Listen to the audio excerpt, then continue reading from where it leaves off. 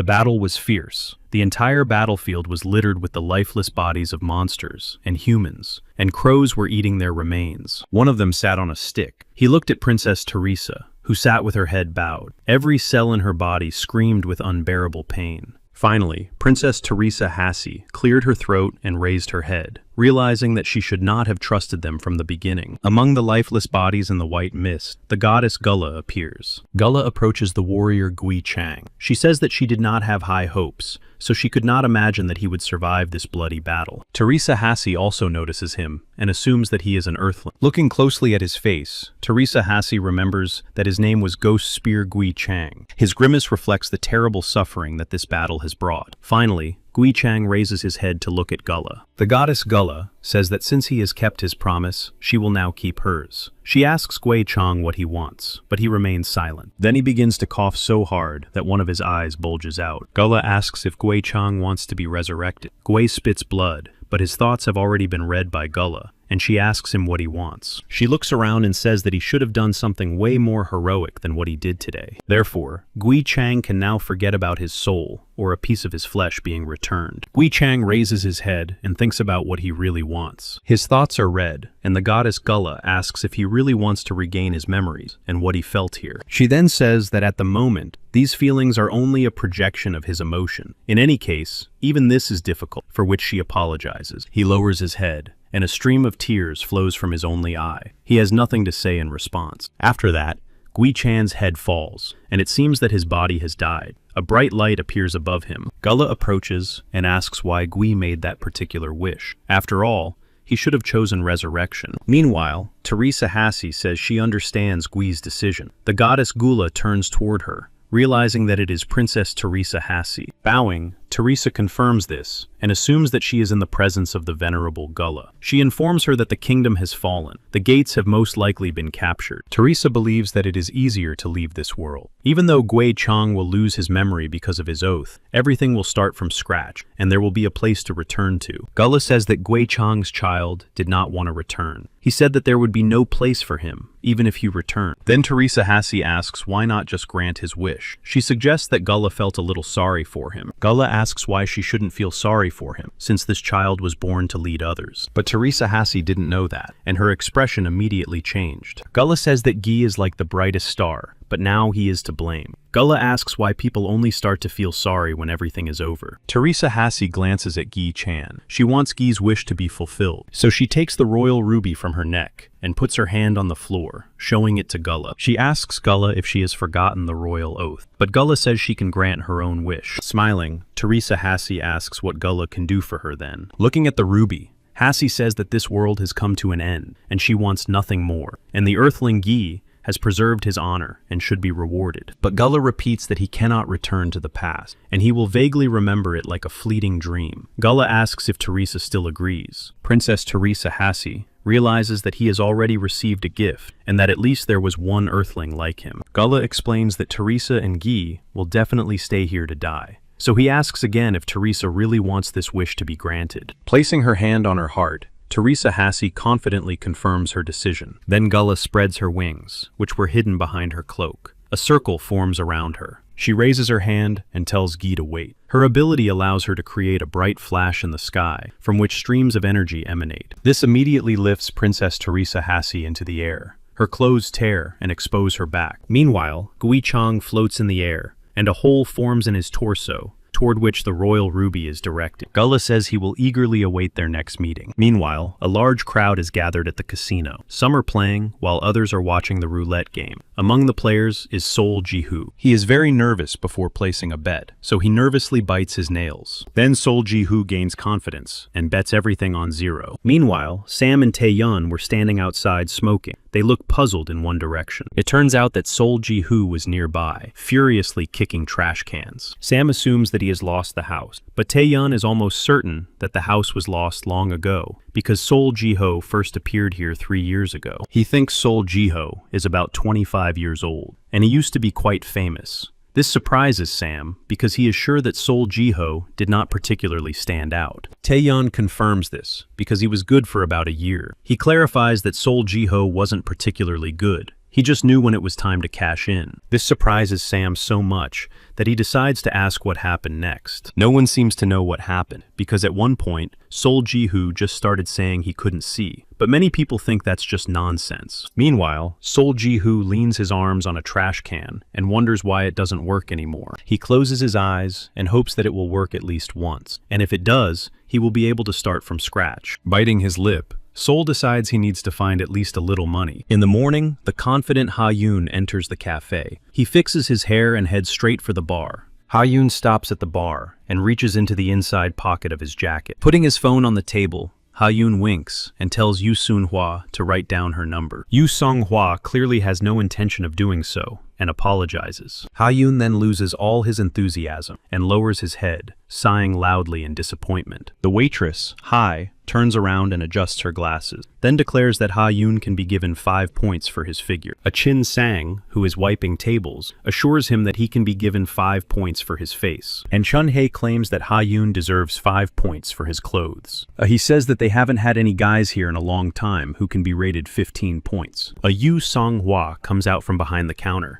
and says that girls shouldn't do that. At that moment, the cafe door opens, and Yoo Seung-hwa turns around with a smile on her face to greet the visitor. But in an instant, her expression changes. She looks at the visitor warily. With a heavy gait and contempt in his eyes, Sol Ji-hoo walks into the room. Passing by manager Yoo Seung-hwa, Sol Ji-hoo says he wants an Americano. Then, with a downcast face, she collapses into the nearest chair. The waitresses look at the dissatisfied visitor with interest. Finally, he puts on a false friendly expression and says that they pay first at the cafe. But Yoo Seung-hwa clarifies that it's no big deal and goes to make coffee with an equally dejected look on his face. When the coffee is ready, he brings it to Sol Ji-hoo's table, but before leaving, she gives him a pitying look. Just as she is about to leave, Sol Ji-hoo asks if he can talk to the manager. Turning to him, he replies that he can, and asks what's wrong. Sol held out his hand with a wet bug and said it was in his coffee. He gasped in surprise. She steps back and insists that this couldn't have happened. But Sol just gets annoyed and asks if Hae is implying that he is a liar. Not knowing what to do in this situation, he spreads her arms and tries to come up with some kind of answer. But at that moment, she feels someone's hand on her shoulder and turns around. It is Yoo Seung-hwa, who says she will take care of it herself. She immediately sits down at the table with Sol Ji-hoo,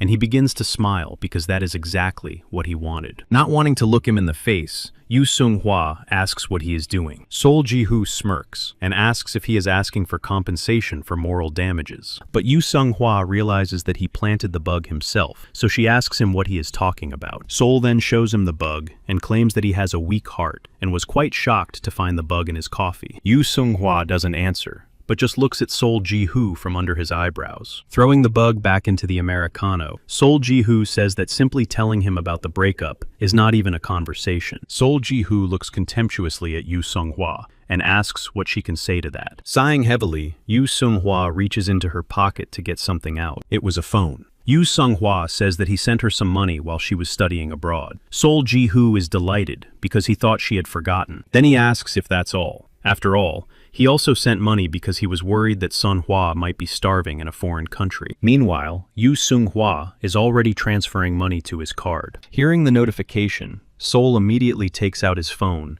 and nervously checks his account. He looks up and asks with trembling hands if 2 million won is all she can give him. Sun-hwa replies that this is all she has and that she no longer has anything to do with him. Sol Ji-hoo bangs his fists on the table and asks if she is mocking him. Sun-hwa did not expect such a reaction. He says that he had been sucking up to her before. He asks if Sun-hwa thinks he is a bum. Sun-hwa looks anxiously at the irritated Sol Ji-hoo, but says nothing. Sol Ji-hoo insists that Sun-hwa can't behave like this, because when she was going through hard times, she clung to him and annoyed him. He asks if a handful of money has changed her so much. Meanwhile, Yoo Seung-hwa clutches her apron and starts crying, asking what has happened to him. But Sol did not expect to see her tears, so he asks in confusion what this means. Sun-hwa says that he was the only person who helped her. She recalls the difficult times and says that even when she wanted to give up, the only reason she kept going was because of him. Memories of romantic encounters when they both enjoyed each other's company come to her mind. Sol Ji-hoo lowers his eyes. Yoo Seung-hwa Manhwa asks how he can break up with her like this. Then his face changes. Sol Ji-hoo is sure that everything has changed because of the loss of something very important. It turns out that he had a special ability that he had had since birth. Once, he and his mother went to the zoo. Looking at the world around him, Sol could focus his eyes so that organisms and objects glowed green. In fact, nothing really happened when he saw green. All the animals and nature were illuminated by a bright light. But he always paid attention to things that,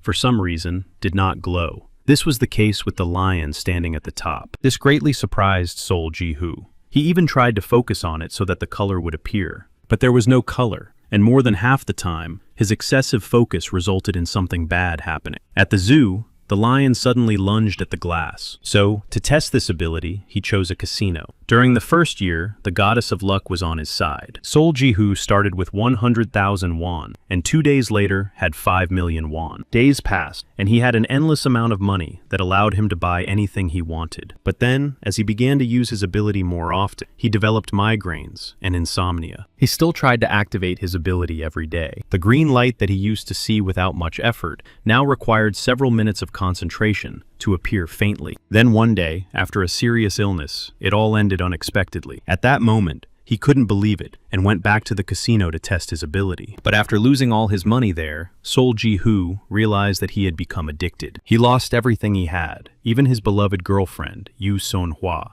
Now that he had managed to get some money from Sun-hwa, Sol decides to forget about it and goes to the embankment with a bottle of alcohol. He looks at the money he has left and decides that he can handle it. Sol is sure that one more time and everything will fall back into place. He just needs to figure out how. He lay down on the steps, realizing that he had no idea how to get everything back. And so he fell asleep. His deep sleep prevented him from seeing the glowing ruby approaching his forehead. It slowly penetrates Sol Ji-hoo's head and dissolves into his consciousness. After that, images of the battle in which Gui Chang participated flashed through his mind. Gui Chang's voice said he wanted to start all over again. This phrase and the terrible image of the battle startled Sol Ji-hoo. Beads of sweat rolled down his face, and his heart is beating so hard that Sol Ji-hoo has to breathe in and out frequently. He clenches his jaw and touches his face, not understanding what kind of bad dream he had. To calm himself down, Sol Ji-hoo immediately lights a cigarette, and then he feels a heaviness in his heart. Remembering Sun-hwa's tears, Sol grabs his head, realizing that he is an idiot who has done something stupid. But he quickly pulls himself together, gets to his feet,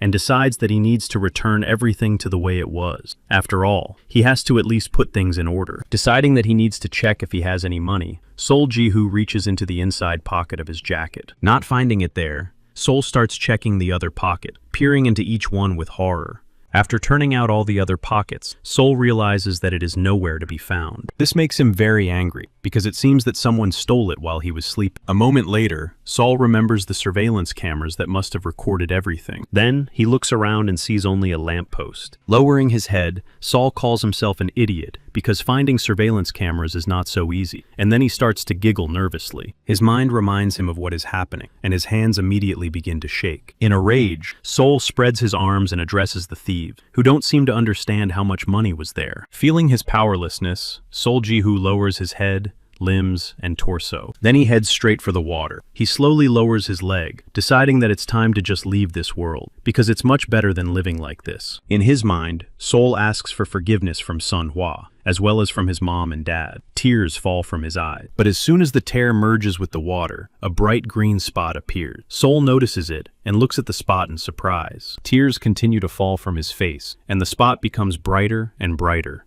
illuminating everything around him with green light. Finally, everything around Sol Ji-hoo glows green again. He assumes that his ability has returned. He wonders how this is possible, so he looks again at the spot that appeared from his tears. At that moment, manager Hannah Kim appears on the bridge and puts her hand on the railing. Looking at Sol Ji-hoo, Hannah Kim says that the water is very cold these days. She is here to advise him. But Sol did not expect to see anyone here, so he looks up at Hannah in confusion. Then he slaps his forehead because it seems like déjà vu. He looks at his hands and realizes that he has seen this before in his dream. His eyes widen as he thinks for a moment and realizes that it was a vision. Meanwhile, Hannah Kim asks if he can get out of the water, even though she prefers to look down from above. Smiling, Hannah says that today is a special day. After listening to Hannah, Sol Ji-hoo immediately gets out of the water and climbs the steps to get closer. Hannah Kim introduces herself as the manager at Shinyan. She immediately hands him her business card. Taking the business card, Sol Ji-hoo assumes that they just need cannon fodder. Glancing at her watch, Hannah Kim suggests getting straight to business, since they don't have much time.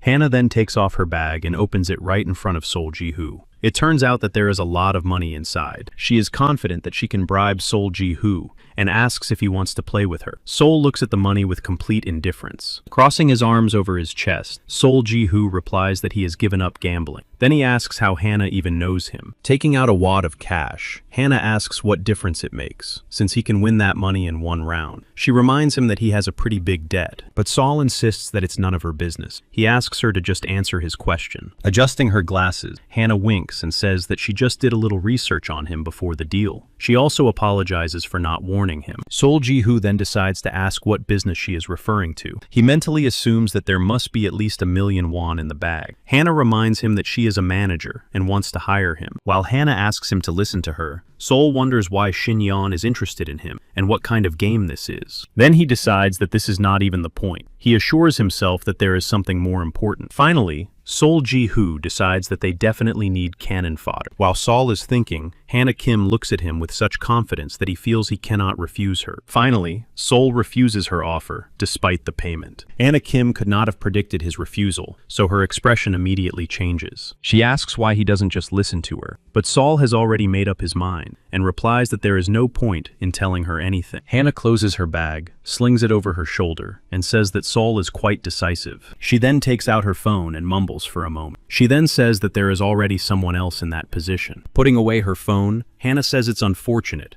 and apologizes for the inconvenience. She also wishes Sol Ji-hoo all the best. As soon as she turns to leave, Sol decides to stop her. Hannah stops and snorts, deciding that Sol will agree to her terms. She turns around and responds to his request with a flirtatious look. Sol Ji-hoo says he is willing to listen to her, only if it is not a contract, but Hannah pretends not to understand what he is talking about, and asks him to repeat his condition. Sol Ji-hoo confidently states that he wants an invitation instead of a contract. Memories from Gui Chan's life come flooding back. The battle began with a huge monster trying to destroy the warrior. As soon as it swings, Gui Chang swiftly pierces its torso. The monster falls lifeless, and Gui Chan shakes off his weapon and moves on. Sol Ji-hoo sees himself in this battle. In his dream, he continued to fight and fight, desperately, and until the very end, until he finally fell. In the last moments of his life, he turned to God Gul with a plea to start over. However, in that dream, it all began with a confrontation with this very Hannah Kim, who is now looking at him with contempt. She comes closer and looks gloomily at Sol Ji-hoo, and mentally, she doesn't understand how he dared to ask for an invitation instead of a contract. Puzzled as to how this is possible, Hannah asks if Sol has already been to the other side. Sol Ji-hoo smirks and replies that Hannah should know better than anyone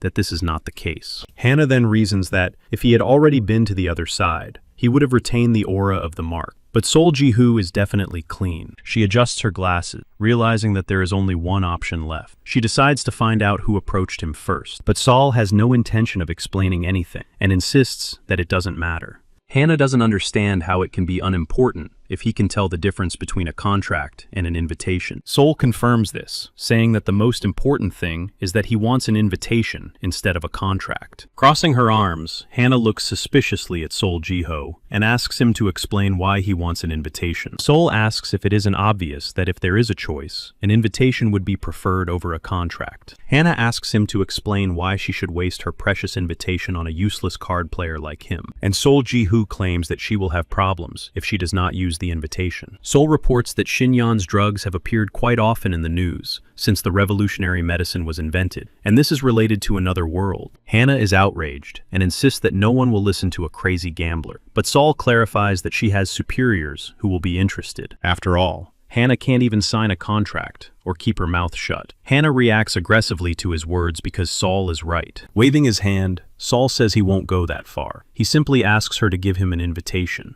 But Hannah explains that a contract and an invitation are completely different things. She can sign a contract, but invitations are beyond her capabilities. Sol reminds her that earlier there was a phrase about her precious invitation. Pressing her lips together, Hannah feels powerless and aggressive because Sol Ji-hoo's good memory is completely inappropriate. Covering her face with her hand, Hannah replies that she did not lie, and she will need to obtain permission to issue the invitation. She has to agree to Ji-hoo's condition, so with a heavy sigh, Hannah takes her phone out of her bag. A memory pops into her head. The goddess Gullah tells Hannah to keep this thing, because she'll need it very soon. But Hannah wonders when that will be. Gullah assures her that she will find herself in a situation where it will come in handy. It turns out that Hannah received a golden seal that she had to keep. Realizing that this is exactly the situation she will find herself in, Hannah is indignant and scolds the goddess Gullah. Hannah herself understands that Sol is a talent, not a slave. He is truly like a veteran who has spent several years on the other side, not to mention the prophecy. Finally,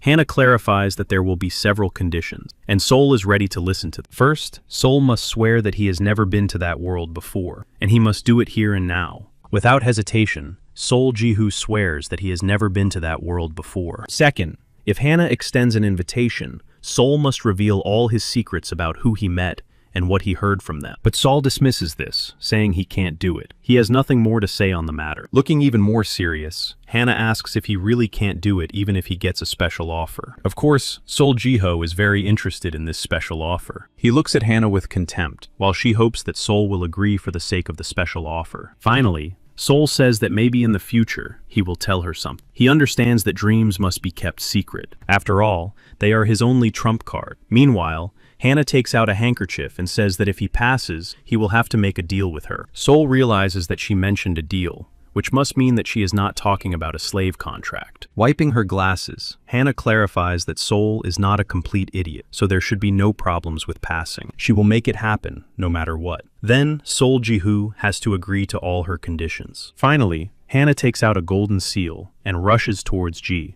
who asks in fear what the seal is. Meanwhile, Hannah has already grabbed his hand, and before putting the seal on, she replies that it's her whole life. The seal on Ji-hoo's palm glows brightly, leaving him puzzled and intrigued, and Sol Ji-hoo cannot take his eyes off it because the seal glows very brightly. But in an instant, it penetrates deep into the skin and can no longer be seen with the naked eye. Sol can't believe his eyes, so he keeps stroking his hand. Hannah is already thrusting an invitation at him that she really didn't want to give him. She says that it is up to him to decide whether to read it or not, but the gates open at 10:30. By that time, everything must be finished. And no matter what Sol does, he must stay alive, because if he dies, Hannah will dig him up and take everything back. Indignant that Sol has gotten his way, Hannah leaves without even saying goodbye. Sol Ji-hoo watches her leave, not understanding why Hannah is so upset. In a moment, Hannah remembers something else and stops, clarifying that she still has to return this. She immediately throws a wad of cash, and Sol Ji-hoo has to put the invitation in his mouth to catch it. Hannah adds that next time he shouldn't sleep on the street.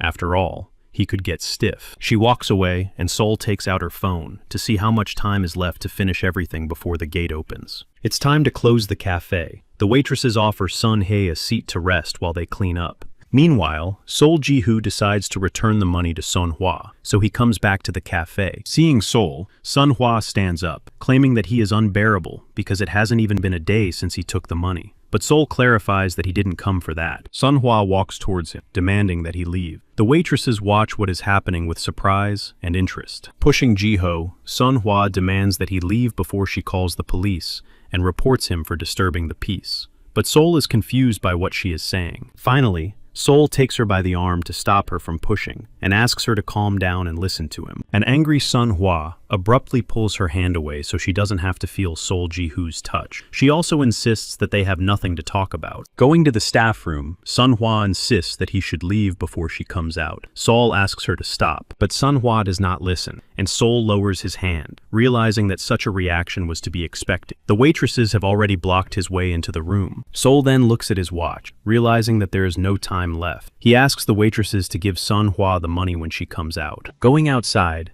Sol lights a cigarette and looks around. He thought the gates would open at 10:30. Hearing some noises behind the house, Sol assumes that someone is waiting for him there and immediately heads in that direction. Sun Hwa slowly opens the door and asks the waitresses if Sol has left. The waitresses confirm this and give the money that Sol brought to Ji-hoo. Meanwhile, Sol stops around the corner and stares at his phone, thinking he needs to write a message. Sun Hwa has already run out into the street in search of her ex-boyfriend, Sol Ji-hoo. Finally, she sees smoke coming from right around the corner of the house. When the clock strikes 10:30, a portal begins to open above Sol Ji-hoo's head. It instantly illuminated Ji-hoo's entire body, who did not understand what was happening. A moment later, he was teleported to another world. By this time, Manhwa had approached and noticed his phone. She picks up the phone and sees a chat in which he was writing questions to Manhwa about how she could have left him. Just a minute ago, he wanted to ask for forgiveness. Manhwa looks up, wondering where Sol Ji-hoo has gone. Meanwhile, morning came and Sol Ji-hoo woke up in bed. He looks around and sees a lot of dirty dishes, trash, and cigarette butts. He is shocked to find himself in his room, and not somewhere else in another world. His phone notifies him of a message from the guide. Sol approaches and looks at the screen in confusion. Reaching out to take the phone and read the message, Sol realizes that it is not even his phone. The message said he had to come to the Paradise High School auditorium in 10 minutes, and Sol immediately went to the school. He realizes that in his dream, this school was more like an imaginary one. Looking back, Sol Ji-hoo feels tense because there is not a soul on the streets, which is very strange. Walking through the schoolyard, Sol Ji-hoo heads inside and climbs the stairs. Someone is already waiting for him upstairs. It turns out that it was instructor Maria Ariel, who will accompany him further. Assuming that instructor Maria is a foreigner and doesn't speak any Russian, Sol Ji-hoo enters the school, but instructor Maria immediately frowns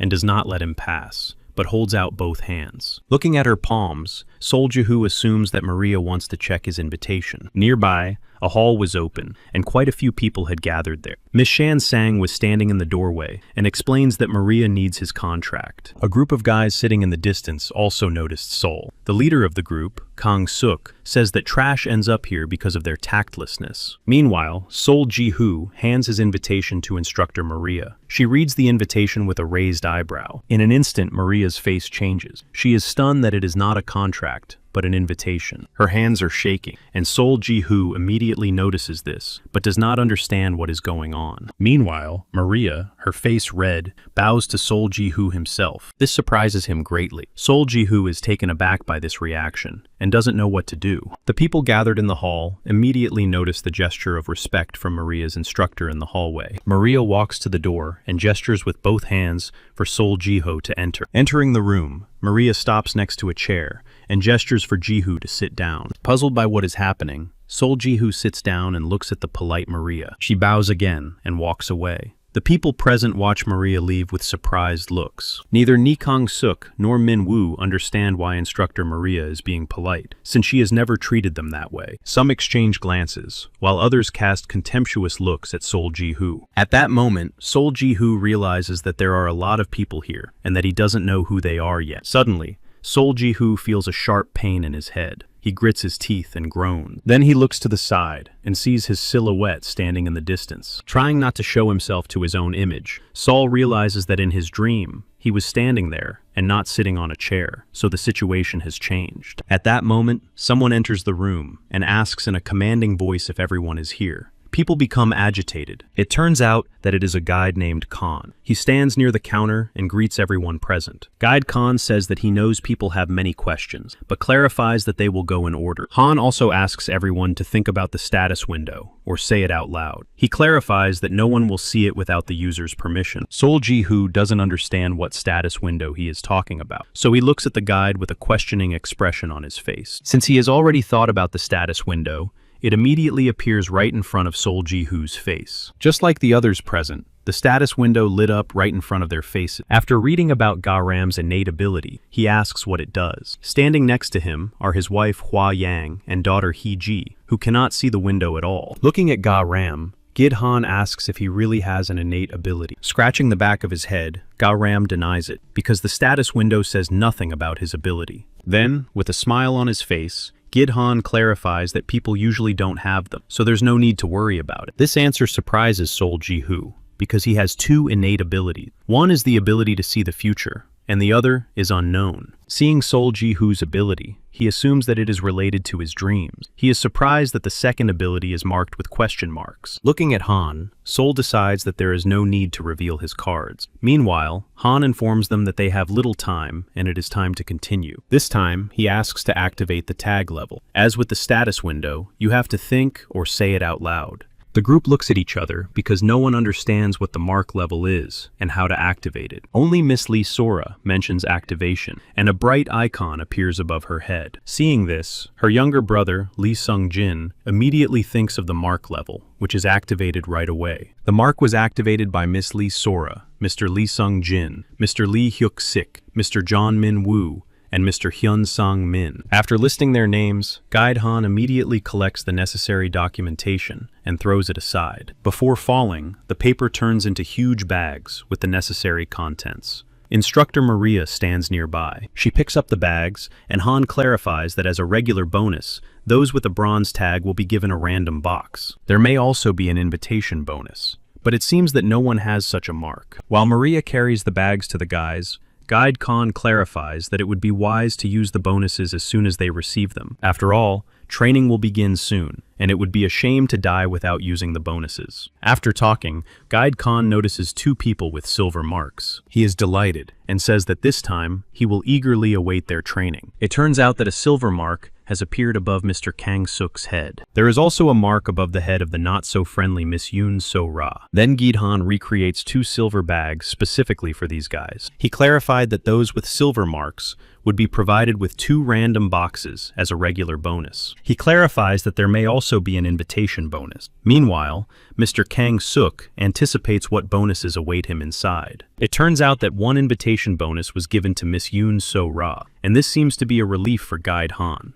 While Sol Ji-hoo looks back at the 2 chosen ones with silver marks, Gi-dae-han notices that he also has no mark. He points to Sol Ji-hoo and asks her to activate his mark level. Pressing his lips together, Gid-han repeats the rule that one must say or think about the level of the mark for it to be activated. Seeing Sol Ji-hoo's mark, Gid-khan's eyes immediately widen. Sol Ji-hoo raises his hand and announces in surprise that the mark has indeed appeared. Seeing the golden mark, Khan opens his mouth in amazement. He had only heard about it before and is seeing it with his own eyes for the first time. Gi-dae-han knows that there was only one person in all of Russia with a gold mark. Instructor Maria nudges him with her elbow to bring him back to his senses. She giggles, and Guide Khan realizes that his silence has been too long. His hands tremble from the importance of this person. He announces that there is an important person among those present. Everyone is already looking at Ji-hoo. Sol himself lowers his head, because all he can hear around him are exclamations about the gold badge. Some people don't even hide their envy. Guide Khan recreates the golden bag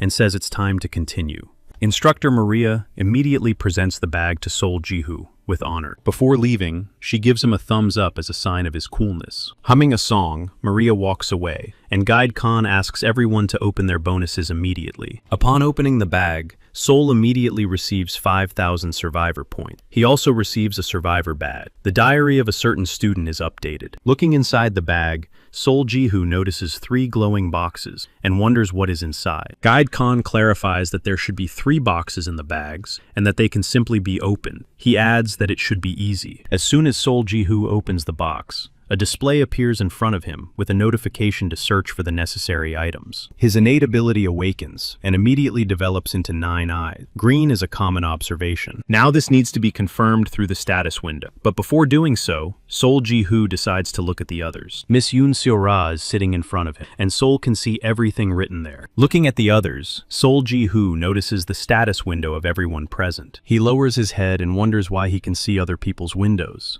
After all, it is personal to each person. Meanwhile, the 9 eyes ability develops. The left mark awakens. The eyes change color from yellow to red.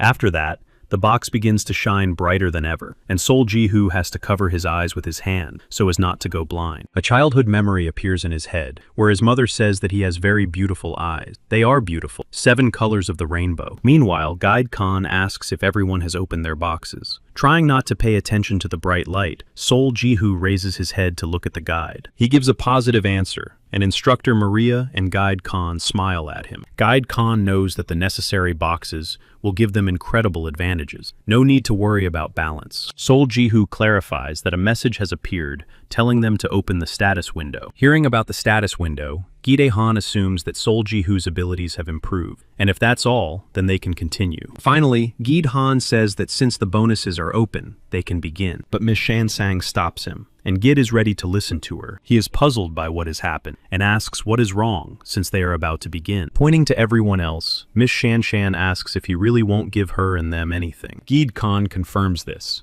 They will not receive anything because such bonuses are only for those who have an invitation. But Miss Shan-shan asks if they weren't invited. She doesn't understand the difference between them. Guide-han points to those sitting on chairs, who received bonuses, and clarifies that these guests were invited after a rigorous evaluation. Then he points to everyone else, and explains that they were brought here under contract. He asks if Miss Shan-shan really did not receive generous compensation in reality. Realizing the essence of the proposed compensation, Miss Shan-shan clenches her fists, and her whole body trembles with indignation. Hid-han's phone vibrates, notifying him of a message. He reaches for his phone and says that enough explanations have been given, and it is time to begin. But the contractors are dissatisfied, waving their fists and exclaiming that everything should be explained to them in more detail. Ga-ram asks why they were gathered here in the first place. With a smile on his face, Khan looks at his phone and replies that the contractors will soon find out everything themselves, and that it is too late now. But no one understands what he is getting at. Meanwhile, everyone's phones are vibrating. Sol immediately opens the notification. The message says that the first training mission is about to begin. It involves escaping from the auditorium. Putting away his phone, Guide Khan wishes everyone an entertaining training year, and good luck. After that, both Khan and Maria teleport away. The students are confused about what is happening. Guide Khan wrote that they need to escape from the auditorium and get to the waiting area on the second floor of the main school building in 4 hours. Hearing banging on the glass door, the kids turn around and ask in fear what it is. Something pink and disgusting can be seen behind the glass door. Before leaving, Sol Ji-hoo decides to activate his innate ability. His eyes illuminate the creature behind the door with a red light, which means a signal not to approach. Gradually, the door begins to burst open from the strong pressure on the other side. The guys standing nearby are puzzled by what is happening and cover themselves with their hands from the shards. Then Miss Lee Sora yells that they must block the door. She grabs a chair and runs to the door, which the monster is about to break down. Mr. Hyun Sang-min and several contractors immediately rush to her aid. Mr. Hyun Sang-min asks the others for help, and several more people rush to help. Meanwhile, Sol Ji-hoo stands there and continues reading the messages without a hint of fear. Behind him are the players who are afraid to come and help. The message contained an excerpt from the diary of an unknown student. There was only one door in the hall, and they were able to barricade it. The door they had so desperately blocked became useless, and during the commotion, the student who wrote the diary somehow found a hole. Those who tried to hold the monster on the other side feel that the confrontation is over. Sang-min assumes that the monster has left. Looking at them, Kang-suk says that the tension has been there from the beginning, which is why he has goosebumps on his arms. He then calls on Jongmin-woo and Hyuk-sik to go in search of it. But then Ga-ram, one of the contractors, approaches him and asks what his plan is. Looking at him, Kang-suk replies that he wants to look around. But Ga-ram does not immediately understand what this means. Kang-suk points to Miss Yoon So-ra, who is indeed checking every corner of the room. But Ga-ram, the contract worker, asks what Kang-suk is looking for, and he replies that he doesn't know himself, but the door is locked, so they need to find something. Ga-ram agrees with this, and asks if that means they have to help too. But Kang smirks, and asks why he even asked it, but then replies that he can do whatever he wants, because no one is giving orders here. Excited, Ga-ram says he knows that too, and asks if it wouldn't be better if they help. Deciding that it's time to move on, Kang-suk clarifies that this may not be the case. He waves it off and says that the contractor can do whatever he wants, and they will go about their business. Ga-ram becomes furious. He is supported by Miss Shan-sang, who is indignant that Kang-suk is so selfish. She asks if they are only thinking about themselves in such a situation. Hearing the insults directed at him, Kang-suk stops and asks her to repeat her question. Shang-shang asks if he can't see all these people. After all, there are women and even children here. Looking at the crowd, Kang-suk replies that there are already too many of them. She asks what she wants from him. Shang-sang insists that this is precisely why they offered their help. Kang-suk exhales and asks why she is dumping all this baggage on him. He claims that they are all useless baggage. He also sees that they want to take advantage of him, so it's time for them to get out of his sight. Shang-sang is enraged by this statement. Lee Sora appears and asks them to stop. She clarifies that they need all the help they can get and need to work together. Kang-suk then points at her and suggests they join forces. He adds that he will also take her brother, Lee Sung-jin. But Lee Sora asks in bewilderment why Kang-suk is taking them. Kang-suk asserts that, unlike the others, the two of them will definitely be useful. But Shansang continues to be angry and asks how he can know who is useful and who is not. With a smile on his face, Kang-suk says that it's simple and points to Lee Sora and Lee Sung-jin, clarifying that these two were invited. Then he points to the group of contract workers and says they were dragged here by their contracts. Shang lowers her head and frowns, her whole body trembling with indignation. Hyun Sang-min stands behind her. Glancing at Kang-suk, he asks for his opinion on the group gathering. It turns out that he has addressed Sol Ji-ho, who was walking in a completely different direction from everyone else. He stops and turns toward Kang. With a smile on his face, Kang-suk asks if he doesn't want to finish his training. He adds that it will be easy if they join forces. After this proposal, everyone present immediately turned their attention to Sol Ji-ho. Folding her hands together, Lee Sora hopes for Sol Ji-ho's help and hopes that he will not leave these people here. Meanwhile, Sol Ji-ho activates his innate ability to check who poses a threat. The door and all the contractors are illuminated by a green light, but Kang-suk glows orange, signaling that it is not safe to approach him. Then Sol Ji-ho turns his attention to Lee Sora and notices that she has no color at all. Letting go of her head, Sol Ji-ho notices that she is standing in a spot illuminated by red light. Immediate retreat is recommended. At that moment, pieces of concrete begin to fall from the ceiling. The entire floor is shaking. No one understands what is happening. Frozen in place, Hyun Sang-min assumes that an earthquake has begun. Realizing that another test is beginning, Sol Ji-ho orders everyone to run. Everyone in the room rushes in different directions, trying to escape the unknown danger. At that moment, Lee Sung-jin twists his ankle and falls. Lee Sora immediately stops when she notices her brother. She rushes to his aid and tries to help him up, telling him that they need to hurry. But at that moment, a hole appears in the floor next to them, and a monster with multiple hooks emerges from it. Garam is puzzled by what it is and stops to take a closer look. Lee Sora turns around and tells Lee Sung-jin that they need to leave. At that moment, the monster's hook approaches at incredible speed, and the guys notice it. To protect her brother, Lee Sora pushes him aside, and Sun-jin falls to the floor. Lee Sora herself wants to fall on top of him to protect him from the attack. But she doesn't have time, because at that very moment she receives a strong blow to the head. It turns out that the hook grabbed her head, and the monster below dragged her into the hole. With tears in his eyes, Lee Sun-jin screams at his sister. Behind him, Hyun Sang-min is already running, ordering the others to grab Lee Sora. Garam tells his wife Hua Yang to hold their daughter Hee-ji and not move, while he goes to help. Shansang also responds to Lee Sora's distress. Half of her body was already pulled into the hole, but the other guys are trying hard to pull her out. The others stand at a distance and do nothing. They just watch what is happening with horror. Noticing them, Hyun Sang-min asks them not to stand around but to help. But the boys are shaken to the core by the terrible sight of what is happening to Lee Sora. Finally, Nabi, the girl in the pink dress, despite her fear, goes to help. Sol Ji-ho thinks it's too late to do anything. Lee Sun-jin looks at him and begs him to help save his sister. Then, Sol Ji-ho is once again the center of attention. People remember that he has a gold mark and believe that he must do something. After adjusting his bag, Sol Ji-ho hesitates and decides that he will have to help. He rushes to help, just as he hears a terrible sound below. It turns out that the monster is twisting Lee Sora's body, and she begins to kick her legs, pushing away everyone who tries to help her. The guys are immediately thrown aside,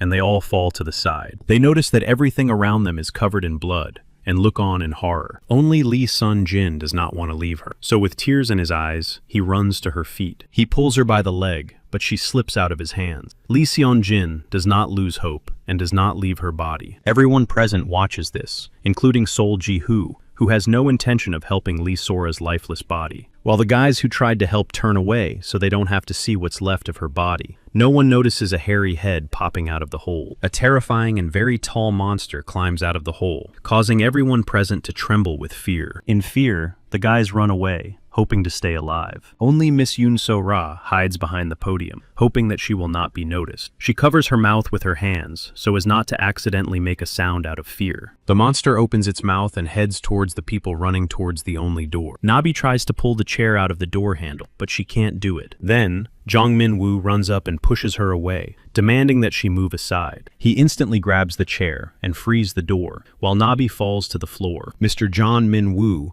decides to attack the monster and throws the chair at it in hopes of causing some damage. But the chair doesn't reach the monster because the hook coming out of his hands immediately breaks it into pieces. Meanwhile, two guys try to open the door, while the others wait to be freed. Kang-suk demands that the door be opened as soon as possible, but the monster doesn't hesitate and immediately makes a powerful leap, rapidly approaching the crowd. He swings his hooks and deftly deals with those who were closest to him. Finally, the door opens, and the rest of the guys try to leave the room with the monster as quickly as possible. Among those trying to escape was Sol Ji-hoo. For a moment, he pauses to think. He slows down, wondering why he is so calm. He assumes that he is calm only because he understands that all this is unreal. He stops and notices the leg of a chair that was broken by the monster. Sol Ji-hoo kicks the chair leg with his foot, catches it with his hand, and begins to twist it. He realizes that the answer is already here. An image from a dream pops into his head, where he is the real hero, the ghost spear Gui Chang. Sol Ji-hoo immediately stands in a fighting stance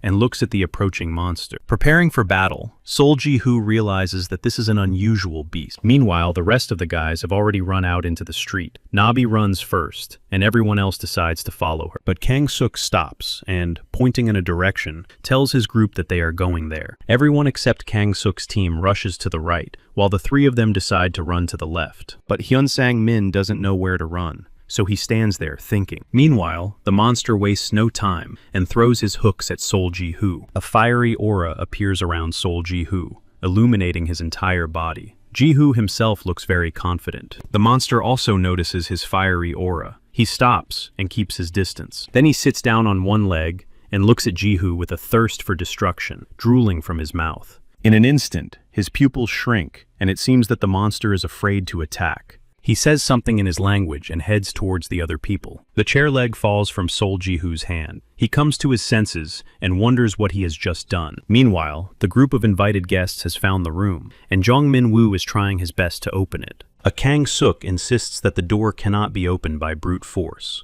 Meanwhile, Hyun Sang-min goes off somewhere. He finds a large flower pot and is about to break the glass to open the door from the inside. Kang-suk notices this and says that this is what you would expect from someone with an invitation. His head is in the right place.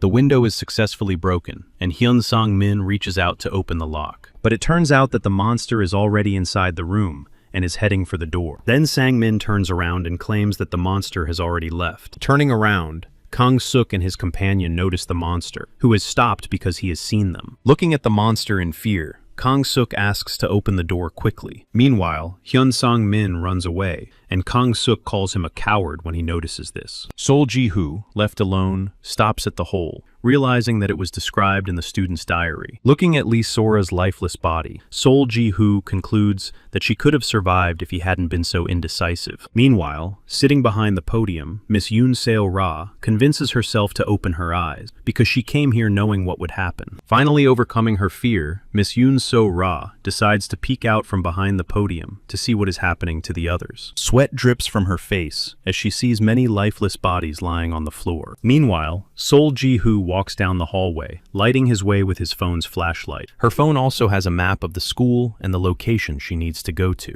The phone displays the following notification. It turns out that Mr. Kang-suk and Mr. Jin-woo have arrived on the second floor of the waiting area. Suddenly, one section of the map starts flashing, and Sol Ji-hoo excitedly wonders what it is. Realizing that the signal is coming from where he just came from, Sol turns around to see what is there. It turns out that just around the corner in the hallway, someone is walking and shining a flashlight. Sol Ji-hoo immediately turns off his flashlight and looks fearfully at the light, not knowing who it could be. It is Hyun Sang-min, walking through the corridors in search of the right exit. Sol Ji-hoo peeks out from behind the wall. He lowers his head and tries to figure out how to tell that this person is not dangerous. Finally, Sol Ji-hoo activates his innate ability and looks at Sang-min. But it turns out that his color hasn't changed. This surprises Sol Ji-hoo greatly. The color hasn't changed, and it seems that Sol has decided to go out, but he stops, wondering if he is doing the right thing. He decides to open the status window of the guy with the flashlight, and it becomes clear that it is Hyun Sang-min. Finally, Sol turns on the flashlight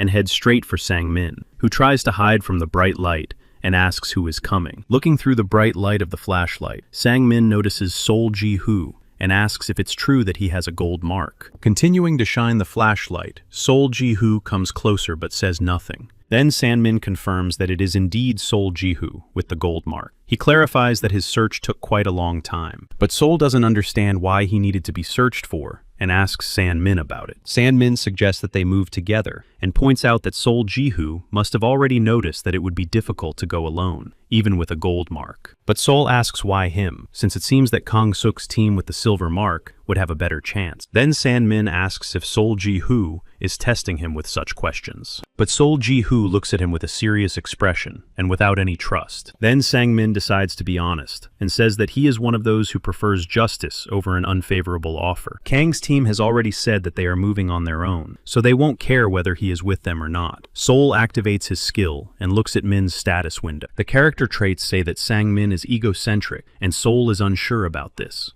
so he decides to ask a question. When Lee Soru dragged Monster San Min away, he was the first to rush to her rescue. Sol asks why he did that. After all, it seemed that San Min was one of those who could tolerate injustice better than an unfavorable situation. Sol asks what benefit he got from it. Sol clarifies that if something had gone wrong, he would have simply died. Then, San Min says it's simple. He wanted to gain the trust of Lee So-ro and the other participants as well. But Sol doesn't understand the essence of it. And San Min says that if he had saved her, they would have been indebted to him for the rest of their lives, and would have done everything to repay him. With confidence, San Min asserts that the same applies to the others. If he were in trouble, they would definitely help him. But everything fell apart. Sol Ji-hoo believes that San Min has thought everything through carefully, and is now speaking so openly in order to gain his trust. And San Min asserts that if Sol takes him in, he will obey all orders, and he is definitely willing to take risks for Sol Ji-hoo. Sol Ji-hoo then asks if he is really willing to move up the hierarchy, rather than remain on equal footing. She asks what Sang Min will get out of it. Sang Min replies that he will survive the training. He sees it as if his chances of survival with Sol Ji-hoo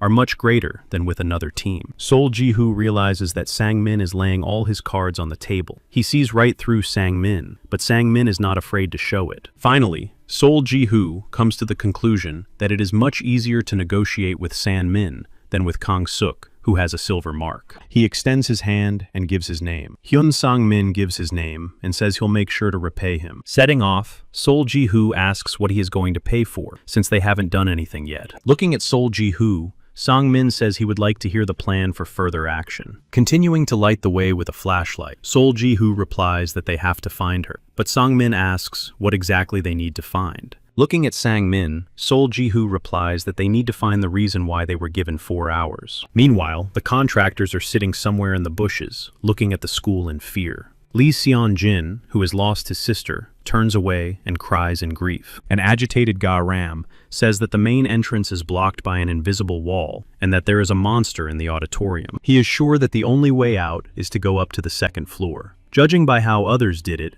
they just need to climb the stairs. Clenching his fist, Ga-ram exclaims that if he had known this would happen, he would have followed the others. He glances contemptuously at Hua Yang and claims that he didn't go because she turned the other way. Hua just wanted to get out. Then Nabi asks what they are going to do, and if anyone has any ideas. After thinking for a moment, Ga-ram looks at the school windows and says with a smile that he has an idea. Meanwhile, Sol and Sang Min are walking through the parking lot. Sol says that the auditorium is close to the main building, and even with the monster as an anomaly, 4 hours is a long time. Then Sang Min realizes that Sol Ji-hoo is right, because Kang Suk has long since completed the task. Sol Ji-hoo suggests that there will be several missions. Sang Min asks why they have so much time. Sol replies that they need time to find what they need. Then San Min asks if they will find a weapon to kill the monster.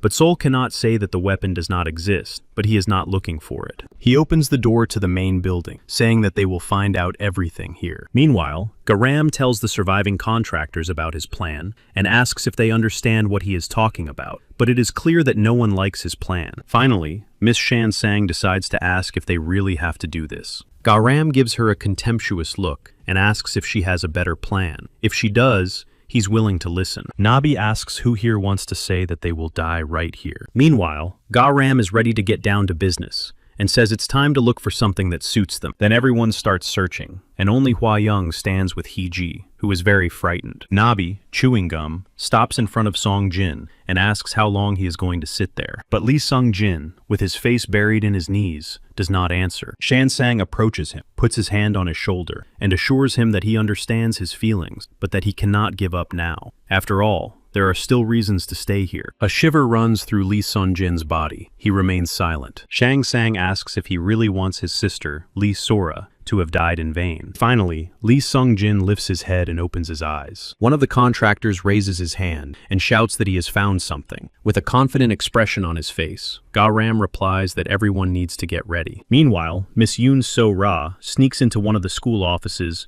and starts rummaging through the documents. After a while, Miss Yoon So-ra finds a document and happily announces it. Then she hears footsteps and notices the monster walking down the empty hallway. Frightened, she hides behind a table, hoping that the monster won't find her. The monster stopped right in front of the office where Miss Yoon So-ra was hiding. She covers her mouth with her hands so as not to make a sound, and her whole body trembles with incredible fear. Finding no one, the monster turns away and walks on. But at that moment, a window breaks, and a stone falls right at Yoon So-ra's feet. Hearing the sound, the monster stops and turns back toward the office. It turns out that Halanji found the stone, and, following Ga-ram's instruction, threw it at the school window. He shows off his muscles and reminds everyone that he was a pitcher on the baseball team. So-yoon admires him, while Nabi just smirks at such nonsense. She then asks Ga-ram if it's time for them to go. He stops her, saying they need to make sure the monster has entered the classroom. Looking through the school windows, Minjun reports that he still cannot see the monster. Meanwhile, the monster has already entered the office from which the sound was heard. Miss Yoon So-ra is terrified by what is happening and hopes that the monster will not see her. The monster stops near the broken window because he hears noises. It turns out that the contractors are trying to sneak into the school entrance and complete their task by going up to the second floor. At that moment, the monster jumps out of the office, right onto the path where people are walking. Seeing the monster, Ga-ram, who has Hiji in his hands, yells for everyone to run. The crowd scatters in all directions. The thug who threw the stone insists that they need to go back, and the monster stands and watches as all the people scatter like ants. At that moment, Minjun stumbles over a rock and falls to the ground, and the monster immediately runs towards him. The monster approaches, and Minjun, frightened, tries to get to his feet without taking his eyes off. At that moment, a stone hits the monster in the head, and he stops. It turns out that Halangi has come to the rescue and thrown a stone at the monster, thereby drawing its attention to himself. The monster turns around to look at the brave man who threw the stone at him. Meanwhile, Ga-ram and several other people continue on their way to school. Running up to the school, Ga-ram notices a white closed door and assumes that they need to go there. It turns out that the door was not locked, and Ga-ram immediately runs inside with his wife Hua Yang and Miss Shan Sang. But Miss Shan Shan stops at the entrance. She glances back at the monster, who has stayed behind. Meanwhile, the monster turns toward Halanga, who is standing nearby with his beloved So-yoon. Seeing Shan Shan standing in the open doorway, Ga-ram asks what she is doing and demands that she come inside as soon as possible. Then Shan Shan has to obey, realizing that those guys are doomed. Ga-ram irritably closes the door. He turns the lock so that it cannot be opened from the other side. Seeing this, a frightened Shang Sang asks what he is doing. Ga-ram points to the window and says that they are already beyond saving. But Shang Sang still doesn't understand why he closed the door in the first place. Lowering his head, Ga-ram leaves and explains that they need to buy time. But Shan Shan tries to explain that they could have been saved. Ga-ram interrupts her with a question about whether she really thought they could survive without getting their hands dirty. He turns around and says that it is very selfish. Little Miss Shan Sang should not let her sense of justice destroy them all. The girls exchange glances. Hua Yang says nothing, but Shan Sang hopes to see support in her face. Without thinking twice, Hua Yang turns to her daughter He Jin and says it's time for them to go. Shang Shang turns to Lee Sung Jin and asks if he thinks so too. Lee Seon-jin confirms that they would not be able to save them on their own. Meanwhile, Sol Ji-hoo and Hyun Sang-min find something. Sang-min shines his flashlight and looks into the distance in surprise. There is a store in front of them. Sol says that Guide Han didn't mention it, but no one asked. These are the time frame and conditions for training. Looking at Sol Ji-hoo, Sang-min realizes that there is a reason he has a gold mark. He comes to the conclusion that he must stay with it. Kang-suk is no match for him. Meanwhile, Sol Ji-hoo decides to open the door and puts his hand on the handle to push it open. But Sang-min stops him, saying that they should leave it to him because they don't know what's inside. He pats himself on the chest, asserting that in such a situation, he should be the one to handle it. And Sang-min enters the store, lighting the way ahead of him. Sol Ji-hoo stands behind the door, waiting for his signal. He decides to check for danger, using his innate ability. The entire room is illuminated in green. The door opens slightly, and Hyun San-min confirms that everything is clear. Sol nods and suggests they start by looking for food and something for emergencies. They gather everything they need. Hyun Sang-min is sure that with this bag, they could beat the monster to death. After all, it is very heavy now. Seeing that Sol Ji-hoo's bag hasn't changed at all, Sun Min is surprised that they are different, even though the items were divided almost equally. Sol Ji-hoo agrees with him. He mentally understands that this is the power of the golden mark. Setting off, San Min asks what they should do now,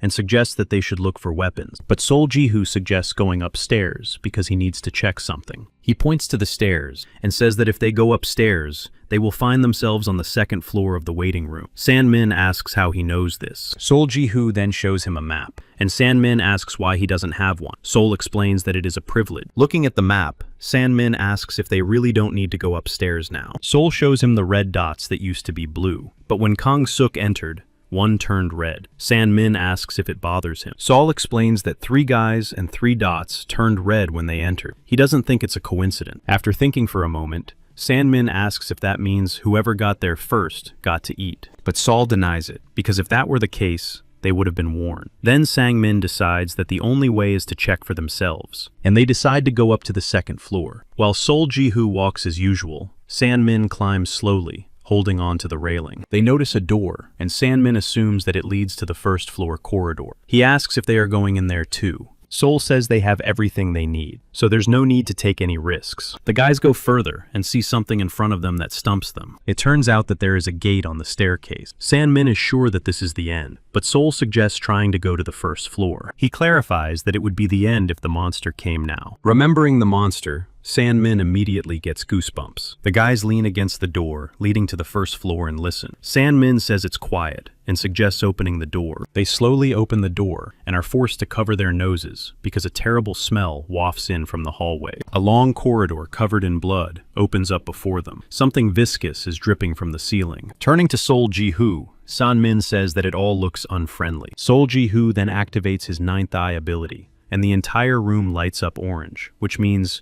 do not approach. San Min asks what to do now. He suggests going back up to the second floor, as the grate could be made of rubber. Sol Ji-hoo thinks about it. He realizes that he can distinguish things with his gaze. This could really help, so he tells Sang Min that they can try it. The guys go up and stop right in front of the grate that blocks the stairs to the second floor. Reaching out to the grate, San Min asks Sol Ji-hoo if he thinks the grate might be electrified. Sol Ji-hoo then activates his ability and notices that the grate is not glowing. Assuming that Sol is analyzing the bars, San Min eagerly asks what is there. Sol Ji-hoo mentally realizes that it is not normal for it not to glow green. Sol then decides to reach out, assuming that the fence is only visual. Meanwhile, the monster looks at its potential prey and opens its mouth. Its eyes glow red. Trembling with fear, Halangi and So-yoon stand frozen, realizing that attracting the monster's attention was not a very good idea. The monster lunges to attack, and Halangi grabs So-yoon's hand and yells that they need to run. In that moment,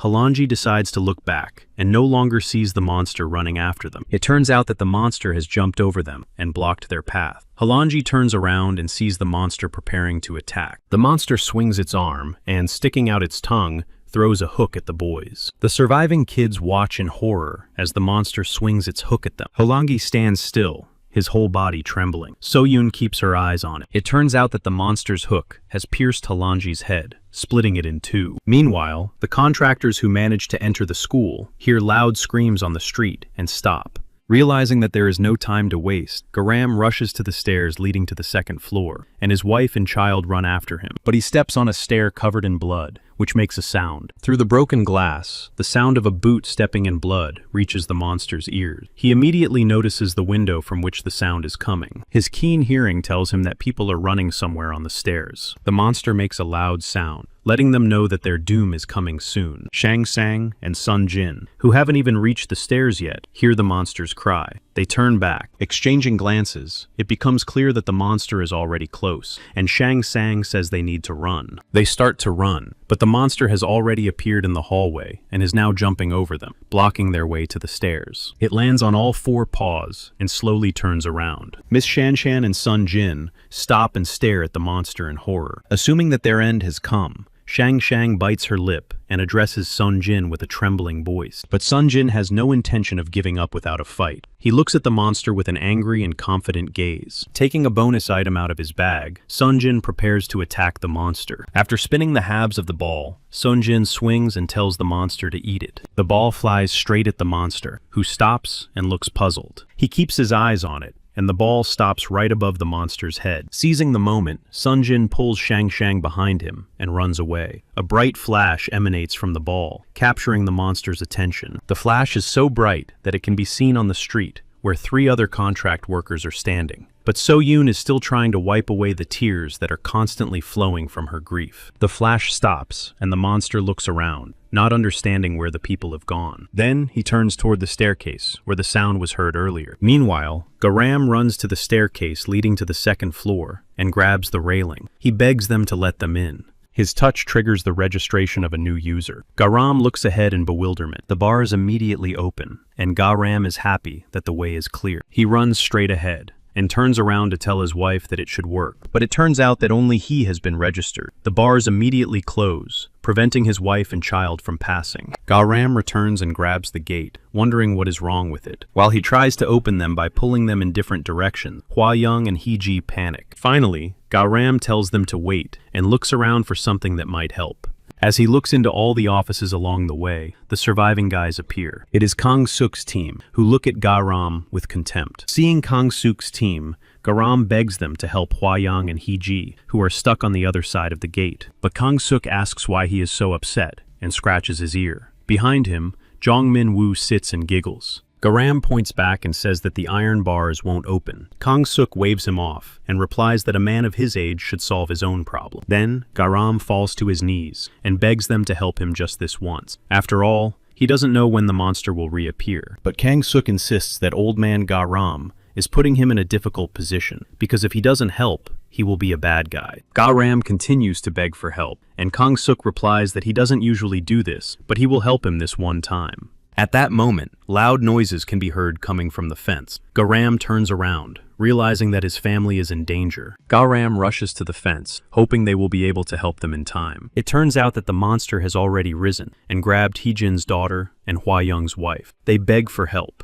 This situation does not upset Kana at all. He smiles and asks if they are a little late. Then Garam rushes towards him, grabs his hand, and begs him to help his family. After thinking for a moment, Kang Suk decides to point to the red button on the wall. Garam, covered in cold sweat, turns around and sees the red button next to him. Kang Suk says that the gate will open if he presses the button, but it's too late. Garam reaches for the button with his finger, insisting that it's not too late. He almost presses the button, but Kang Suk asks if he can defeat this monster. He adds that instead of begging for help, it would have been better to explore the area more thoroughly. After all, life is not that simple. Meanwhile, Hua Young and Heejin are still alive. They are hanging upside down and screaming in fear, hoping for rescue. But Garam stops. His hand is shaking and sweat is pouring down his face from the incredible excitement. Kang Suk explains that only one thing is certain here. If he presses the button, everyone present will die at the hands of the monster. He asserts that the choice is solely Garam's. Kang Suk himself will not hold a grudge. Hua Young's wife and daughter, Heejin, beg for help incessantly. Garam stands still, not knowing what to do. Meanwhile, Sol Ji-hoo has already grabbed the bars with his hand, and a notification about a new user registration appears above him. The gate opens, and Sang-min asks how he did it. But Sol Ji-hoo himself does not know how it works. He goes upstairs, but Sang-min asks him to stop because Sol can't just go in there, because there might be traps. He was about to follow Sol Ji-hoo,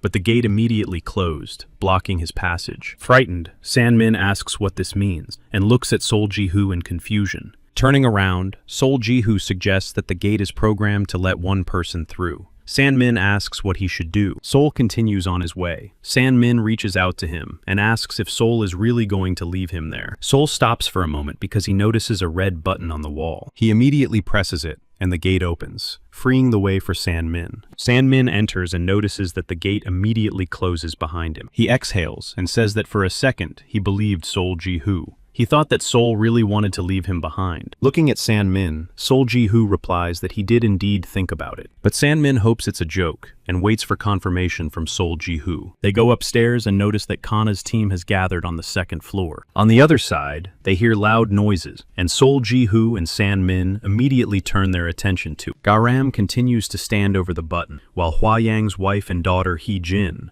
who are being held by the monster, beg him to open the gate for them. Sol Ji-hoo and Hyun Sang-min move on. Kang-suk notices them and asks if they have decided to work as a team. Sol Ji-hoo immediately notices the red button. Kang-suk decides to warn them that the only person who can open the gate is Ga-ram. Then Hyun Sang-min realizes that the first person to touch the gate becomes the only one who can open it. While everyone was lost in their thoughts, something happened that frightened everyone present. It turns out that the monster wants revenge on everyone and is hitting the gate. With a smile on his face, Kang-suk exhales and says that he was really scared. Then he clarifies that the monster cannot enter while the gate is closed. He looks at Ga-ram, who is trembling with fear and a terrifying choice. Kang asserts that if people enter, the monster will also enter. Hua Yang and his daughter Hee-jin cry in fear and beg for the bars to be opened as soon as possible. Sol Ji-hoo clenches his jaw and wonders if there is anything he can do besides watch. Then he remembers the bag that contains some items. But Hyun Sang-min puts his hand on Ji-hoo's shoulder and shakes his head. He points to Ga-ram, and Sol Ji-hoo realizes that they are definitely not the ones making the decisions here. Ga-ram is crying, tears, snot, and saliva running down his face. But he still can't bring himself to press the button, so he apologizes to Hua Yang and Hee-jin. The programmed monster realizes that no one will open the door, so he glances at his victims and opens his mouth. In a moment, the pleas for mercy are no longer heard. Hyun Sang-min and Sol Ji-hoo try not to look because the scene is simply horrific. The monster wipes its bloody mouth and growls at the surviving children. Then it walks away, leaving behind the remains of the woman and child. Looking at the exhausted Ga-ram, Kang-suk says that they were unlucky, but he is sure that Ga-ram made the right choice, and that his family can rest in peace. Everyone walks away. Sol Ji-hoo realizes that they couldn't have saved them, and that they would have all died anyway. Ga-ram lays his head on the floor, tormented by emotional pain. Sol Ji-hoo comes to the conclusion that in this world, man is a wolf to man. But then he realizes that the world has always been this way. And then he wonders if he would have done the same if Yu Sung-ho had been caught. Sol Ji-hoo lowers his head and tries to understand what he himself would have done. Kana's team occupies a corner and chats happily about something. Garam stands by the wall, emotionally devastated. A Sang-min turns to Sol Ji-hoo, reminding him that he should be on his guard, because paradise is an even crazier place. But Sol believes that this place is paradise.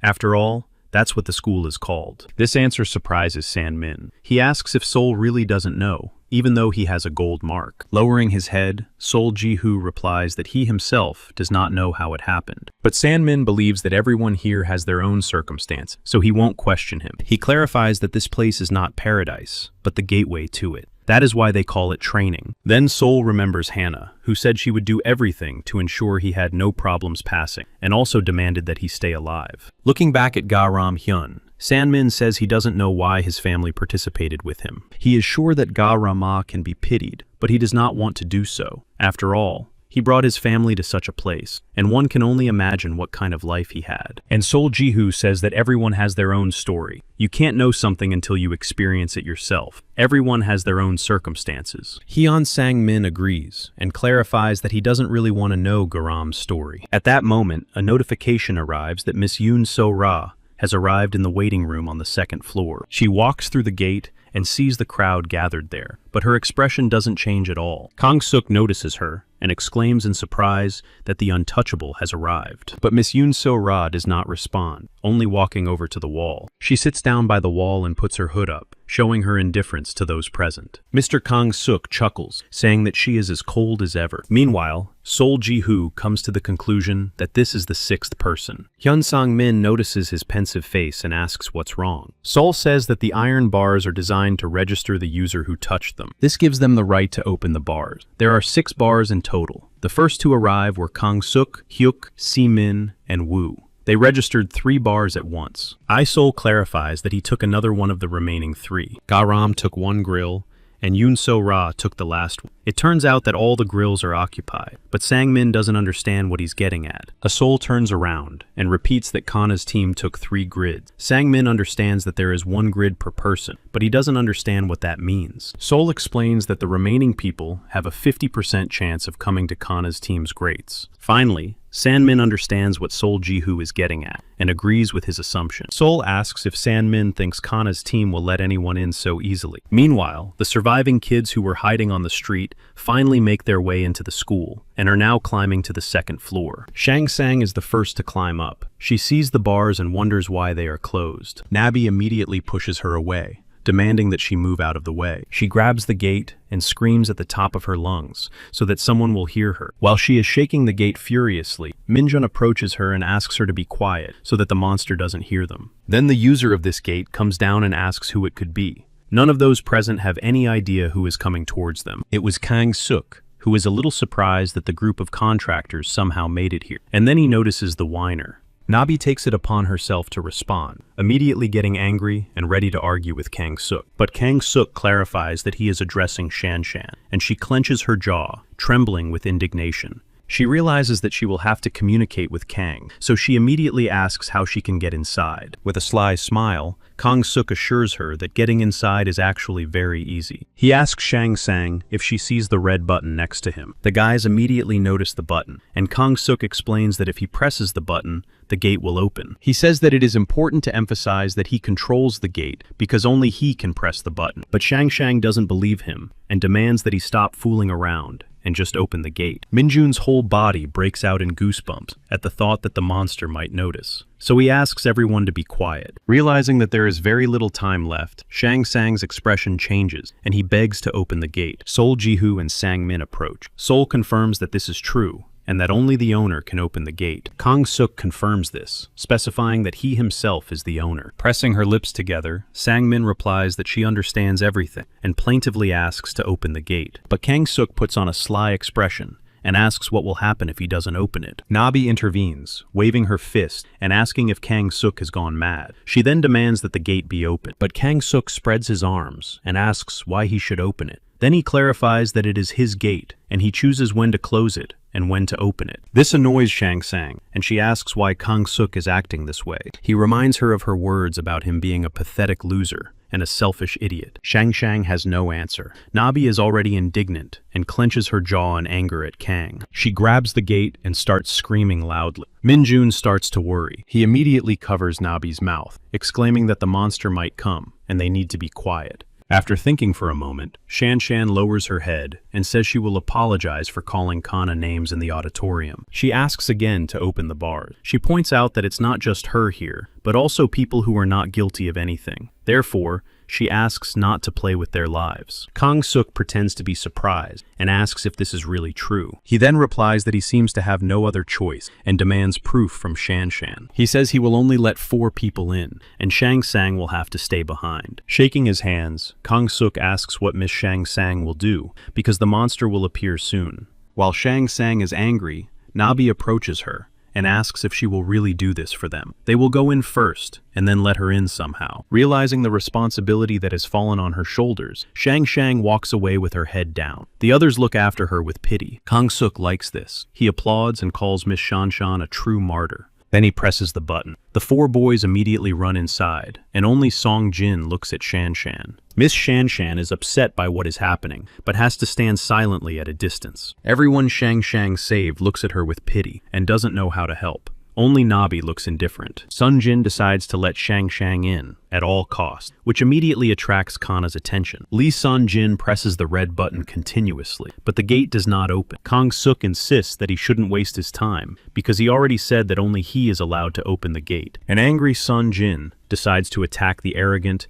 and insensitive Kang, but he is immediately stopped by Jun Min Woo, who pulls him back by the collar. Grabbing Jin by the hair, Kang Suk asks if the little idiot really wants to die, and Shang Sang said she would become his sister or something like that. With tears in his eyes, Sun Jin tries to pull his hand away and asks him to open the gate. But Kang Suk replies that he will decide for himself. He adds that he may not open it if Jin continues to get on his nerves. Sol stands behind him. Meanwhile, with a plaintive look, Shan Shan asks if Kang Suk will open the gate. Kang Suk turns around and replies with a sly smile that it depends on what Shang Shang does. Resigned to the circumstances, Shang Sang quietly asks what exactly she should do. Kang Suk assures her that he is not one to believe people when they apologize. Therefore, he wants Shang Sang to apologize sincerely. Then Shang Sang assumes that Kang Suk wants her to kneel. Smiling, Kang Suk suggests that they do without the drama, as it serves no purpose. Kang Suk licks his lips and tells Shan Shan to take off her pants. No one expected such a demand. Everyone present is shocked by Kang's behavior. Kang Suk insists that the world will become a better place if she performs a striptease. Besides, he is generous, and she doesn't have to take off her underwear. Frowning,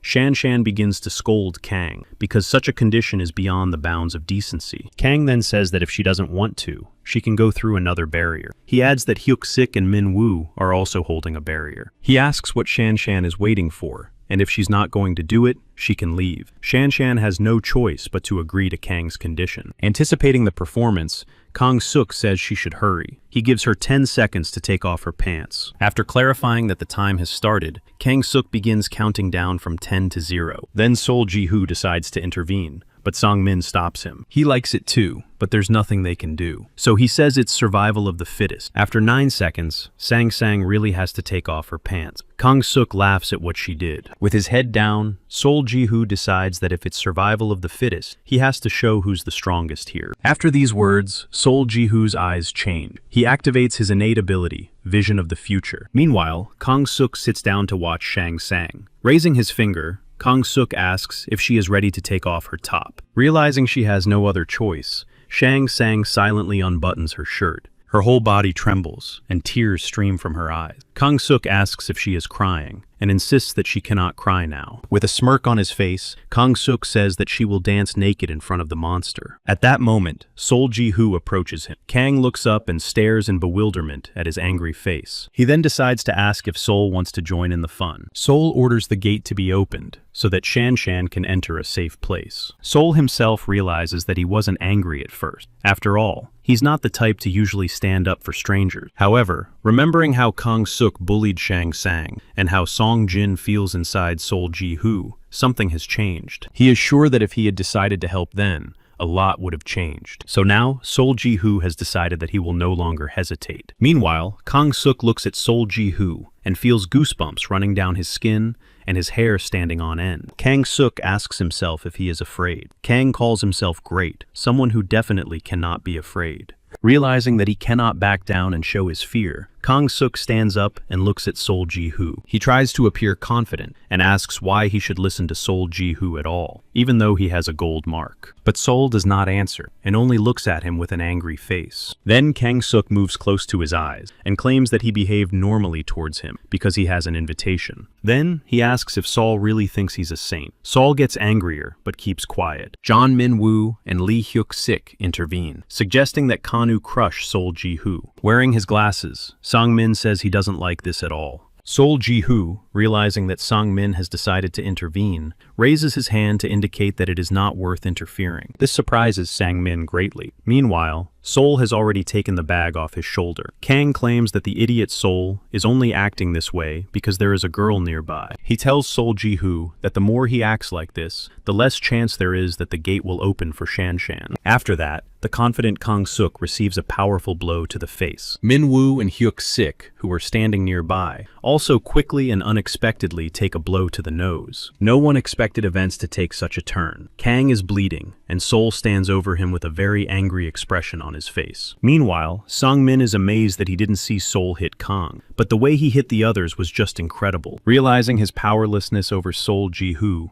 Kang Suk continues to sit on the floor and call him names. Meanwhile, Sol Ji-hoo immediately grabs him by the wrists and drags him to the red button. Kang can't do anything and just screams in pain. Lifting Kang's hand, Sol presses the button with his finger, and the gate immediately opens. Miss Shan Sang stands on the other side of the gate with her buttons undone and cries. Sol Ji-hoo tells her to come inside. At first, Shan Sang doesn't even understand him. She immediately runs behind the bars, forgetting about her pants and shoes. Seeing that Shan Sang has entered, Kang-suk demands that Sol let him go. Meanwhile, Sol Ji-hoo points to Min-woo and orders him to bring the pants. Realizing that her legs are bare, Shang Sang blushes with shame and says she will get them herself. But Sol tells her to stay where she is. Turning to Min-woo, he repeats his order. Ming-woo asks why him. Sol Ji-hoo replies that it is because he bullies children. Sun Jin, whom he dragged by the collar, is sitting nearby. Seeing that Min-woo is not obeying his order, Sol Ji-hoo begins to twist Kanu's arm and reminds him that he is a hypocrite. Then, threatening with his fist, Kang-suk orders Min-woo to bring the pants as soon as possible, and Nabi says that he should hurry up before the monster arrives. Ming-woo begins to hesitate and look around, afraid to step outside the fence. Then, Sol Ji-hoo uses Kanu's tactic and starts counting down from 10 to 0. Ming-woo has no choice but to run for his pant, hoping that the gate won't close in front of him. He manages to run in, holding Shang Sang's clothes in his hand. He looks back at the gate, which immediately closes. After that, Sol Ji-hoo lets go of Kana's hand, and he rubs the spot where he squeezed it and calls her names. Shang Sang wipes away her tears after the stressful experience and sincerely thanks Sol Ji-hoo. Meanwhile, Sol Ji-hoo realizes that the anger inside him is not subsiding. The surviving students stand near the door, while Sol reads a message from Gi Han. He wrote that they must arrive at classroom 3-1 on the 4th floor of the main building via the 3rd floor of the annex within the specified time. Zone 1. The second mission has begun. The managers gather in the movie theater. They closely monitor Sol Ji-hoo's actions. Among them are John-hoon and Hwang. John-hoon slaps his forehead and says that it's crazy that the second mission has already begun. He is surprised that 20 people died during the first stage, and at this rate, the name Zone 1 will become a joke. And the March certification is not going well. Then, he turns around and addresses Jimin. Jong-hoon asks what the situation is in the other zone. Jimin says that in terms of speed, he has heard that zones 2 and 7 are neck and neck. But Jong-hoon reminds him that he has Europe, and asks, what about those Chinese idiots? Jimin reminds him that the guests are joining forces, and after the training begins, will take those with contracts hostage. With a smile on his face, Jimin shares his assumption that the invitees are completing missions by sacrificing the contract workers at convenient moments. Gasping at this news, Jong-hoon decides to ask about Zone 2, and it embodies perfection. The Frenchwoman Delphine leads everyone. Jimin also clarifies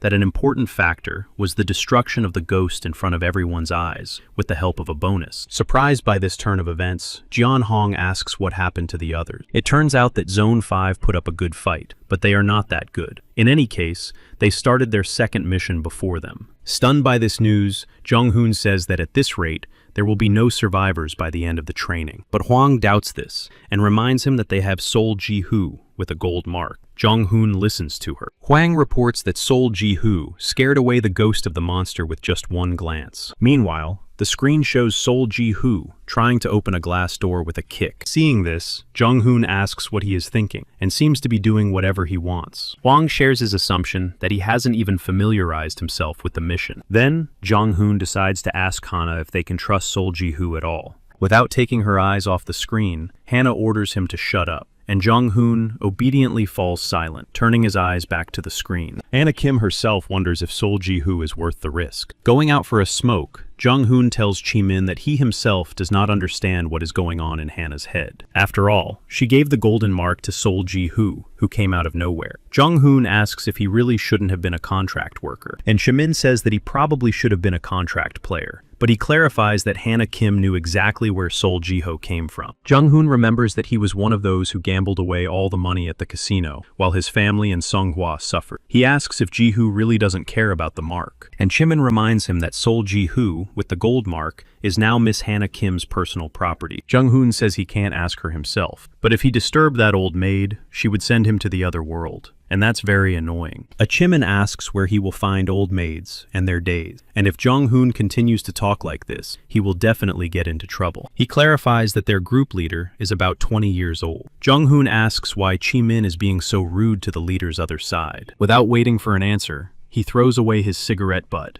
and suggests going back. Otherwise, Hannah will grumble again that they are not watching. Looking after Jian-hoon, Jimin smiles slyly as if he knows something. He turns the doorknob, and the alarm goes off. Jong-hoon goes inside, assuming that some idiot has activated all the traps. Jeon-hoon looks up and sees something that leaves him stunned. It turned out that a crossbow had been fired from somewhere above, and the spear was rapidly heading toward its target. All this happened in the school corridor where Sol Ji-hoo was walking. He deftly dodged the first spear and deflected the second with a stick from a chair. The third spear was deflected, and Sol Ji-hoo remained safe and sound. Obviously, Jeon-hoon could not have foreseen such a reaction to the trap. After making sure there were no more spears, Sol Ji-hoo took a step forward, and the next trap was activated. It turned out that he had pressed a button that activated the release of 3 spears at once. With spears flying from different directions, Sol Ji-hoo instantly figured out how to prevent the blow with the same chair leg. But the third spear was already approaching his head, and Sol Ji-hoo only just saw it. It pierced the floor, and its sharp edge was already stained with Sol Ji-hoo's blood. Fearing for Sol Ji-hoo's life, Hwang stands up and asks if he is dead. Chon-hoon watches the defensive tactic spellbound and replies that Sol Ji-hoo dodged it. But Jeon-hoon is sure that after managing to parry the spears from both sides, it looked as if Sol Ji-hoo wanted to repeat this with the third spear. But he can't say for sure because Sol Ji-hoo's body seems to be unresponsive. Sol Ji-hoo was also watching the movements taking place near the ceiling. Hwang asks if Sol not only saw the approaching objects, but also tried to deflect them. And Jeon-hoon gets up from his chair and emotionally asks Hana what is happening to Sol Ji-hoo. He claims that Sol Ji-hoo seems to be an earthling already. It seems that even Hana herself did not expect to see this. She adjusts her glasses and asks what the best record for the second mission is. Then Jimin comes down and says that Sun Shin-yoon's legendary record is 29 minutes and 39 seconds. Without taking her eyes off the screen, Hannah says that's just not possible. It turns out that the display is notifying them of the completion of the second mission in the first zone. Seeing the mission completion time, Hwang and Jong-hoon gasp in surprise. The mission completion time is 16 minutes and 24 seconds. In fact, Hannah thought Sol Ji-hoo was just a regular loser, but now it's clear that he's her jackpot. Finally, when everyone arrived in Class 3-1, Guide Han greeted everyone with surprise. He asked if they had fun in the first and second classes, but there was not a single person in the class who had enjoyed the test. The students looked at Guide Han with gloomy expressions because they had a high probability of dying. Even Kana's team, who arrived on the second floor first, was not happy at all, and Ga-ram is unable to even lift his head after losing his beloved family. Ignoring the dissatisfied martyrs, Guide Khan says that there is some good news. There is only one task left. Exhausted, Miss Shan-shan anxiously asks what other task could there be, but Khan insists that there is no need to worry. After all, the second task will be easy and may even be fun. The kids look at each other, because an easy and fun task after such a painful one seems like pure fantasy. Han clarifies that it will be easy and fun as long as everyone follows the rules. The main task is simple. To get out of the 4th floor, they need to go through the 5th floor to the 6th, but there are rules. Khan asks if they have ever heard of a treasure hunt. Everyone is silent, and Guide Khan says he will quickly explain what that means. Coins are scattered across the 4th and 5th floors. They need to collect as many coins as possible tonight. They will be used to pay for passage and for roulette. Nabi looks at Khan with dissatisfaction and asks what roulette and the entrance fee are. Khan continues his explanation. He says that the entrance to paradise opens there. The news about paradise is extremely unusual for everyone present. Guide Khan clarifies that it's not that simple. The entrance to paradise will cost 100 coins. Looking at the guide as if he were crazy, Kang-suk asks how they are supposed to collect 100 coins. Ahan replies that there are only 3,000 coins, and collecting 100 of them is not a problem, especially if there is a map. Ahan looks at Miss Yoon So-ru. Without reacting, Yoon So-ra just clenched her hand in her pocket. Han says that the roulette machine is in the library on the 5th floor. If anyone collects a lot of coins, they should use the library. That way, they can get useful things that will help them. Then Miss Shan-sang asks what they can expect from this machine. The guide replies that they can find everything from food and everyday items to weapons and magic balls if they are very lucky. He asks a rhetorical question. Could there be something there that will bring people back to life? Sun Jin and Ga-ram immediately listen to his words. Guide Han says that it is possible, but not so easy. After all, life itself is a complicated thing. Meanwhile, Ga-ram decides to start searching for coins as soon as possible and find a way to bring his family back to life. But Han asks him to stop.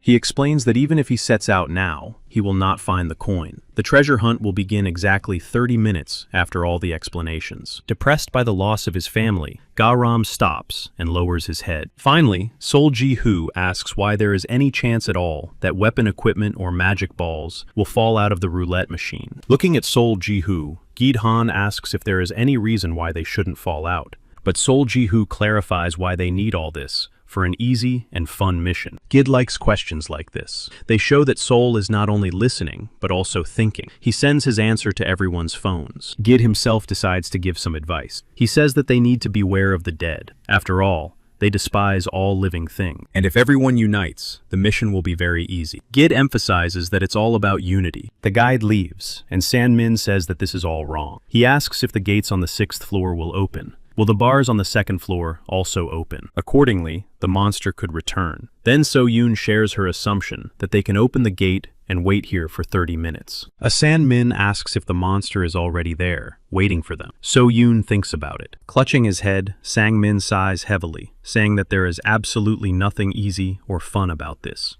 Sol Ji-hoo seems the most calm. He says there is a chance it will be fun and easy. He explains that at night they will collect as many coins as they can. Then they will have to wait until noon and get weapons in the roulette. Then they will open the gate on the 6th floor. Just as Sol Ji-hoo finishes speaking, the classroom door slams loudly, meaning that someone has already started the mission. The guys turn around, not understanding who could have left the classroom before the others. According to the rules, you must use Class 3-1 for the base. Monsters and dead people are active from midnight to noon and cannot enter the base. You can exchange 199 coins for a key or 499 coins to open the door to the 6th floor. The gate will appear in the center 30 minutes after the door to the 6th floor opens. Then, the bars on the 2nd floor will be deactivated. Looking back, it became clear who had left the hall. Sol Ji-hoo is very angry. Anabi is indignant and asks where Sora, Kang-suk, Hyuk-sik, Min-woo, and Ga-ram have gone. Sol immediately remembered Han's words, that if everyone worked together, the mission would be very easy. Obviously, this is the first obstacle, and the biggest problem. Then Sang-min takes off his bag and asks if anyone wants to eat, because they can have a snack before the mission begins. Sol Ji-hoo says that they probably should eat, and behind him,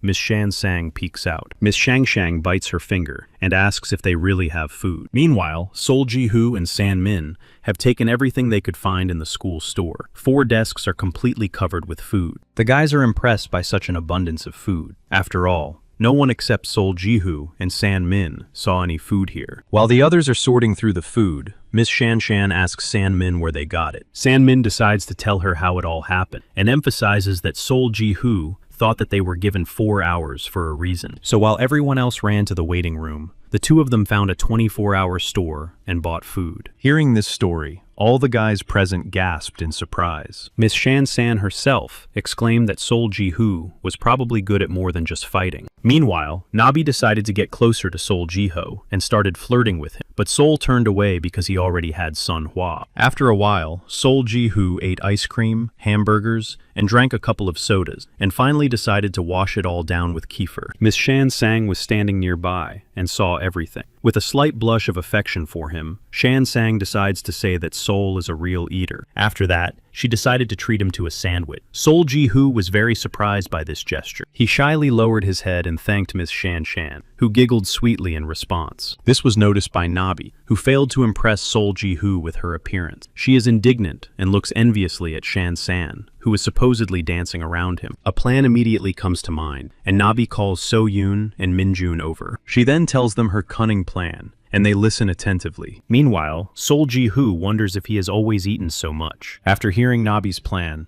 Min-jun immediately asks if everyone already knows that Gid-han has approved the possibility of resurrecting the dead. Sol Ji-hoo's expression doesn't change, but Son-jin, standing behind him, lowers his head because he would like to resurrect his Nunali So-ra. Min-jun decides to tell them that his friend came with him, but something happens in the auditorium. Before he can finish, So-yoon, with tears in her eyes, says that she came here with her boyfriend and he was protecting her. Without finishing their conversation, they pretend to be sad, while Sol Ji-hoo looks on in bewilderment. Behind the guys stands Sang-min, who demands that they stop talking nonsense. Clenching his fists, Sang-min asks if, after Sol Ji-hoo saved and fed them, they want him to bring their friends back to life. But Min-jun objects, saying that's not what he meant at all. With an indifferent expression, San-min says that if they want to save their loved one, they should do it themselves according to the conditions that Gi-han explained. So-yoon and Min-jun feel ashamed. They lower their eyes, realizing that San-min is right. San-min continues and asks if they even know where they are trying to go, and if they know what their words would mean in heaven. Nabi comes to their defense and points her finger at San-min, asking if he knows what will happen there. Then, with complete confidence, San-min replied that in this place, everyone is on their own.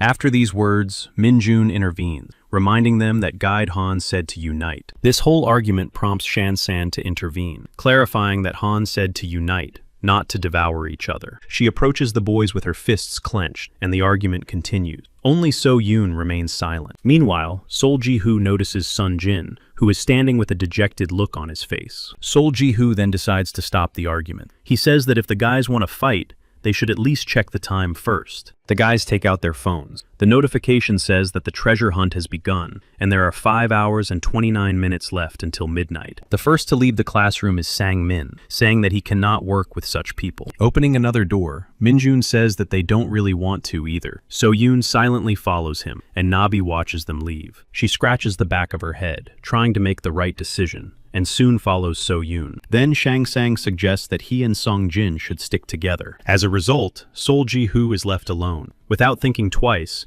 he decides to focus on the mission, and that everything else can be decided after collecting the coins. He thinks about where to go first. At that moment, his phone vibrates. Sol Ji-hoo takes out his phone and reads a message that surprises him greatly. An unknown sender sent him a list of places where coins were located. In classroom 3, there were 4 coins inside the teacher's podium. Sol Ji-hoo immediately went to check. There were indeed coins inside the podium. After taking the coins, Sol Ji-hoo wondered if it was too easy. Meanwhile, in classroom 3-8, Yoon So-ra was already conducting a thorough search. Sol Ji-hoo enters the classroom, clearly not expecting to see her. A moment flashes through his mind when the guide talks about the owners of the cards, showing the location of the coins. Sol Ji-hoo realized that Seo-ra was the second card owner, but he didn't understand why Seo-ra was searching every desk. Meanwhile, Yoon So-ra has already found another coin and is as happy as a child. Then she notices Sol Ji-hoo, who is stunned and blushes with embarrassment. Pretending to be absorbed in searching for coins, Sol Ji-hoo thinks that So-ra can smile after all. Meanwhile, So-ra leaves with her head down. Sol Ji-hoo finds another coin and is delighted that he now has 12. He then leaves the hall and wishes So-ra luck in her search. She watches him leave. In room 3-7, Sol Ji-hoo continues to collect coins. He is glad that it is not difficult with the map. Just as he is about to leave the classroom, a gloomy Seo-ra appears at the door, which frightens him greatly. Looking at the open locker, Yoon So-ra realizes that Sol has already collected everything. She looks up at Sol Ji-hoo, and she changes her expression, appealing to pity with her puppy dog eyes. Sol Ji-hoo looks at her in bewilderment and scratches the back of his head. So-ra immediately lowers her eyes and tries to take something out of her pocket. Without thinking twice, Sol Ji-hoo decides to continue collecting coins and walks away. It turns out that So-ra is reading a map that shows the location of the coin. Sol Ji-hoo stops nearby and looks at her. He decides to skip class 3-8 so that So-ra can collect more coins. Taking out his phone, Sol reads that in class 3-9, there are 3 coins on the podium and 1 on the pedestal. Then he hears footsteps behind him. It turned out that Seo-ra was running behind him. Frightened by her haughty appearance, Sol Ji-hoo runs away without understanding why she is running. Deciding that So-ra had already gotten the previous class, Sol Ji-hoo rushed to the podium to grab the coins before her. He manages to grab the coins on the podium and looks in surprise at Seo-ra, who ran in the wrong direction.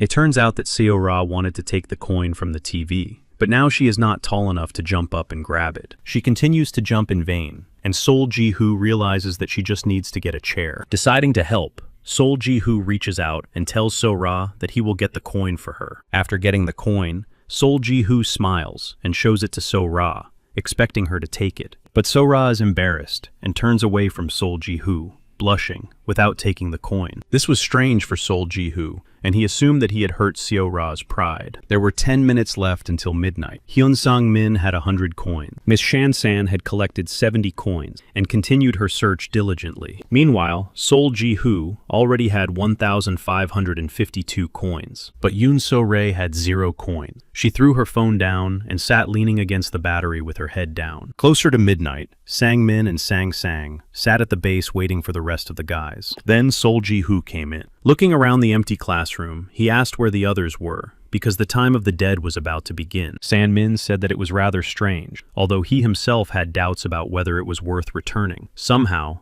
he collected 100 coins and returned to the base. Feeling sad, Shang said that Sang-min was lucky, and she had messed up because she had only collected 70 coins. Putting another 30 coins on the table, Sol Ji-hoo says that now she has 100. Shan-san asks excitedly if he will just give them to her. Even Sang-min is surprised by his generosity, and Sol Ji-hoo sits down at the desk and asks if he really wants them too. This surprises Sang-min even more. He asks how many he has collected. Sol Ji-hoo turns around and says with a serious look that it is enough to survive. This amazes Sang-min because he considers Sol Ji-hoo their leader. It also means that most of the coins did not go to Yoon So-rae. This statement surprises Sol Ji-hoo. He asks Sang-min what he is talking about. Sang-min asks if he really didn't notice that she had a card. Sol Ji-hoo then gets up from the table, because the realization that he is not the only one who has noticed her card changes his plan of action. When Sang-min asks what's wrong, Sol Ji-hoo confidently says that Yoon So-ra is in danger. Sang-min immediately realizes that Kang-suk will not leave her alone. At that moment, a notification arrives on the phones of everyone involved in the mission. Sol Ji-hoo immediately picks up his phone. It turns out that the time of the dead has begun. Meanwhile, Song-jin reaches eagerly for the shelf where the coin lies. He almost got it when the coin slipped from his hand and bounced off his fingers. The coin fell to the floor and rolled toward the desks. Sun-jin turned around to follow its movement. He had to crawl on his hands and knees to find the coin, shining a flashlight on the floor. Just as he found the coin, a drop of blood fell from somewhere above, right in front of Sun-jin's eyes. Puzzled, Sun-jin stood up and saw a human figure floating in the air. He shone his flashlight and looked at the image in surprise, assuming it was Nuna Lee Sora. Hearing his voice, the ghost turns around and looks at Sun-jin. It turned out to be the reanimated body of Lee Sora. Frightened, Sun-jin falls to the floor and keeps his eyes on his sister. Lee Sora's body has been bitten. All her clothes are torn and covered in blood. Lee Sora herself is standing with her back to him, but her head is turned completely towards Sun-jin. Shaking with fear, Sun-jin asks if it is really Lee Sora. She tells him that he should hurry. Hearing her voice, Sun-jin tries not to panic and asks if it is really her. Meanwhile, Lee Sora's ghost tells him to find it. Standing up, Sun-jin assumes that he needs to find the coin and tells her not to worry. With tears in his eyes, Song-jin insists that he will definitely save his Nuna, Lee Sora. The ghost of Lee Sora reaches out to him and says that he is her son Jin. Blood streams from her eyes, and Lee Sora's ghost declares that she will always love him. Sun Jin sets out on his search. He passes by the women's restroom and mentally communicates with Nuna Lee Sora. He says he will collect all the coins and save Nuna Lee Sora very soon. Stopping, Sun Jin looks at the women's restroom sign and realizes that he hasn't searched this place yet. He thinks it's useless. He decides to move on. But after a few more meters, he stops again. Sun Jin decides that nothing can be useless and that he must be ready for anything to save Lee Sora. Meanwhile, at the base in classroom 3-1, Miss Shan Sang asks if it is true that Sol Ji-hoo will look for Seo-ru. Sol Ji-hoo says he will return to base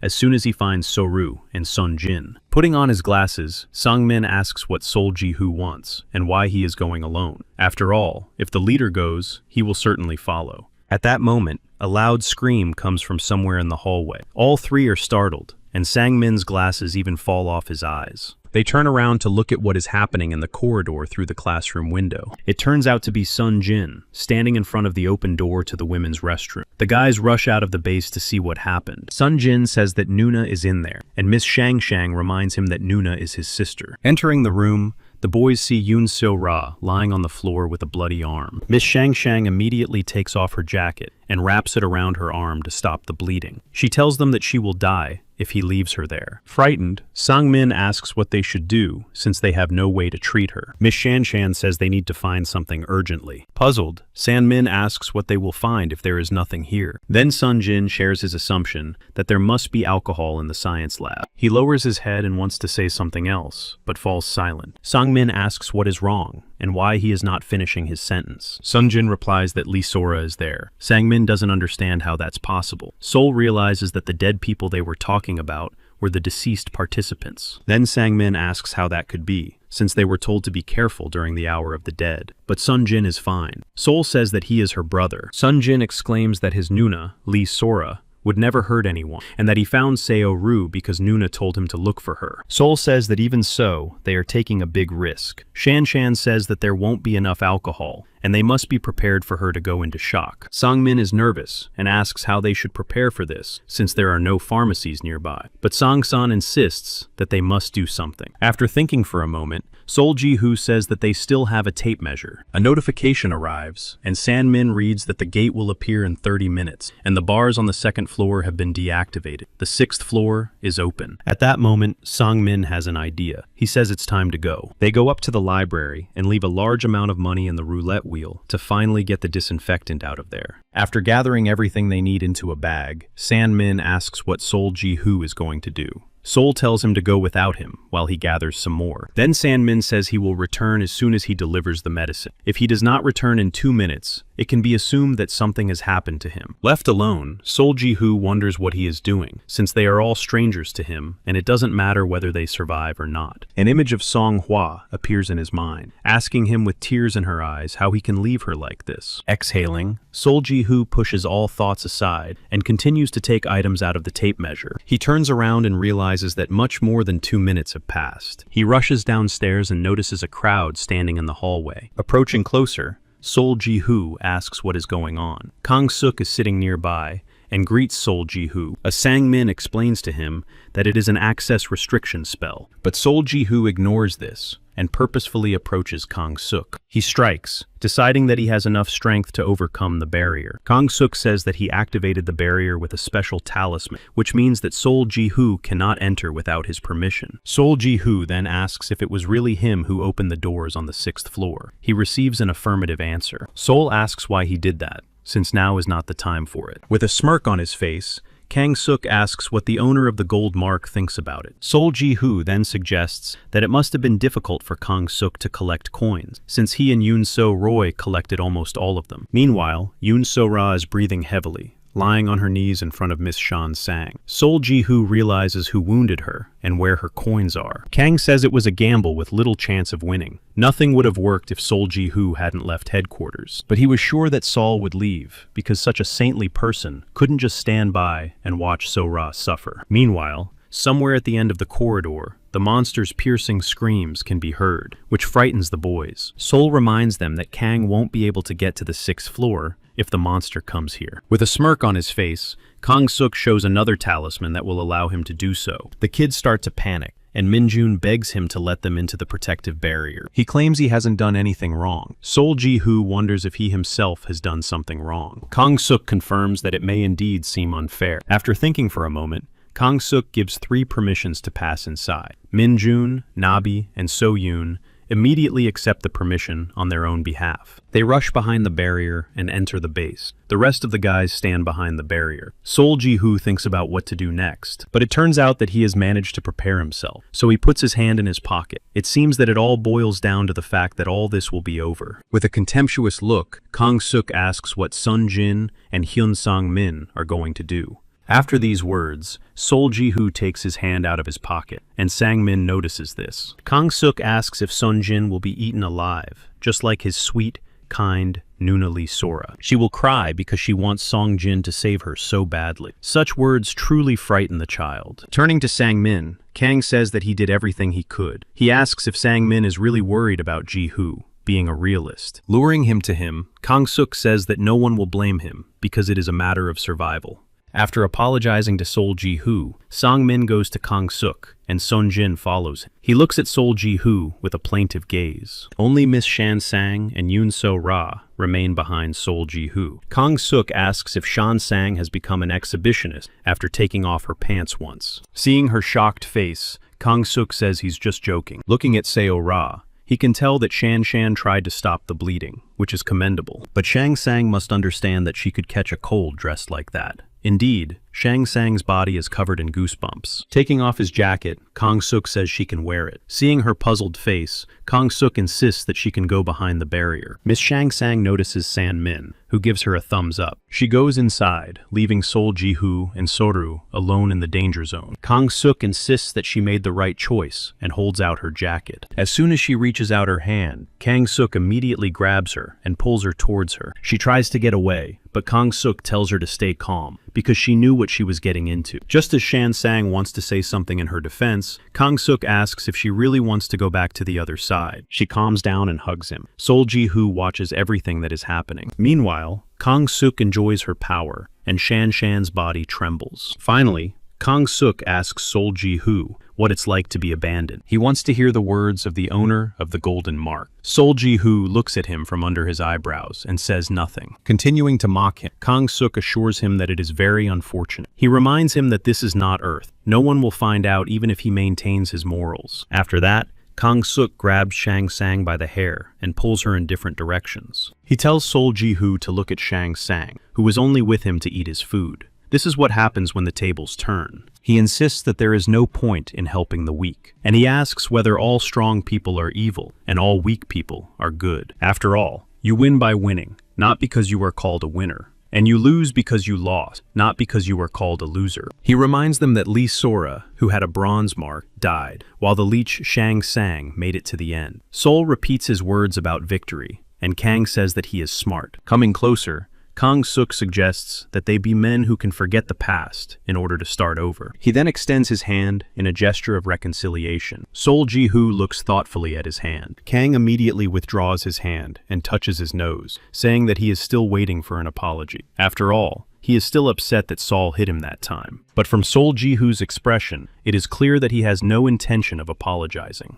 Kang says he wants very little. An apology is all it takes for them to become friends. Seeing Sol Ji-hoo's indifferent face, Kang Suk gets angry and wants to scold him for it, but he doesn't have time, because behind him, there is a loud explosion that frightens Kang Suk. He turns around and sees Min Woo fall to the floor, his eyes rolled back. Hyuk Sik stands nearby in fear, watching the image that gradually appears next to him. It turns out to be Sang Min. His body glows like a ghost. He swings an iron rod and says that the show is about to begin. He strikes Hyuk Sik on the head, who immediately falls face down on the floor. A frightened Kang Suk watches what is happening. Then he notices a chair and decides that it is suitable for defending himself against San Min. He immediately reaches for the chair, but it begins to disappear, which confuses Kang Suk. He turns around to see where the chair has gone, but he sees nothing. At that moment, he is struck in the face by the chair. It was Song Jin, using the same ghost effect as Sang Min. Turning to Kang Suk, Song Jin asks who he is to say such things about his sister, Lee Sora.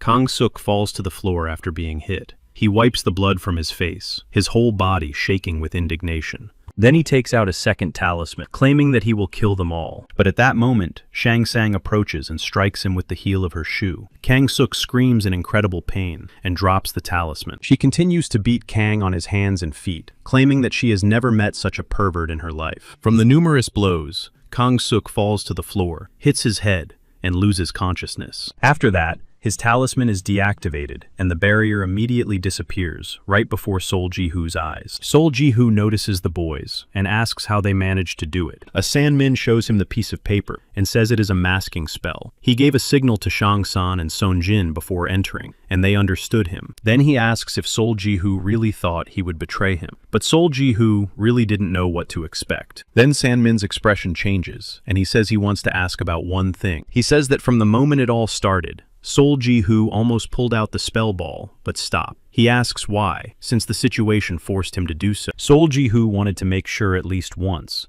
and see how they would behave when they were cornered. The guys look at leader Shang Tsang in bewilderment. After that, Shang Tsang indignantly asks if he was testing them. Sol Ji-hoo spreads his arms, because it really was a test. Then, with a smile on his face, Sang Min asks if they passed the test. Sol Ji-hoo nods approvingly, and San Min starts laughing loudly, and the rest of the guys chuckle too. At that moment, footsteps are heard coming from somewhere near the stairs, and San Min looks at Sol Ji-hoo in confusion and asks what it is. Meanwhile, the monster with hooks has already climbed up to their floor. San Min immediately lifts Seo Ru, telling her that they need to get out of there. But Sol-ji-hoo looks at him with a grin. Finally, all the guys enter their base and begin to watch the monster. Walking down the corridor, the monster stops at the window of their base and lets out a loud scream, scaring the girls. Nabi asks if it's true that the monster can't come in here, but Shan-san doesn't answer, only indicating that they need to be quiet. Meanwhile, the monster notices the guys from Kana's team lying unconscious from the beating. Mingwoo is the first victim. The monster picks him up by his leg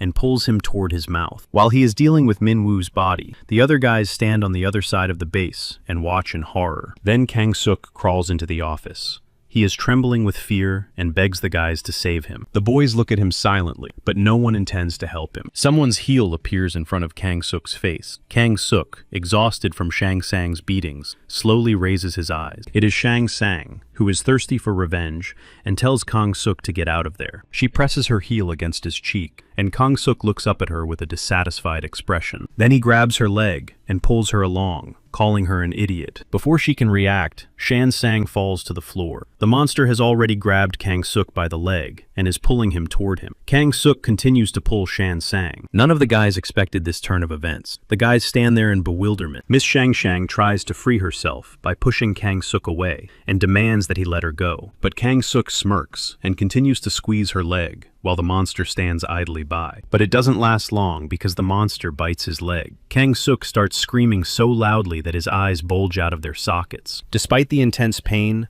Kang-suk insists that he will not die alone.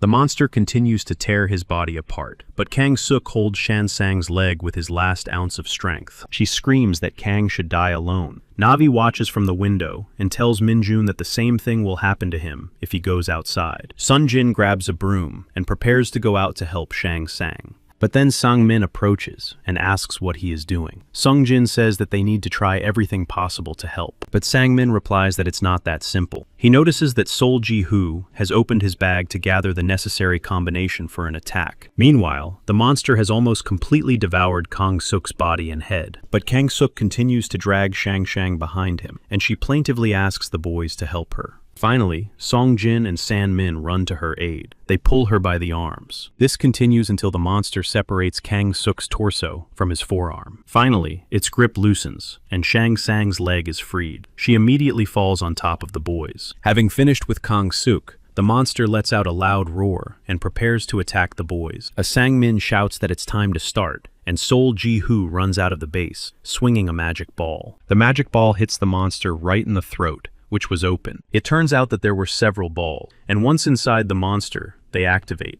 The monster closes its mouth. The balls explode, creating huge holes in the monster's torso and neck. The monster is thrown around in different directions. It does not fall, but only hits the walls and continues to scream. The pain subsides, and the monster stops in its tracks, and Sol-ji-hoo immediately throws the next magic ball. The ball activates right above the monster's head. A web of light emerges from within and falls on it. The web of light envelops the monster's body. Trapped in its bonds, the monster can no longer move. Meanwhile, Sol-ji-hoo takes another magic ball, deciding that it's time for the final blow. He throws it, and it explodes in the air, showering the monster with burning balls that finally destroy its body. While the monster burns brightly, San-min and Miss Shan-shan stand behind Sol-ji-hoo. They are impressed that Leader Ji-hoo has succeeded. Miss Shang-shang exclaims that Sol-ji-hoo is incredible because he was able to defeat the monster with just a few spell balls. Sol-ji-hoo replies that he was just lucky with the combination. Still, Guide Han was right, because it is easy to defeat the monster if you work together. Sang-min is sure that the result can be called a miracle. Sunjin stands behind them and nods happily. Then Sol-ji-hoo realizes that Ga-ram is still nowhere to be seen. Sang-min assumes that he is still looking for coins because he seems to want to save his family, but not for their sake,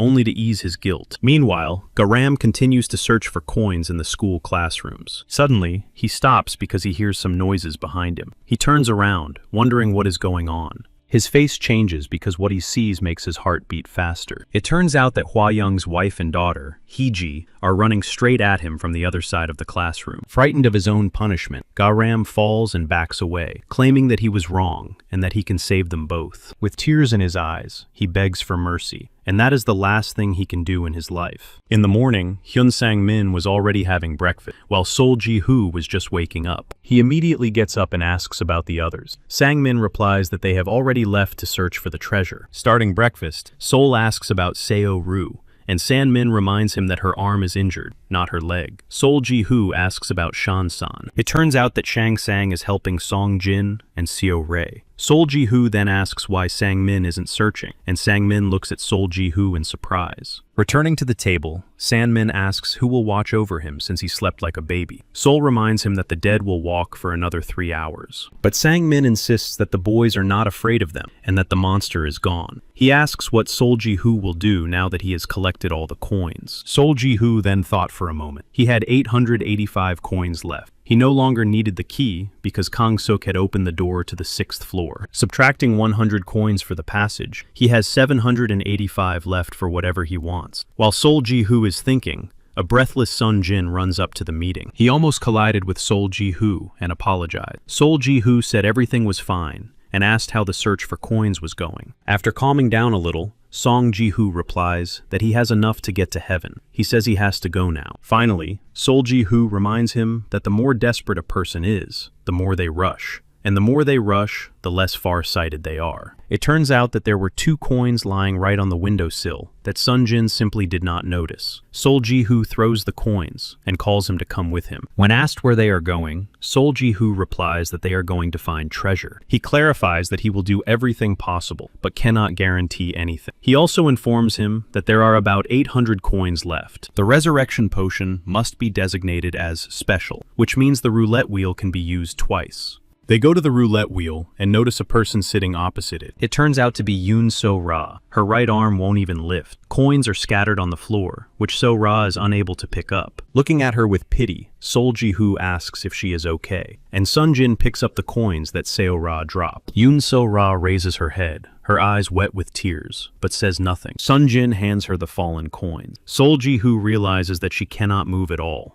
Miss Yoon So-ra takes the coins and looks at her trembling hand. She realizes that it takes a lot of effort to hold the coins. Sun Jin cannot watch this without feeling compassion for Miss So-ra. Sol Ji-hoo approaches and says that they also have things to do. Meanwhile, Yoon So-ra sits with a downcast face again. Then Sun Jin clarifies that it will take time. He throws 300 coins into the roulette wheel. Sol Ji-hoo stands behind him. A goose feather of fluid consciousness falls out of the roulette wheel. Song Jin looks at it with indignation, because it's not what he needs. Taking off his bag, Sol Ji-hoo says that everything is fine, and that he has one more try. They get a whole box.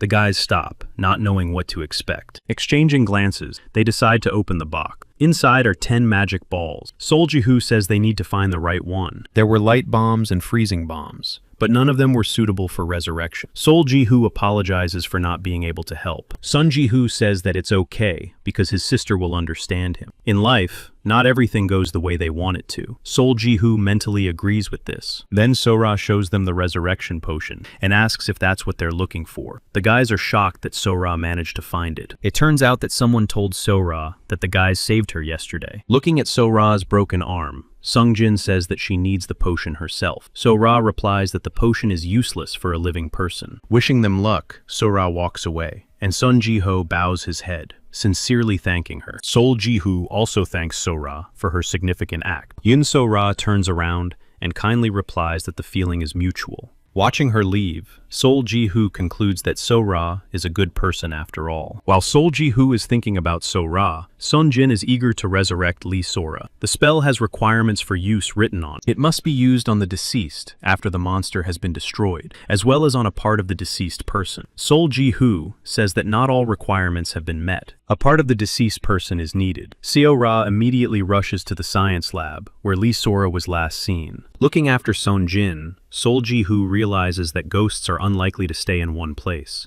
Only Garam's body was in the laboratory. Sol Ji-hoo seems to think that she left Sun Jin alive because he is her brother, but perhaps Garam did not die because of her. He reminds them that the dead are hostile to all living things, but it seems that Lee So-ra may be special. Song Jin is lost in thought. Sol Ji-hoo shares her assumption that his family could have done it. Sun Jin feels sick at this suggestion. He decides that he will never marry, because his wife could do something like that. Sol Ji-hoo says that whoever it was They need Lee Sora now. Sun Jin then begins a thorough search. He says it's strange because Lee Sora was here. Sol Ji-hoo suggests looking somewhere else. After all, they don't have much time. But Sun Jin asks what's wrong with the time. Sol Ji-hoo reminds him of the conditions. He says that the hour of the dead will end at noon, which means that his Nuna, Lee Sora, will disappear. Meanwhile, Sang Min was napping at the base. He just woke up and stretched when he saw Sol Ji-hoo running somewhere from the window. Then Sang Min looks out of the base and asks what's going on. Sol Ji-hoo asks if Sang Min has seen Sun Jin's sister. Meanwhile, Miss Shan Sang continues to search for coins in the school classroom. San Min runs in and says she's not here. Shan Shan then asks who he is looking for. San Min pays attention to her and says he is looking for Lee Sora,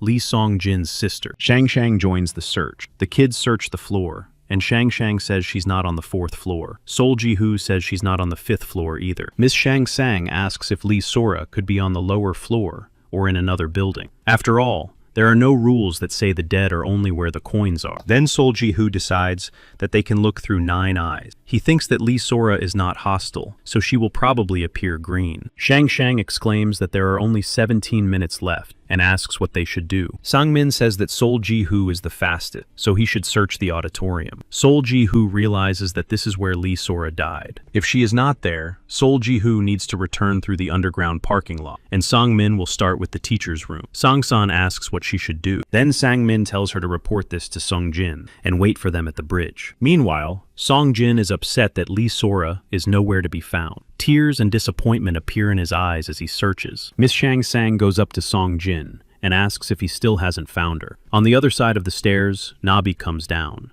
With her arms crossed over her chest, Nabi asks if Sun Jin really can't find her even with help. But Song Jin doesn't want to answer, so he looks away. Nabi demands that he look at her and asks why he is ignoring her. Then Shan Sang asks to be left alone because they are not even looking for the coin now. But Nabi does not understand what this all means. Sun Jin says that they went to look for Nuna, but Nabi doesn't understand why he calls Lee Sora Nuna and asks why they are looking for a child who died in the hall. Then Shan Sang realizes that they are in a situation where anyone would help and decides to tell Nabi everything. After hearing all the details, Nabi concludes that they need to find the deceased Lee Sora. Before leaving, Shang Sang asks Nabi to let her know if she finds her, but Nabi's expression changes abruptly. She frowns and clearly does not want to help the kids. Someone approaches her and asks what happened, but Nabi has no intention of telling them anything. It turns out that it was So Yoon and Min Jun. Nabi asks if they have finished collecting coins. The kids admit that they are not done yet. She says they shouldn't waste time and calls them to come with her. She wonders whether she should tell the kids if she sees Lee Sora or not. Meanwhile, Sol Ji-hoo has already run to the auditorium and is calling for Lee Sora. But Sol Ji-hoo decides that this is not the place where she might be when he hears some noises behind him. It turns out that all the guys the monster took care of woke up right away and headed for Sol Ji-hoo.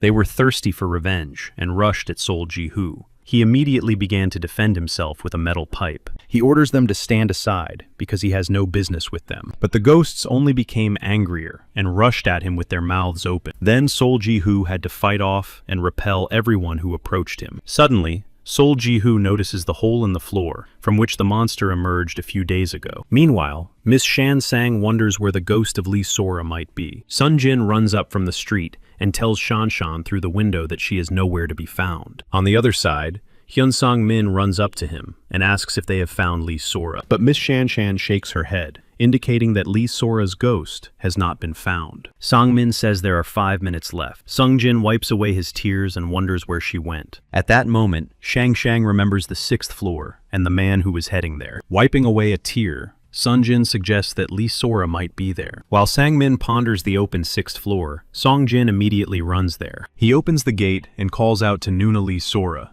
who seems to be there. A bright light blinds his eyes, but Song Jin continues to walk straight ahead. It turns out that Lee Sora was near the magic portal and heard her brother Sun Jin's voice. While Song Jin hugs Lee Sora, San Min and Shan Shan have already gone up to the floor. Sun Jin says they need to wait a little longer because she can live with the help of the resurrection potion. Then Sang Min remembers that they have no time at all and that the potion is with Sol Ji-hoo. They approach the edge and start shouting for Sol Ji-hoo to come to them. Meanwhile, Sol Ji-hoo manages to lure the ghosts into one place and throw a firebomb at them. The bomb is activated and a powerful explosion occurs. Sol Ji-hoo realizes that now he has no choice but to join Sun Jin. Jin. He runs through the schoolyard and wonders where everyone is gone. He hopes that the dead haven't gotten to them yet, because there is only 1 minute left. When he reaches the top floor of the parking garage, Sol Ji-hoo finds no one there. Meanwhile, Lee Sora says that Sun Jin can do everything without her. But Sun Jin, with tears in his eyes, asks her not to go to heaven without him. San Min and Shan San stand nearby, trying not to cry at the sad moment of parting. There are 20 seconds left before the ghost portal closes. It turns out that the guys were near the portal to paradise, and Sol Ji-hoo was standing on the roof of the parking garage, a few meters away from them. Pushing aside a metal pipe, Sol Ji-hoo wonders if, after everything they've been through, it can all end like this. Remembering Sun Jin's words that Lee Sora would understand him, because life isn't always the way they want it to be, Sol Jin decides that it's just ridiculous, and he decides that this time, he will not wait. Then he runs to overcome the barrier between them. His innate ability to see the future is activated, helping him to cover the distance. There are 6 seconds left before all the ghosts disappear. All the guys are mesmerized by Sol Ji-hoo's jump. Sol Ji-hoo lands on his feet and immediately rushes towards the ghost of Lee Sora. He opens the resurrection potion, from which liquid immediately flows out and heads straight for Lee Sora. The kids stand frozen, and Lee Sora feels the potion entering her ghostly body. There is 1 second left before she disappears, and by this time, all of the potion has entered Lee Sora's body, and the transformation has begun. The guys watching are looking at what's happening with interest and excitement. Meanwhile, Lee Sora's body is illuminated by a bright light. Sun Jin joyfully awaits her resurrection. But in an instant, all the light gathered in her heart, and her body did not change at all. Sun Jin calls out to Nuna, worried that nothing has worked. Then her heart beats so fast that the light illuminates her body and everything around her again. The children have to cover their faces with their hands from the bright light. When the glow stopped, Lee Sora's living body fell onto Sol Ji-hoo, who was standing nearby. A moment later, Lee Sora woke up and, confused about what was happening, began to get up.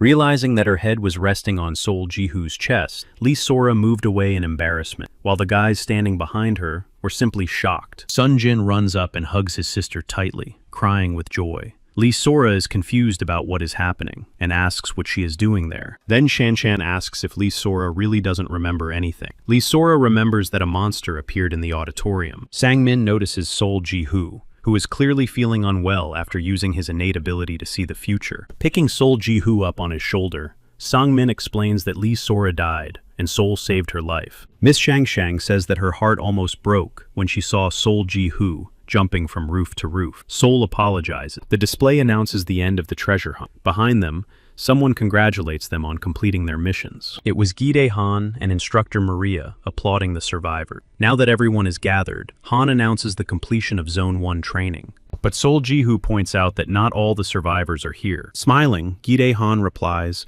that being the first to arrive is not the main thing, but they cannot wait all day. At that moment, the gate opens, and an exhausted and injured Yoon So-ra enters with the coins she collected to pass through to paradise. She shows the bag, and Gi-dae Han clarifies that they will collect the passage fee when they enter. Looking at Seo-ru, Sol Ji-hoo feels sad because she collected all the coins again, even though she could have asked him to help her. Then Sun Jin realizes that Lee Sora doesn't have the money to pay for paradise. He runs up to Nuna Lee Sora and yells about her payment. Lee Sora asks what this means. Sol Ji-hoo approaches and says that they don't need to worry because he will help. Confused about what this all means, Lee Sora looks at Sol Ji-hoo with a smile on her face. Meanwhile, Nabi Minjun and So Yoon enter. Nabi asks indignantly why Sol Ji-hoo won't help them too. She looks gloomily at Sol Ji-hoo, who also does not respond kindly. Then Minjun and So Yoon begin to beg Sol Ji-hoo to save them, saying they will be grateful for the rest of their lives. A Sang Min exclaims that they really have no shame. He then turns to Sol Ji-hoo, hoping that he won't give them any money. Miss Shan Sang intervenes, ordering him not to give them a single coin. Nabi asks them to shut up because she didn't even talk to them. She whispers to Sol Ji-hoo that she is not asking him to help the others, but just to help her, and then Sol will definitely not regret it. Sol Ji-hoo opens his bag and asks how much they need. Sang Min and Sang San stand nearby and complain. Putting on a sweet face, Nabi says that 30 coins will be enough for her, and So Yoon exclaims that she also needs 30. It turns out that Min Jun is short 25. Sol Ji-hoo takes out a bag and tells Lee Sora that this is her payment for passage. Lee Sora thanks him for his help He takes out another bag and says that now he has 85 coins left. With a sly expression on his face, Nabi claims that they have just enough. Minjun and So-yoon smile sweetly at Sol Ji-hoo. Then Sol Ji-hoo swings his arm and throws the bag off the roof, and the coins inside spill out onto the road. Seeing this, Nabi frowns and shows his fist to Sol Ji-hoo in indignation. Sang-min asks if they should go, because the guide is unlikely to wait for everyone. Nabi looks at Guide Han, realizing that there is very little time. She glares at Sol Ji-hoo again. Her whole body trembles with anger. But the three of them have no choice but to run to look for coins in the schoolyard. Seeing this, Shan-san starts laughing loudly, saying that it was cool. Sol holds the coins, and Sang-min immediately notices this. Sol says that he only threw 80 coins, and the rest is considered tuition. He says that one person will be in a situation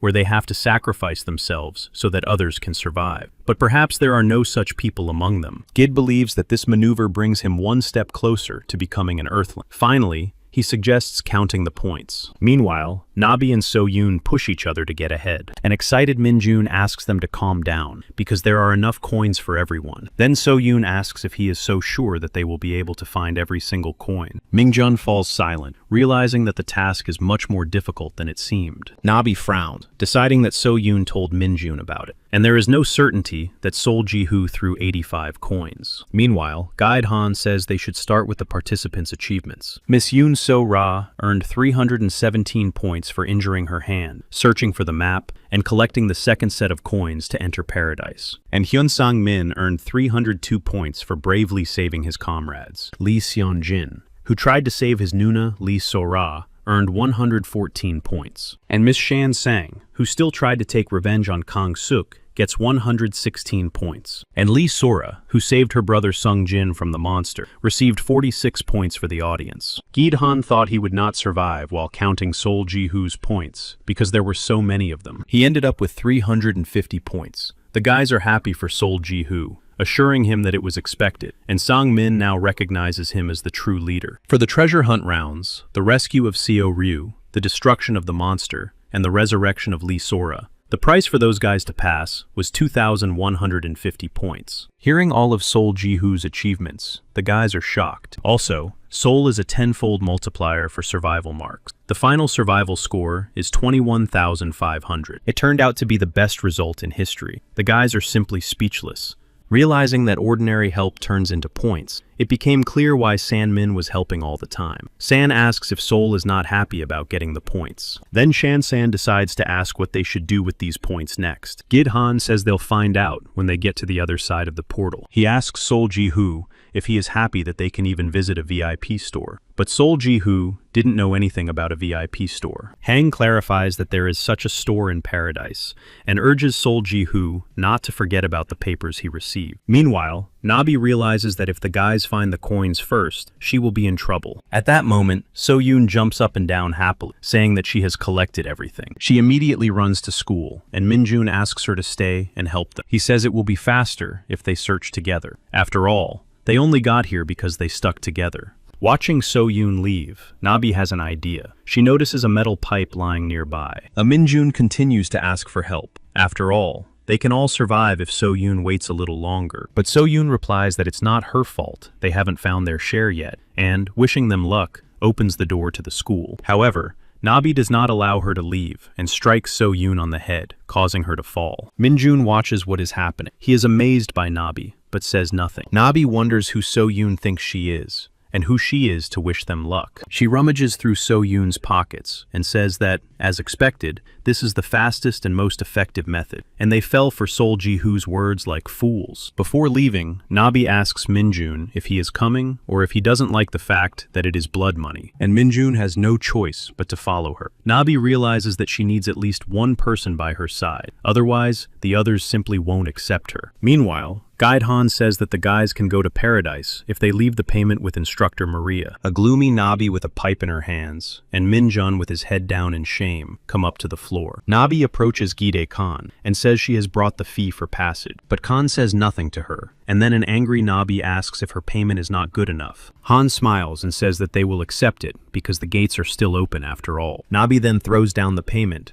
and walks through the portal, and Khan informs her that she has 35 survival points. But Nabi doesn't understand what survival points he is talking about, and asks him again. Guide Khan explains that she received 35 survival points because of her aggressive behavior. But Nabi doesn't respond, and just walks through the portal indignantly. Mingjun follows her. Khan says that he has 0 survival points, and hopes that he doesn't have to explain why. After throwing in his payment, Sanmin suggests that his companions move on. Everyone present slowly walks through the portal, not knowing what awaits them next. Only Sol Jahu stops at the portal. Instructor Maria pushes him inside. Guide Khan watches them go, and wishes them luck in the neutral zone. The guys arrive in the hall. Besides them, there are other groups of participants and portals. Shan-san suggests looking at the foreigners, and San-min asks them not to embarrass themselves. Instructor Maria points to the seats where Son-jin, Lee Sora, Min Sang, and Sol Ji-hoo are going. Sitting down in a chair, Sol Ji-hoo immediately notices Delphine sitting nearby. She also noticed Sol Ji-hoo and waves her hand sweetly. Sol Ji-hoo shyly nods his head in response to Delphine. Then the synchronization begins, and Sol Ji-hoo experiences strange and frightening sensations in her head. The display notifies them that they have successfully synchronized with the system. Sol Ji-hoo is puzzled by what is happening, and experiences unpleasant sensations. Meanwhile, the instructors report on the completion and failure of the mission by their participants. Finally, it is the turn of Instructor Agnes, who reports the successful completion of Mission Zone 2 Europe. After her, Maria begins to speak. She clarifies that South Korea has completed the mission in Zone 1. Sol Ji-hoo is surprised that she can speak. Then Young enters the stage and congratulates everyone on completing their training. She lights a cigar and welcomes everyone to this hellish neutral zone. She says that the Holy Land blessed by the 7 gods is a paradise where the participants can prove themselves. They must increase their points to 1,000. This is the only way to leave the neutral zone and go to paradise. They have exactly 1 month to do this. There are also many ways to do this. Burrito intervenes, reminding everyone of Young's words about going to paradise immediately after training. Looking at Burrito with contempt, Yuang orders him to sit down until she has dealt with him and the people who brought him here. Burrito has no choice but to obey Young, because he really did end up here undeservedly. Young claims that he has misunderstood something, because the official name of this land is Lost Paradise. It is a battlefield full of gunfire and explosions. It is a zone where you have to survive by dealing with others. Young asks if the participants really consider themselves strong for escaping from the frail monster. After all, real trials cannot be like training. Finally, Young says that the awards must be handed out, and whoever's name is called should stand up. The first to be called is Tong Che from Zone 5. He stands up and bows to Young. Young says that he is already qualified, so he can go to paradise right now if he wishes. But Tong Che raises his head and confidently replies that he is staying. Then Young throws him a golden key, marked with the number 6. He then calls Salvatore Rio from Zone 2. He immediately stands up and says he will stay. He then receives his key. Next, Hao Wan from Zone 7 stands up. He stands with his head down and says nothing. Then Young asks if he is staying. Hao Wan raises his head and says that it's a stupid question because he is definitely staying. With confidence, Hao Wan catches his golden key engraved with the number 3. Finally, Young turns to Delphine from Zone 2, who has also decided to stay. Young throws her the key, assuring her that she thought the same about Delphine. Delphine looks puzzled at the key with the number 2 and suggests that Yu Young gave her the wrong number. But Young denies this and clarifies that Delphine has only scored 7,500 points. Initially, this was supposed to be the best score, and Delphine, biting his lip, understands what that means. Sol Ji-hoo thinks that if the player in second place has that many points, then he is in first place. Young turns to Zone 1 and addresses Sol Ji-hoo. He already understands everything, so he stands up and says he is staying. The guys sitting nearby look in surprise at Sol Ji-hoo, who took first place. Then Dolphin immediately turns to him with a frown, and the other participants become curious about what kind of Korean was able to beat Dolphin's record. Meanwhile, Sol Ji-hoo realizes that if all the players chose to stay, even though they had the opportunity to leave, it means that something is missing here. And Yu Young throws him the golden key with the number 1 on it. Instructor Agnes notices this. Finally, Yu Young snaps his fingers, and a gate opens below, emitting a bright light. While everyone looks at the gate in confusion, Yu Young asks why the hell they are still here, since time has already started. The participants immediately pass through the gate and find themselves in a large room with a glass ceiling. While the Zone 1 participants examine the room, a group of participants dressed in black gather nearby and stare at them. Sol Ji-hoo also looks around in surprise and realizes that he does not remember this place from his memories. They were vague and therefore barely remembered. People gather in front of the bulletin board, and San-min becomes curious about what is there. Miss Shan-shan suggests going to take a look, but then remembers that Yoon So-rok is nowhere to be found. Neither San-min nor Sun-jin have seen So-ru since they entered the portal. San-min looks around and confirms that neither Nabi, Minzuna, nor So-yoon are anywhere to be seen. Then Shan-san suggests that they can look for Miss Yoon So-ru later and stay together for now. Meanwhile, Sol Ji-hoo says he will find the others later, but for now he needs some rest. The guys are surprised by this departure, but San-min accepts it and says they will see each other later. Sol Ji-hoo starts to leave, but instructor Agnes blocks his way. Sol Ji-hoo doesn't immediately realize that she is addressing him. Agnes introduces herself as the instructor of Zone 2. She asks Sol Ji-hoo if he would be willing to listen to her proposal. It turns out that Agnes was hoping for the honor of giving Sol Ji-hoo a tour of the area. But Sol Ji-hoo continues to look at the instructor in bewilderment. At that moment, someone stands behind instructor Agnes and pokes her on the shoulder to get her to turn around. It turns out to be instructor Maria, who smiles sweetly and greets Agnes. Adjusting her glasses, Agnes frowns and asks if the training is over and if she can personally take care of this matter. Maria then shows her the middle finger. Agnes says that she is vulgar, as always. Maria shows her 2 middle fingers, and Agnes blushes, covering her face with her hand. She looks up at Sol Ji-hoo and apologizes for the disturbance. Then she says goodbye until they meet again soon. Watching her leave, Maria says that it's a disgusting habit to wag her tail in front of everyone. She calls Agnes a Sicilian bitch. Then she turns to Sol Ji-hoo. Winking, she says she will show him around. Sol Ji-hoo assures her that she knows how to use words. Maria explains that she has been practicing a vow of silence. She thought it would save her from situations where she has to speak without thinking. Maria offers to buy a drink, but Sol Ji-hoo insists on paying. He claims he has no money, but Maria reminds him that he has 26,500 points. But Sol Ji-hoo has completely forgotten that he received 5,000 bonus points in the auditorium. Maria can't believe it. Finally, it dawns on him that survival points are instead of money. Maria asks if he really didn't know that food, lodging, and clothing are paid for with points. Realizing that they not only need to earn points, but also spend them, Sol Ji-hoo wonders if this doesn't make things more difficult. Finally, instructor Maria goes upstairs,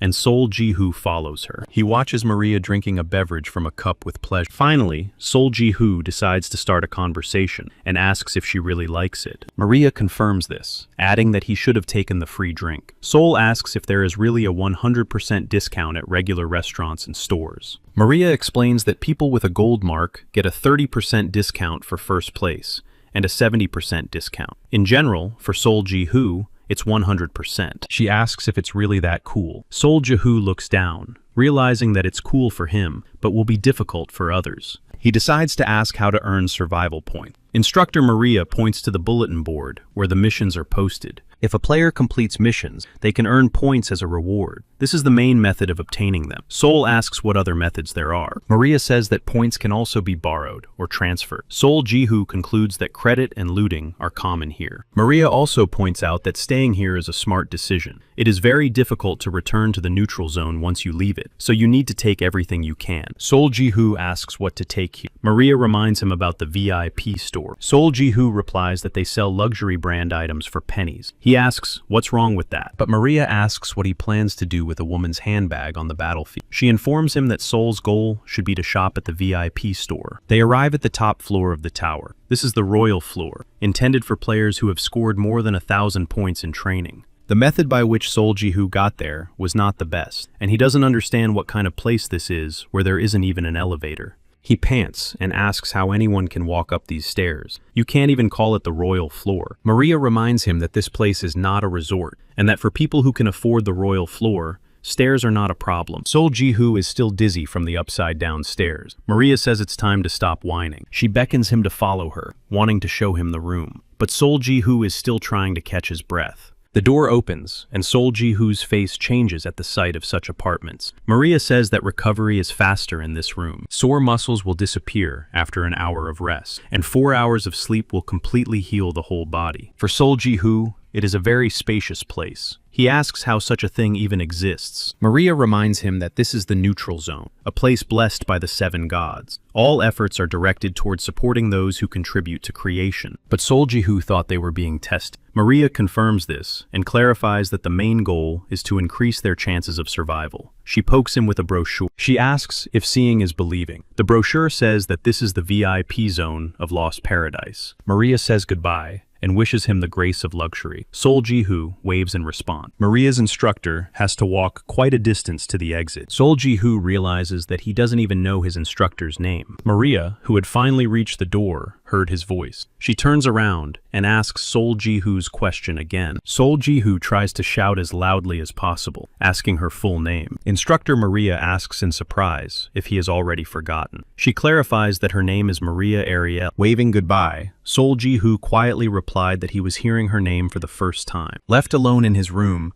Soljihu immediately falls onto the bed, enjoying his long-awaited rest. Exhausted, he closes his eyes, realizing that it has been a very long day. After a while, he wakes up and, looking at the time, decides that he slept well. Then he notices a brochure lying nearby. He becomes curious about what kind of items they sell to be considered a luxury store. Inside was a greeting and clarification that the VIP store is headed by God Ibgok, and a list of goods. The cheapest one costs 30,000 points. Seeing the prices, Soljihu decides that this is some kind of madness and throws the brochure on the floor, then heads to the lower floor of the tower. He realizes that the shops are now closed, so he becomes curious to see if everyone else is in the rooms. It turns out that people have gathered again on the first floor, in front of the bulletin board. Deciding to look at the missions on offer, Soljihu moves closer, and the players present give him disapproving looks. Feeling so many eyes on him, especially those of the guys with golden keys, Soljihu feels uncomfortable. After all,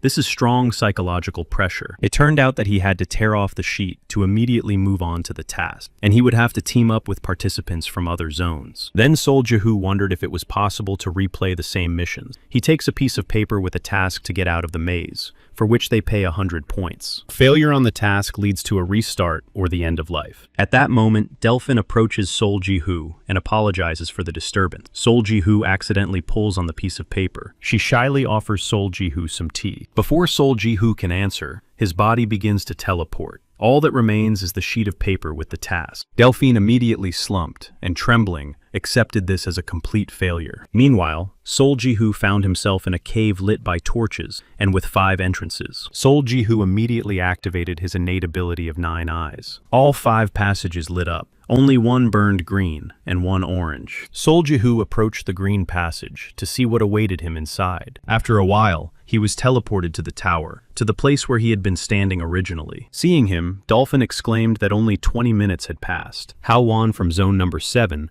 said nothing and only looked at him thoughtfully. Soljihu thought about taking another task with a bigger reward. He immediately noticed a task with unreal difficulty and a high reward. He instantly decided to activate the 9 eyes on the stand to select the best task. The tasks were divided into colors from red to green, according to their difficulty. Noticing the yellow sheet, Soljihu was surprised that no one had tried to complete this task. He decided to try it himself. At that moment, Delphine approached him and asked if he remembered Mr. Ton Chai. Soljihu asks if she is referring to Ton Chai, who was in 5th place. Delphine whispered that he probably died trying to get out of the maze. But Soljihu, who completed the maze in 20 minutes, is truly surprised. By this time, Hao Wan has approached them and nods approvingly at Dolphin's words. Soljihu says that it was definitely a chance of death and asks how it happened. But Dolphin is not sure about this and only clarifies that 2 hours have passed and he has not returned. Sol clarifies that the mission was not that dangerous. He asks if it's possible to die from a mission of medium difficulty. Then Dolphin lowers her head and says she understands what he means. Then she changes the subject and asks Soljihu if he wants to have a cup of tea together. Hearing a positive answer, Delphine's whole face lit up with joy. Soljihu had already torn up the assignment sheet and clarified that they would meet later. As it turned out, Dolphin was left alone again at that moment, so the players standing behind her started giggling. Meanwhile, Hao Wang picked up the piece of paper, wondering if Soljihu had gone mad and gone there alone. Then he put on his glasses and asked if they were really going to lose the people who took 1st and 5th place on the first day. And Delphin herself has no choice but to accept Hao Wang's challenge. Soljihu was already in the cave with the skeleton. It was too dark there, and he couldn't see anything. He immediately turns on the flashlight on his phone and comes to the conclusion that without sight, he can't do anything, so he needs to activate the 9 eyes. After activating his ability, Sol Ji-hoo sees countless skeletons. The small ones glow green, and the large ones glow yellow. When they saw Sol Ji-hoo, they immediately attacked. The tallest one stood in the middle, his eyes glowing red. Frightened, Sol Ji-hoo backed away, wondering how to fight them. The skeleton boss had an axe and a helmet on his head. He raised his axe and shouted. Continuing to back away, Sol Ji-hoo bumped into a wall. He immediately remembered the bag of magic balls and wondered which one to use. One of the skeletons tried to hit Sol Ji-hoo, but he managed to dodge it. After missing, the skeleton put its hands on the ground and went after Sol Ji-hoo on all fours. Sol Ji-hoo shone his flashlight so as not to miss the next blow from another skeleton. At that moment, the skeleton tried to strike again, but Sol Ji-hoo managed to dodge it once more. Deciding that there was no time to waste, Sol Ji-hoo immediately reached into his bag to grab the first magic ball he could find. It turned out to be a firebomb that blew up several skeletons at once. Looking at them, Sol Ji-hoo realized that his attacks were too weak because he wasn't using combinations. Then he decided to start with a magic ball with a web of light. He immediately tied up one of the skeletons. After that, Sol Ji-hoo activated the hydrochloric acid magic ball and threw it at 2 skeletons, which immediately dissolved. Having dealt with several skeletons, Sol Ji-hoo sees a crowd of skeletons coming at him from the darkness. He decides that there is no time to waste and throws another magic ball. It was a lightning attack that destroyed several skeletons at once. When most of the skeletons were destroyed, the boss rushed into the attack, swinging a huge axe. Sol Ji-hoo realizes that it is too late and tries to defend himself with his bag. The blow from the axe immediately knocks the food out of it. The skeleton boss turned out to be not as easy as Sol Ji-hoo had thought when he saw the yellow warning sign. Seeing the flying axe, Sol Ji-hoo wonders if he is going to die just like that. Meanwhile, Dolphin and Hao Wang assume that Sol Ji-hoo is beyond saving and that all this is a waste of time. While they were pondering that a maximum of 6 people could go on the mission, a bright light appeared behind them. The players begin to exclaim that Sol Ji-hoo has returned, but no one can believe how he managed such a difficult task. Looking at Sol Ji-hoo with bewilderment, Hao Wang suggests that he simply cheated. Meanwhile, Sol Ji-hoo's body trembled with fear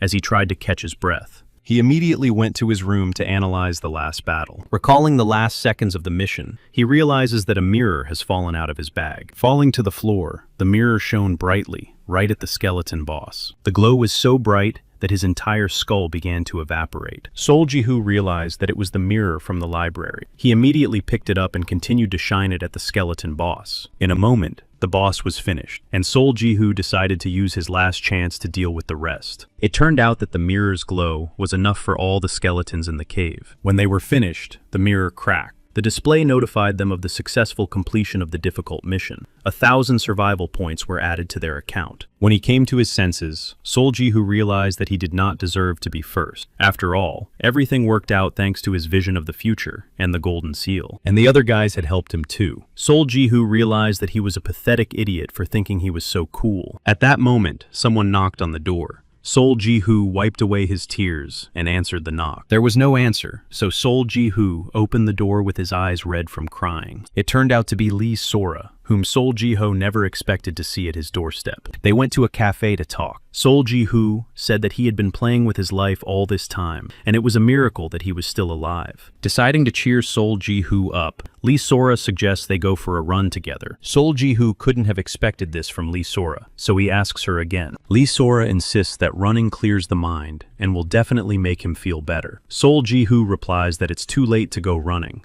and that there are no tracks here. Smiling, Lee Sora says that there are actually running tracks. She shows him a piece of paper with an assignment to run 10 laps. She asks Sol Ji-hoo if it's really that easy for Sol Ji-hoo doesn't understand why he should run if there's no reward for it. Lee Sora tears off the piece of paper, explaining that she needs to run a little before bed, otherwise she won't be able to sleep. Then, Sol Ji-hoo realizes that he will have to run because Lee Sora is trying to cheer him up. He says that they can cooperate. When asked how to form a team, Lee Sora replies that they need to hold hands or shoulders. The main thing is to have physical contact between their bodies at that moment. Sol Ji-hoo immediately puts his hand on her shoulder, asking if he is doing it right. Lee Sora's face turns red with embarrassment. After tearing the parchment, both players teleported to a stadium with running tracks. Sol Ji-hoo didn't even know there were places like this. Lee Sora asks if it's really cool here. Starting to stretch, Sol Ji-hoo wants to try to make it easier for Lee Sora to get into bed. He starts punching the air, and Lee Sora realizes that he'd better stretch his legs. On the 8th lap, Sol Ji-hoo feels completely nauseous. He realizes that he can't go on any longer, or he'll throw up,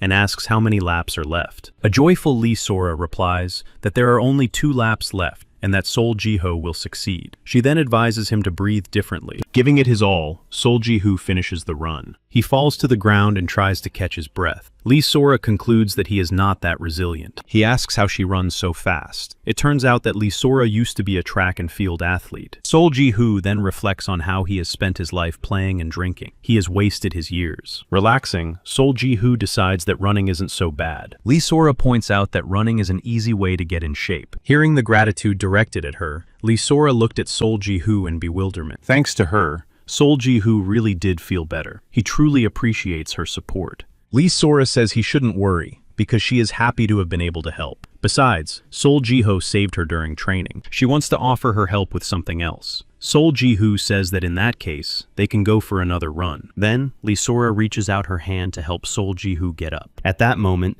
Lee Sora reminds him that he has 1 more lap left from last time. Her words confuse him. Meanwhile, Miss Yoon So-ra enters a room with several beds. Taking a vacant bed, she lies down, holding her bandaged arm. Left alone with her thoughts and pain, Yoon So-ra begins to cry bitterly. She remembers the guys from her zone and decides that she can no longer ask them for help, because she has already caused them too much trouble. She decides that she must survive on her own and prove her worth to the others. At breakfast, Shan Sang reminds everyone about Seo-ra, who is nowhere to be found. San Min shares his assumption that she is deliberately avoiding them, so there is no point in looking for her. Besides, they won't get any points for helping her. Shan can't believe that San Min has become so calculating. She says that helping people is just common courtesy, and good deeds always come back around. Smiling, San Min asks which of the two is the most calculating. This answer angers Shang Sang. She is ready to throw herself at him with her fists, but Seonjin reminds her that thanks to So Rei-nu, Lee Sora was resurrected, and Lee Sora supports this, clarifying that the debt must be repaid. Grabbing San Min by his jacket, Miss Shang San remembers that Sol Ji-hoo is also missing. It turns out that Sol Ji-hoo is having breakfast in his room on the royal floor. He cannot forget the skeleton boss he managed to defeat by chance. At least there is an obvious way to get out of the maze, but it makes no sense without getting points. While sewing up his bag, Sol Ji-hoo comes to the conclusion that the key is to increase his chances of survival. He decides that he needs to focus on growth. After all,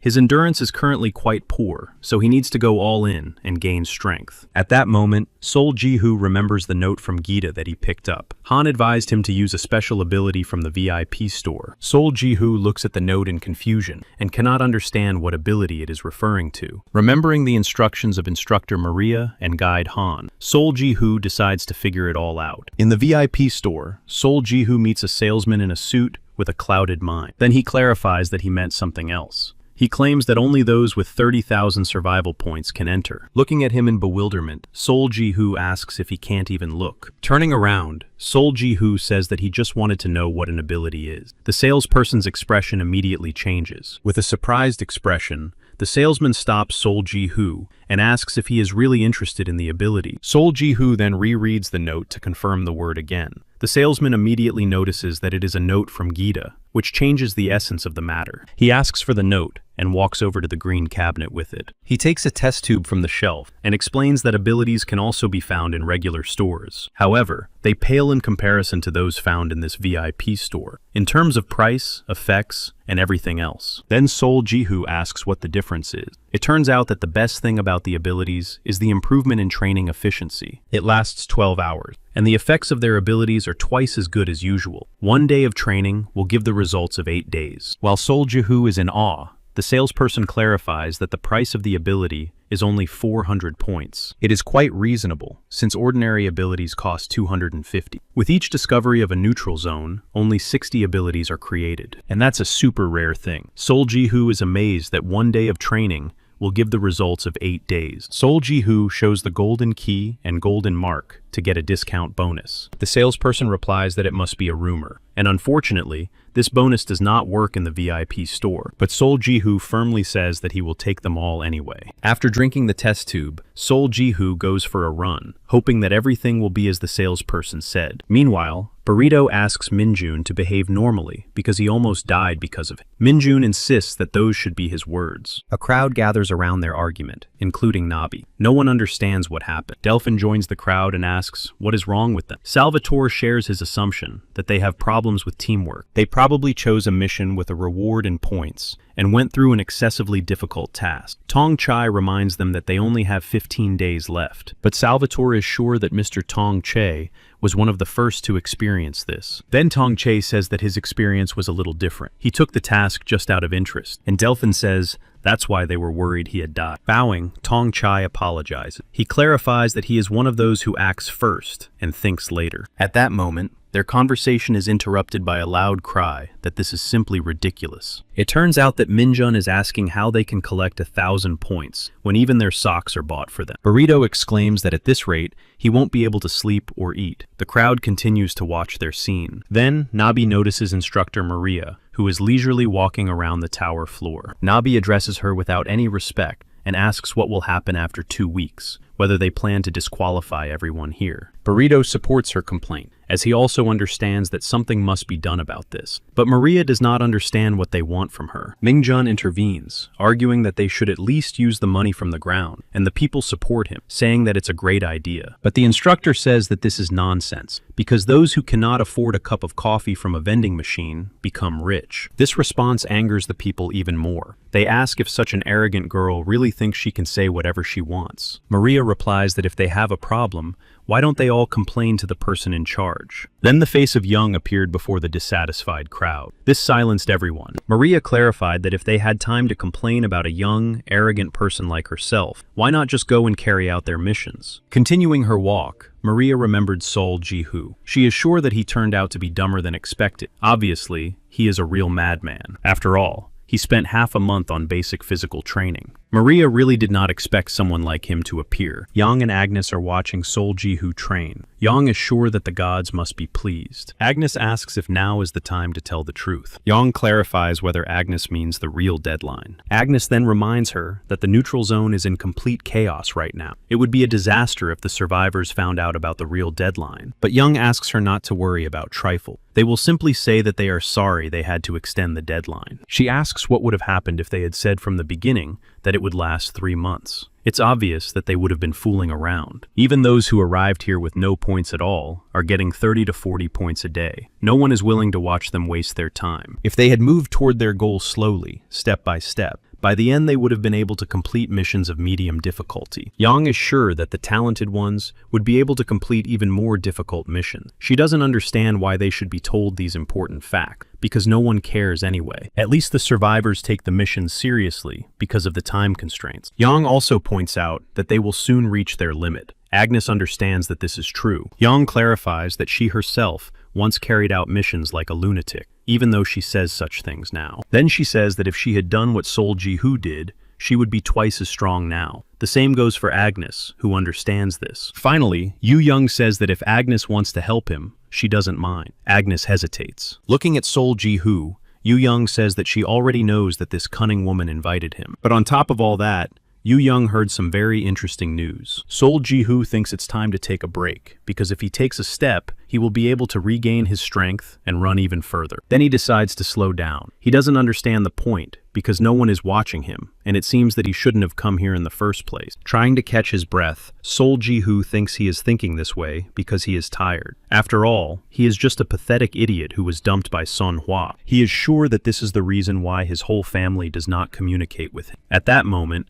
Sol Ji-hoo stumbles and falls. His whole body trembles as Sol tries to get up, because it seems like he needs to keep running. But he has no strength left, not even to stand up. At that moment, the display announces the successful completion of the basic difficulty mission. 10 survival points have been added, and the personal trait of weak-willed has been removed. Endurance level increases. After all these notifications, Sol Ji-hoo teleports to the task board. Someone is already standing in front of him. It turns out to be Agnes, handing him a glass of water. Sol Ji-hoo stands up and thanks her. While Sol Ji-hoo gulps down the water, Agnes stares at him intently. She says that it's only 10 points, a trifle. Adjusting her glasses, she says that she would never have thought that as a coach she would say this, but Sol Ji-hoo needs to spend less time training. Looking at her with a puzzled expression, Sol Ji-hoo asks how that could be. Agnes replies that she has been observing him for the past 2 weeks and has come to the conclusion that his training has gone beyond normal fitness. Now they are harmful to his health, and rest is also part of training. Sol will recover faster if he rests and trains systematically. She strongly recommends eating right and using various items that will aid in natural recovery. After checking out the expensive restaurant, Sol Ji-hoo does not forget to ask about training times. Agnes says that diet is also part of training. Increasing efficiency is the best thing to do when there is a time limit. Now it's time to start alternating, because Sol Ji-hoo has basic strength. Agnes says she will help him. Sol Ji-hoo asks why she is helping him, and whether it is because of the first place and gold medal. At that moment, Agnes remembers some interesting news from Yu Young. Young believes that Sol Ji-hoo may not be connected to Xing Yang, but Agnes doesn't think so because Hannah Kim is connected to him, and Yu Young knows that Hannah, that fox, is connected to Xing Yang. A more important question is the origin of the gold badge, because it is Hannah's personal property. Agnes is pensive. Yu Young says that if Agnes is going to help,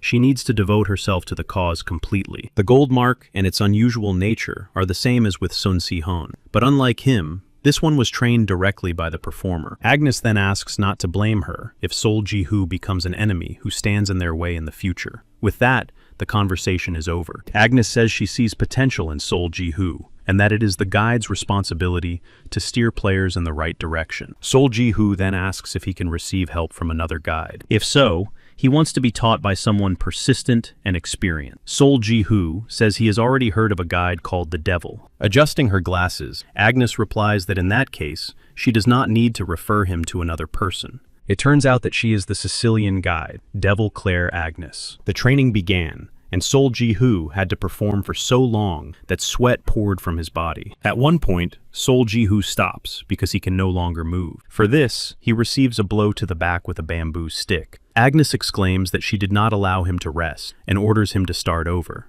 But Sol Ji-hoo throws down the dumbbells anyway. Agnes asks him in bewilderment what he is doing. Sol reminds her that rest is also part of training.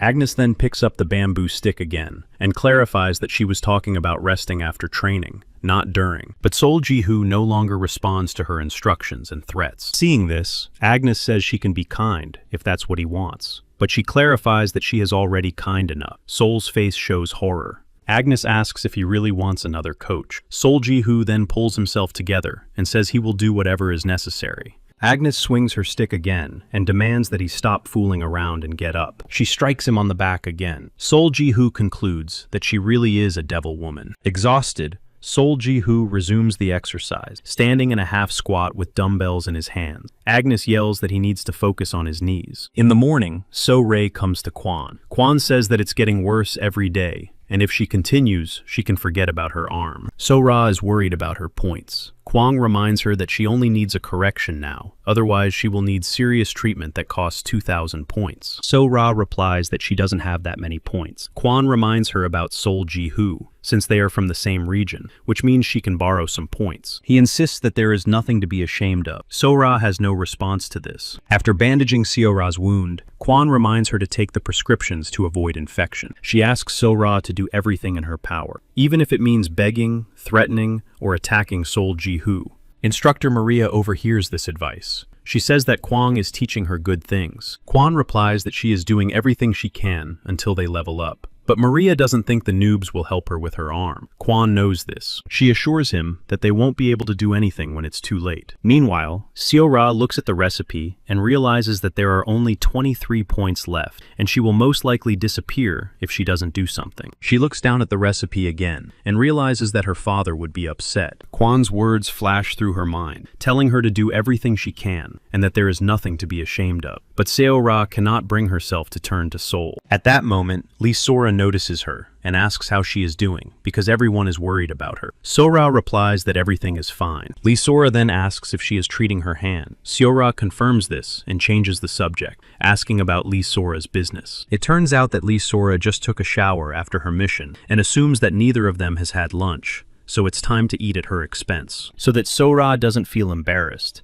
Lee Sora reminds her that she saved her life. Sora asks about Song Jin. Lee Sora assumes that Song Jin went on a mission with Sang Min. Sora mentally concludes that Lee Sora is a good person. At that moment, a burrito passerby bumps Sora's injured arm with his shoulder. She falls, experiencing intense pain. Lee Sora looks on in horror at her suffering. With incredible anger, Lee Sora turns to the offender to demand an apology. She yells after Burrito that he should apologize if he bumped into someone. Hearing this, Burrito turns around and demands that she repeat her words. Trying not to show her feelings, Lee Sora asks him to apologize to Seo Roy. She asks if he can't see that her arm is injured. Burrito asks if her shoulder is really dislocated from a simple push. Frightened, Lee Sora clarifies that she was already injured, but that he shouldn't have bumped into her. Burrito then says that she needs to wear a cast, or write on her forehead that she has a problem with her arm. A crowd immediately gathers to watch a possible fight. Meanwhile, Sora hears the participants talking about her arm, but someone is sure that she came here like this. Then one of the players wonders if she will make it to paradise like this. The guys conclude that she'd better leave at the first opportunity. Miss Sora feels uncomfortable about all this. She lowers her head, realizing how annoying it is. At that moment, Lee Sora turns around and sees Sora looking downcast. She realizes that things were not supposed to be this way. Meanwhile, Sora says they should move on.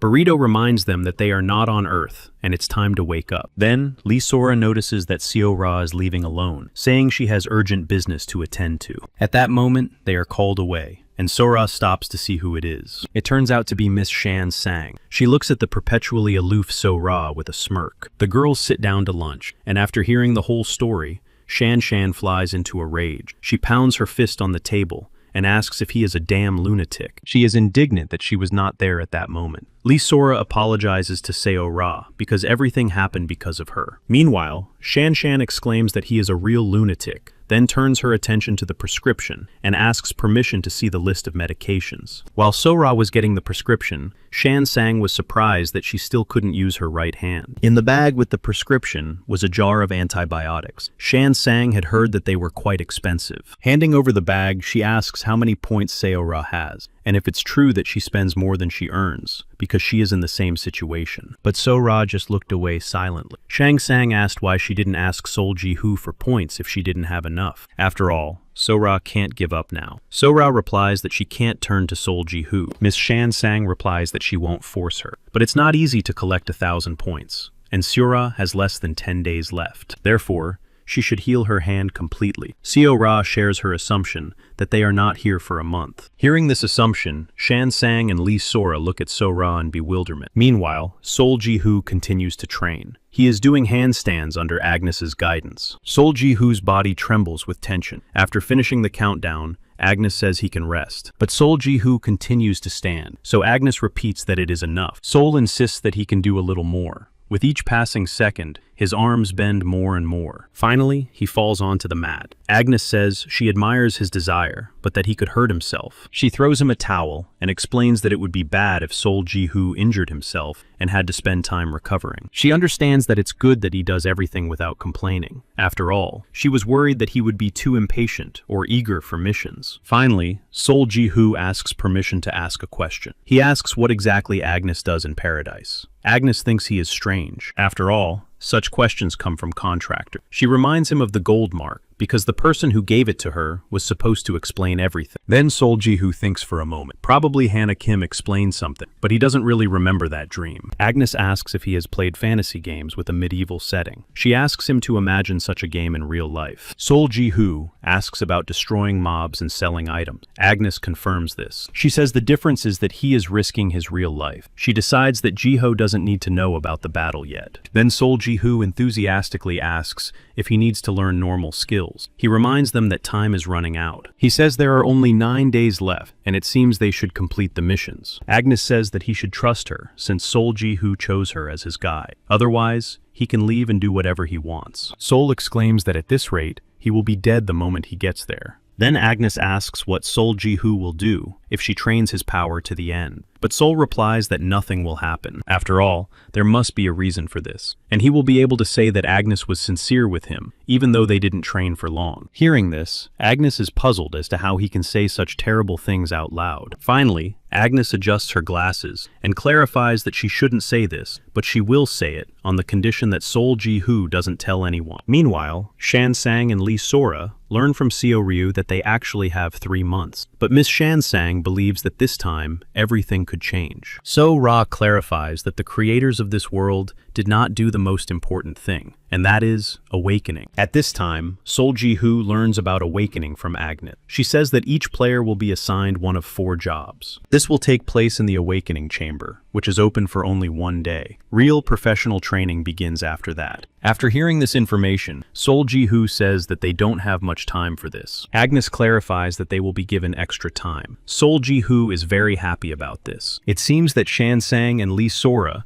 learned the same information, but from Seo Ryu. The girls were so loud that Min-jun probably heard everything. With a smirk on his face, he turns around, realizing that he has just heard some extraordinary news. He immediately rushes into Nabi's room to tell her the big news. It turns out that Nabi was not alone. Burrito was with her. Nabi smiles and says that next time he should knock on the door. Burrito says that it's getting cold and that they should close the door on the other side. But Minjun is still confused and asks what he is doing there. Nabi asks if Minjun really thought they were dating because they eat and sleep together. He shouldn't be so naive because everything is different here. After hearing this, Minjun himself fell into a stupor and couldn't say a word. After a while, Burrito hits the young guy Bao, who flies back several meters. The blow was so strong that Bao trembles and cannot get up. Nabi was standing behind Burrito. Without a shred of sympathy, she asks if they can cooperate now. But Bao continues to lie on the ground and claims that he has not yet collected all the points. After these words, Burrito hits Bao in the stomach again with tremendous force. He falls again,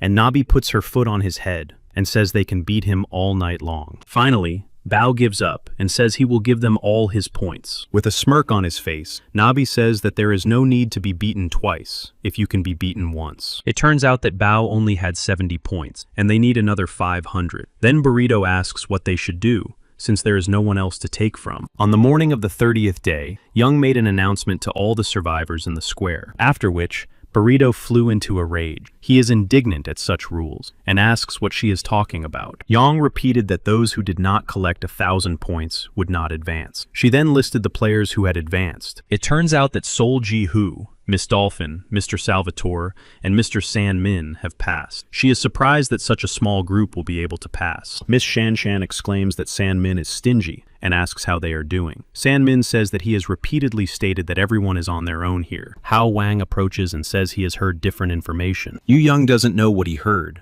but we shouldn't forget that she is the chief manager here. At this moment, Yoon So-ra intervenes and asks about the awakening. Then Yu Young asks if she really thinks that the 7 gods will bless them, even though they can't even get 1,000 points. A commotion breaks out among the people. No one understands why Yu Young is talking about gods, and what awakening she is referring to. Hao Wang asks if Young will be lenient if he collects 1,000 points right now, and Yuang is interested in how he wants to collect 1,000 points right now. At that moment, Hao Wang orders his subordinates to give him all their points, and they immediately comply. It turns out that many did not know that this was possible, so they began to ask each other for points. This commotion drives Young crazy. She grimaces and orders this useless trash, which can't even become a normal meat shield, to stop. She says that just as they missed their opportunities while living on Earth, they have crumpled up their ticket to paradise, and it was to be expected. She is indignant. After a short silence, she declares that this is their last chance. In 2 months, they must prove that they can become recycled trash. And the people rejoice, admiring their chief administrator who saved them. Looking at Seo Ryu,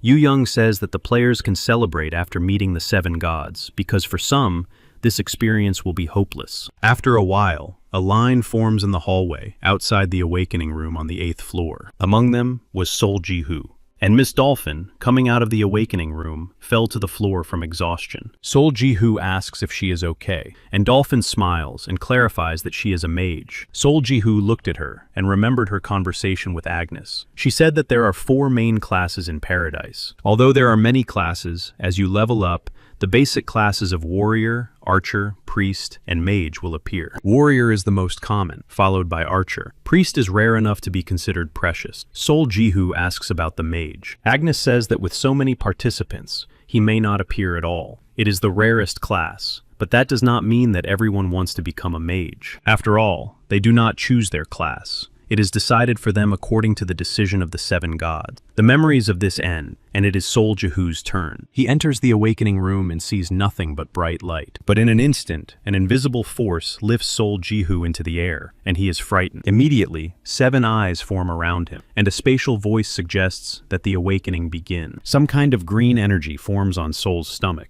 God says that with so much mana, he should be above average. Sol's entire body glows green. God believes that he has an innate ability, and that Sol Jihu may have awakened his vision at a young age. There are traces that he once lost his ability, and his magic was depleted. God is sure that this cannot be fixed, because he does not recognize magic in his world. And now, the gods decide that he must be a mage, and are surprised that there are 2 mages in a row. But Sol Jihu denies this. He explains that he wants to become a warrior. And God understands that with his enormous potential as a warrior, it is difficult to be a mage. Another god is sure that with such talents, Sol can become a mage of a unique rank in the shortest possible time. Finally, they decide to vote. 3 are in favor of mage, and 3 are in favor of warrior, and only Gullah remains silent. A moment later, Sol Jihu runs out of the awakening room, covered in sweat. Seeing him, Agnes immediately asks what he has become, but Sol Jihu is trying to pull himself together. After a while, the guys gather in a cafe to discuss each other's basic classes. Sang Min says that Sang Sun is happy, so she is smiling from ear to ear. She replies that one should not speak to a priestess that way, while Sang Min exclaims that even Shang Shang's complexion has changed from happiness. Li Su sits sadly, and Sol Jihu notices this. He decides to cheer up Li Sora, and claims that Archer is also a pretty good class. Li Sora assures him that she is fine, unlike Song Jin. But Song Jin assures her that he is also fine, and that he is not the only warrior. Sol Jihu then says that there is no need to worry, because every class is needed in their ranks. Sang Min says that it must be easy for Sol because of his wealth, but others don't have that. Even Yoon So Ra is stuck in her room, full of despair. Miss Shansang suggests that she is more disappointed than the others because she knew more than them beforehand. Maria hears these words.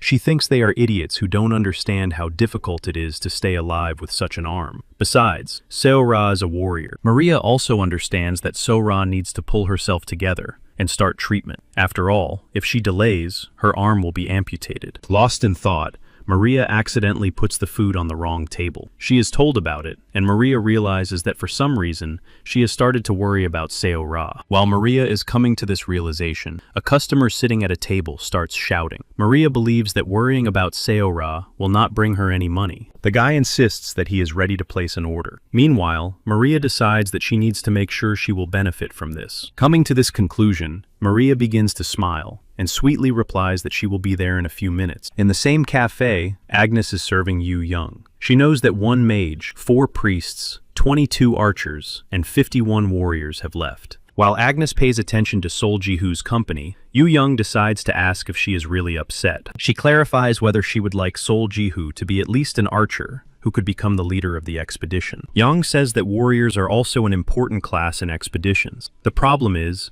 that there are too many of them. Therefore, most of them become meat shields. Then Agnes says that her task is simply to train Sol Jihu well. After a while, they started training again. This time, Sol Jihu had to practice yoga techniques. Looking at Sol Jihu, Agnes tells herself that she just has to train him well, and immediately suggests moving on to the next stage of training. Now he needs to feel his mana. He wonders how to do it. Agnes says that mana was released when he received his class. She asks if he still can't feel it. Then Sol Jihu remembers the energy he felt in the awakening room. Agnes clarifies that it is time to train his mana and his class. Sol Jihu silently stands up, and Agnes asks why he is doing this. Sol Jihu replies that he has information that they can be bought in a store. After saying this, he gets hit on the back with a stick. Agnes tells him to sit down. After all, if he has so many conveniences at the beginning, it will affect him later. She argues that a person who does not know how to train will eventually get stuck at a certain level. When the parchment is torn, Sol Jihu can feel the concentration of mana while being teleported to a certain place. Agnes will help him find his mana in a week. She says he should try to think about the feeling he had in the awakening room. Then she says they'll meet again in a week,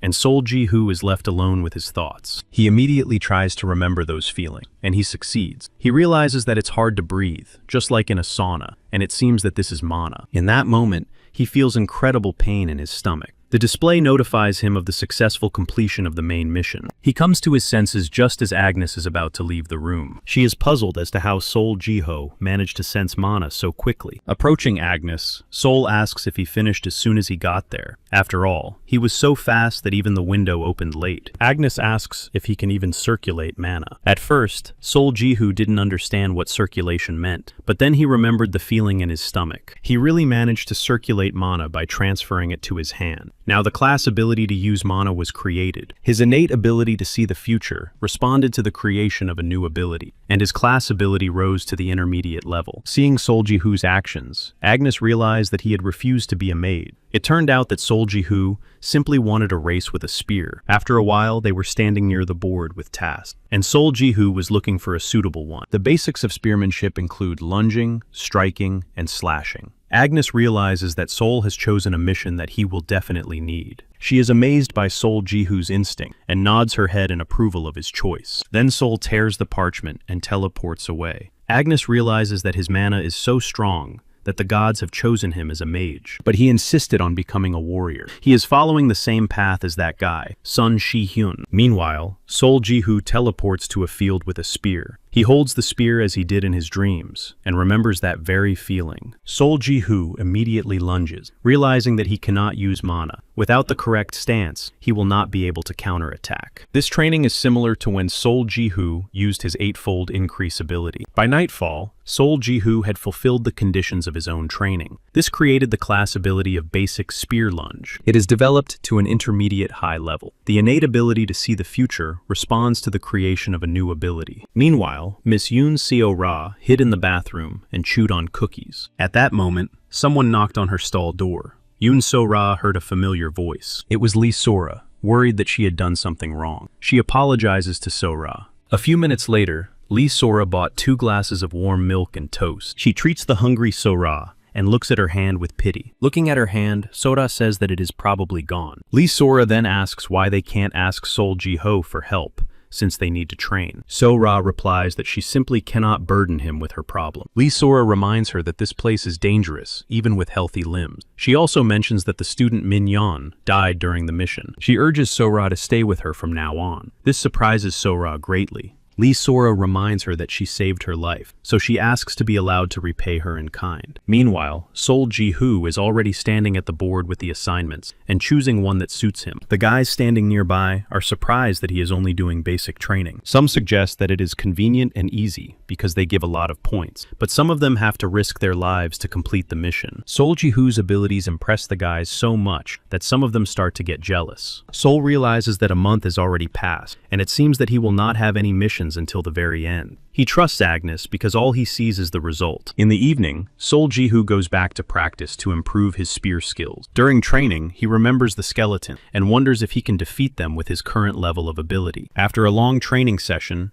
Sol Jiho falls into the grass and remembers that he hasn't been to the barber in a long time. Then he remembers the days of his training, when he achieved great success. Then memories from the tower come to mind. Finally, Sol Jiho decides to trust Agnes, because sometimes taking your time leads to the quickest solution. With these thoughts, Sol Jiho teleports back to the tower. He is tired, so he goes to his room. But it turns out that Seo-ra is standing nearby, trying to gather the courage to approach him. At that moment, Nabi appears behind her and addresses her as if she were disabled. She asks if Seo-ra also plans to use her body to gain favor. After all, it seems that she can't do anything else. Turning away, Seo-ra replies that she has never done this before. At that moment, Nabi grabs Seo-ra by her injured arm, causing her to cry out. Nabi demands that she stop making excuses. She asks if Seo-ra wanted to replace the idiot who recently died. But it seems that Seo-ra does not immediately understand what Nabi is talking about. She looks at her questioningly, waiting for an explanation. Nabi asks if Seo-ra really didn't know about this, since that idiot was living off Sol Jiho. Pushing Nabi's injured arm away, she wishes her luck,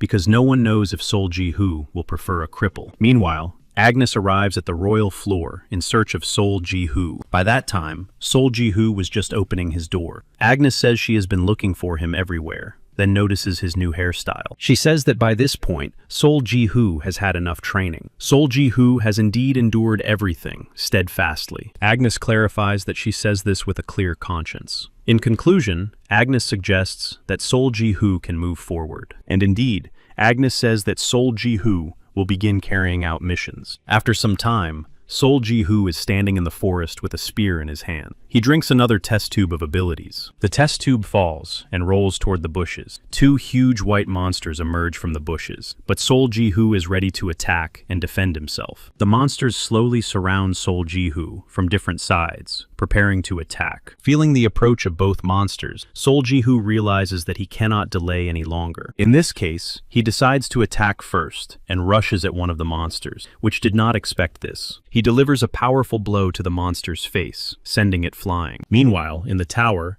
everyone is discussing Sol Ji-hoo, who has completed all the easy and medium missions. But someone is sure that Sol Ji-hoo completes difficult missions with incredible speed. Delphin hears this conversation. After finishing with the monsters, Sol Ji-hoo teleports to the board and immediately looks for a new suitable task. At that moment, he hears a voice behind him, saying that he may soon need a team. It was Dolphin, who claims that it is impossible to complete very difficult missions alone. He will definitely need teamwork experience. Sol realizes that the reward for very difficult missions is 10,000 points. That's 10 times more than for difficult missions, and Dolphin is right. Tearing off the parchment, Sol Ji-hoo clarifies that there is something he must do himself. The teleportation begins, and Dolphin is surprised that he has ignored her again. It turns out that Sol Ji-hoo's first order of business is to return to the skeleton. With a smirk, he says that they haven't seen each other in a long time. Seeing Sol Ji-hoo, the monsters rush to attack with loud cries. Gripping his spear tightly, Sol Ji-hoo realizes that there is no way out and he must not retreat. After making this decision, he runs towards the attacking monsters and throws the smallest ones in different directions. His spear glows brightly, and Sol Ji-hoo feels confident in this battle. It's time for the boss.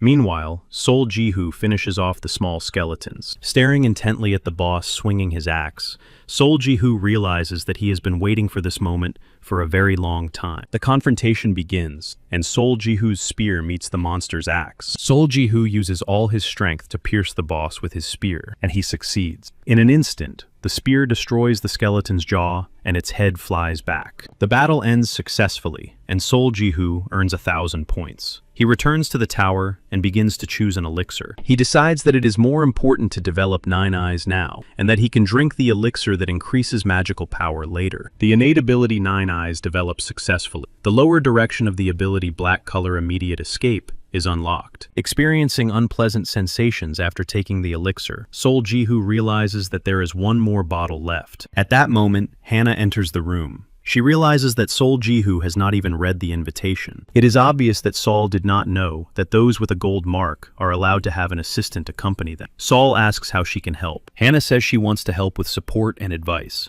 as well as ask for a favor. She suggests befriending Delphine or Hao Wang. After all, you need partners in the neutral zone. Sol Ji-hoo asks irritably why she is telling him who to play with, and asks her to tell him what she needs. It turns out that Hannah's boss wants Sol to help Seo Ra. She needs to develop normally, but in her position, it is very difficult. Sol Ji-hoo then reminds her that he didn't invite her here, which means that either the manager or Seo Ra will be indebted to him. He asks if he will get something in return. Hannah says he's right, but there's a saying that whatever you want people to do to you, you should do the same to them. At first, Sol Ji-hoo doesn't understand what that means, but Hannah says that in paradise, debts must always be paid. It's a golden rule. Before leaving, Hannah reminds him that the choice is his. They won't force him. Then Sol Ji-hoo thought about it, because it seems that first he should deal with the problem right in front of him. And it was the elixir that Sol Ji-hoo immediately took. The innate ability 9 Eyes develops. The upper direction of the ability, golden color, golden rule, was unlocked. Leaving the room with unpleasant feelings inside, Sol Ji-hoo is surprised that the golden rule appeared as soon as Hannah mentioned it. He approaches the veranda and wonders how to use the golden color. Sol Ji-hoo activates the 9 Eyes, after which only the recreation room in the tower lights up with this color. He immediately goes there to understand what is happening. As he gets closer to the golden object, it becomes clear that it is Yoon Seo Ra. Sol Ji-hoo called Maria,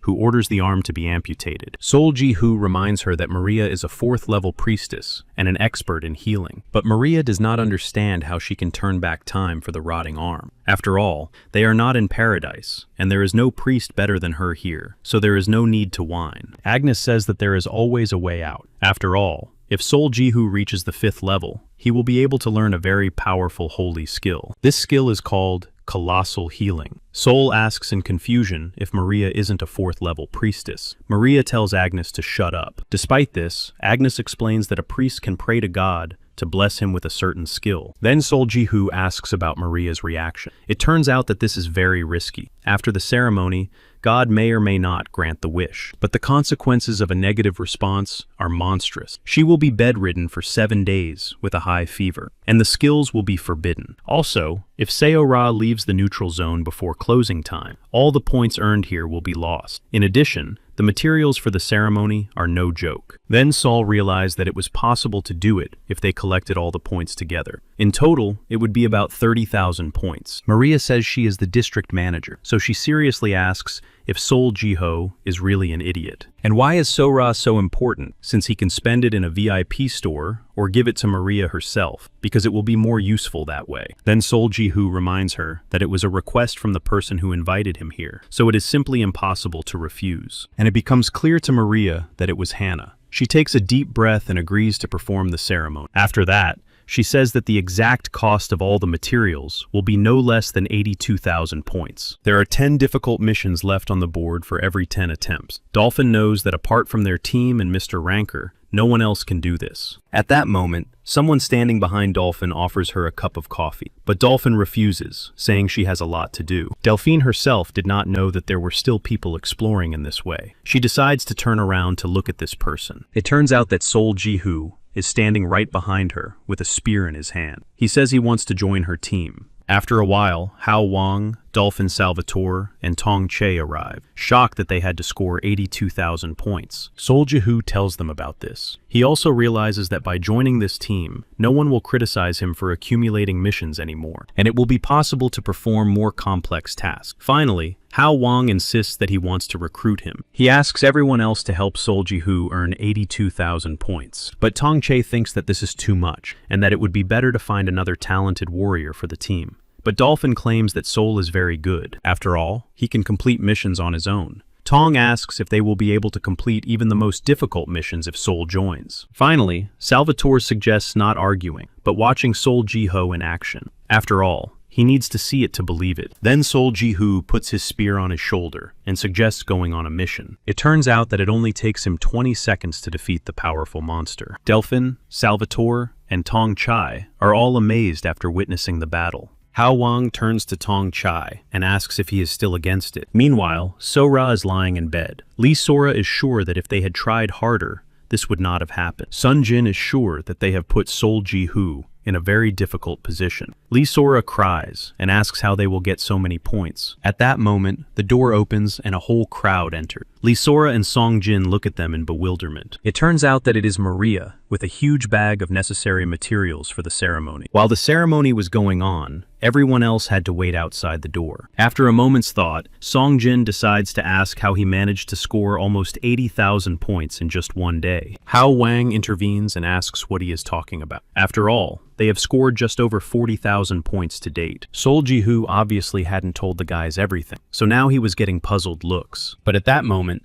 the whole room is illuminated by a bright light that can be seen in the hallway. It looks very scary to everyone, so they try to understand what is going on. Then the door opens, and 2 priests help the exhausted Maria out. It turns out that the ceremony took all her strength and mana. She tells Sol Ji-hoo that he must not forget his duty to her. Then Sol Ji-hoo realized that it was the golden rule. He was lost in thought for a moment. Meanwhile, the others have already noticed Seo-ru. Miss Yoon So-ra looked healthier and more grateful than ever. Finally, Lee Sora rushes into her arms and exclaims that she is very happy that So-ra is now fine. After returning the hug, Yoon So-ra immediately turned her attention to Sol Ji-ho, who had literally saved her life. With Sora joining the Dolphin team, they completed all their missions. Sol was able to earn all the points he had borrowed in 2 days. To repay him for his kindness, So-ra, Lee Sora, and Sung Jin began basic training with an instructor. Agnes says they can cry in their free time. The guys decide she's a real devil. There is 1 day left before the neutral zone closes. The guys are happy that they have finally finished, with only one impossible mission left. It's crazy easy to take it on, but Delphin realizes that the mission will give them a one-time coupon to the VIP store. Hao suggests distinguishing between recklessness and bravery. Finally, Sol Ji-hoo suggests that the guys disband the team. After a while, he sat in his room and sorted through the inventory with his comrade. Then he takes out the talisman and remembers that he received it in the auditorium during training. Miss So-ra is surprised that he hasn't used the talisman yet. Sol Ji-ho is sure that one day,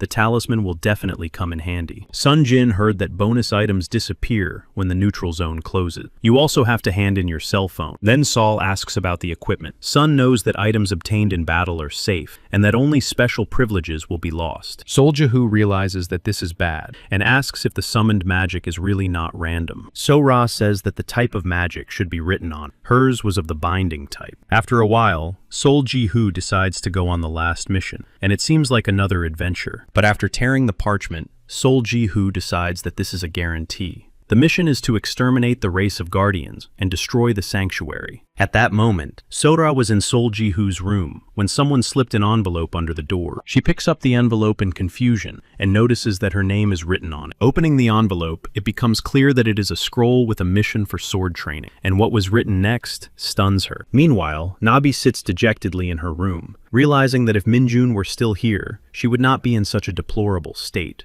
The door opens, and Nabi jumps to her feet in fright, not knowing who it is. It turned out to be Seo-ra, who immediately grabbed Nabi by the collar of her dress. She tears up the parchment and teleports herself and Nabi to the mission. It was a world for sword training. Nabi doesn't understand what So-ra wants from her. So-ra points to the sword and says she will give her a chance to take it. Then Nabi asks if she is here to take revenge, because the deadline is tomorrow. Miss Yoon Seo-ra already knows that everything that night was provoked by Nabi. And Nabi remembers that on that night, when the guys stayed up late in the cafe discussing everyone's grades, she persuaded Burrito. When Burrito was humming as he walked to the exit, Minjun noticed him. Walking down the hallway, Burrito entered So-ra's room and grabbed her by the hair. He tells her not to scream, because he might give her a few points. Then Minjun knocks on the door and demands a rematch with Burrito. Opening the door, Burrito asks if he really wants to go to the other world. Mingjun says that it is not worth looking at the Korean army sergeant, and he tears up the parchment. The guys are teleported away,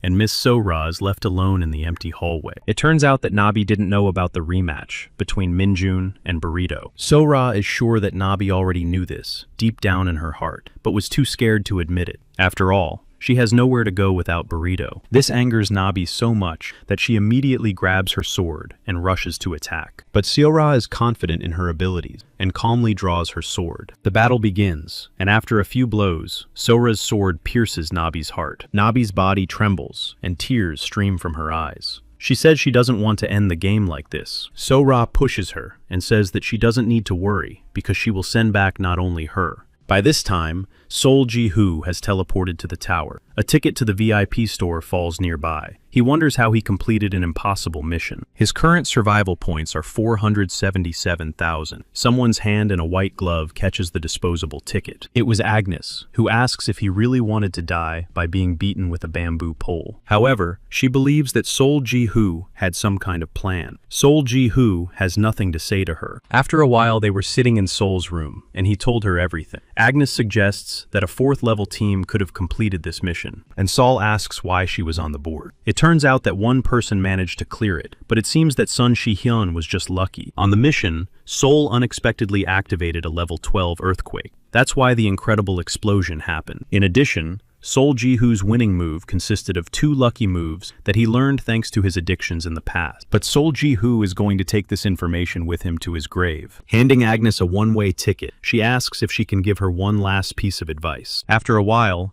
Yu Young announced the end of the trial period in neutral territory. Lighting a cigarette, she says that they will probably have to find the way out themselves. Leaving the tower, the survivors find themselves in that very lost paradise. Looking at the exit from the tower, Sol Ji-hoo cannot believe that it is really over. Agnes is standing in the doorway and nods goodbye to him. From this, Sol Ji-hoo concludes that this is really just the beginning. At that moment, Hannah stands behind him and says that now he is truly like a real Arab. Then she points to the carriage and suggests going home. Seo-ra has already headed there, but Sol has no intention of going home. He asks why, and Hannah reminds him that despite the slow passage of time in this world, he has already been here for 3 months. She asks if he really wants them to start looking for him. Meanwhile, the guys say goodbye to each other. Sol Ji-hoo hopes that as long as they are all alive, there will be a chance for them all to meet again. Their carriage leaves for Scheherazade and stops at the Luxuria Temple. Miss Hannah says that Miss Seo Ra is going to Shinyun's headquarters, so it's better to say goodbye here. Scratching the back of his head,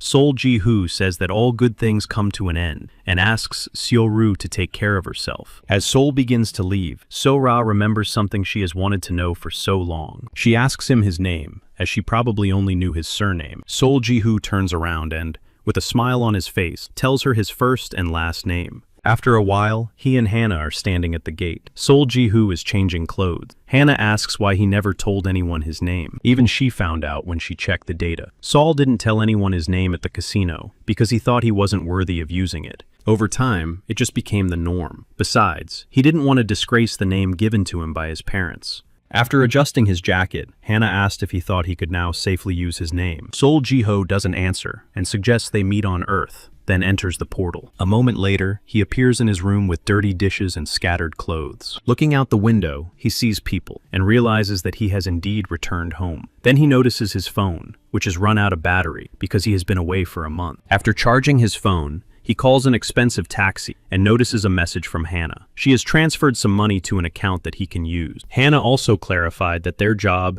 is to ensure stability for the artisans on Earth. Sol is shocked to see that there is 150 million there. Sol Ji-hoo takes a taxi to the casino, which he hasn't been to in a long time. A short time later, he arrives at his house, hoping that no one is home. He is not sure he is ready to see their faces. No sooner had he entered than he heard a familiar voice behind him, asking what he was doing there. It was his brother Sok, who had obviously just returned home from work. Sol Ji-hoo excitedly says that he brought the 50 million won he borrowed earlier, as well as a laptop and a car for Sol Jin-hee. Adjusting his glasses, Chi asks if Sol Ji-hoo has recently hit the jackpot or won the lottery. Sol Jin-hee hears their voices and peeks out of the room, asking who Sok is talking to. Seeing Sol Ji-hoo, she is indignant and asks how he dares to show up here. After all, she had already promised to deal with him the next time they met. Then she runs out and notices her car. She thought she would never see it again after Sol Ji-hoo sold it. Assuming that Sol Ji-hoo is returning from the casino, Sok demands that he leave and take the dirty money with him. But Sol Ji-hoo assures him that he did not win at gambling. He went to the casino to register his name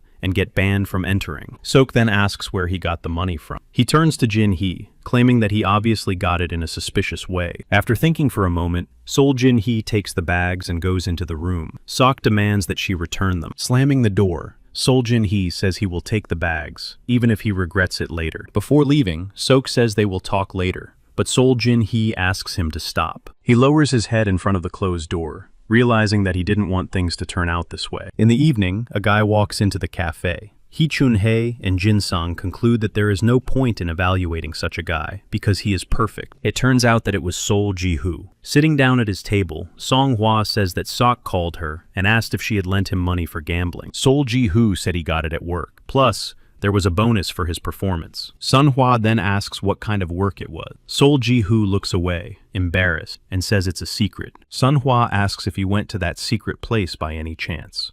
She heard that they go abroad and come back, and sell organs. Sol Ji-hoo looks puzzled at Sun-hwa, who has allowed herself to suggest such a terrible way of earning money. Sun-hwa asks if that's not how he did it. Then how did he manage to earn such a large amount of money in just a month? Her words really hurt Sol Ji-hoo. With tears in his eyes, he runs away as far as he can, because comparing him to such idiots was unreasonable. Hannah Kim was walking down the same road, and obviously did not expect to see Sol Ji-hoo there. Without looking up, Sol Ji-hoo stopped right in front of Hannah. Then, upset, he put his head on her shoulder. This surprised Hannah very much. Without looking up, Sol Ji-hoo says he wants to go back. After a while, the men were sitting in the carriage. Hugo asks how long it will take to get to Haramaga. If he had known it would be this long, he wouldn't have waited for the girl. He asks Alex for his opinion, but Alex thinks it's not so bad because it's a trip in the company of men. But Hugo doesn't like it. Finally, they decide to meet their third traveling companion. Alex is a 3rd-level priest. Hugo is a 4th-level barbarian warrior. He notices the cool spear and assumes that he is at least a second-level warrior. Sol introduces himself by name and says that he is a first-level warrior. By nightfall, Samuel arrives in Haramag. Addressing those present in the tavern, he says that he is recruiting volunteers to participate in a reconnaissance expedition.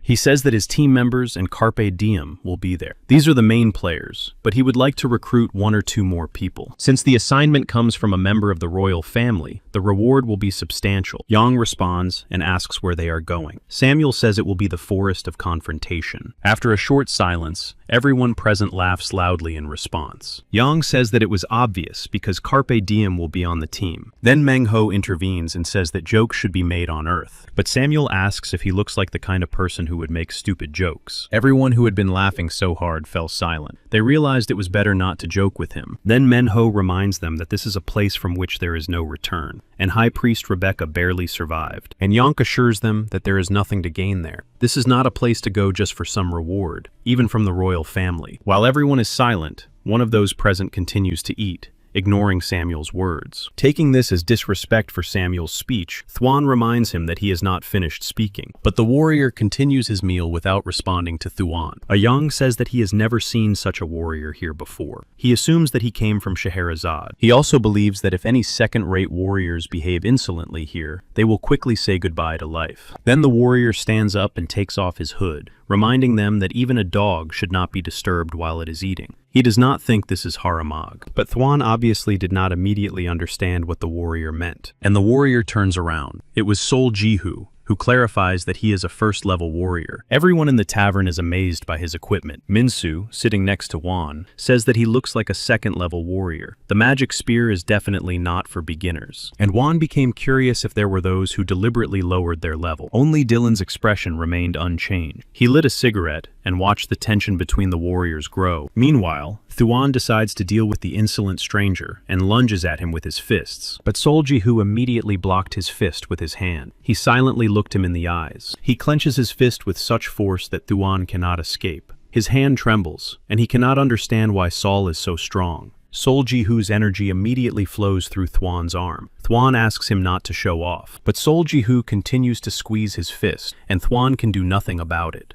He can't believe that the magical power is only first level, not second. Finally, exhausted, Thuan kneels down, accepting his defeat. Sol Jihu says that because of them, he has lost his appetite. He asks what they are going to do now. Thuan groans in pain. Hearing this, the bartender Vin realizes that Sol Jihu has actually eaten 3 portions already. The people of Haramaga start a riot. They are convinced that Sol came from Scheherazade, because only from there could a warrior afford to look down on their people. Sol Jihu lets go of his hand. Thuan does not want to appear weak among his people, so he uncertainly draws his sword. He says he will deal with Sol Jihu. After all, everyone in the tavern has already taken his side and is ready to attack. Watching what is happening, Dylan realizes that this is not a good situation for a newcomer, but if he doesn't prove himself properly, no team will accept him later. At that moment, the warriors enter the tavern and ask what the problem is and if they are already fighting. It turns out that it was Hugo and Alex who immediately spotted Sol Jihu. Samuel immediately asks if Alex and Hugo really know Sol. Alex says that they met in Zara. Seeing that people have gathered against Sol, Hugo decides to ask what is going on. With a more menacing look, he asks, since when has Haramag been attacking a single first-level newbie as a group? Thuan claims that Sol is not a first-level player, and that Hugo has also been deceived. With a smile on his face,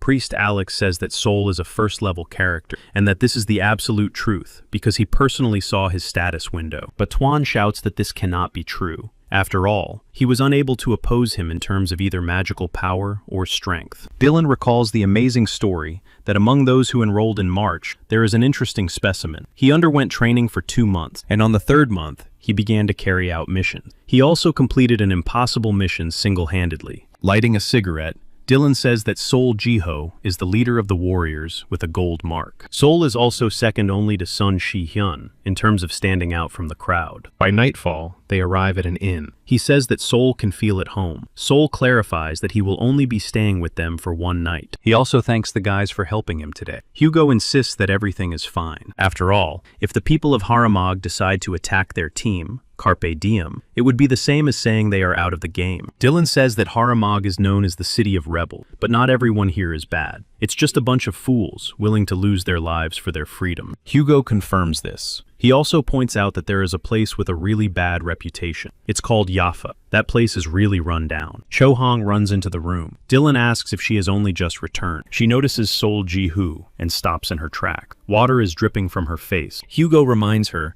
that she needs to dry herself off first and then leave. After all, everything is dripping onto the floor. But Cho Hoon insists that if she leaves it alone, it will dry on its own. While Hugo wipes the floor after her, Cho Hoon stares suspiciously at Sol Ji-hoo's face. When asked what it is, Dylan replies that it is a guest, but Cho Hoon reminds him that it is late. She sits down on the sofa and says that this is the first time she has seen such a guest here. Dylan assures her that she will be seeing him often now. Dylan introduces her as the team's headache. Cho Hoon is a 4th-level sacred warrior. Hearing about their team's headache, Sol Ji-hoo finds it funny, but Cho Hong gets very angry. Dylan continues by introducing a 4th-level barbarian warrior named Hugo. He is the bald head of their team, but Hugo clarifies that his head is shaved. Finally, Dylan introduces himself. He is a 5th-level archer and the team leader. Together, they are Carpe Diem from Haramaga. Sol Ji-hoo uses his 9 eyes ability. He rubs his eyes, assuming that the ability is not working because they are all glowing gold. Hugo says that their motto is to do whatever they want. Rewards and merits are good, but the most important thing is fun. Cho Hong asks if they really have a newcomer. Hugo notes that it's a great idea and that Sol can join, and he will train him. Sol laughs, saying that it's very unexpected. Dylan says that Sol will join them on a new mission as a carrier. This is his first expedition, so he has been invited for a little training. After all, they cannot take Sol,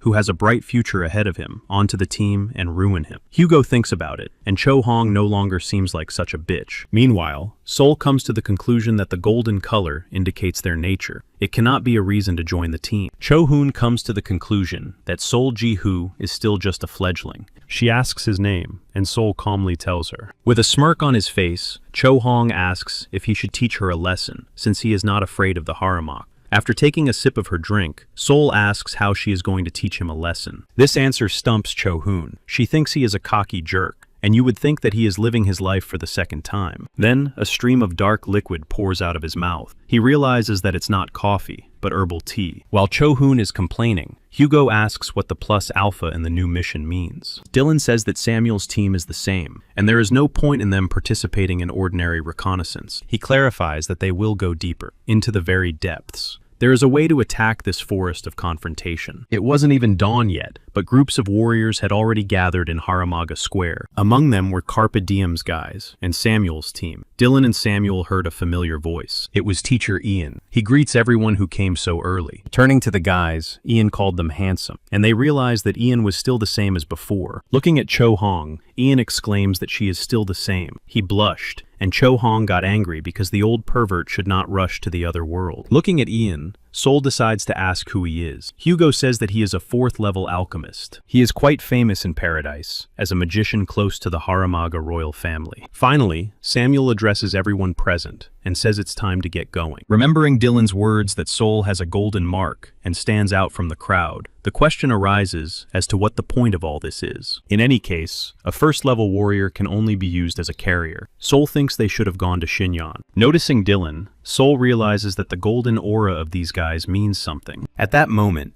Samuel stops the team and says that this is the Cave of Etten with 30 heads. Direction, 12 o'clock. 10 heads, 10 o'clock. After that, Samuel gives the order to prepare for battle. Dylan takes out an arrow. Countless 2-headed goblins with glowing eyes are already emerging from the cave. Samuel orders the battle to begin. Sol grabs a spear, while No Sylvinch, standing nearby, is very afraid. He has no weapons. Seeing Sol Cho Hong's preparations, he asks where he is rushing off to. He orders him to just stand and watch. Meanwhile, Samuel immediately throws several shurikens that fly straight through the goblins' necks. On the other side of the forest, a horde of goblins with axes approaches. Clara immediately fires several arrows at them. She manages to kill several goblins. On the other side of the battlefield, Grace uses her shield. With her aura, she breaks through a group of goblins. She stops and draws the attention of the other goblins. As soon as they turn around, 4 heads fly off. Meanwhile, Hugo deftly uses his axe to send several more goblins to the other world. Looking around,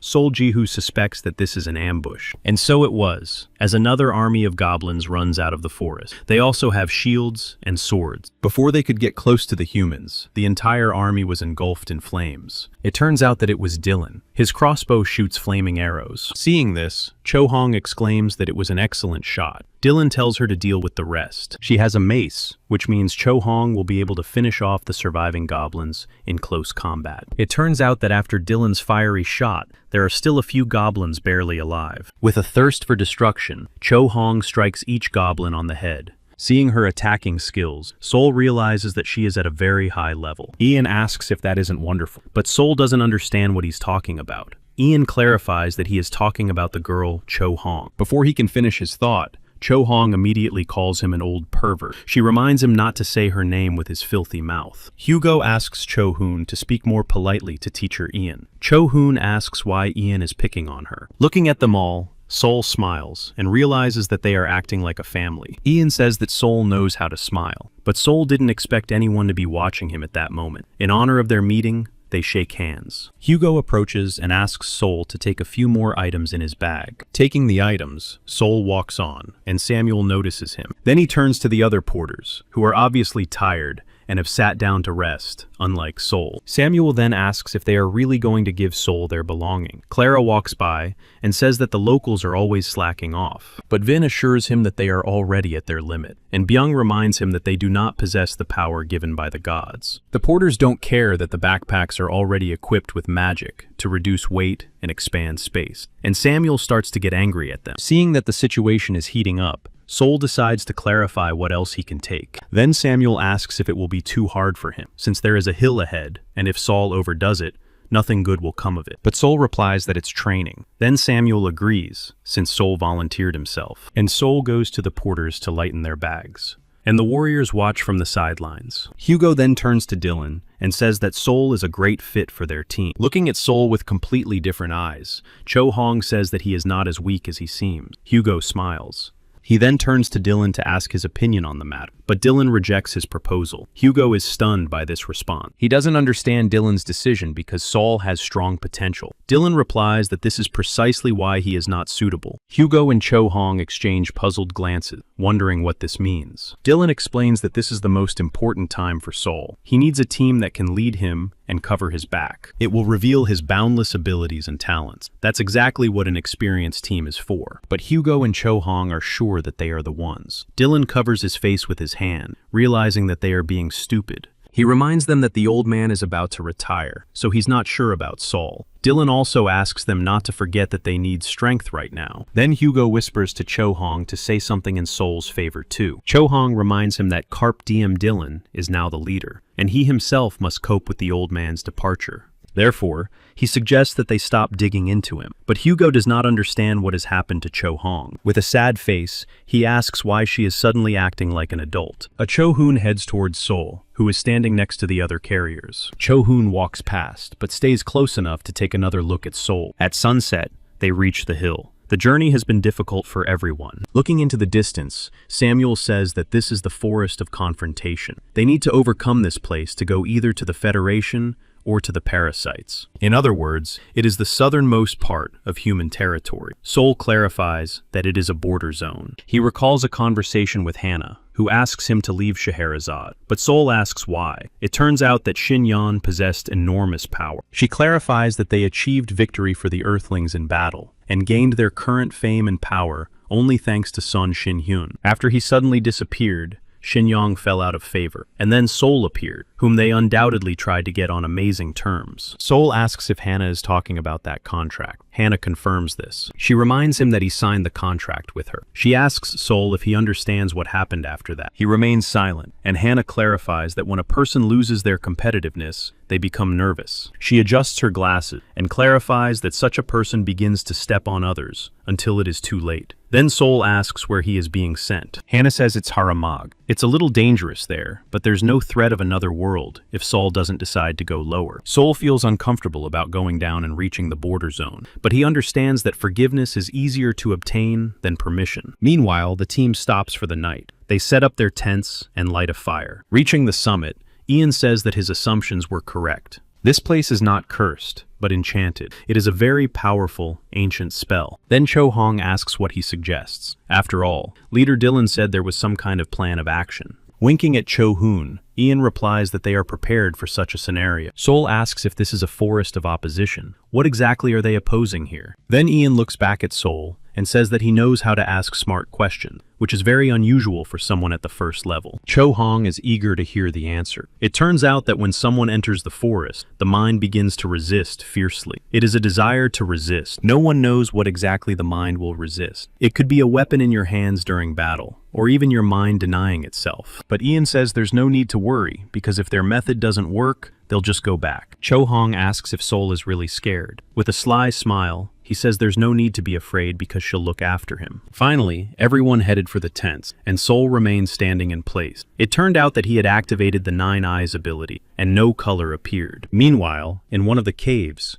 the monster rejoices that the humans have come here again. He longs for them to come closer so he can deal with them. Dylan and Cho Hong examine the flasks of potion. Cho Hong asks if it really prevents mind infection. Ian had the large flask of potion. He says that it prevents infection to some extent, but the most important thing is their will. The team drinks the potion, and Ian says that when they open their souls and show their emotions and feelings, the magic of the forest will tell them what to do. Feelings are very contagious. Ian claims that it doesn't matter whether they love or not, but the influence on the person next to them will be unambiguous. He does not ask them to suppress all emotions, but simply asks them not to lose their peace of mind. Finally, the team enters a forest with trees of incredible size. Sol looks around and marvels at the virgin forest. He imagines that the Amazon jungle looks much the same. Large boulders appear in the team's path. A man in armor is leaning on one of them. Coming closer, the guys ask what happened. Then someone from the team shouts that it's Khan. There are marks from huge claws on his chest. It turns out that Hugo knows Khan. He looks at the lifeless body in bewilderment and asks what he is doing here. Grace says that before suggesting that everyone go on this expedition, they were first searching for Khan. Clenching his fist, Samuel says that Khan refused their offer to go together. He asks how Khan dared to deceive him like that and kicks him in the head. Alex rushes to Khan and asks him to calm down because Khan is already in another world. But Samuel's mind has already begun to resist. He grimaces and says that not only can Alex not share his anger, but he is also opposing him. Backing away, Alex asks him to calm down and just listen to him. At that moment, Samuel is struck in the back. He is puzzled as to what happened. Turning around, Samuel sees Dylan and immediately pulls out a knife, striking a fighting stance. Ian activates a spell using his wand. It was a stabilization spell. As a result, Samuel's entire body and mind instantly return to a normal state. He feels nauseous from the realization that his mind is out of control. Sweat runs down his face. He tries to catch his breath. The alchemist Ian says he used purification magic, and now everything will be fine. Samuel apologizes. He suddenly felt that everyone wanted to deceive him. The team stands in a stupor. Ian says that Samuel has begun to distrust his colleagues. Then Clara the archer puts her hand on her heart and says she was very scared and that this forest is indeed very dangerous. Meanwhile, Dylan examines the tracks on the ground. He says there are about 10 pairs of tracks leading inside, but only Khan's tracks lead outside. Clara says that his team consists of 8 people. That means there were 2 more carriers. She asks where the rest are. Hugo asks if she really thinks the others survive, when there is a 5th level royal guard lying here. Cho Hong wonders what attacked him. Before Samuel can share his guess, a piercing scream echoes through the forest. It's so loud that they have to cover their ears. Looking around, Sol tries to understand what is happening. It seems to him that some kind of wild beast is screaming. At that moment, a monster of incredible size jumps out of the forest. Seeing it, Ian warns that it is a lioner, and it is very dangerous. Without hesitation, Dylan fires a flaming arrow at it from his crossbow. There is a powerful explosion that throws Lioner several meters back, but he continues to resist the powerful stream of fire. When the smoke cleared, it became clear that Lioner had withstood the blow using a halberd. Looking closely, Hugo asks if this is really Kana's halberd. Meanwhile, Several more monsters like it emerge from the forest on all sides. Smiling, Samuel notices that there are more and more of them and asks if the migration season has begun. He asks where the monsters from the mountain opposite came from. Meanwhile, monsters with various weapons surround the entire team. Leader Dylan says he will take on the big one in front. Hugo and Clara attack from the left. Samuel and Grace attack those on the right. Then, he gives the order to attack. The whole team rushes into battle against the monsters surrounding them. Leonard also rushes into the attack. He takes a big leap and rapidly approaches the warriors. Dylan immediately shoots at him, and a powerful stream of fire energy hits his shoulder. But the monster does not stop and swings its huge paw, wanting to inflict critical damage on Dylan. But Dylan moves lightning fast to the side, firing 5 arrows at once. Trying to dodge, the monster turns away and takes several arrows in its paws. While the monster is in severe pain, Dylan makes several jumps to stop in a safe place. He lands right behind the monster, who has raised his halberd to defend himself against the arrows. Meanwhile, 2 smaller monsters attack simultaneously, swinging their axes. It turns out that Grace is facing them. She defends herself with her shield. At the same moment, 2 more of Leo's men attack Grace from behind. Seeing this, Samuel asks where they are going and throws shuriken. 3 monsters immediately take damage to the head and fall on their backs. While Samuel helps Grace, it seems that he will be able to defeat them. Cho Hong stands next to him. In front of them is Hugo, who is attacked by 4 monsters at once. He turns to Clara and tells her to try to do something, and Clara activates her energy, aiming her arrows at the monsters. But the monsters do not feel her power. The arrows ricochet off their chests and fall to the ground. Clara is angry, and Hugo says that it is still too difficult for the second level. The monsters rush to attack, and Hugo stands in a fighting stance, ready to parry their blows. With one blow, Hugo manages to knock back both monsters attacking him, but another monster decides to attack from behind. Hugo senses its approach. Cho Hong comes to Hugo's defense. She activates her shield, which emerges from her arms. Seeing Cho Hong, Hugo reminds her of the old man Ian, whom she protected, but Cho Hong asks what he is offering, since he himself could die at any moment. Meanwhile, Grace's shield cracks so badly that she can see the approaching monsters through the crack. 2 monsters are already swinging their paws and axes as they approach Grace. Frightened, Grace falls to the ground, assuming that her time has come. But just as the monsters swing to strike,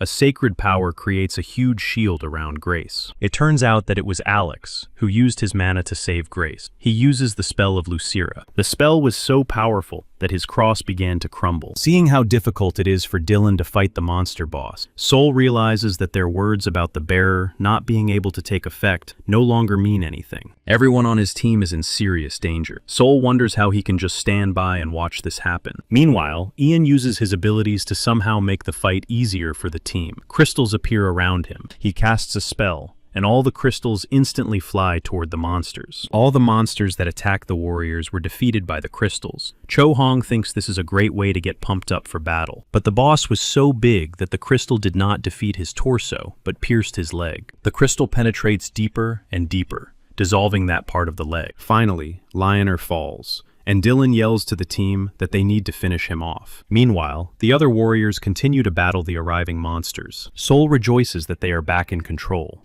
This time, it is clear that they can win. Exhausted by pain and rage, Leonard lets out another piercing scream. Everyone present stops for a moment. Sol thinks the sound is like flesh being torn to pieces. His cry was a signal for the monsters. While the warriors are recovering from this cry, the monsters are already beginning their attack. Sol is sure that they will not be able to defeat them. Ian uses the spell again to dispel the forest's enchantment. Sol feels a change within himself. It seems that his mind is back under control. Sol tries to understand what it was. He thinks that the forest has this effect on him. At some point, he began to deny the abilities of the expedition members. He realizes that he needs to pull himself together and take a sober look at the situation. Sol turns to the monster boss and sees that he is laughing. Then he glances at Ian, who is frozen in shock at what he has seen. Then Sol starts to run, realizing that this is not right and that he cannot cope. Cho Hong and Hugo immediately notice Sol Jihu's action. Taking out his spear, Sol wonders why he can't do that, and he throws the weapon, full of his energy, at the boss. While Ian is wondering what is happening, Sol's spear flies past him. It turns out that behind Ian was a lioness monster. She doesn't have time to strike and takes damage from the spear. Samuel realizes that it was an ambush,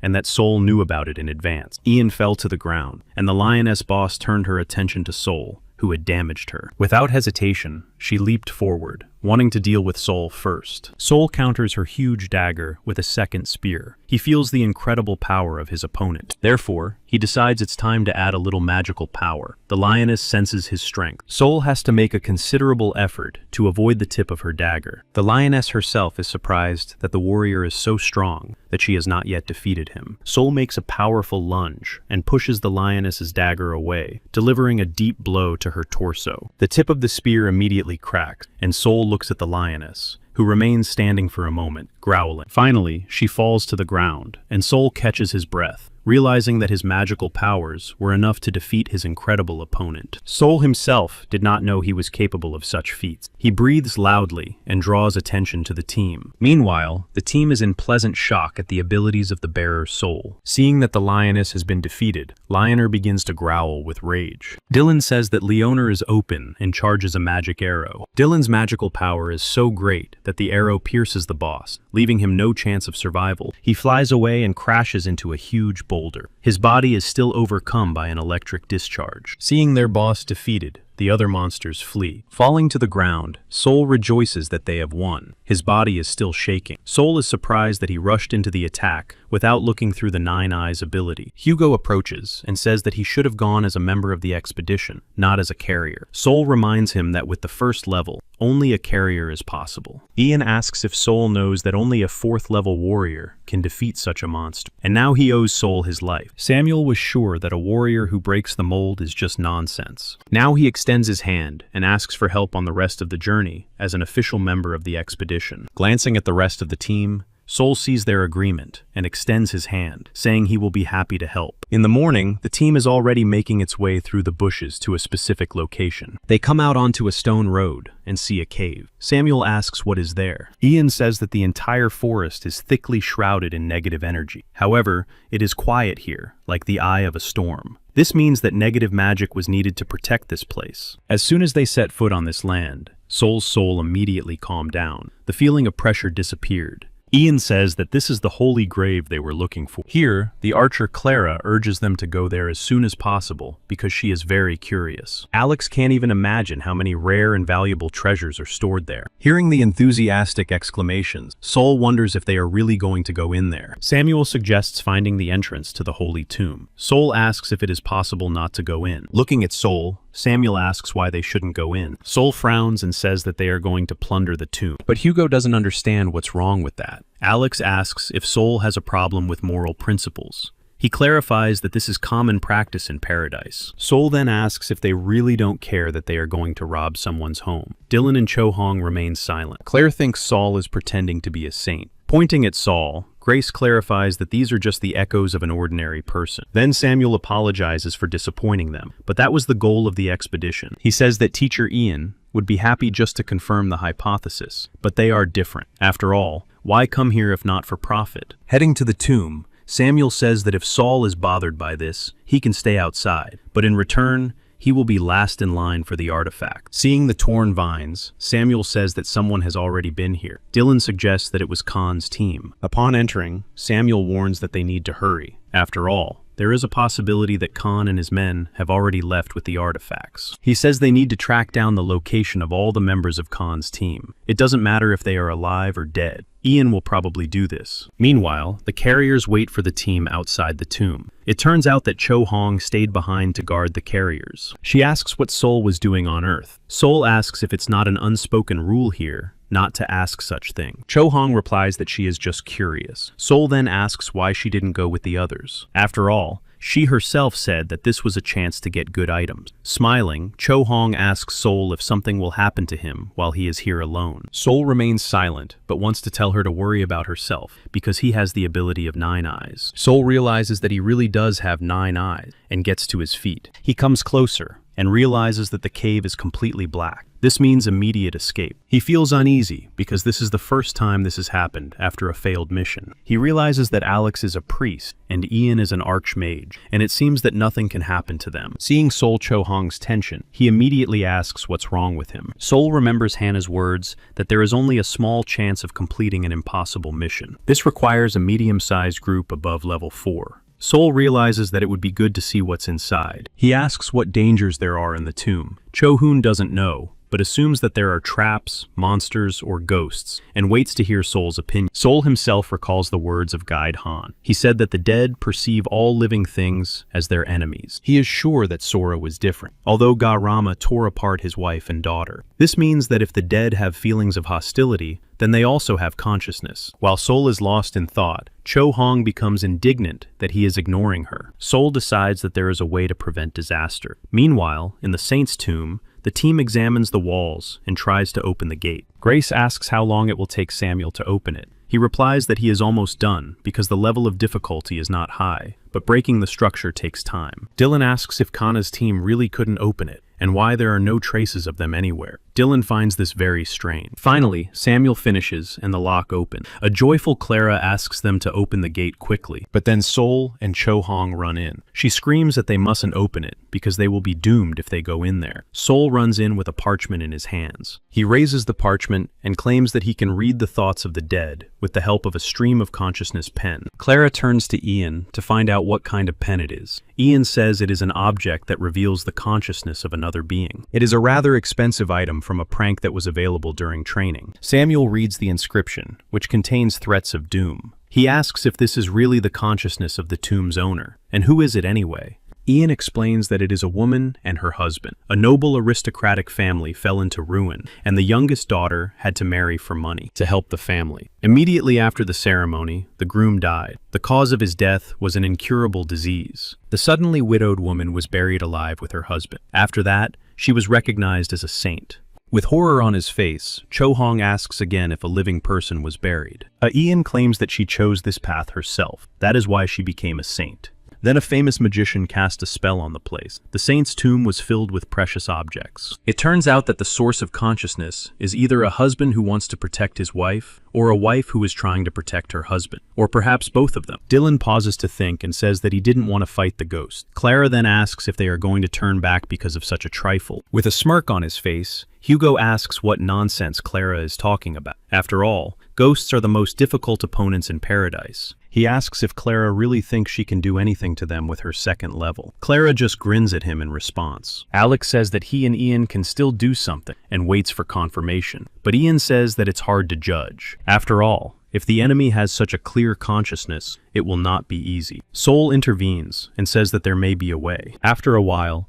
she and Alex recreate a real ceremony with food offerings. Clara asks if Sol really wants to get rid of the ghost with some kind of ceremony. She reminds them that offerings are useless after such use. Cho Hong asks her to stop, and clarifies that Sol also tried hard to come here. Samuel demands that they both calm down because the ceremony is almost over. Finally, Sol sets fire to the parchment and asks the ghosts to accept the offering and stop being angry. At that moment, Sol activates the 9 eyes and realizes that with the immediate escape, everything has changed to a state of choice. Now, in order to read consciousness, a piece of flesh is needed. Sol has just used the grass from the grave and is now trying the offering flower. He places a clean parchment and a pen on the ground. He asks to read thoughts and souls. The pen lifts and letters appear on the parchment. Clara bites her fingers in fear and says that it's some kind of horror. The pen stops, and Sol says that the answer has been written. It says that the saint will not pay attention unless they disturb the eternal sleep. Assuming that this is permission,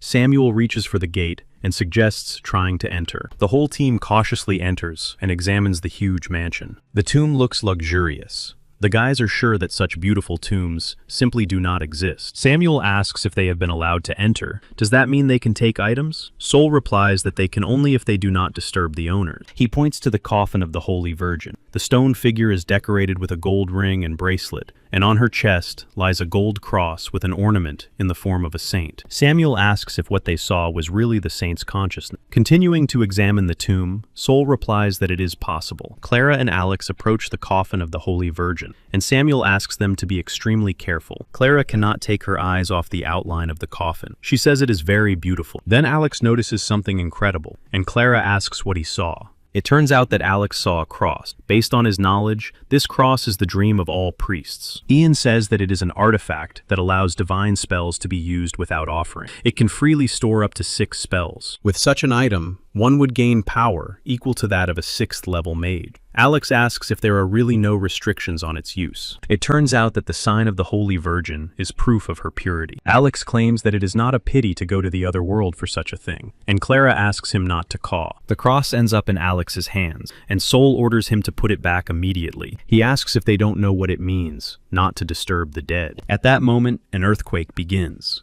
Sol shouts that the master of the tomb is angry, but Clara asks what difference it makes. She believes that if you are afraid of ghosts and can't do anything about it, you have no right to stay in paradise. Samuel orders them to put the cross back first and discuss it later. Alex looks at the cross and doesn't know what to do, while Clara is indignant. Finally, they return the cross to its place and walk away dejectedly. Hugo looks up and says that the earthquake has stopped, but Clara returns to the coffin and, pointing to the bracelet, asks if she can at least take that. But Sol forbids her and claims that it is all their greed. Samuel says that if greed means not being afraid of the end, then it seems worth the risk. After all, one such item could make them all rich. He clarifies that they could be so rich that they would no longer have to come to paradise. Sol asks if they are really going to take it, because in that case, they will have to step over their lifeless bodies. Then Clara aims her bow directly at Sol and says that he will answer for his words. Standing between the warriors, Hugo asks what is wrong with them, because now is not the time for quarrels. Grace grabs her sword and claims that Sol, the newcomer, crossed the line first. Cho Hong intervenes and says that they have all lost their mind. He asks who they are pointing their weapons at. Then Samuel turns to Dylan and asks if he is also against it. Dylan says that something has been wrong from the very beginning, and it's strange that Kana's team couldn't open this door. He concludes that even before Khan's team tried to open the gate, someone had already attacked. He cites the tomb's owner himself as an example. Accepting this opinion,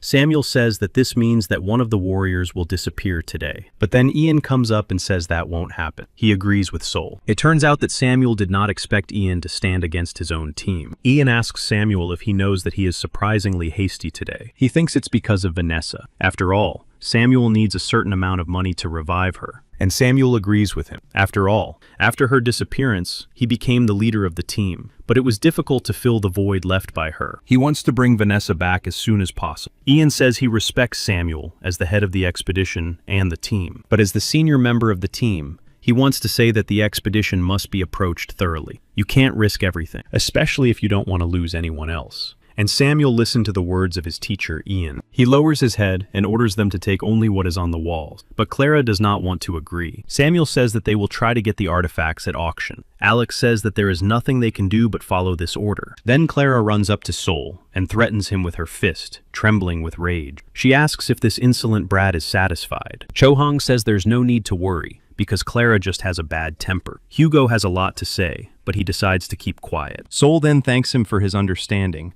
and apologizes for causing such a quarrel. Putting his hand on Sol Dillon's shoulder, he says that people can quarrel even during a picnic. What can we say about an expedition where they came for profit? Finally, the team began clearing the tomb. Samuel says they need to hurry, because they have to get out of the forest before sunset. At that moment, another earthquake began in the tomb. Cho Hong said that it had become even stronger. Samuel immediately orders everyone to get outside as quickly as possible. The team runs out of the tomb. They just need to make it to the cave exit. But Hugo turns around and sees something strange, which he warns the team about. Indeed, a dark energy is making its way through the crowd and approaching Clara. It grabs Clara by the leg and pulls her back into the tomb. Clara reaches out to the team, hoping for help. The gates close.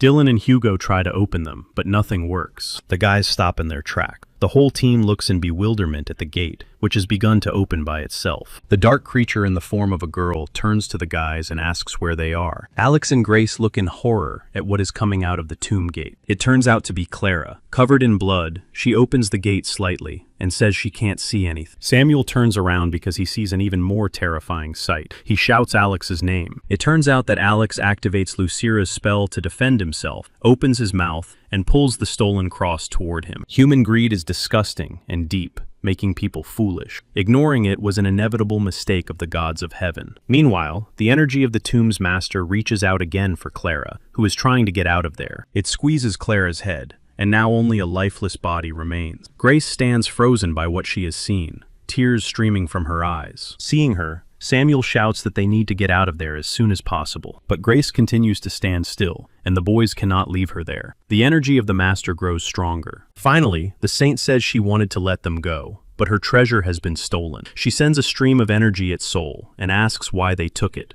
Meanwhile, Alex continues to recite the spell and looks at the sign, unwilling to let it go. The dark energy already covers the entire space and is heading towards Alex. He watches as Grace is engulfed by the energy and pulled along with it. Grace looks at Alex and says she can't move. Then Alex grabs his sword to go save Grace, and Samuel yells at him to step aside. But Alex doesn't immediately understand what is happening, so he continues to stand still, and the saint immediately splits his body in two. Samuel wants to help, but Alex has already been torn to pieces. Samuel stops. His whole body trembles with the realization of Alex's loss. Meanwhile, Grace has no control over her body. She asks Samuel to leave because her sword is already pointing in his direction. At that moment, the saint puts her sword to Samuel's neck and decapitates him. Dylan watches in horror. Cho Hong asks Old Man Ian to do something about it. But Ian says that the saint's aura is too strong and he cannot move. In tears and terrible grief, Grace says that she took care of Samuel herself. At that moment, the saint twists Grace's body and throws her to the ground in front of Soul. Soul then runs to Samuel's body and searches his pockets. Cho Hong approaches him and asks if he also wants to lose his head,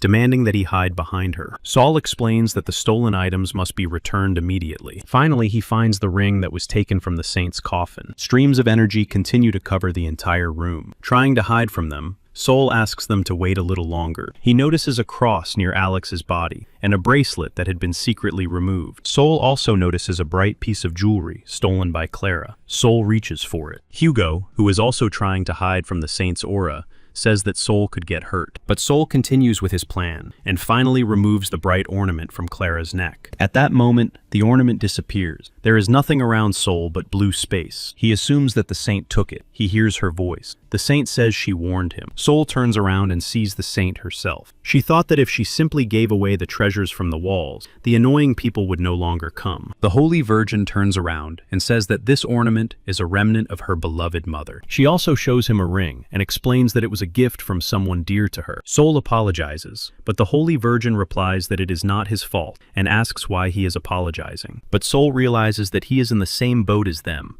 and tells the Holy Virgin about it. After a short silence, the Holy Virgin tells him to close his eyes, and Soul lowers his head and does as she asks. She asks him to give her his hand. Touching his palm, the Holy Virgin says that this is the first time she has seen a person who protects her, and she conveys something very vivid. She has conveyed something that Saul knows. He looks at her in bewilderment, and the Holy Virgin asks if he will come to her again. At that moment, she returns him to the cave, and Saul sits on his knees for a while, trying to comprehend what has just happened. The gates to the tomb immediately close. Hugo asks if it's really over. Ian immediately runs to Soul, asking if he is okay, but Soul continues to sit in place. He opens his palm. It turns out that she personally gave him her sign and Festina's earrings. Their magical power increases the owner's speed by 1.5 times. They can be used 3 times at a time, but only after 6 hours. Remembering Saint Soul, he says that she looked very sad and lonely, but time and quantity can be used simultaneously. Soul asks if it is really possible to run for about 3 minutes at a speed of 100 meters in 3 seconds. Hugo is amazed that the saint gave Soul such a thing. He says that the Holy Virgin turned out to be generous. Ian says that Soul should keep it for herself. After all, it would be a shame to sell such an item. Dylan completely agrees with teacher Ian. He says that it would be difficult to get such a thing a second time. Then Cho Hong comes as close as possible and says that Soul can give Festina the earrings as a gift. After all, she hasn't worn anything beautiful in a long time. Hugo smirks and says that Cho Hoon won't make it any prettier anyway. While Cho Hoon tries to strangle Hugo for such jokes,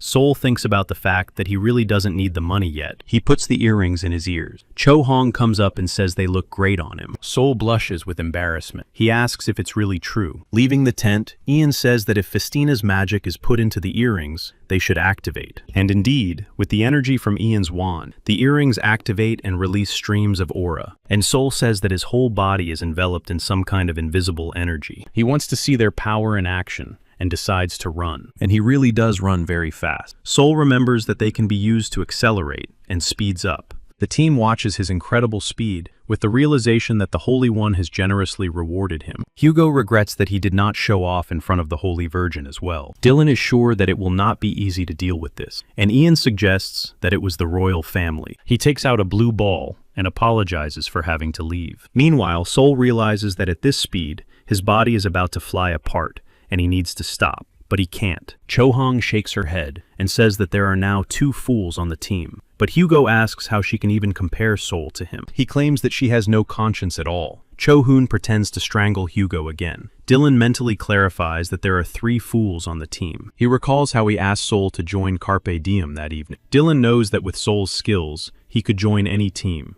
even Shin Young. Sol listens to him with surprise, because she doesn't consider herself that talented. Meanwhile, Dylan points out that joining Shin Young would be more convenient for Sol himself, since they are from the same area. Sol probably had a reason to come here. But Dylan points out that if his guesses are correct, the Carpe Diem team will definitely be a support for him. Sol did not expect to hear such words. Returning from his memories, Dylan glances at the panting boys who still can't let go of each other. Dylan says they need to pack up and set a good example for the younger one. But the guys continue to torment each other. By this time, Sol has returned. He catches his breath and says that they need to train a lot. The boys stop.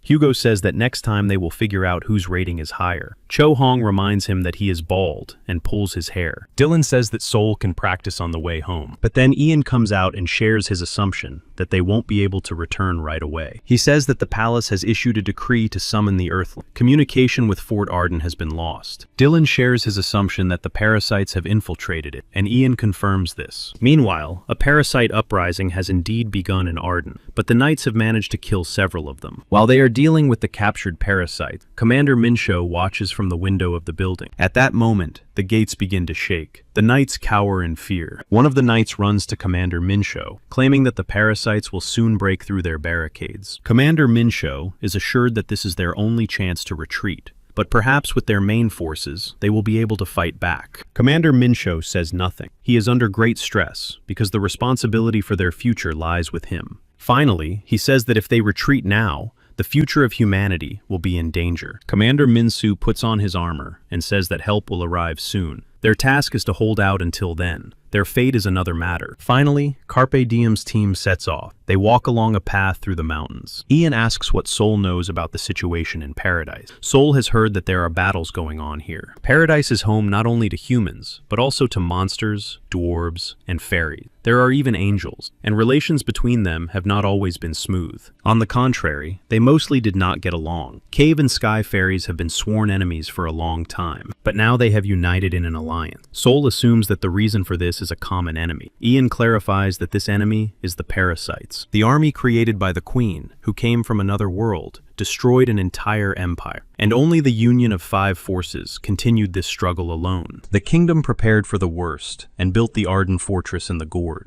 Arden borders the parasites' territory. This means they can cross this border. Ian clarifies that if this fortress has already been occupied, then it is time for humanity to enter this battle. Meanwhile, an army of insects flies through the broken gates of Arden, and countless crocodiles crawl across the ground. Commander-in-Chief Si Wu orders the army to do everything possible to prevent any creatures from getting through. At the sight of the flying insects, Si Wu gives the order to shoot. The arrows hit their target accurately, but one parasite manages to fly past the arrows, and as soon as it gets close, Si Wu delivers a crushing blow. By this time, there are more and more crocodiles. They quickly crawl inside in search of human prey. Some of the parasites were so powerful that they could not be pierced with a spear. The knight was unable to defeat the parasite, and now trembles with fear, assuming that his end has come. But Commander Minsho came to his aid. He struck a single blow, and the parasite was defeated. While the knight remains in shock, Commander Minsho continues to clear the fortress of the remaining parasites. He believes that if he is to die, it should be on the territory of the fortress. Therefore,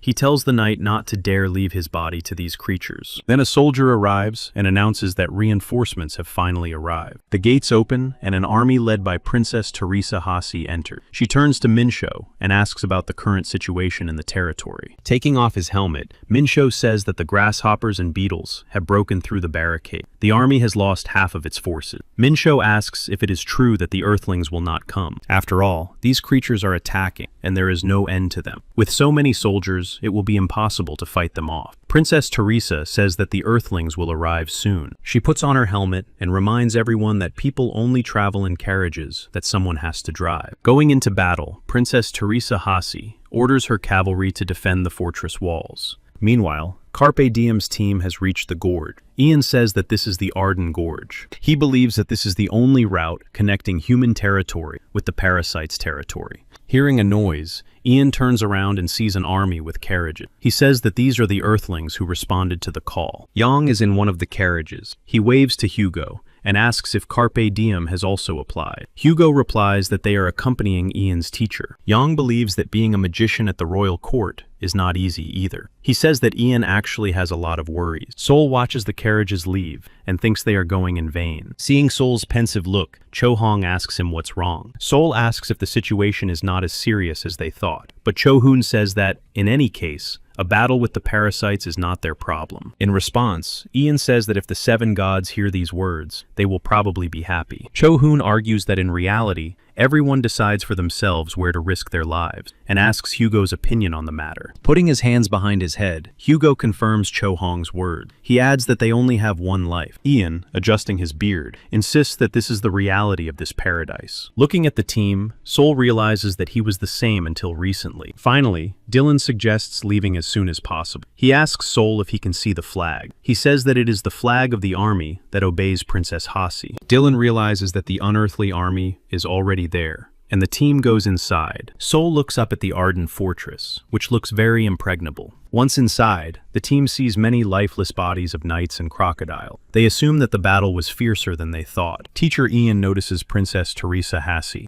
A row of knights is lined up nearby. Ian says he was worried because there was no communication due to interference. Ian feels a real sense of relief. Sol keeps his eyes on Princess Hasi. Meanwhile, Teresa Hasi takes off her helmet. Her pink hair flutters in the wind. She turns around and happily greets the warriors, and is surprised to see that Carpe Diem's team has arrived. Shaking Dylan's hand, he is glad that Teresa is okay. Teresa Hasi asks if it is true that there are no rankers among those who responded to the call. But then Cho Hong intervenes and says that they shouldn't be so happy. After all, they agreed to protect only the old man. Meanwhile, Teresa Hasi clears her throat and asks them not to misunderstand her, because it's all because of the dust. Seeing this, Sol wonders if she is really a princess, because she behaves like a man. Cho Hong is enraged by her behavior. Teresa thanks them for being there. Besides, her high status is irrelevant, as the Earthlings do not listen to members of the royal family anyway. She then asks where Samuel's team is, and assumes that they are following separately. She is informed that Samuel's team has been completely destroyed, as has Kana's team. A lot has happened along the way. After taking in this information, Teresa asks about Sol, since she has not seen him before. She is told that he is a new fighter from the March recruitment. He has joined their mission. Finally, Ian introduces Sol to Princess Teresa Hasi. Sol takes off his hood and greets her. Princess Teresa says that her conscience tells her to send the first-level warrior back, but she decides to ask him to just stay alive. Finally, she addresses everyone present and suggests discussing their strategy. Sol continues to look at the princess and wonders about the strange pains in his chest. He feels as if he and Princess Teresa have not seen each other for a long time and will never meet again. Gathering all the commanders at the command post, Princess Teresa says that they must catch the jellyfish. Sam asks if it really exists among all the parasites. Then Minsho answers. He says that their intelligence risked their lives to check it out.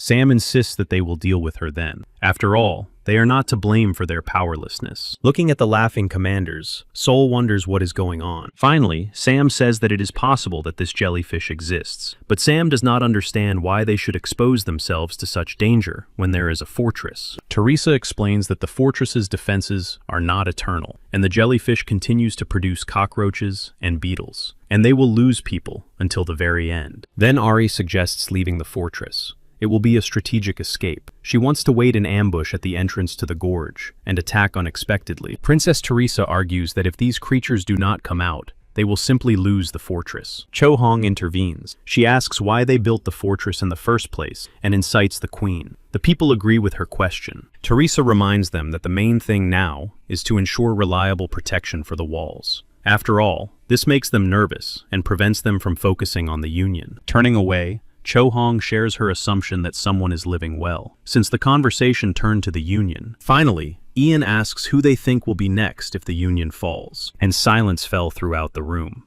The people understand what Ian is talking about. Ian explains that as soon as the parasites infect the Earth, their activities in paradise will also be shut down. Sam says that this is precisely why they allowed the construction of the fortress. It is not their fault that they did not do their part. The princess understands that they had to build in a hurry, but they had nothing to do with it, and the job is done, which means that now they need to resolve this situation. Then Sam, and many of those present, become angry. He asks if that is why the princess is putting them in danger. The others shout that they are being forced to clean up other people's mess. And even though she is a princess, she should watch her language. The salt activates the Nine Eyes ability. Meanwhile, another large group of parasites arrived at the fortress. Knights on horseback launch an attack. They scatter the parasites in different directions and set off in search of Medusa. Meanwhile, the jellyfish sitting in the cave continues to create parasites. The knights notice that a large number of crocodiles have gathered at the top, and that this place is a real ambush. The army of knights is surrounded by countless crocodiles. Medusa senses the arrival of the army and sticks out her snake tongue. From the fortress, through the gorge, they can see the explosion that occurred in the ambush. Seeing this, Princess Teresa flies into a rage. She believes that this is the end. The people begin to scream, but only Sol continues to think. Finally, Teresa says that they will defeat Medusa with their cavalry. The rest must delay the cockroaches and beetles. Medusa must lose control. After all, the parasites will fall apart on their own, and the soldiers won't have to work too hard. Sam asks her to think again, because it's a reckless plan. Teresa asks if he has another plan, but Sam has no answer. Then, Teresa insists that they will proceed with this plan. With a sly smile, Sam points out that this way, they will only lose their cavalry. Sol says that it is necessary to defend the fortress, but this plan will lead to defeat. That is the future he has seen. But Teresa shares her assumption that some first-level entity should not interfere here. And the people began to ask who brought the newcomer to the battlefield. And Sam asks if this is the soul with the gold mark, the one who was marked as unusual. Ian puts his hand on Sam's shoulder and asks if he knows that Sol played a key role in the forest confrontation. He even caught Lionel single-handedly. The people are shocked. They can't believe that such a thing is even possible. Saja intervenes and reminds them that only a 4th-level fighter can fight Lionel. Therefore, Sol's unusualness is irrelevant. His comrade Sun Ho believes that Sol has some kind of sponsors. Ian claims that his eyesight may have deteriorated, but he can still see what is happening right in front of him. He asks Dylan about this. Dylan says that a fighter's strength and understanding of strategic tactics on the battlefield are not the same thing. Ian assumes that Dylan is denying Sol's intuition, and he reminds us that Sol passed through the first region. Dylan probably didn't know that. He understands that Sol is a former warrior, but Sol understands that he only served in the administrative service. Princess Teresa approaches and says that she heard something about this from Cinzia. Assuming that it was Sol, she decides to listen to his proposals. By evening, Sol was already standing at the gate, and Princess Teresa approached him to inform him that the distribution of troops was complete. She asks Sol if he is sure, because if everything goes according to plan, no one will be able to come to their aid. The same is true if things do not go according to plan. Sol replies that everything is fine, because he is used to coping on his own. Then Princess Teresa asks why he volunteered. After all, there is no need to be shy about his first level, and he does not seem to be obsessed with feats. Sol himself does not know the reason. He says that he simply must defend this fortress and paradise. Princess Teresa realizes that if all Earthlings were like this, then they would have hope. Then, a signal comes that the enemy army is approaching. Princess Teresa says that Sol arrived just in time, and that this is a good start. She saddles her horse and puts on her helmet. Teresa wishes Sol luck and asks him to return alive. The cavalry sent against Medusa begins to scatter the crocodiles from their path. Following the plan, Ian stops at a stone hill in the gorge. He extends his staff and uses spells. A magic circle immediately appears beneath him. He made a huge crack in the hill. Cho Hong reminds him that they cannot afford to make a mistake. Ian says that he likes Sol. His words anger her. She asks what he is talking about. Ian says she shouldn't worry, because sometimes you can create your own luck. And Cho Hong is very good at doing that. He starts laughing loudly. Cho Hong lowers his head, realizing that Ian is an old fart. Then she exhales and raises her head, remembering Sol. Meanwhile, Princess Teresa follows Sol's plan and turns around to give him a signal. Sol activates Festina's earrings, which increases running speed. He realizes that he is controlling his running with magic, but he still feels like his legs are about to break. Sol activates the second level of the earrings. Dylan says that it's all beginning. Meanwhile, Sol realizes that the air has become heavy, and he can't breathe. At the sight of the crocodiles, Princess Teresa gives the order to attack them. Dylan watches what is happening from above. Sol runs with all his might, and the crocodiles try to catch up with him. Meanwhile, Ian waits for the signal and tells the impatient Cho Hong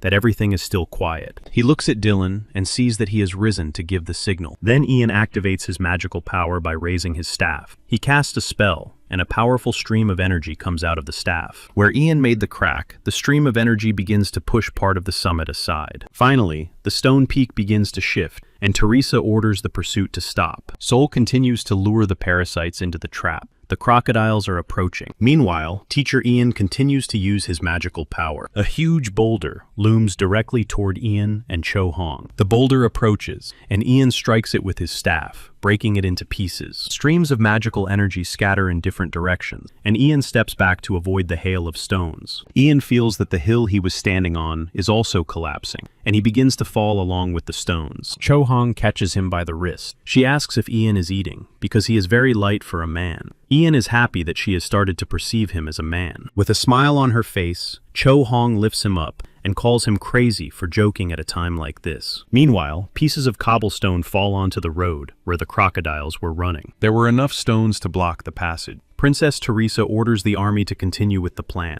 and Sol continues to run. He realizes that cockroaches can stay in the air for just over 10 seconds. Waiting for the right moment, Sol throws a magic circle, and the cockroaches flying towards him get caught in the web of light. It turns out that the light web is enough to destroy a dozen cockroaches, and Sol heads for Medusa. He remembers that Medusa appears at the height of dawn. He ran in the right direction when another swarm of flying cockroaches appeared in front of him. The cockroaches' goal was to destroy their main enemy. They tried to crash into him, but Sol managed to dodge them. The hill he was standing on began to fall, and Sol tried to hold on. As he fell, Medusa became visible, appearing at the same time as the sun. He landed on the ground and noticed that more cockroaches had appeared behind him. Sol could no longer feel his legs from running so fast, and his heart was about to jump out of his chest. However, Sol realizes that he must finish off Medusa, and he continues on his way. Medusa has already seen him approaching. She smiles, revealing sharp fangs in her mouth. After a while, Teresa notices a fiery explosion and realizes that Sol is there. It turns out that Sol hoped that the magic ball would be able to destroy Medusa, but Medusa caught the magic ball and immediately threw it at Sol. Looking at the approaching ball, Sol realizes that he misjudged its speed. After all, it was supposed to explode above Medusa, but the ball exploded right above Sol, and Hugo decided that this was the right signal, and now it was Dylan's turn. Cho Hong asks if it is possible to catch Medusa with only 2 balls and Dylan's lightning. Ian says that all 3 must hit the target. Meanwhile, Dylan aims at the site of the fiery explosion. He decides to shoot everything he has at once. All his arrows immediately fly across the distance, straight at Medusa. Medusa, meanwhile, watched with delight as the explosion occurred near Sol. At that moment, a magic ball flies into her, releasing a powerful stream of water. It turns out that Dylan's lightning is a special technique. If you add water to it, it becomes a devastating blow. Medusa took damage, but since Sol did not hit the pillar of fire, it would be difficult to win with this combination. Then Sol decides to use Festina's earring, activating the 3rd level. He swings his spear and heads towards Medusa. Medusa, suffering from the pain of Dylan's damage, notices Sol approaching, and Sol manages to inflict damage that tears Medusa's body apart. Medusa's entire body is destroyed, and Sol falls to the ground, hoping that everything worked out. Meanwhile, Commander Minsu notices that control over the bugs has been lifted, and Princess Teresa Hasi confirms that Sol has succeeded. She jumps and cries out with joy that Sol was able to defeat Medusa. She immediately instructs the knights that not a single creature should be left alive. Taking the mace, Cho Hong smiles and suggests that Grandpa Ian begin the cleanup. Hugo suggests that Dylan run. He himself swings his axe, anticipating the destruction of the remaining parasites. The rest of the warriors rush out of the fortress gates to deal with the remaining monsters. Meanwhile, the happy Princess Teresa Hasi runs to Sol. An exhausted Interested Sol asks if the princess was able to defend the fortress. Teresa is surprised that Sol is thinking about the fortress, even in such a situation. She begins to hug him, saying that he is very handsome. Sol did not expect this from her, but hearing the princess's admiration was very pleasant for him. After resting for a while in Cho Hong's house,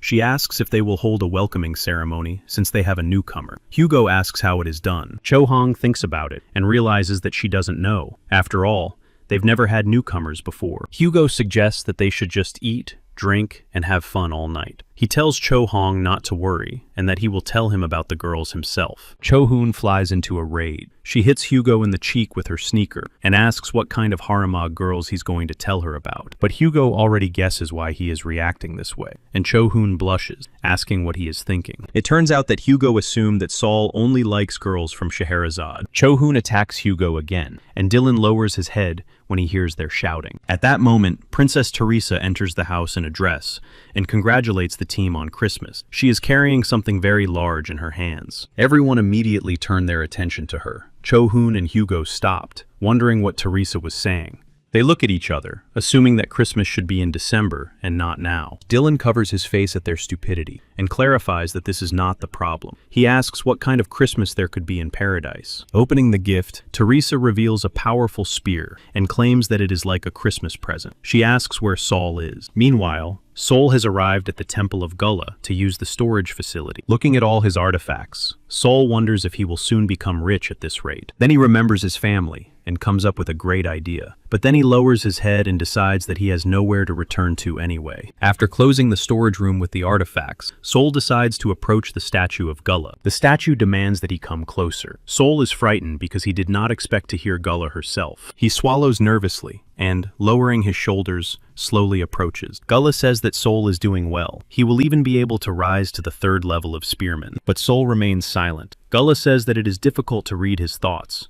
and asks what is bothering him. Then Sol raises his head and says that he is curious to know something, and Gullah realizes that he is talking about his dream. She says that she may be able to tell him something, but not now. But Sol says that it's too much. After all, it cost him dearly to come here. Sol asks who is causing him such pain and sadness. He is sure that Gullah herself knows. Gullah says that it's not easy to reveal secret, but she can promise that when the stars begin to shine brightly again, Sol will find out everything. After all, it is difficult to make an extinguished star shine again by ordinary means, but there is a small hope for Sol. But Sol does not understand what she is talking about. Gullah replies that he will understand everything when the time comes. Now she suggests discussing Sol's future path. Sol asks if she is talking about the 3rd level spearman. Gullah says that this is the standard method, but he wants to give him a choice, the path that no one has dared to take before. She asks if he wants to take it, and Sol's face changes in an instant. Gullah herself sat on her throne and watched the stars. In a moment, she saw a light in the center. Lowering her head, she thinks it was a dead star. Returning to their team's house, Sol tries to make a spear using magic. Cho Hong approaches him and squints, asking what he is doing. Sol tells him about the spear, but he can't do it. Cho Hong asks if he feels uncomfortable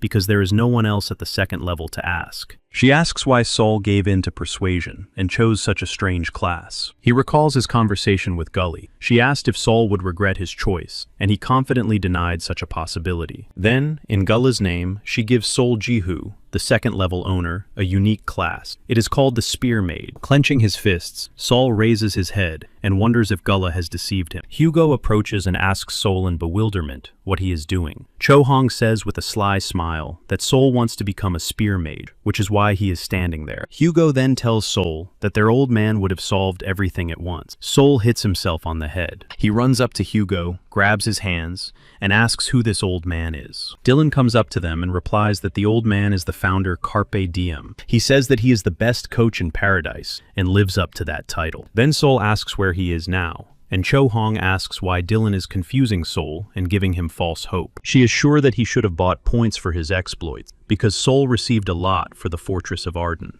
But Hugo rejects her idea. He argues that at this rate, the gap with the higher ranks will be too great. He asks if Cho Hoon has forgotten what the old man always said. Sol recalls Agnes's words, that at first it will be convenient to learn this way, but at some point, there will be a limit. She claimed that Sol would not be able to reach the same level as those who learn on their own. Returning from her memories, Sol rushes to the exit, saying that she will be back soon. Neither Cho Hong nor Hugo understood what this meant or where he had gone. Meanwhile, at the headquarters in Sicily, Agnes tells them to look back because the lion cub has come to his mother. She turns around and sees Sol running towards her. Yu Young says he will continue on and that Agnes can relax and enjoy herself here. Before leaving, Yu Young tells Sol not to treat Agnes like his nanny. After all, she is only a year older than him. Adjusting her glasses, Agnes asks why Sol has come here. He tells her the whole story. He says that the spear mage is a unique class, so there is no information about it. Agnes reminds us that this is not a neutral zone. This is not a place where everything is tailored for training and growth. More often than not,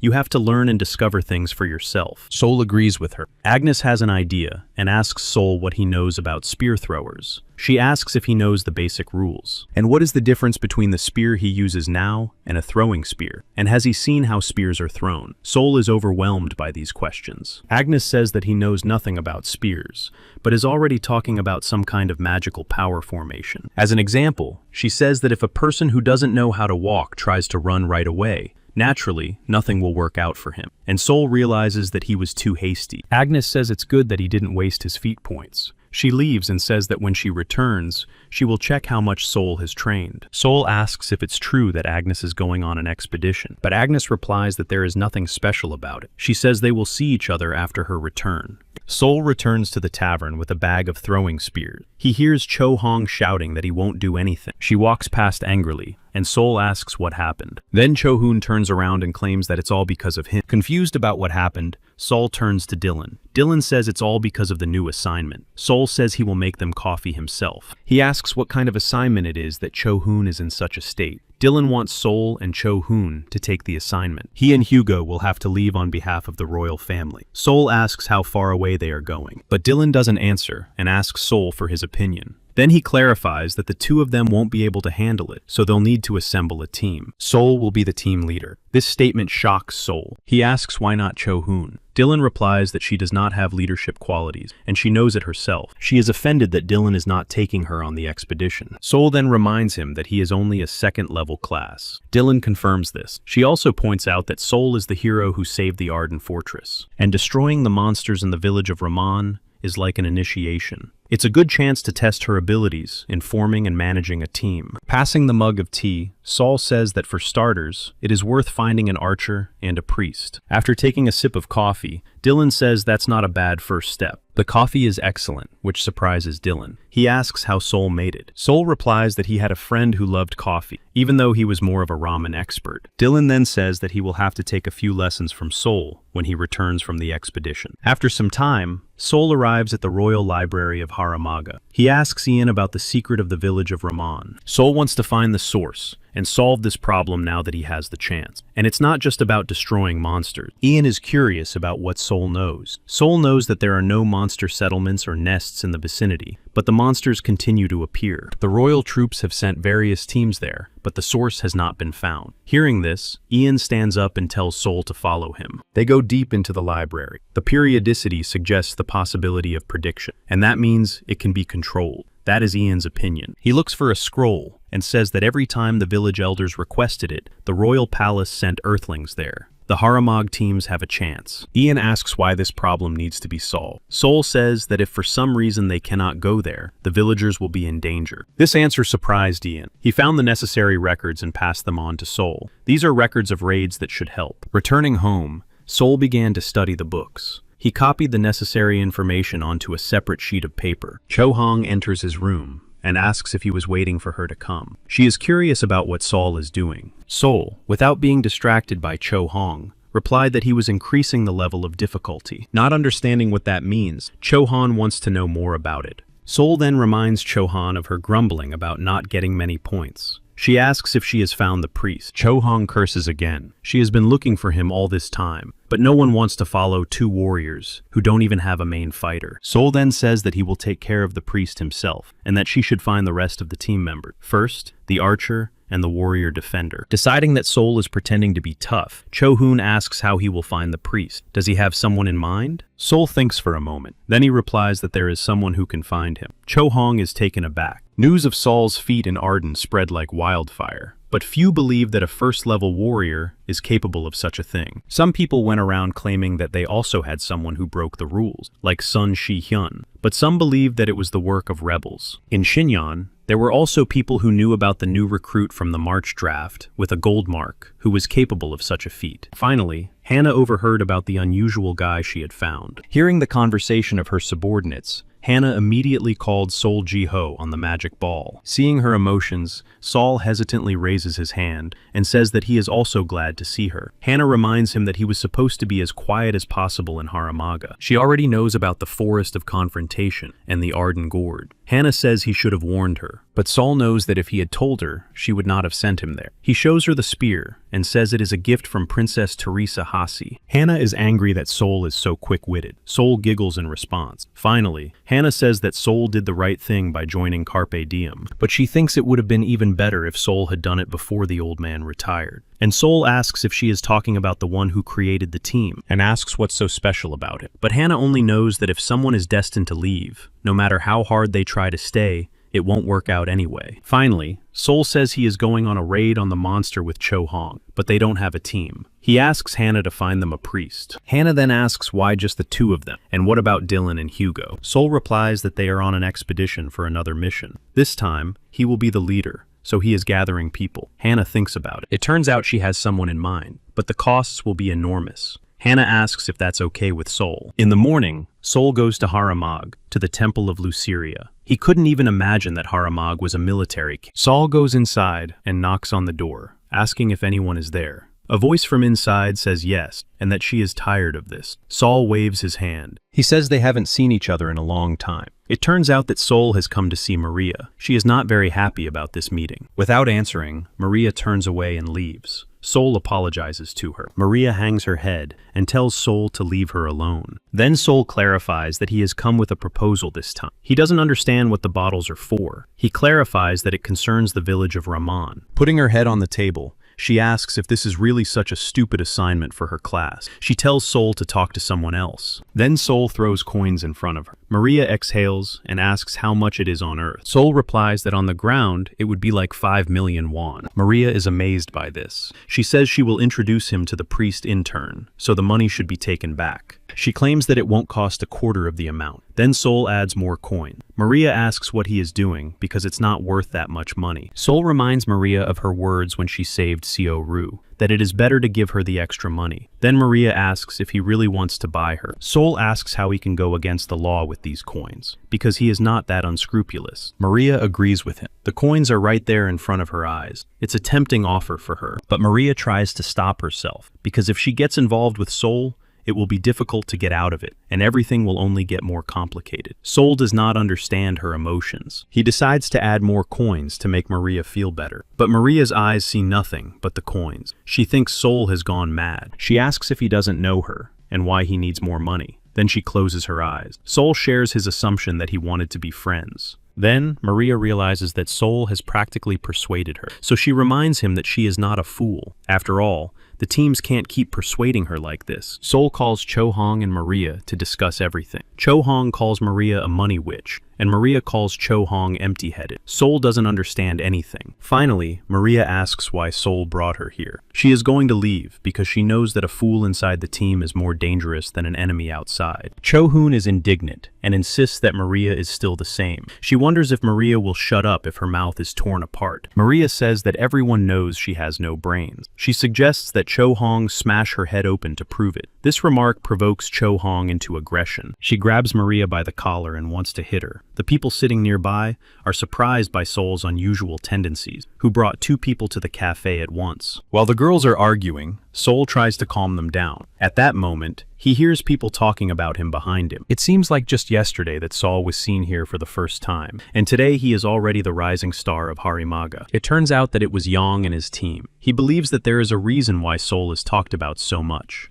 Veronica says she saw Sol when he proved himself at the Arden Fortress. Sol turns around and listens to her with embarrassment. Yang says that Cho Hong has already told him everything. He introduces himself, specifying that he is a 3rd-level swordsman runner. He also introduces Veronica, who is a 3rd-level ranger. With them was a guy named Geierschel. He is a 3rd-level guardian. After introducing the team, Yang extends his hand and says that they are pleased to meet him. Sol responds to the handshake. He gives his name and says that he is also pleased to meet them. After a while, Sol's team heads to the village of Raman. Cho Hong and Maria start feeling sick right in the carriage. Finally, the carriages stop, and both girls run out into the street to empty their stomachs. Everyone got out of the carriages. Sol reminds them that they shouldn't have drunk so much. They arrive in the village of Raman. The villagers harvesting wheat notice the newcomers. Yang no longer hopes for any kind of welcome. Veronica is sure that, judging by the looks of things, nothing special can be expected. Gershal suggests not thinking about it, since it's not the first time they've been seen. Veronica knows that this is a trivial task, but for the residents, it is vital assistance. Bryce, who is responsible for guarding the village of Raman, approaches them. He asks if the warriors have really come from Haramag. Sol says that he is from Carpe Diem's team and has been personally entrusted with this matter. Therefore, he asks about the whereabouts of the elder. Bryce then asks Sol to follow him. Sol wants Yang to take care of these two poor souls in his absence. Yang accepts his request, specifying that they will meet at the hotel. At this moment, an old woman named Ariam appears on their path and cries out that the moon was crying. Bryce sees her and asks why she has come outside again. Ariam repeats that the moon was crying and points to the sky. Then Sol suggests that this may be somehow related to the mystery. Bryce helps the old woman Ariam up, but she keeps repeating the same thing. Bryce agrees with her and asks her to go rest. Noticing Sol, Bryce sees two children, a boy and a girl. He turns to Hans and asks him to take Sol to the house of Elder Johann. Hans then tells Woon to go home. Bryce apologizes, saying that his mother is not feeling well. Sol asks him not to worry about him. Hans leads Sol to the elder's house. Sol tries to understand what the old woman Ariam's words might mean. They walk past the gardens. Sol sees people harvesting crops, and everything seems peaceful. Finally, Hans addresses Sol, calling him Mr. Earthling, and asks if he really came here to deal with the monster. Being addressed as Mr. Earthling confuses Sol and makes him think. He says that if Hans is afraid, he need not fear, because Warrior Sol will quickly deal with him. But Hans is not afraid.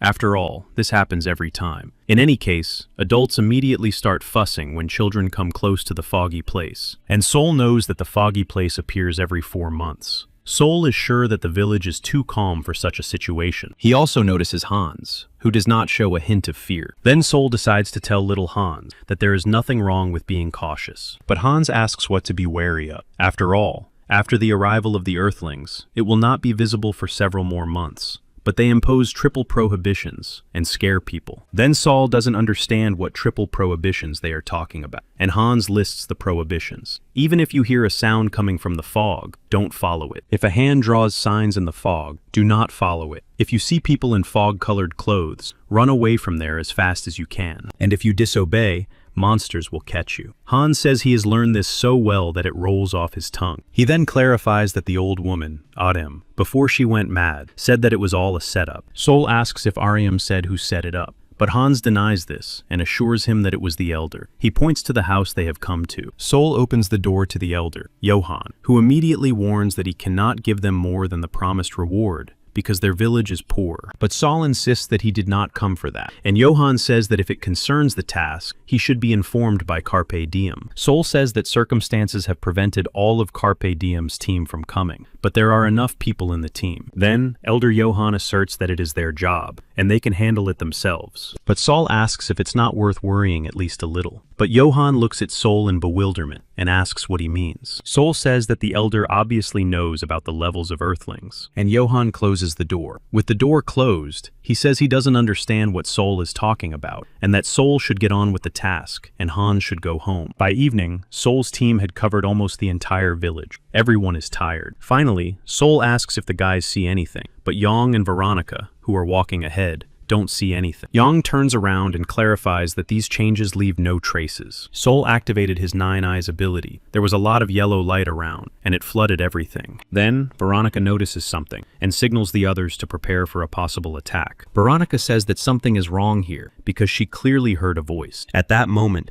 some kind of slime jumps onto her face and torso. Yang watches in horror. Trying to help his friend, Yang starts striking the slime, but it barely gets hurt. Yang says nothing is working. The slime continues to envelop Veronica, who is trying her best to get out. Cho-hoon tells Yang to step aside. Cho-hong immediately kicks the slime, which instantly frees Veronica. Yang immediately attacks the slime, so that it cannot attack anyone else. Looking at the strange creature, Yang asks what happened to Veronica. Veronica tries to catch her breath, and says that it was absorption. The rock absorbed her and hid her in its depths. The team walks away, and the substance gradually returns to its original position. Gershel decides to turn around to check on the monster's condition. It turns out that after being wounded by the sword, the monster did not simply reassemble itself, but took on the form of a tall creature with limbs. Raising his shield, Gershel addresses the team and orders everyone to be on guard.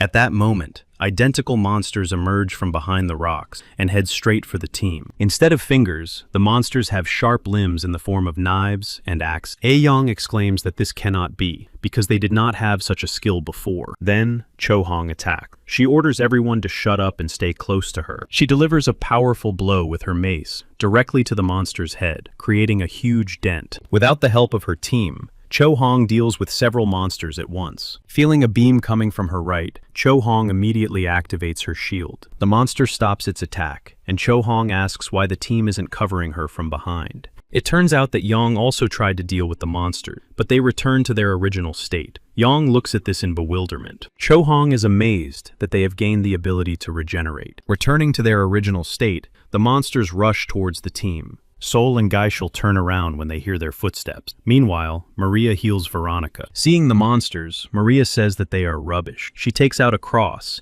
and activates Lucira's ability, which creates a shield. The monsters unsuccessfully ram the shield. The one who can shoot beams tries to break the shield with his ability. Maria points out that they have gained some time to start with. Turning to Sol, Maria asks if the hero of the Arden Fortress can handle the monsters. Sol immediately takes on the monster. He pierces the creature as easily as if it were tofu. He assumes that the spear is very powerful, but Cho-hong warns that his actions are useless because this monster regenerates. It turns out that the spear has robbed the monster of its ability to regenerate. It simply freezes. After that, the monster crumbles into small pieces and scatters in different directions. Cho-hong does not understand how he managed to destroy the regenerating monster. The other monsters decide to attack Sol at the same time. Just as the monsters are about to catch Sol, he jumps back. He lands on his feet and activates Festina's earring, and he begins his attack. Unexpectedly for the monsters, Sol runs up and pierces one of them with his spear. On the other side,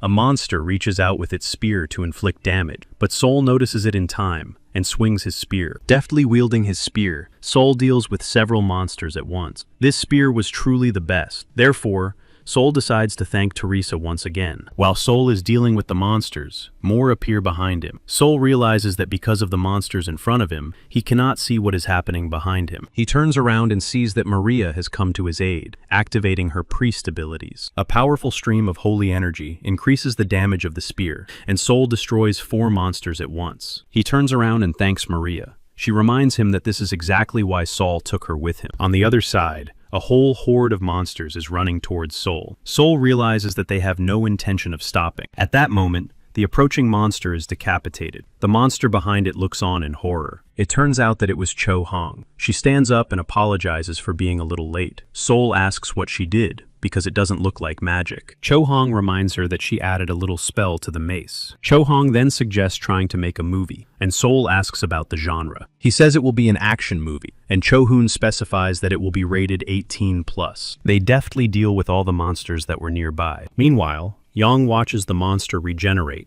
and without fear in his eyes, asks if he really wants to scare him. Maria uses her abilities to increase the power of Veronica's arrows. After some time, the monsters are destroyed. Yang can't believe that Sol is at the 2nd level. Veronica says that they should go to the temple as soon as they return. Gershel says that he is just right for leveling up. Meanwhile, Sol surveys the area, thinking about how they have defeated everyone. Now the glow is no longer green, but has become colorless. Putting his hand on his chin, he tries to understand what this means. Seeing his pensive face, Cho-hong asks if something is wrong. Sol replies that there is a mystery here. After all, he cannot find the source. The team looks at him in bewilderment. Cho-hong reminds them that their task was to destroy the monster. Cho-hong herself remembers that Sol warned that it would be more difficult. She exhales because she realizes that Sol enjoyed raising the level. Yang says that they go back. There will be no complaints. The three of them have raised their level enough, and Maria has received her full fee. Then, Cho Hong approaches Sol, reminding her that one should not be too greedy. He recalls the incident with Samuel. Then he notices that Sol is not listening to him. He points to the sky, where there is something resembling the moon with tentacles protruding from it. Cho Hong asks what it is. Sol rushes off, saying that it's a clue, one that he can't miss. The guys have to exert a lot of energy to catch up with Sol, who is standing on a small hill. Cho Hoon asks again what it is. Sol points into the distance and replies that it is the key to solving the mystery. Continuing on his way, Sol notices that the Nine Eyes area is getting smaller, which is a first for him. To get closer to the strange object, Sol has to crawl across a sandy hill, but he keeps sliding back down. Continuing to follow Sol,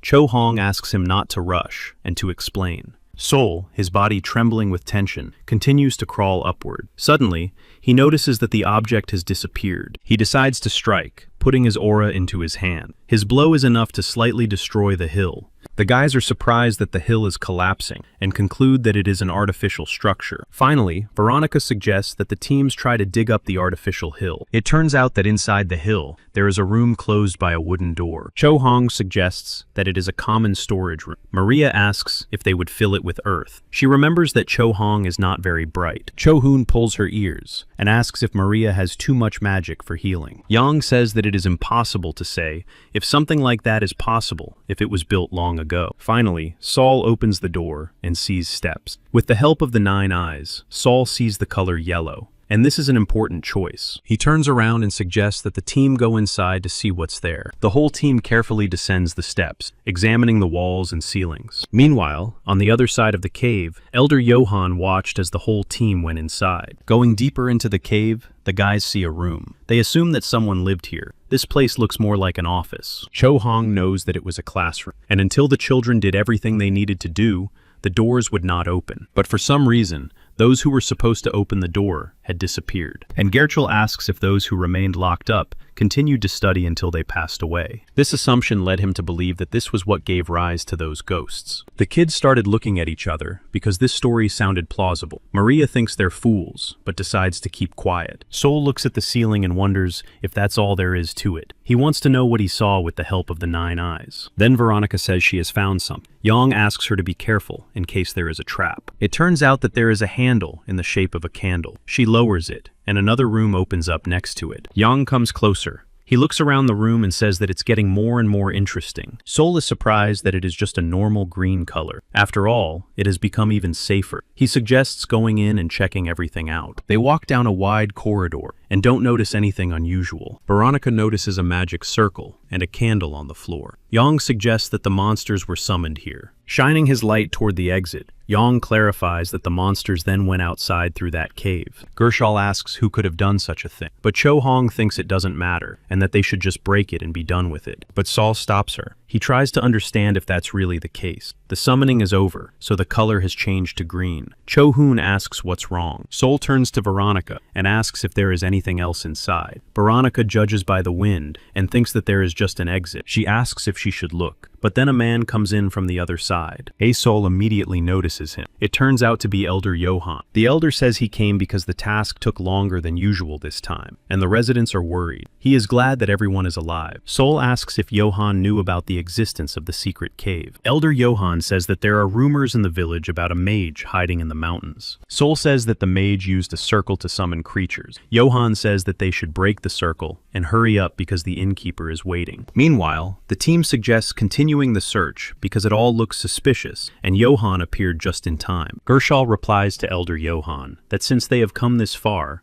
they will not leave just like that. The three of them will look around, and the rest can return. Elder Johan says that this is not the best idea, because the warriors do not know where the cave leads. Gerchel assures him that they will only check the entrance and return to the inn immediately. The elder insists that this is pointless, and asks them not to cause the villagers even more anxiety. Gerchel does as he planned. At that moment, Sol stops the boys at the same time as Elder Johan. He immediately notices Johan's concern. It turns out that this exit has now turned yellow. Sol wonders if the elder is a bad person. His comrades turn to leader Sol. Sol looks at Elder Sol, who is not glowing with any color at all. Veronica says that this is just a routine reconnaissance mission, and that they will just take a look around and come back. but Sol asks them to wait. Yang asks what is wrong with leader Sol. Sol sees that the entrance has turned scarlet and now cannot be entered. But Sol does not understand why Elder Johann is still colorless. If there is a scarlet danger, it must be destroyed for the safety of the residents. Finally, Sol says that they will go in when all team members are in combat position. Emergency situations must be responded to quickly. Giving a thumbs up as a sign of approval, Yang says that Sol now looks like a real leader. Sol says that they will quickly look around and return. Johann says that they can do whatever they want. He is used to Earthlings doing whatever they want. Sol realizes that Johann didn't even advise them to leave. That means something will work out. Meanwhile, Elder Johann is holding a black stone that emits an aura. The guys go inside, and Veronica notices a bright flash. She stops and stares into the distance. Then she sees a creature throw a tentacle toward the warriors. It manages to grab Gershal by the leg. The tentacle drags him into the darkness, but it turns out that he is still alive because he continues to scream and ask for help. The team runs after him. Entering the darkness, a medium-level nest appears in front of the team. This is what created Medusa.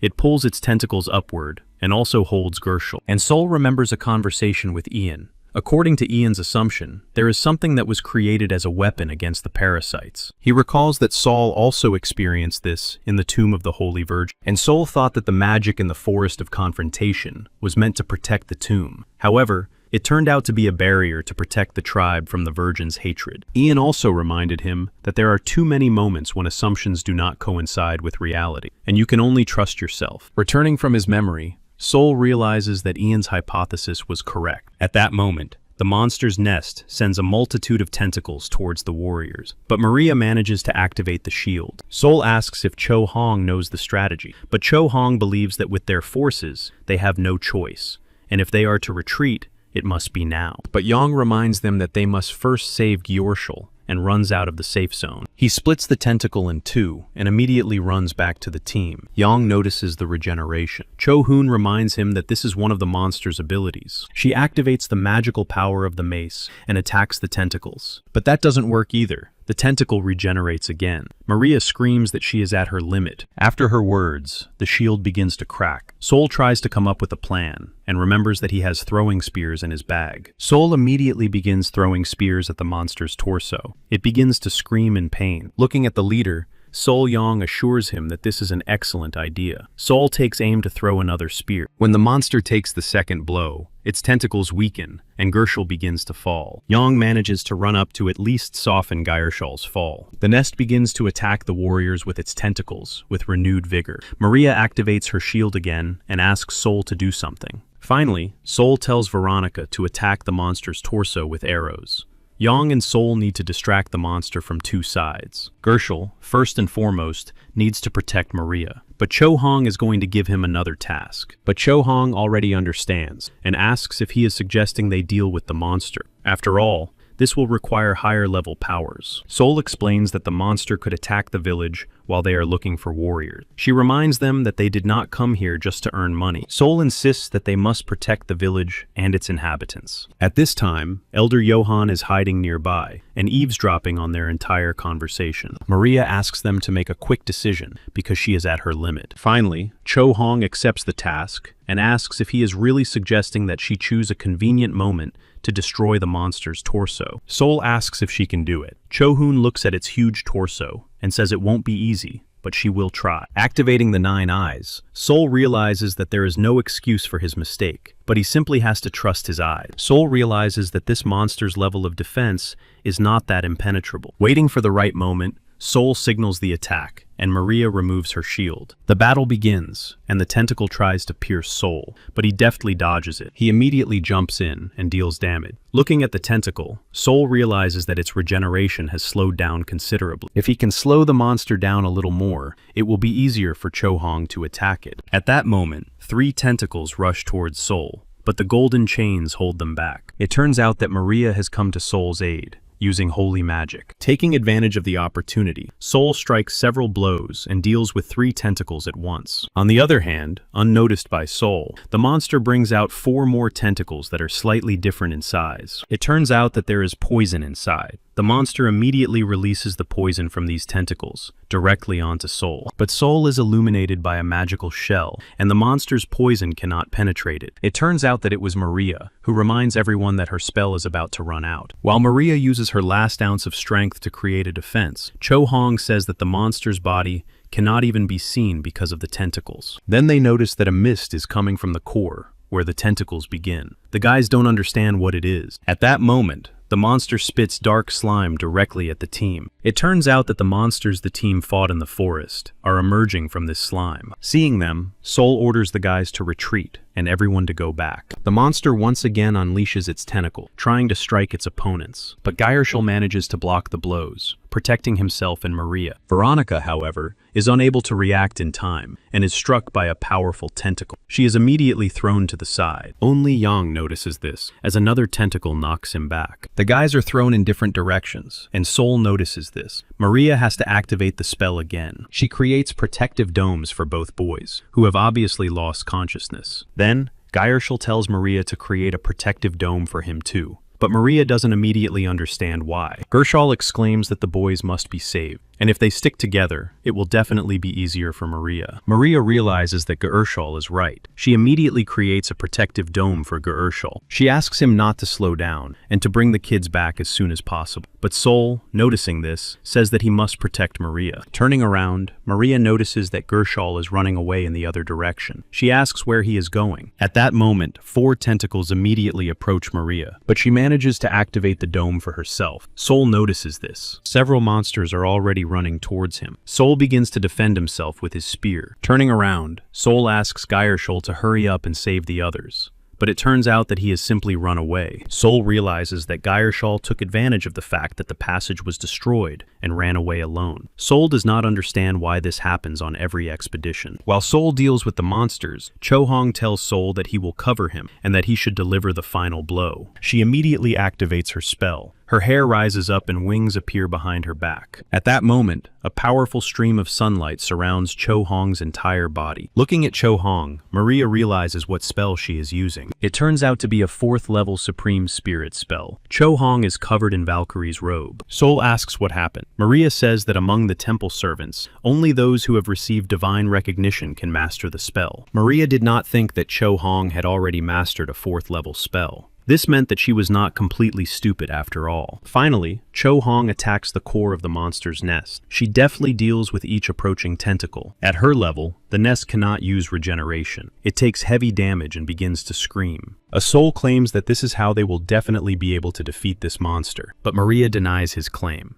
After all, such a spell can summon divine powers and increase one's power for 30 seconds. But Soul is serious, so after activating his aura, he says he will try anyway. But Maria believes that no matter how outstanding Saul is, he is still only a 2nd level mage. He does not have enough skill for such a battle. Then Maria decides to take everything upon herself. She asks Soul to cover her, but Soul reminds her that they need to help Cho Hong. An angry Maria orders him to shut up, because there is no time. She takes out all the materials necessary for the ritual. While she is busy with the ritual, Soul begins to defend her, as several monsters attack from behind. Meanwhile, Cho Hoon continues to fight the monster's nest. She deals with several tentacles at once, which are unable to regenerate. After that, Cho Hoon strikes right in the middle of the nest, from where the monsters fly out. The nest becomes weaker and weaker from such damage, and there are fewer and fewer living tentacles. Cho Hong continues the battle. She runs along the cave wall, picking up speed. Meanwhile, the nest activates its poisonous tentacles and aims directly at Cho Hong. 3 streams of poison are directed at her, but Cho Hong continues her attack. She jumps again and prepares to strike the center of the nest once more. The nest again lets out loud moans of pain, and its entire core is illuminated by magic. Having finished with the monster, Soul stops and sees what Cho Hong is doing. He is once again confident that they can win. Cho Hong realizes that she needs to strike one more blow and swings her magic mace. But at that moment,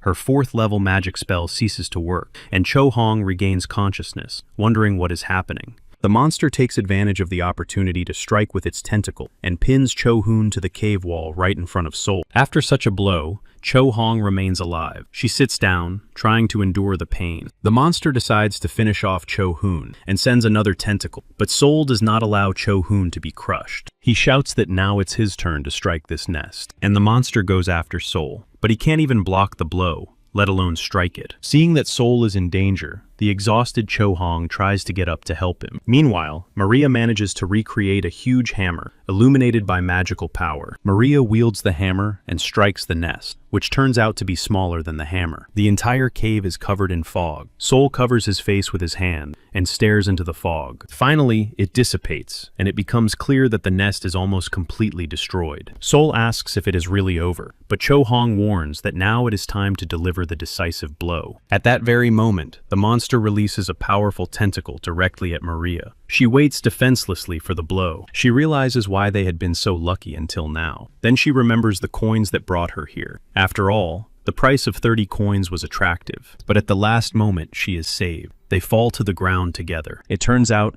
that it was Soul. And while Soul was recovering from the fall, Maria already noticed 5 more tentacles heading towards them. She immediately hides behind Soul, assuming that this is definitely the end for them. But the 5 tentacles explode, and the kids are still alive. They open their eyes, wanting to see their savior. It turned out to be Cho Hong. Obviously, her level had increased because her hair had turned white. She reminds the idiot Soul that he was told to deliver the decisive blow, but instead, he is sitting there saving Maria. Soul and Maria are shocked by her condition. Cho Hong says that this is very similar to Soul. At that moment, the tentacle takes advantage of the opportunity and pierces Cho Hong's body. She immediately falls lifeless, blood flowing from her torso. Soul's body trembles with horror at what has happened before his eyes. Soul approaches Cho Hong's body. Maria becomes curious about what is happening to the nest, which should have been destroyed by her spell, but the nest is obviously still alive. Maria doesn't know what to do now. It is releasing poison at full force. At that moment, the monster's tentacle rises up into the hole. It pulls out Gershal, who was trying to escape, abandoning the team.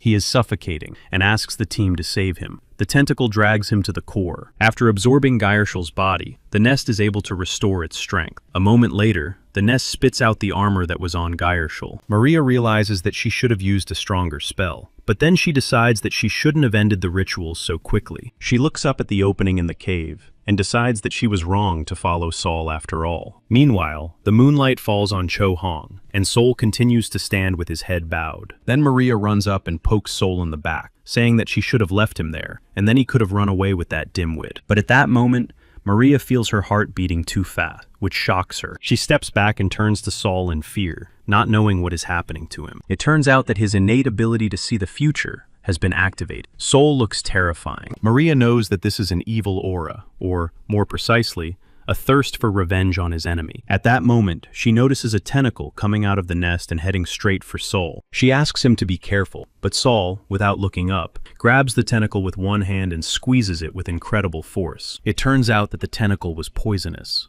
At that moment, a powerful stream of poison hits Soul. The entire cave is once again covered in fog. Maria tries to see Soul. It turns out that the monster's poison has no effect on Soul. He continues to squeeze the tentacle. Taking it with his other hand, Soul tears it in two. A powerful aura emanates from his body. Maria notices another tentacle and warns Soul again, but Soul does not have time to react and is knocked back by the blow. Landing on his feet, Soul notices a spear lying nearby. As soon as Soul touches the spear, an incredible stream of powerful aura begins to emanate from its tip. Maria is sure that only a warrior of the highest rank can do such a thing. It turns out that Soul is now a 7th level Highlander of the Providence class, a spearman. Sensing a strong aura nearby, the nest begins to writhe with all its tentacles at once, creating a whirlwind to prevent Soul from getting closer. And Soul begins the confrontation. Standing still, he destroys all approaching tentacles. Soul's state allows him to create a real energy ball that approaches the nest, dealing with the tentacles. He uses all his strength to break through the nest's protective vortex. Watching the powerful battle, Maria wonders if it's all over. Soul continues to emit a powerful aura. He stands next to the destroyed body of the nest, but his thirst for revenge has not subsided. Soul senses that the nest is still alive. Therefore, he delivers several more incredible blows, which finally destroy the nest. Maria watches in horror. She is amazed by Soul's abilities. Finally, Soul sticks his spear into the ground, and his consciousness returns to a controlled state. He immediately turns around and asks Maria what happened. Stunned by what is happening, Maria asks what kind of joke he is playing. Soul closes his eyes and says that when he saw Cho Hong's lifeless body, everything around him suddenly turned white. After that, he remembers nothing. But Maria doesn't believe him and asks what kind of nonsense he is talking, as if he were a comic book hero. Sol looks at his hands and assures her that he doesn't know what it is. But if he had been a little faster, he could have saved Cho Hong. But Maria asks who he sent to the other world. She begins to heal Cho Hong's wounds by directing her energy toward him. Falling to the floor with joy,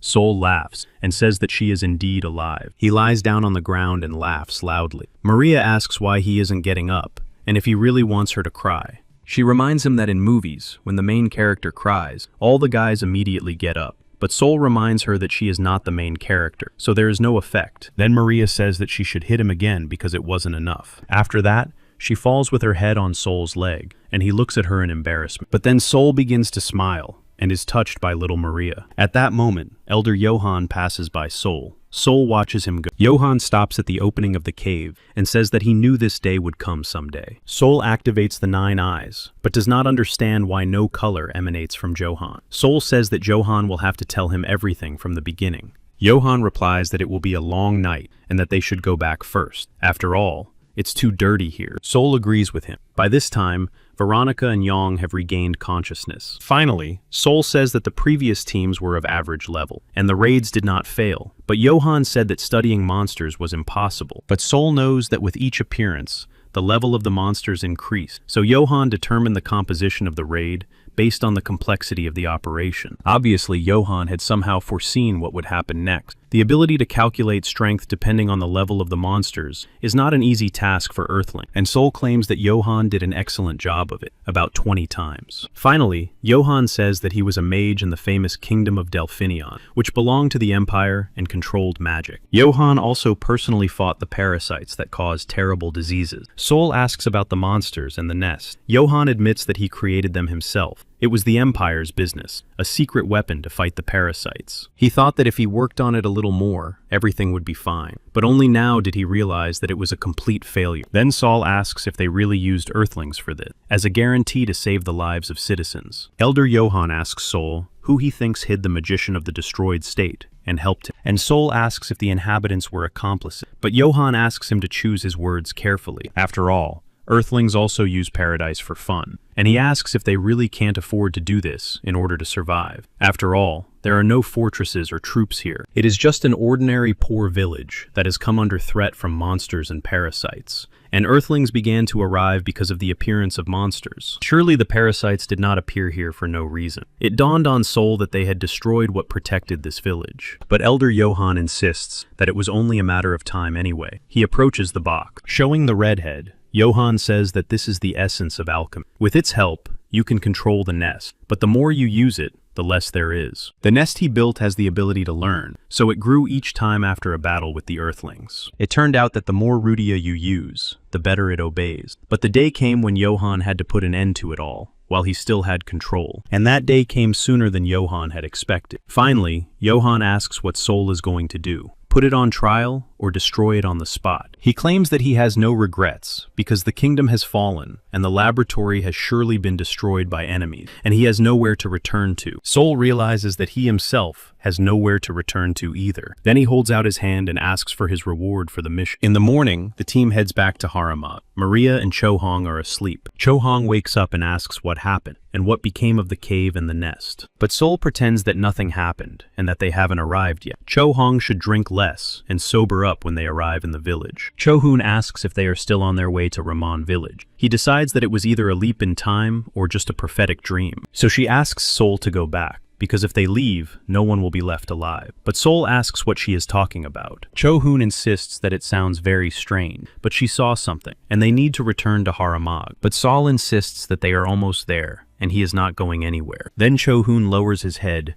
and starts shouting that he doesn't understand anything. Then she notices that the ends of her curls have turned white. Sol starts to cover her mouth to stifle her laughter. Then Cho Hoon understands everything. After a few short screams, she asks what happened to the elder, and if he really turned out to be the Grey Cardinal. But Sol denies it, looking out the window, and Cho Hong's fist is imprinted on his cheek. Sol says that Johan is just someone who loves this village very much. She considers him a foolish elder. Returning to Haramag, Sol suggests eating something delicious and celebrating, but Veronica claims that she is so tired that she is about to collapse. Yang shakes her hand and says that the expedition was very important. Sol regrets what happened to Gyorshal. Yang is glad that they managed to stop the losses. Waving goodbye, Yang and Veronica leave to rest. Sol says that the three of them will have to celebrate, but Maria immediately dismisses this, clarifying that she is also going to sleep. Then, Cho Hong and Sol are left alone. For a while, they both stand in silence. Then Sol suggests having dinner, but Cho Hoon insists that it's too early for dinner. So, she stops by the Ira temple and goes to rest as well. Looking at Cho Hoon with confusion, Sol asks if she really wants to level up. Cho Hoon laughs and reminds her that she is now a level higher. She is at the 5th level of the Cathedral Knight class, and Sol knows that a Cathedral Knight is a Templar, and that's very cool. Cho Hong runs off, saying that if Hugo finds out that she was the first to become a knight, he will be so jealous that his stomach will hurt. Left alone, Sol scratches the back of his head and decides that he should go too. Meanwhile, the exhausted Maria returns to the Temple of Luceria. She hears voices behind her. She turns around and sees the boys carrying Ian and Agnes on a stretcher. Meanwhile, Sol arrives at the Temple of Gullah. He says that he had anticipated that his 3rd level would not be enough. Gullah reminds him that Sol has not yet fully mastered the 2nd level, but she adds that this time, Sol did very well. He forcibly erased the debt and tied the thread of fate. This path is difficult and full of thorns, but Sol will be able to walk it in one shoe. Sol says that Gullah always speaks to him in riddles. After the conversation, Sol leaves the temple. His stomach growls, and Sol decides he needs to go eat. In the evening, Sol sat at the table, realizing that Cho Hoon was late. He assumes that her level has not increased either. He remembers how confident Cho Hoon was about her level increase. It occurs to him that she might be drinking to drown her sorrows and wandering the streets. He starts to get nervous and gets up from the table, thinking it's time to go look for her. Then he exhales and remembers that she is not a child after all. He is sure that no one in their right mind would touch Cho Hoon. With these thoughts, Sol goes upstairs to bed. In the morning, Sol feels hungry and suggests that Cho Hoon go eat.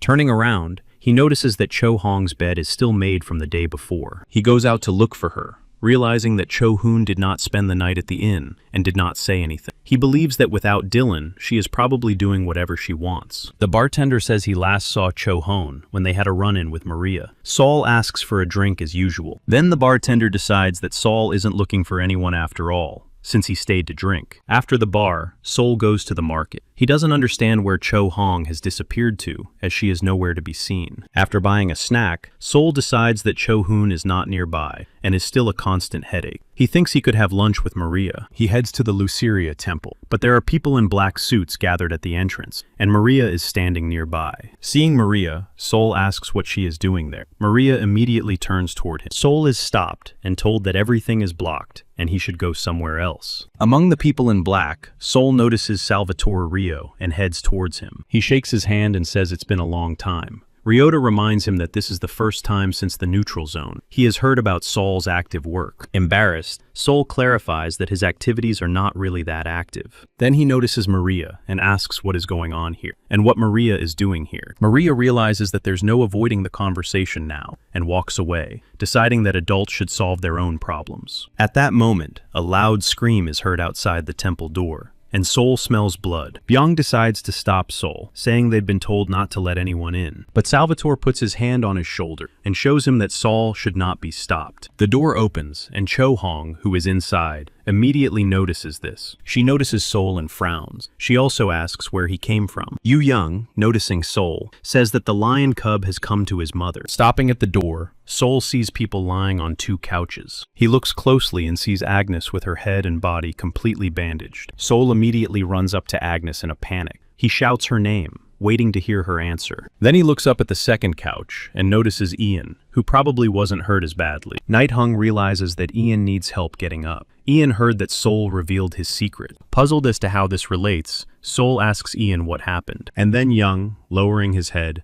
remembers how it all began. First, Princess Teresa, Dylan, Young, Ian, and Hanil gathered in the conference room. Princess Teresa Hasi reports that the parasites have finally captured the Tegel fortress. Hanil knows that this is the Federation's only stronghold. Dylan points out that the fairies have recently joined them, which has certainly contributed to strengthening their forces. The princess says that they were barely holding out against the attack when suddenly some changes occurred. The ogres appeared. Surprised, Dylan asks if ogres still exist. This is a new type of ogre created by the parasite. It was not the queen's goal to subdue the ogres. She wanted to stop the mass production of living mutant orcs. And Connell was sure that everyone knew about the power of the ogre. Ian says that they can easily be made in large numbers, and that is a quick increase in power. Dylan shares his assumption that the parasites have gained a new ability to reproduce. But the problem is that the wombs that give birth to monsters are not nests, but prisoners. They started the process using prisoners capable of fertilization. Lawrence asks in confusion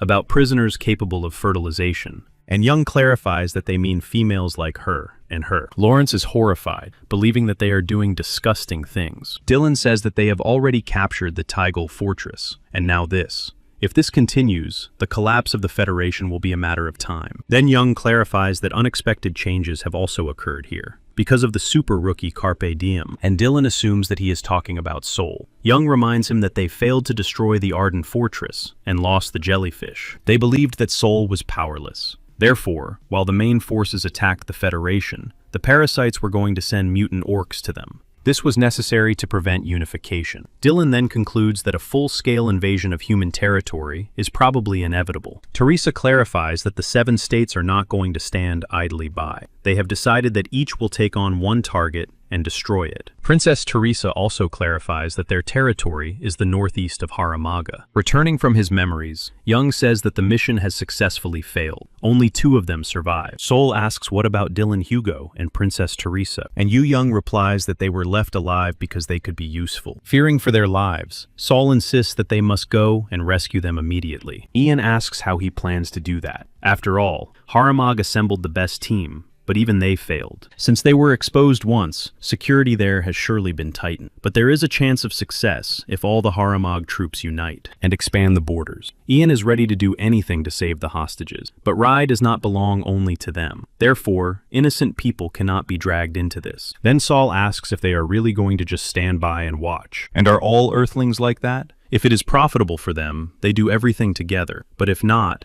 they immediately cut all ties. It's like business. After these loud words, Soul gets slapped in the face by Cho Hong. Her whole body trembles with indignation. She asks if Saul really thinks she doesn't want to save them. After all, they've been through so much together. She presses her fists and forehead against Saul's chest, insisting that if it were possible, she would be willing to risk her life dozens of times. Tears streamed from Cho Hong's eyes, while Soul remained silent for a while. Then he leaves, exclaiming that it's all excuses and pretext. Cho Hoon looks after him in bewilderment. She doesn't know what to say, but Yu Young, who is passing by, says that this fool needs time. Stopping at the door, Soul tries to understand why he always ends up in such situations and can't save anyone. Then she asks herself if this has happened before. Meanwhile, Yu Young tells Ian that they need to pass on the information to the Federation first. She asks if Ian can draw a map of the area. Ian says it's possible, because the laboratory is huge. He adds that it would not be an exaggeration to say that the Kingdom of Delphinion has surpassed the Empire in the field of magical engineering. Saul heard that the conversation turned to the Kingdom of Delphinion. Elder Arbor had spoken about it. Meanwhile, Elder Arbor is sitting in his house, making some notes. At that moment, someone knocked on his door, and Arbor took a lantern and went to open it, wondering who could be coming at such a late hour.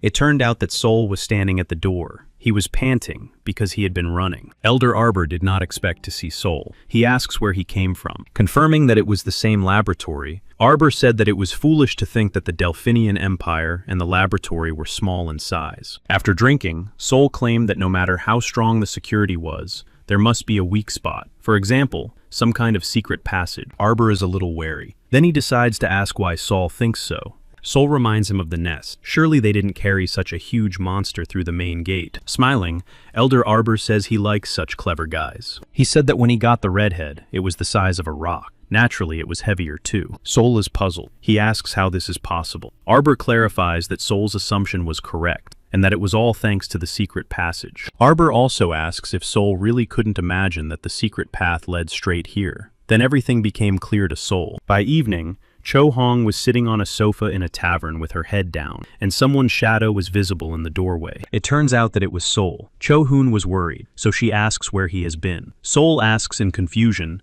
if Cho Hoon has been waiting for him all night. Cho Hong flew into a rage. She exclaimed that he had left without saying anything, even though she also wanted to save the boys. She was tired of waiting for Sol at home. Then she starts crying again. Trying to wipe away her tears, Cho Hoon says that Sol, knowing perfectly well what the kids mean to her, suddenly became so serious. Then Sol puts his hand on Cho Hoon's head and pulls her toward him. He apologizes for it. Cho Hoon starts punching him, saying that Sol is bad and doesn't even know how she feels. Sol puts his hands on her shoulders and apologizes again, saying that he has found a solution. He says it's time to go. Cho Hoon wipes her tears and asks where. Raising her hand with the bundle, Sol heads for the exit and says it's time to save the others. They went to Ian. After a while, Ian looks at the secret route plan and says that it will probably work. The guys are surprised, and Cho Hoon is happy that everything might work out. But Ian says it's too early to rejoice. They need to work on the formula, and it's only a small percentage chance. Yang says that this may be their only hope, and they will succeed. Sol hopes that they will not be too late. Yang reminds them that they are still alive, and there is no evidence that they have returned to Earth. Sol didn't know that people would return to Earth. Yu Young says that if they die here, they will be reborn on Earth. And Ian clarifies that there is a punishment. All memories of paradise will be completely erased. And Sol sees nothing wrong with that. Yang clarifies that they shouldn't think that way. After all, if their memories don't return during that time, they will either go mad or die insane. Then Sol exclaims that this is no time for idle talk. He calls for action. Young says that Sol, as a newcomer, needs to calm down because their plan is already in motion. With the materials Sol brought, they began their rescue plan. They assembled a team that included those who were closely connected to the prisoner. With them was Master Ian, who had made a sudden recovery and was ready to do everything in his power to save them. Sol, who had come up with the whole plan, was also with them. Sol continued to visit Agnes. She was gradually coming to her senses. When she asked if it was true that she would not be able to stop them, Agnes heard no answer. So she said they needed to beware of Sniper. Just one bullet,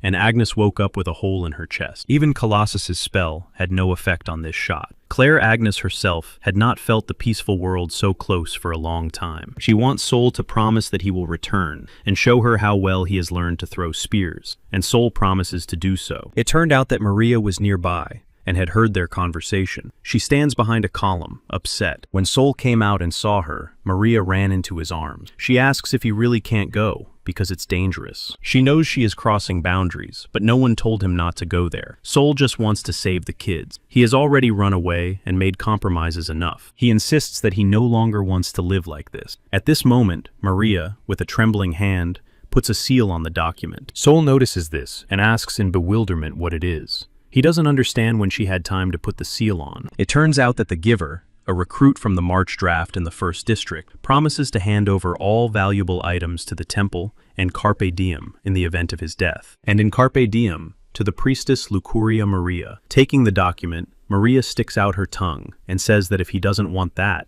then he needs to stay alive. Then Sol decides that there is another reason to stay alive. Finally, the night of the operation arrived. The entire team gathered the soldiers and set up camp. Mr. Ayase Kazuki approaches Sol. He says that thanks to Sol, they were able to at least try, even if the chance is 1 in a million. And Sol says that they are very similar, even in that they have younger sisters, although Sol doesn't get along so well with hers. Ayase replies that obedient younger sisters only exist in fairy tales. He leaves and says that whether they win or not, he will repay his debt. Therefore, Sol must survive. Watching him leave, Sol concludes that Ayase seems cold, but overall, he's not a bad guy. Ian calls everyone together. He asks if anyone has anything to say before they leave. Cho Hong doesn't want to waste time talking because they need to get going. Then, Ian activates a spell, and a magic circle immediately appears in front of him. The assembled team steps into the magic circle and waits to be teleported. Ian says that the circle is active for 30 minutes, and the break will be 72 hours.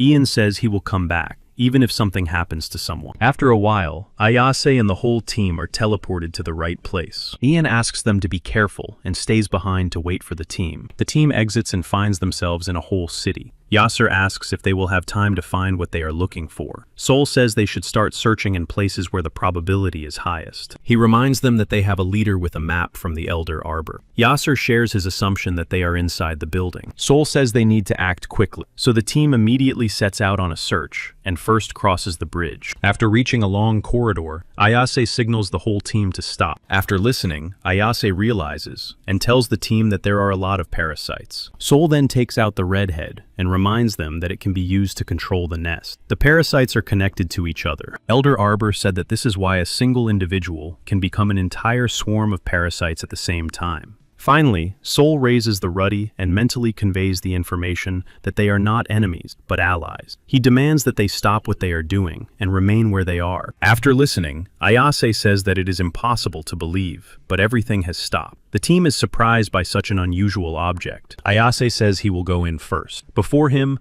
are 2 floors full of parasites with weapons. The team can't believe their eyes. It seems that there are mutant orcs under the influence of Ruddy. The guys feel uneasy and hope that the orcs will not attack. Ayase says that they need to be careful and not touch them. They, along with Cho Hong and Raheen, will go to the left, while Sol and Yasser should follow on the right side. Ayase also clarifies that it doesn't matter whether they find their comrades or not, but in 5 minutes, everyone should return to this place. And everyone disperses. Yasser looks around and asks why no one is here. Sol says that they couldn't just leave everything behind. After all, the prisoners are needed to lure out the mutant orcs. Yasser guesses what this might mean. They move on, and probably face another dead end. Orcs are standing at the end of the corridor. Yasser says they need to go back, but Sol asks him to stop, because the orcs are not just standing there, they are looking up somewhere. Sol had to walk a little further to notice Hugo's body hanging above. Meanwhile, the orc chieftain was walking around in an iron box when he heard a noise. Nearby hung Princess Teresa Hesse, who was conscious and insisted that it would be better to deal with her. The monster immediately approached her and placed his hand on her head, stating that the queen was generous, but he was not. He walks away and tells the pink Princess Teresa to wait impatiently for her hour. Meanwhile, Yasser looks closely at Hugo's body and notices slight movements, leading him to believe that he is still alive. Sol activates the redhead and orders the orcs to lower Hugo as carefully as possible. Then the mutant orcs scatter in different directions to carry out the order. The orcs grab the winches and begin to lower Hugo's body. In a moment, Hugo gradually descends, and the orcs reach out with their hands to pull him off the hook. When the job was done, Sol began to shout Hugo's name to get him to respond, and Hugo did indeed come to his senses when he felt himself being released from the hook. Sol tried to hold him back, calling his name. Hugo raised his eyes almost unconsciously and looked at Sol. Sol explained that he had come to rescue him. They took Hugo to the meeting place with his comrade, and Raheen immediately began praying for Hugo's recovery. Ayase shares his assumption that they wanted to wear Hugo down. Sol asks what that means. It turns out that it's all about the Queen's system. Parasites were the main force.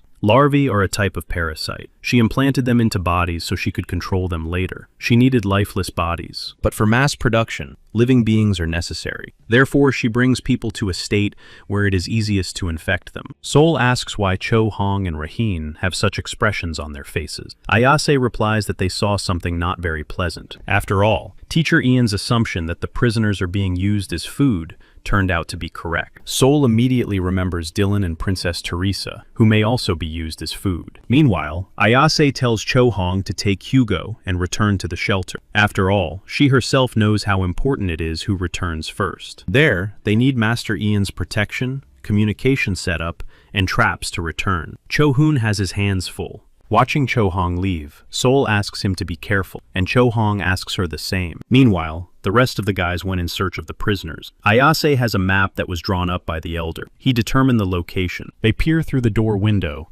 and see no one moving. Going inside, Yasser immediately runs towards Ibrahim Ali, shouting his name. Ayase asks him to stop. He looks at Ali's body and wonders what happened. His upper body is cut open, and his lower body has already been transformed into a monster. Yasser immediately falls to his knees, exclaiming that they had just started to live a normal life. They had endured many trials. The other guys watched what was happening with horror. A terrible smell emanated from Ibrahim Ali's body. Turning away from the gruesome sight, Saul notices the body of a prisoner and assumes it is Dylan.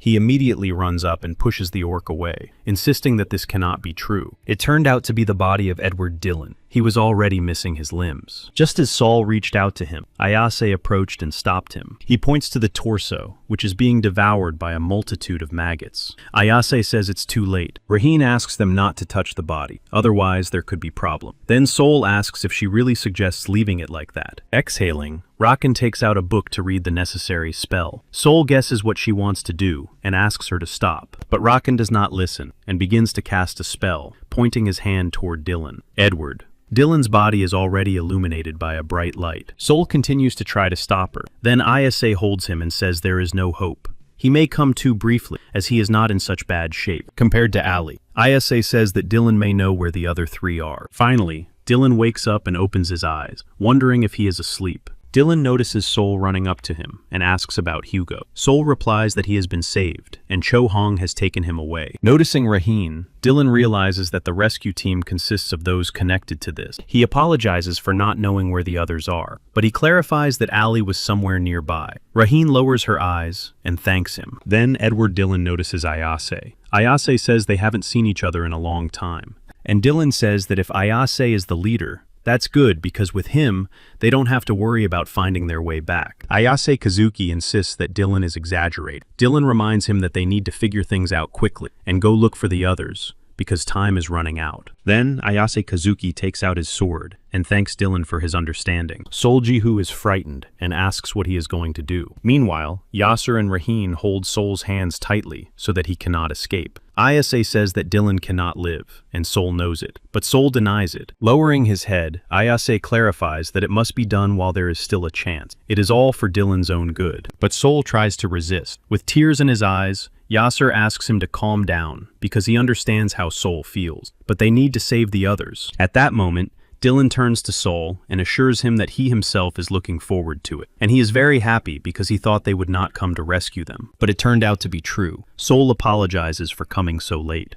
Dylan insists that, on the contrary, he is grateful that they came. He asks Sol to say hello to the other two for him. Sol begins to shout Dylan's name, feeling powerless over the situation. Dylan signals to Ayase Kazuki. Ayase approaches and thanks him for what happened 3 years ago. Dylan says it's time to end this. Trying to get out, Sol, with tears in her eyes, begs Ayase not to do it. Dylan remembers that he never heard the secret Sol was talking about. He recalls their last meeting. Dylan said he would need to take a couple of coffee-making lessons from Sol when he returned from his expedition. A moment later, Dylan's torso is left without a head, and Sol falls to the floor. Ayase asks everyone not to take it too negatively, because Dylan's condition could not be called life. And Raheen clarifies that even Luceria's daughter couldn't have saved him. Liberation was impossible, so it was necessary to save at least his soul. As he pounds the floor, Sol realizes that they should have arrived a little earlier, and that he should have been a little stronger. He is sure that this way they could have saved Dylan. Ayase reminds him that they don't have time. Sol urges them to move on, but he decides that they must save the others at all costs. Yasser apologizes for returning to the shelter,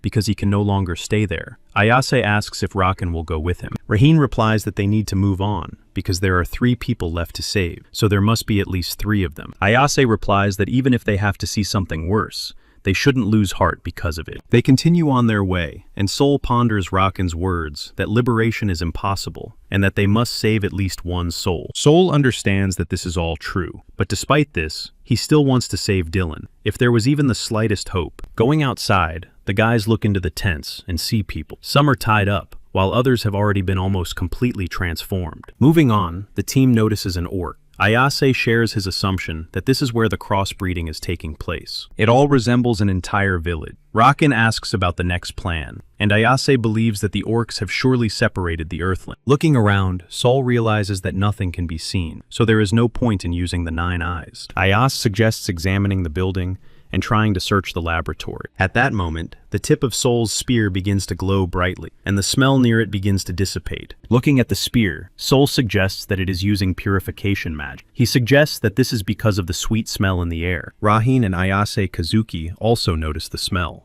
They cover their noses, and Ayase says that it is most likely an aphrodisiac. It is impossible to endure this while conscious, so a stimulant must be used. Raheen asks what to do with the others, but it's too late, because the men are already infected with parasites and have begun to turn into orc. After mating with them, the women also became infected. Ayase reminds them that they are inhabitants of paradise, so only destruction can save them. Sol thinks for a moment. Then Sol remembers the words of Byung, who claim that they are not like warriors and do not have special powers given to them by the gods. Sol then asks if the Earthlings are not accomplices of the parasite. Ayase understands Sol's train of thought, but the only way to end this is through battle. He asks if they can so easily force them to participate in this battle. Sol says that Rai has given them new hope and goals. Therefore, to some extent, they are indebted to Rai, and Sol understands that he must continue to live here. Ayase asks how many others think the same way. After all, most of them came from Earth, but Sol knows that among them, there are those who decided to take on such a dangerous task themselves. For example, Mr. Kazuki's sister, Yui. Lowering his head,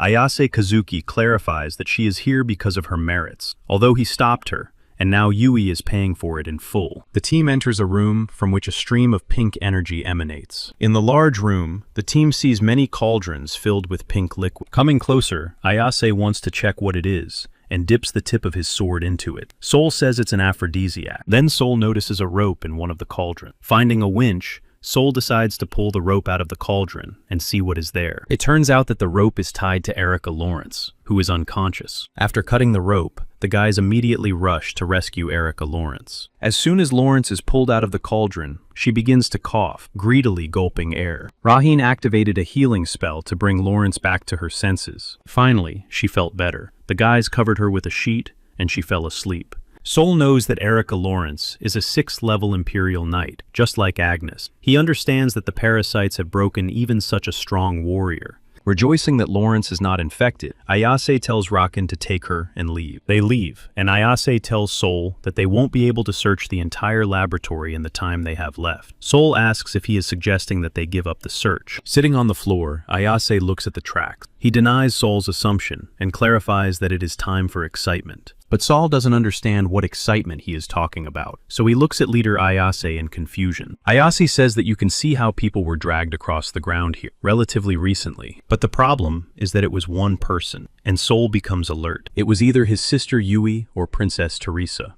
and all that remains is to hope for luck. Sol smiles and says that if there is confidence that there will be no regrets regardless of the outcome, then it is worth trying once. Guessing where the tracks lead, Ayase sets off, with Sol following behind him. Sol asks what Yui looks like. Remembering her, Ayase smiled. Yui has a mole under her left eye, dark hair, and a petite build. She is also very cute. Looking away, Sol doesn't answer. He just smiles a little. And then he accidentally notices the prisoners. He realizes that if Agnes hadn't been able to escape, she would have suffered the same fate. And somewhere around here is Princess Teresa. But to the parasites, they are all nothing more than cattle. As he is thinking, Ayase notices Yui's sister and immediately runs towards her. It turns out that she was in a cage. Coming closer, Ayase puts his hand on the bars and asks why she is here. He immediately opens the cage where Yui is sitting, her hands chained to the bars. Sol immediately runs into the cage, realizing that Yui needs help escaping from captivity. Looking at Yui's condition, Ayase says that for the parasites,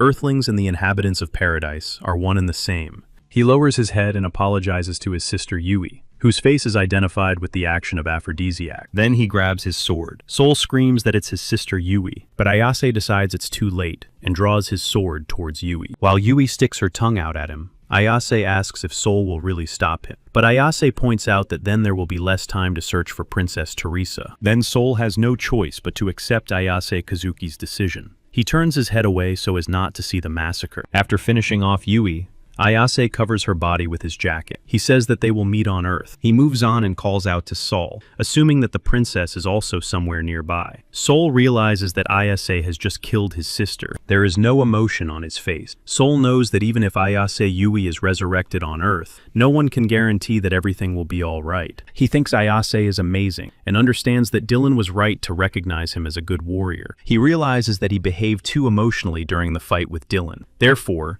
he decides to focus on the task at hand and find Princess Teresa. In other rooms, there were babies with fangs and black eyes. Passing by, Sol realizes that it looks very disgusting. Ayase doesn't even pay attention. In one of the rooms, the guys notice a pregnant girl with pink hair. Sol assumes that this is Princess Teresa. He immediately runs to her. Looking closer, it turns out that it is not Princess Teresa, but a local girl who is very unlucky. Ayase says that time is running out, Soul is relieved that it is not Teresa. He cannot imagine what it would have been like if it had been Princess Teresa. Ayase takes out the stones and says that the connection is poor here, but it will work at close range. He puts the stone to his ear and tells Ayase that it's time to split up to search. Ayase does the same. He suggests making one last bet. Soul asks how long they will be able to use it. Ayase says that considering the return trip from this point, no more than 6 minutes. As he leaves, Soul insists that he will definitely find Princess Teresa. Ayase says they will need to leave about a minute to spare, and Soul sets off on his search. He goes through all the nearby rooms and calls out for Princess Teresa. Soul also realizes that even though she is a woman of paradise, she is still a princess, so the attitude towards her is probably a little different than towards the others. He cannot be sure, but such a possibility exists. Activating his Nine Eyes ability, Soul notices a red box with restricted access. It is guarded by 2 mutant orcs. Soul takes out his red hair, realizing that there are reasons why the box is lit up in red. Soul orders the orc to quietly open the door and look inside. The orc immediately obeys the order. Soul says that if there is a woman inside, he should nod, but the orc does not nod. Soul orders him to nod if there is someone other than a woman inside the box, but the orc does not nod. Soul approaches, wondering why access is restricted. He goes inside and examines the room, assuming it is a torture chamber. Finally, somewhere in the distance, Soul notices something that confuses him. It turns out that Princess Teresa Hesse is chained to the chains. Reaching out, Soul touches Teresa's cheek with his finger to understand her condition. Feeling his touch, Teresa orders him to kill her because she will never obey. Soul smiles and informs Ayase that he has found Princess Teresa and is now returning. Meanwhile, Princess Teresa asks if this is a dream or a hallucination. She asks Soul to tell her that this is her reality and not a fantasy. Soul says that he really has come to save her. Tears stream from her eyes, and the princess asks if she can cry. Scratching the back of his head,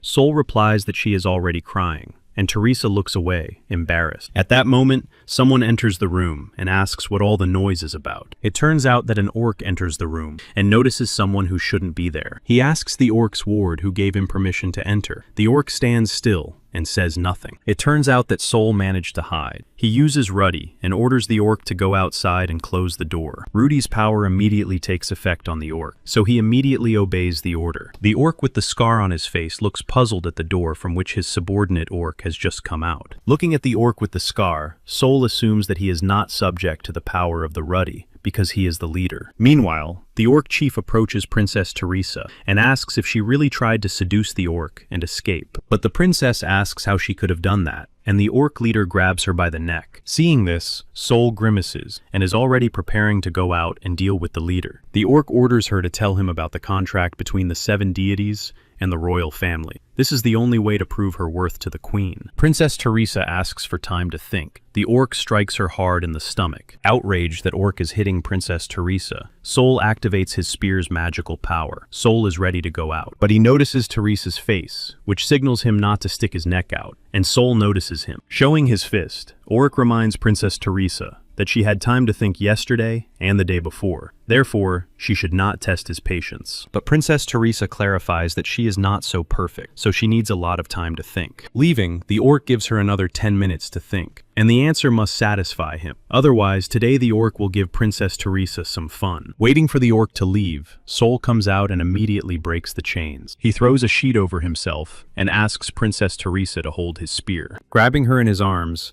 Soul notices the blush on Princess Teresa's cheeks. She closes her eyes and asks him to hurry. Finally, Princess Teresa smiles and calls Soul her prince. Meanwhile, the orc chief returns and sees that Princess Teresa is gone. This makes him furious. He orders his men to find Princess Teresa Hesse. Meanwhile, Soul runs with all his might toward the exit. They have only a little way left to go, but in front of them stands a group of orcs, who immediately notice the princess and Soul. Looking closely at their faces, the princess says that they are no longer under Soul's control. Then, she pulls out a spear and tells Soul to run straight ahead. The orcs immediately rush into attack, preparing to deal with their enemy with their weapon. Meanwhile, Soul activates Festina's earring and runs past all the orcs. Running further ahead, there is another orc who is struck by the princess. Without stopping, Soul disappears into the dark corridors. In front of them is a closed metal door. The princess tells Soul to keep running forward. She will try to break through it with her extended spear. It turns out that Princess Teresa has activated her ability, which covers her and Soul with a kind of shell. There was no need to break through the door, because Princess Teresa's ability allowed them to teleport through it. Realizing their escape was successful, the guys look at each other. Then they notice the bridge. Someone was already waiting for them on the other side. Sol slowly crossed the bridge, while Ayase Kazuki insisted that it was not the time to stop and that they needed to run. He immediately uses his bow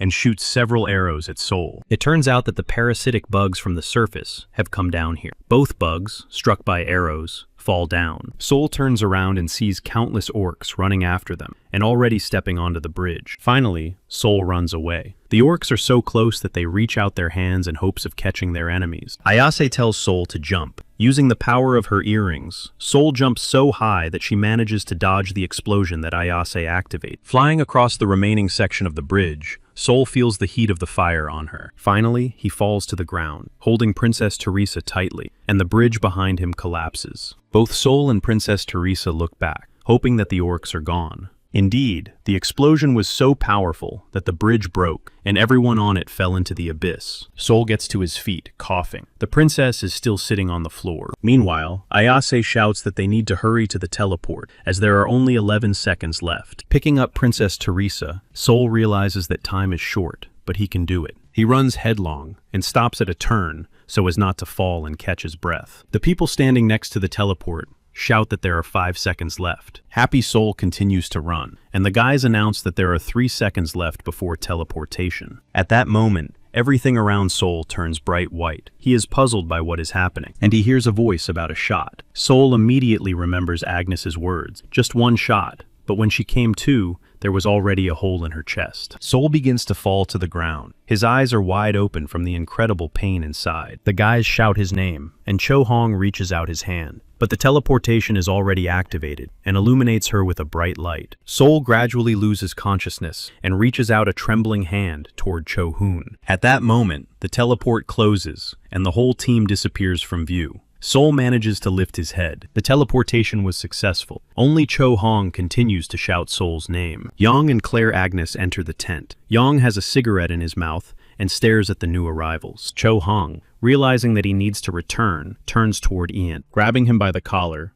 Cho Hong orders him to activate the magic circle. Seeing this, Young immediately asks Ayase Kazuki what happened, but Ayase Kazuki doesn't answer and just looks away. Yang realizes that if even the cold-blooded Ayase Kazuki doesn't dare to speak, then something terrible must have happened there. Finally, Ayase says that they tried to save them. Thanks to Sol, they were able to reach this place, from the very beginning to the very end. They were able to free Richard Hugo and Erica Lawrence, and Ayase Yui Ibrahim Ali and Edward Dillon were simply saved. Yuang asks about Teresa Hasi. Lowering his eyes, Ayase Kazuki tries to say what happened, but his grief is too strong. Then Yuang asks if they really didn't find her and exceeded the search time. But Ayase denies this and says that Princess Teresa was being held captive by the highest servant and they were spotted. But in the end, she managed to escape. Yang asks if there was a high-level parasite there. She clarifies that they were spotted but managed to escape. Ayase remains silent. Yang asks if they escaped, why Princess Teresa couldn't reach them. Sol appears before Ayase's eyes. He says he saw Sol running with the princess in his arms, and then suddenly falling down. Agnes asks if he really fell, but Ayase denies it. He says that if he had just tripped, he would have flown some distance due to his speed and momentum. Finally, Ayase remembers hearing a gunshot right before the invasion. Meanwhile, the orcs are busy rebuilding the bridge. They bring wooden planks from both sides and erect the bridge. And the parasite beetles continue to climb to the level of the Queen's industrial city. Arriving at the place where Sol fell, the orc chief notices a magic circle. He tramples on it and asks if these rats have come up with their tricks here. He realizes that they should have sacrificed Princess Teresa while she was being held hostage. But because of their desire for evolution, they did not do so. Seeing the traces of blood, the orc realizes that they have reached Sol. The orc orders his subordinates to find Teresa, by any means necessary. They must search every corner and bring her back. While she was angry, small stones began to fall from above, and the orc chief immediately noticed this. He looked up but saw nothing and walked away. Right behind him, there was a small crack in the wall. Meanwhile, Sol hears Princess Teresa's words. She says that they probably won't be able to escape, but they cannot die here either. She asks Sol to wake up. She realizes that it is all because of her. Finally, Sol comes to and notices that Princess Teresa is lying next to him and kissing him on the temple. He shyly calls her name, and Teresa sits up and asks if he has really woken up. Sol sits up, feels pain, and sees that his shoulder is bandaged. He thinks the wound is not that deep. But Princess Teresa shows him a piece of clothing with a huge hole in it and explains that it was exactly that size. Fortunately, there were 2 bottles of healing potion in the room. They each drank 1 portion. Getting to his feet, Sol asks how he managed to drink the potion while he was unconscious. Pointing to her lips, Princess Teresa replies that she gave him a drink from her mouth. She asks him not to say that it was his first kiss. Looking at Princess Teresa, Sol is surprised that she can still joke in such a situation. Princess Teresa confirms that it is a great relief now. If she had not found the map on Sol, they would have been captured for sure. Looking around, Princess Teresa asks what this place is. She herself is sitting on a magic circle. Sol replies that it is a hidden refuge and recalls her last meeting with Elder Arbor. Elder Arbor said he was very scrupulous and therefore reported it just in case. The real hideout is behind the bookcase in his office, but things are not as usual there. It is the 3rd underground floor, and it is not easy to get there. But everything is built quite solidly to withstand enemy attacks. Sol asks if Elder Arbor really worked so hard on some kind of shelter, but Arbor asks what kind of shelter he means. After all, that was the only way he could deceive anyone, and if anyone found it, they would certainly not understand what it was. Sol understands that people usually don't notice what's going on right under their noses, and Arbor confirms this. He knows that no one could imagine that he had made a hiding place behind the bookcase, and not only that, there is a portal in the secret hiding place, but Arbor points out that it's better not to use it, and Sol asks why. Elder Arbor explains that the portal leads straight to the center of the Empire. If they want to meet the Queen of the Parasites, they can use it. Sol tells Princess Teresa about his conversation with Arbor. She looks at the portal and realizes how fortunate it is that it didn't accidentally activate. Sol activates the 9 Eyes ability. He himself understood that he would indicate the access restriction. Looking around the room, Sol realizes that it is, in fact, safe. Finally, Princess Teresa asks what Sol is going to do and whether he really wants to live here with her happily ever after and then die of hunger. There is also the option of going outside, despite the risk. And Sol heads for the exit, replying that they need to try to get out. Then, Teresa draws her spear against Sol and says that they need to decide on one thing. She asks what she should do if something goes wrong. She suggests killing him before they are captured, but Sol rejects this option. Princess Teresa asks if he really doesn't know what will happen to him if they catch him. If they get rid of him in advance, they can return to Earth. Looking at the tip of the spear, Sol replies that he would still like to live as long as possible. Even if the heavens collapse, there is always a loophole. Putting away her spear, the princess replies that this is unusual. She asks if Sol is really from Earth. Lowering his head, Sol realizes that he simply does not want to give up this life so easily. Leaving the secret hideout, Sol and Princess Teresa walk down a narrow corridor that leads to a brick wall. Teresa says that this is the entrance. It was not easy for her to enter here. Sol has already activated his 9 Eyes ability and sees that it is green. Listening, Sol wonders if they have stopped looking for them, because nothing can be heard from the other side. Princess Teresa tried to open the entrance, but nothing happened, so Sol began to help her. Finally, the brick door opened,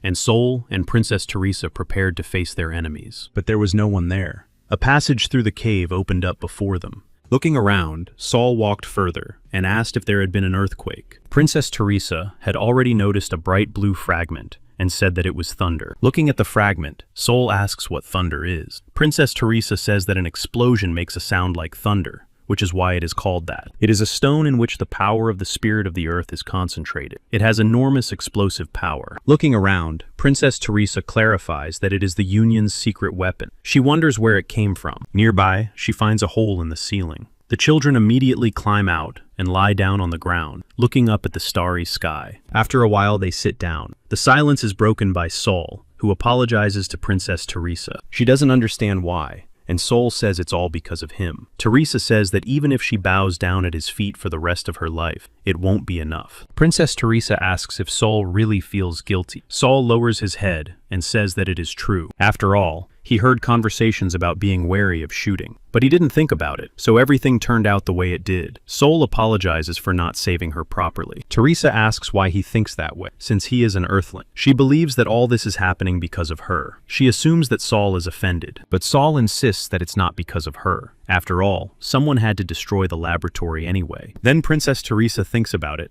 and agrees with Sol. Looking at the upset Sol, Teresa decides to cheer him up. She claps her hands and says that this is not the most important thing right now. Sol slowly looks up and sees something he did not expect to see. It turned out that Teresa was reaching out her hand. She glowed and invited the prince to come with her. She assured him that they would definitely survive and return. It was the first day of their escape. Sol realizes that no matter how hard he looks, there is no sign of life. It is as if the world around him is dead. He cannot even imagine what the capital of the empire, occupied by the queen of parasites, looks like. Princess Teresa looks further ahead and claims that she is very good at finding directions. She points to a rock and says that in 5 days, 6 at most, they will cross the Arden Gorge. It was the second day of their escape. At night, the boys slept covered with Princess Teresa's sheet. Sol was shivering from the cold. His teeth were chattering, and he was lying curled up. Princess Teresa was not feeling well either. She woke up and looked at the frozen Sol. To warm him up somehow, the princess moves as close as possible and buries her shoulder in his face. Feeling the warmth, Sol wakes up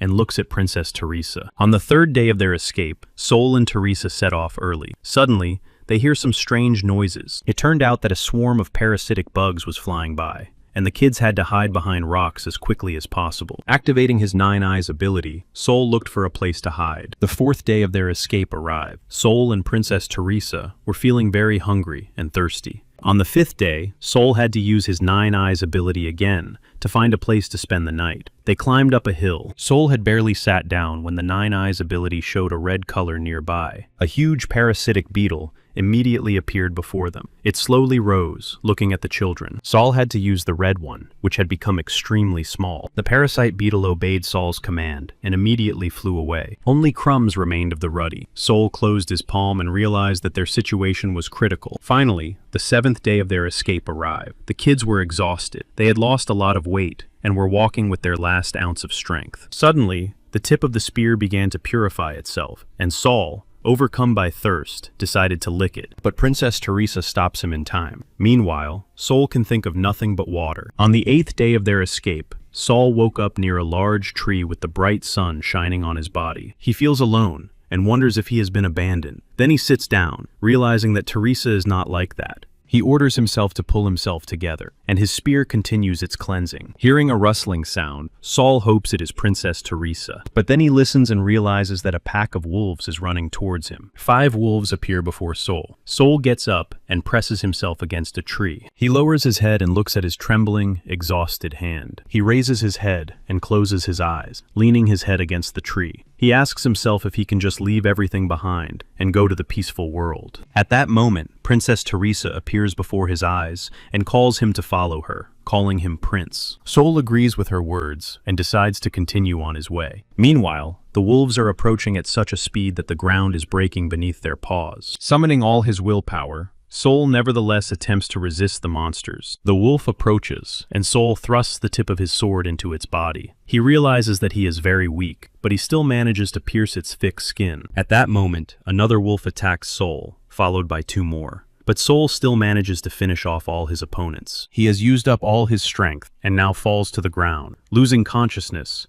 and not understanding what has happened. But someone's hand prevents him from falling. Someone's voice says that Sol is in this state, and is still fighting until he loses consciousness. With a smile on his face, Mikhail says that Sol has a rare mindset for a human being. It turns out that Sol is surrounded by 6 people. The one holding Sol has wings. He orders them to dispose of the lifeless body and leave no traces behind. After a while, Sol gradually regains consciousness. Mikhail notices this. He puts a yellow berry with green soil in his mouth, and Sol unconsciously opens his mouth. Someone present cannot believe that Sol destroyed Dulce. Meanwhile, Sol awakens. His eyes, wet with tears, are filled with horror. He tries to endure the terrible taste of the berry. Mikhail says that Sol is a rather brave man, and Teresa asks if Sol has come too. Opening his eyes slightly, Sol notices wings and asks if they are angels. Michael hasn't heard that in a long time, although they have nowhere else to go right now, so they had to occupy paradise. He clarifies that they are simply invaders. Hearing about the invaders, Sol immediately realizes that he is facing fallen angels. Seeing Sol's face, Princess Teresa asks him to remove his hostile gaze. Princess Teresa says that they have lost their homeland and are forced to be invaders, but now they are on the side of the Union. She believes that it is no exaggeration to say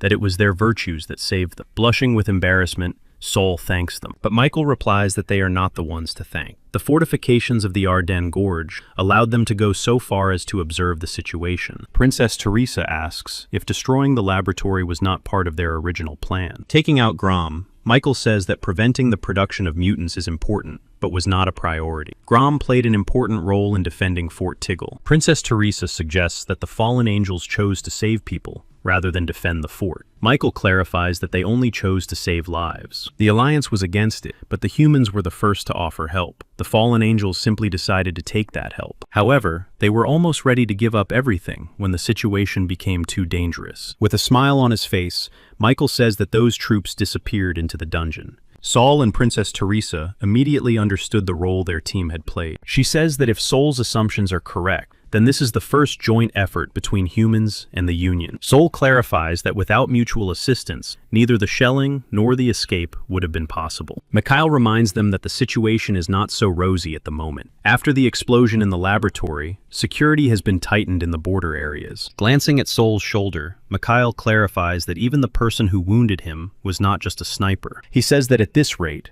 they could all be destroyed before they even leave the forest. Sol asks how close the mountain is to the forest. She replies that if they leave the forest, they will be able to escape from their pursuers. Then Sol raises his hand and says he has a plan. After a short pause, Mikhail asks if this plan concerns not only Sol and Teresa, but everyone present. Sol confirms this. With confidence in her voice, Sol asserts that it is for the sake of all of them. Then Mikhail turns to the fallen angel Quan and waits for her words. Lifting her hood, Quan looks into Sol's face, and her eyes light up with a bright blue color. She says that Sol is not lying at all, and Michael accepts her information. He says that Sol can tell them then. After a while, everyone gathered together at the edge of the summit, and they began to peer toward the forest of confrontation. Mikhail says that this plan is just one big risk. He asks if Sol really thinks she will move, and Sol says she believes in the saint. Accepting his decision, Mikhail and everyone else immediately changed their angel wings to butterfly wing. This greatly surprised Sol. Looking at Quan's soul, he assumes that this is not for his sake, but rather an attempt to protect her. Finally, Michael takes Princess Teresa in his arms and demands that the angels summon the spirits. Michael is one of the angels who has not changed the appearance of his wings. The angels with butterfly wings activate the spell. Quan holds Sol. After the spell is activated, a wind energy appears above the fallen angels, lifting everyone into the air.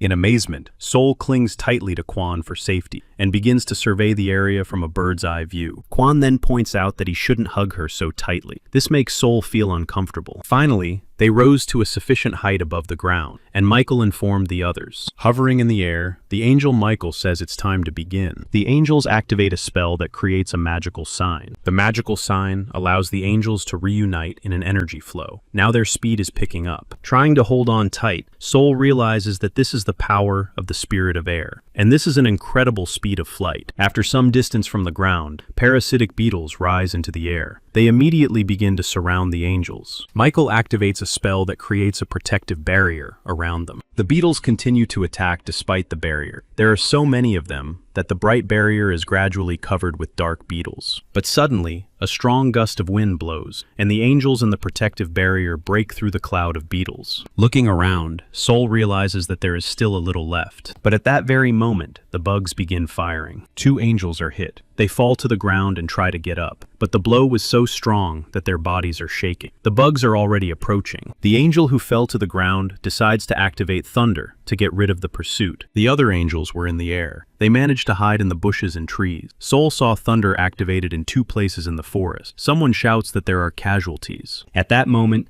Sol senses danger behind him. It turns out that there is a beetle with a long proboscis behind him. Before he could react, Quan takes the blow and loses his left wings. The blow was so strong that it is impossible to hold Sol anymore. This happens in front of Princess Teresa, who screams Sol's name. Sol and Quan fall rapidly, head first into the depths of the forest. The wounded Quan reaches out his hand towards Sol, hoping that he will be able to grab it. Sol manages to reach out to Quan, and in a moment, they are swept away by the wind. Breaking all the branches in their path, Sol and Quan fall to the ground. Michael and 2 other angels are already flying over the forest in search of the wounded. Finally, Princess Teresa notices where the boys have fallen and shouts Sol's name. After the fall, Sol immediately gets up, realizing that they need to get out of there as soon as possible. He turns around and sees Quan's body. She is lying unconscious, so Sol puts her on his shoulder and sets off. At that moment, Saul is wounded in the leg. It pierces through, and Saul falls to the ground. The red eyes of monsters can be seen all around. Seeing the monsters in front of him, Saul wonders if this is the end.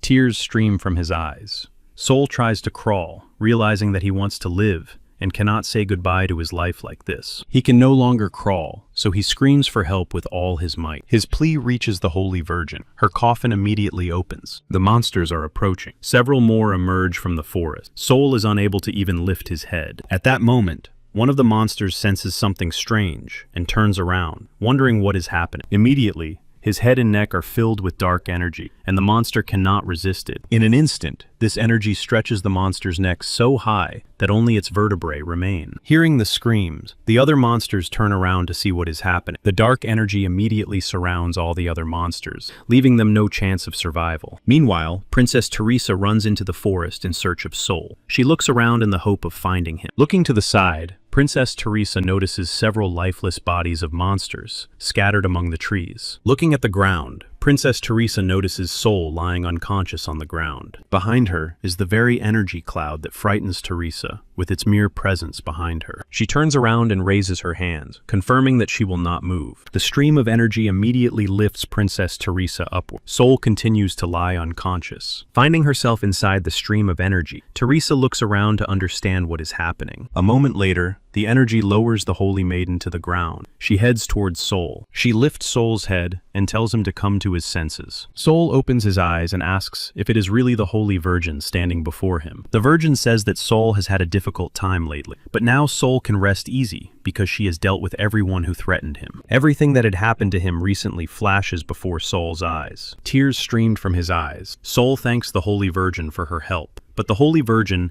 did not expect to hear gratitude from him. With a smile on her face, the Holy Virgin extends her arms and says that Saul looks weak. With his leg already bandaged, Saul slowly limped away. Princess Teresa runs up to him and asks what the Holy Virgin said to him. Saul says that she asked him to find her again, and he promised to do so. Looking at Mikhail, Saul lowers his head and asks for forgiveness because people have suffered because of him. Michael insists that 4 people survived and that Saul did an excellent job, but they need to return as quickly as possible to receive proper treatment. He adds that the devil's shots are too poisonous and don't just go away. Saul bows and thanks Michael. After giving his name, Saul apologizes for wanting to know the name of the fallen angel. Mikhail takes off his hood and tells him his name. Bright yellow energy gathers around him. Saul says he will remember his name. The fallen angels fly away, and Princess Teresa and Sol Jihu continue on their way home. In the temple of Lucira, someone whose appearance causes confusion approaches the administrator. It turns out to be Saul. He is wounded and covered in blood as he approaches. Saying that he needs treatment, Saul falls to the floor and loses consciousness. Sometime after the healing potion fails to help, Lady Min Yoon comes to the rescue. She heals his critical wound, and Saul began to come to his senses. He opened his eyes, realizing that he was once again experiencing a feeling of nostalgia. Finally, Saul turned his head and saw Lucira's daughter, Min Yoon. She looked at him with hope that everything had worked out. After a while, Lucira's daughter Min Yoon talked to Bishop Dan. He says that the hierarchy is collapsing and the leader must return. Therefore, he asks for help.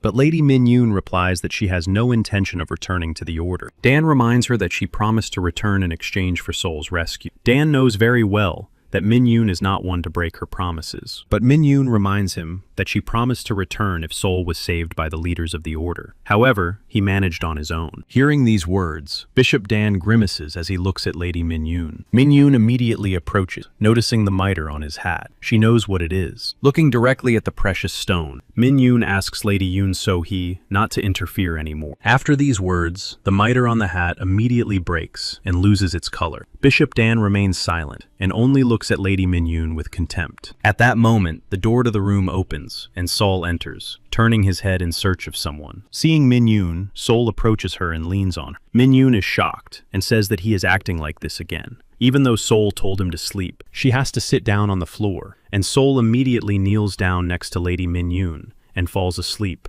biting her lip. Seeing this behavior, Bishop Dan exclaims that it is sacrilege. Mrs. Min Yoon replies that it is her fault because she spoiled Saul herself. Embarrassed, Mrs. Min Yoon smiles and apologizes to Bishop Dan. Finally, she takes Saul by the hands and pulls him along, insisting that Saul should go to sleep in his room. Meanwhile, the team that was in the laboratory with Saul goes to his rescue. Determined, Cho Hong mentally asks Sol to wait a little longer, because she is already on her way. At that moment, Ayase receives a message from Ian. The whole team stares at the magic ball to listen to the message. Ian informs them that Sol has returned, and the team should come back. By that time, Sol has already woken up. He sits down, sensing familiar smells. At that moment, Cho Hong bursts through the door. She shouts Sol's name and looks at him with a frown. She runs up to him and pokes him with her finger, waiting to hear something from Sol. But Sol looks at Cho Hoon in confusion and remains silent. Cho Hoon's face flushes. She asks what's wrong, since he's staring and not saying anything. She asks if he has forgotten her face after all this time. Sol asks who she is. Cho Hong's face immediately changes. She is shocked by the question and asks why he is asking who she is. She is puzzled by what is happening and asks if he has gone mad or lost his mind.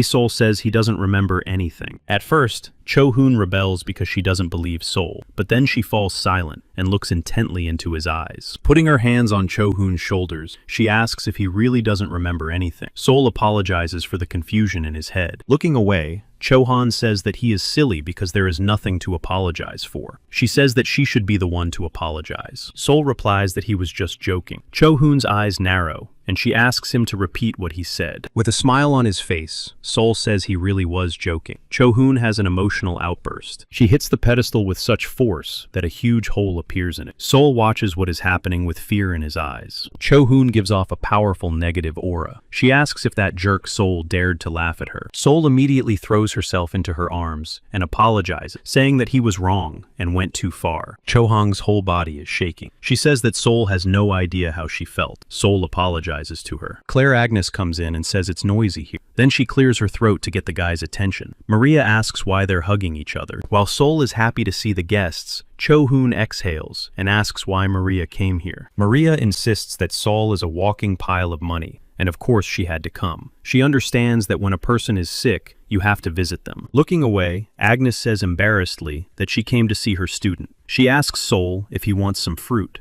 Maria asks what kind of fruit when there is alcohol. She suggests throwing a party and opens a basket of bottles. But Cho Hoon asks if Maria has gone mad, giving alcohol to a sick person. Lowering her head, Maria admits that sensible things have flown out of her empty head. Cho Hoon immediately reaches for the bottle. Trying to pull her hand away, Maria reminds him that she didn't buy it for him. A real battle ensues between them. Cho Hoon demands that she let go of it, because she is boiling inside because of that idiot Sol. She will calm down when she drinks. At that moment, Hugo runs into the room and joyfully shouts Sol's name. Hugging Sol tightly, Hugo shouts that he is alive, which makes him very happy. The hug was so tight that Sol could no longer breathe normally. While Hugo repeats that Sol is indeed alive, Sol notices the other guests. Ayase Kazuki, Princess Teresa Hesse, and teacher Ian have arrived. Sol himself is delighted that all his loved ones and friends have come to see him. Cho Hong asks him why he is smiling, and suggests that there may indeed be some damage to his brain, but Sol continues to giggle. Meanwhile, Mrs. Min Yoon is standing on the street when she suddenly hears footsteps behind her. She turns around and sees Bishop Dan bowing. Realizing that he has not left yet, Mrs. Min Yoon asks what he wants to tell her. Lifting his head, Dan says he has one question. He asks when Min Yoon found out about it. Min Yoon reminds him of his words that friends only get better with age, and his mitre is still in place. This means that Dan is not someone who changes easily. Bishop Dan laughs and asks if that is the only reason Min Yoon has come to such conclusions. Mrs. Min Yoon says she is very sorry that the precious stone was broken. Bishop Dan admits that the stone was for listening, and they will easily replace it with another one. He himself has Shin Yong in mind. Mrs. Min Yong believes that cooperating with Shin Yong would be a better choice for Dan than grabbing handouts from different places. It's time for Min Yong to go. In her mind, Min Yoon is ready to give Yoon So-hee anything she wants, but not Sol Ji-hoo, because she will never forgive So-hee for that. Meanwhile, in Seoul, at the Shin Young Pharmaceutical Company, Kim Hannah takes a call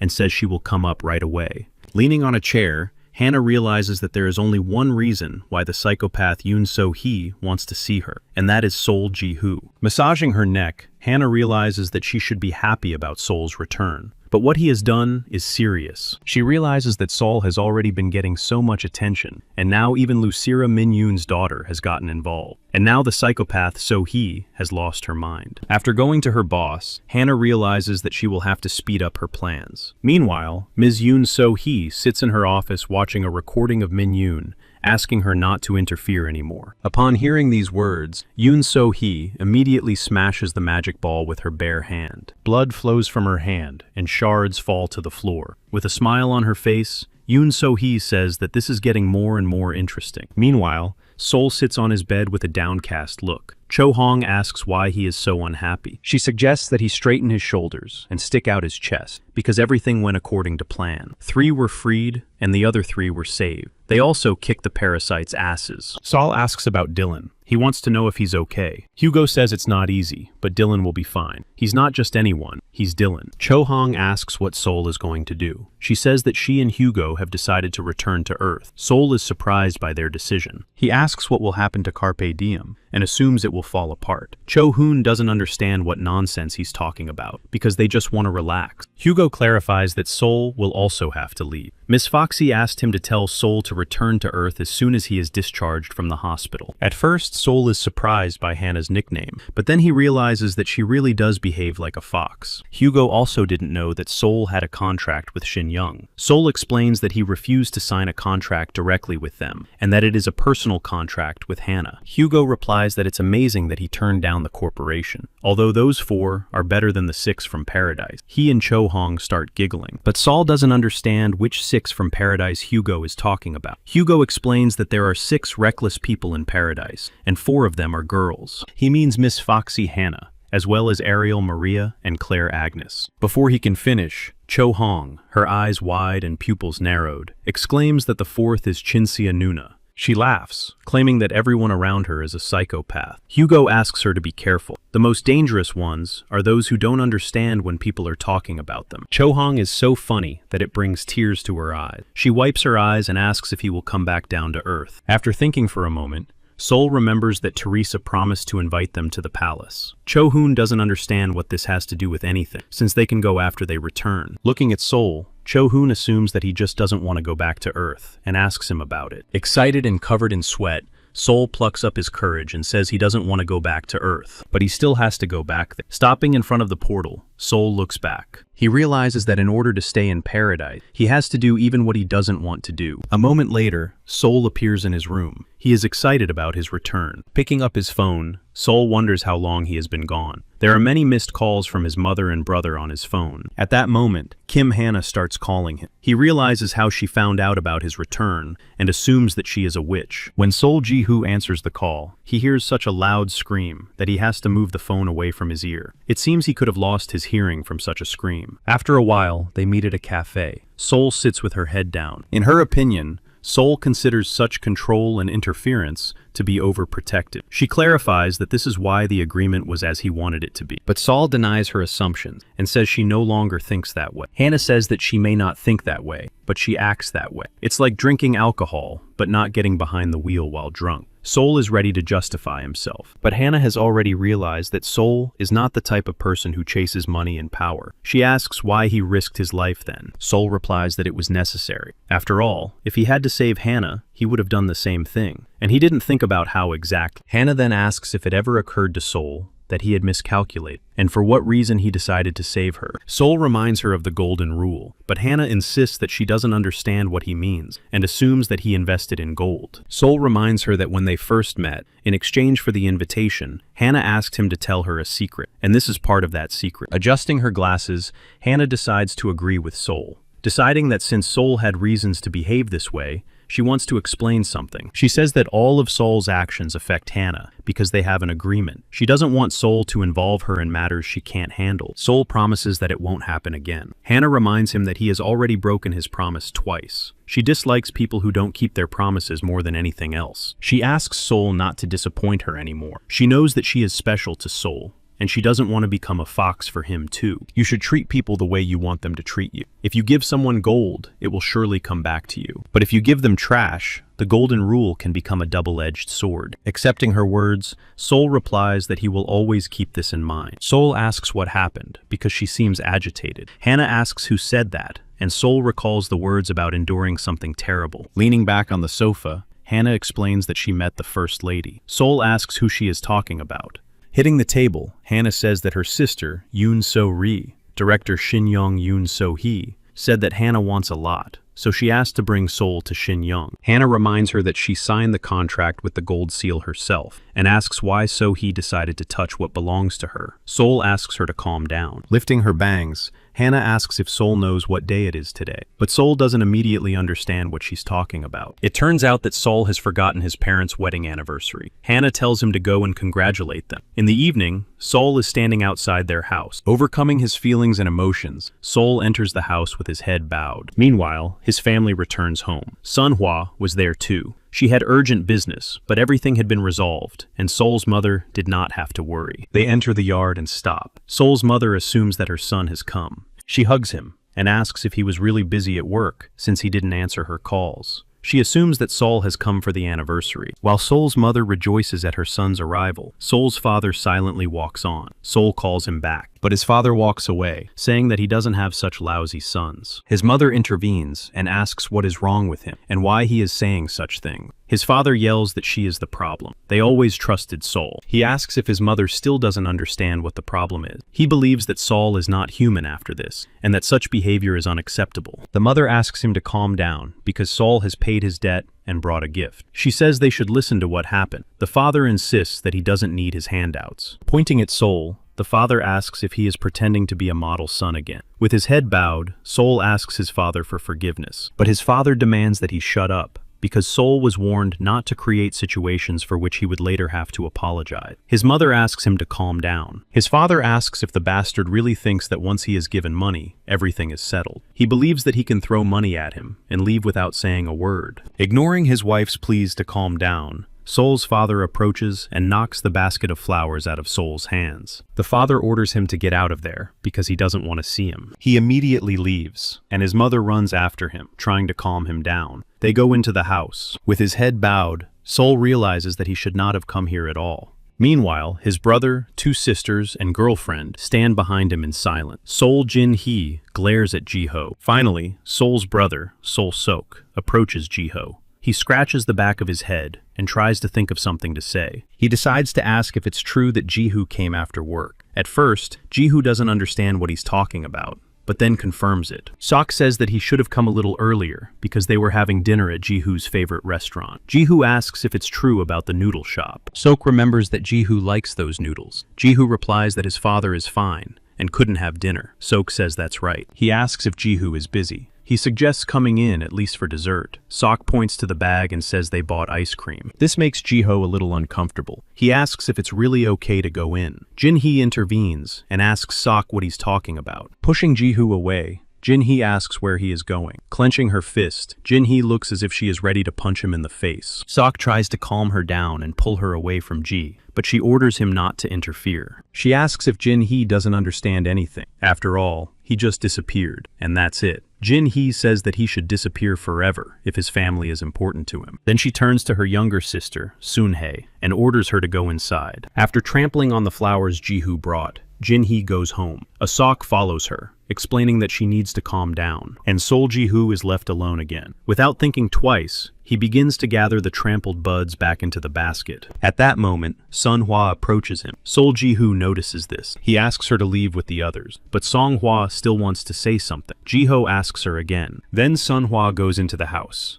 Sol Ji-ho's whole body trembles from the unpleasant situation. As he walks down the street, someone stops in front of him. She says that if he looks down, he might bump into something. She asks what he would do then. It turns out that it was Hannah. She says she came just in case, to make sure that Ji-ho didn't go anywhere else. She assumes that Ji-ho has already visited his parents, so she asks how it went. Sol says that she can see for herself. Looking at the basket of trampled flowers, Hannah asks if Sol really thinks he came for nothing. Grabbing his head, Sol says he has been living like a complete piece of trash, but Hannah reminds him that this is in the past. Sol insists that he is very guilty. Such a thing is impossible to forgive, and it is not surprising. Hannah says that Sol knew this himself from the beginning. Sol says he is very guilty. Hannah comes closer and hugs him, saying he is a good man. At that moment, a car pulls up and Lo-eun gets out. He asks if he's interrupting. Hannah replies that he's arrived just in time. Ro-woon says he came for Sol Ji-ho regarding the Shin Young case. He has been instructed to be as polite as possible. Hannah lowers her head and puts her hand on Sol's shoulder. She says that while Sol was working hard there, something happened here, but Sol doesn't understand what it is. Without going into details,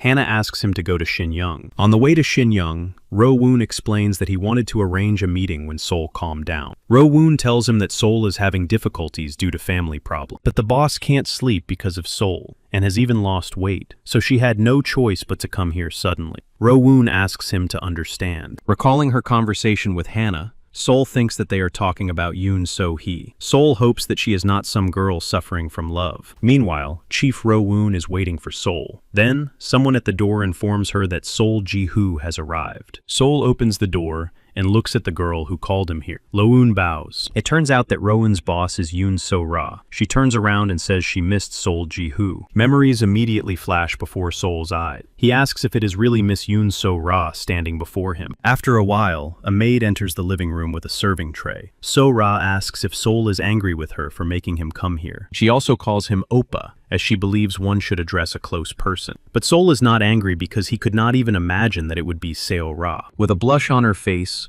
So-ra sits down next to Sol. He looks at her nervously because he feels awkward. He begins to eat and clarifies that he thought he would have to talk to someone else. So-ra asks if he really expected Yoon So-hee. Sol is shocked that So-ra refers to her own sister as a stranger. It turns out that Seo-ra called Sol specifically for this reason. She decides to get straight to the point. She asks Sol to work in her department. So-ra heard from Hannah that Sol will be hired at Xingyang because of Yoon So-hee. Miss So-ra says that as soon as Sol is there, she will become part of the company. This is inevitable for everyone who gets a job there. Sol will probably end up in the department headed by Yoon So-hee. Sol then asks if that's a bad thing. So-ra confirms this, saying that So-hee will pick on Sol by coming up with various excuses. She is the type of person who can find 100 reasons. Then Sol asks about Seo-ra. She clenches her fists and replies that this won't happen to her. So-ra mentally decides that this time, he will definitely help Jiho Oppa. After a while, Sol is already in Hana's car. She is speeding down an empty road,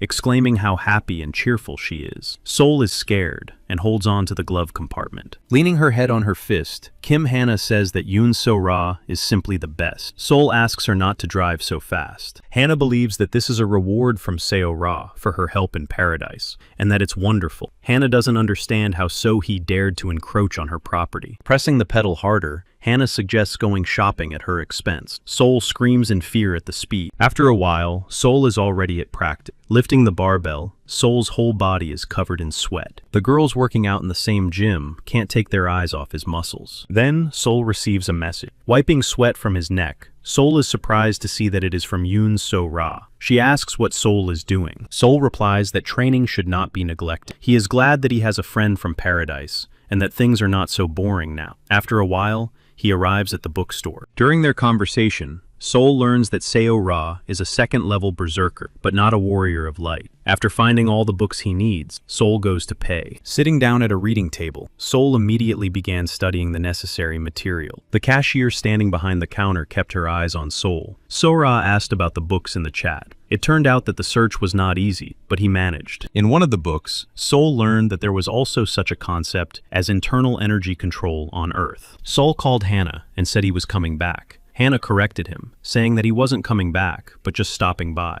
She looks at the papers and sighs heavily. She tells Sol that he was there longer than she thought. She wishes him luck. Sol himself realizes that he has been living on Earth for 10 days, but he has not received a single call from his family since that day. He tears up the parchment, and the teleportation begins. Determined, Sol decides that now he will only train. He returns to Haramag. On the second level, he unlocks the skills of spear throwing and internal energy control. The second skill is focused on magic. Therefore, there will be less physical training. To control internal energy, it is necessary to direct it through the meridians, starting from the upper Dantian to the Damzong point, from the Gumi point to the Zhongwan, from Damzong to Gumi. Sol himself reflects on the fact that all points are open. The book said that in a normal state, at least one point should be closed. Then Sol remembers a conversation with Claire Agnes. Taking the winning coupon to the VIP store, she recommended buying Psyche's Tears. It is a magical elixir that removes harmful substances from the body and enhances magical circulation. At that moment, Sol noticed that his magical powers had increased. It seems that controlling internal energy can increase the level of magic. Sol turned to Agnes. She said that the skill did not have such an effect. She asked if his magical power really increased when using energy. It turned out to be the effect of the elixir. Sometimes, it is not possible to absorb the entire elixir at once. Therefore, When controlling energy, the remains are absorbed. But Soul did not take the elixir, and then he immediately remembers that he once ate a dulce when he was being chased. Claire Agnes says that dulce is not an elixir, but the most tasteless fruit in paradise, and no one would put it in their mouth unless their life was in danger. At about the 4th level, Soul will be able to raise his internal energy control once again. This was the case with the transition from magic control to energy control. Control of internal energy will transition into the technique of controlling the soul, which will again transition into divine energy. It should also be noted that starting with the technique of controlling the soul, the points for feats will also undergo changes. Saul says that Agnes assured him that such circumstances were impossible, but Agnes clarifies that there is nothing that can be done about the doubling of the difficulty. Since the game is programmed for God's blessing, the ability to use it properly is also a talent, and Soul suggests a reason. He asks if it is based on the fact that he himself has mastered the basic skills. Looking at Soul, Claire Agnes confirms this. Approaching the house, Soul and Agnes notice an envelope with a seal. Soul suggests what this means. After a while, Soul was already at the Haramaga Palace. He stopped on the red carpet, surrounded by knights in armor. On the other side of the hall were King Haramaga Frith Hasi and Princess Teresa Hasi. Finally, King Frith asks if Soul is indeed the Earthling. Bowing his knee, Soul Jihu lowered his head and greeted King Frith. King Frith had heard that Earth was a place where the people were the masters of the state, and the king served the people as if they were the heavens. He respects this culture. Rising, Soul replied shyly that the king's mercy was great. Frith understood what Soul meant and forgave him. Soul can also officially consider Frith to be something like a village elder, so that he can feel reasonably at ease. But Soul does not understand this expression. To begin with, Frick wants to express his gratitude for all of Soul's achievements. He is aware that Soul has made a lot of effort for the sake of this world. Scratching the back of his head, Soul slumped. He replies that King Frick is exaggerating. The king says that it is not right to starve a guest. Princess Teresa giggles and asks if he is too nervous today. Dessert is served. King Frith assumes that Warrior Soul did not like the food, but Soul insists that everything was just wonderful. Then Frith says that it is also the host's responsibility to ease the guests' tension. He recalls that Earthlings have favorite topics of conversation. He asks Saul if he knew that Earthlings fought against the Haramag. Saul replies that if he means the uprising, then he has heard of it. Frick confirms that at that time, they managed to defuse the situation and, with the help of Shinyan, achieve negotiation. However, it was not the leader of the uprising who appeared there, but some unfamiliar people. And Frick recalls how he met those strangers, introducing himself by name and informing them of his title. After that, he asked the names of those who had come. One of the warriors began to distort his words and called himself the King of the Navel. Another introduced himself as Princess Teresa Pin, portraying a female image. But Saul did not know about this. He is puzzled and asks if all this is true. Princess Teresa crossed her arms, sighed, and said that it was true. She was so shocked that she still remembers everything clearly. She says that the strangers began to ask why she and King Frick reacted that way to the names their parents had given them. At that moment, King Frick understood what Saul thought about this world. It was nothing more than entertainment. Saul says that they are simply insane. She asks if they really let these ignorant people go just like that. King Frith was angry, but he just laughed along with them and dropped the subject. He is sure that he could not give in to such an obvious provocation. But thanks to this, he learned that there was a traitor in the palace. Soul asks how he figured it out. Princess Teresa replies that it is a traitor from his inner circle who knew about the peculiarities and secrets of her relationship with her father. Soul's expression suddenly changes as he guesses what secrets are being referred to. Seeing Soul's reaction, King Frick says that this is unusual because all the Earthlings he has ever met at least giggled when they heard this story. But Soul does not find it funny and apologizes. Frick says there is no need to apologize. He wanted to lighten the mood, but instead made it more tense. And he moves on to the most important thing. King Fritch is not going to imprison Saul or punish him. He simply wants to reward him for his services. King Frith asks a servant to bring a gift. He says that the royal family of Haramaga is always fair. King Frith hopes that Saul will like this gift. It turns out that the gift is scrolls of gold. King Frith says that it is easy to exchange for earthly money if converted into gold coins. Soul stands in shock, staring at the gold scrolls, unable to say anything. Seeing his face, King Frith asks if he really doesn't like the reward, but Soul denies his assumption. An image of the village of Raman appears before Soul. Arbor says that it is just a poor village with many monsters and parasites. Then he remembers the saint who gave him the Finista earring. She asked if Soul would come to her again, Returning from his memories, Saul lowers his head and says with an angry face that there is something King Frick Hasi needs to know. This statement was unexpected for King Frith. He says that Saul can tell him everything he needs to know. Saul reminds King Freak of his words, that he always acts fairly. He clarifies that there are people who deserve to be rewarded for their participation in the operation, like no one else. He assures him that without the help of these people, the operation would not have been possible. Then King Frick asks if Sol is suggesting using this money to help the villagers move to the city. Sol has already heard that the castle's capacity is limited, but he still asks King Frick for a favor. King Frith says that with such funds, he can use his power, and hopes that Sol will understand everything correctly. He asks why Sol is helping people, since he is an earthling. Sol remains silent. The king says that no one will say a word if he takes the gold for himself. However, he is curious to know Saul's true intentions, according to which Saul wants to use these funds for a cause that no one will even know about. Saul replies that he is simply following the law, also known as the Golden Rule. He says that those two people treated him very well, and if he doesn't do as much for someone else as he received, he can't expect the same treatment next time. And that's scary. King Frith says that people do have their limits, even when it comes to the ghost, and Sol thinks about the limits that King Frith Hasi is talking about. After a short silence, King Frith asks if Sol plans to change his decision. With complete confidence, Sol Jihu replies that his decision will not change. Princess Teresa Hasi is very fond of Sol's good nature. Finally, King Frith allows all the inhabitants of the village of Raman to move to the city, and provides them with everything they need, both materially and spiritually. In addition, King Frith allows them to participate in the Mourning of Souls. He reminds them that the kingdom is just in its rewards and punishments. Therefore, he offers Sol a reward, to choose one of the weapons belonging to the royal family. But Sol is a little embarrassed and wants to say something. Frith clarifies that Sol can take his time, as he needs to leave to draw up a budget for transporting the people. Princess Teresa asks her father Frick to stay a little longer. Frick chuckles and says that even though Teresa is his daughter, she is very cunning. Squinting, Frick allows Teresa to enter the vault, but she must not touch the treasure. He does not want to remember the day when he gave Teresa's sister away in marriage. Putting his hand on Sol King Frick's shoulder, he says that he enjoyed their meeting, and that the conversation was quite interesting. He is sure that it was time well spent, and before leaving,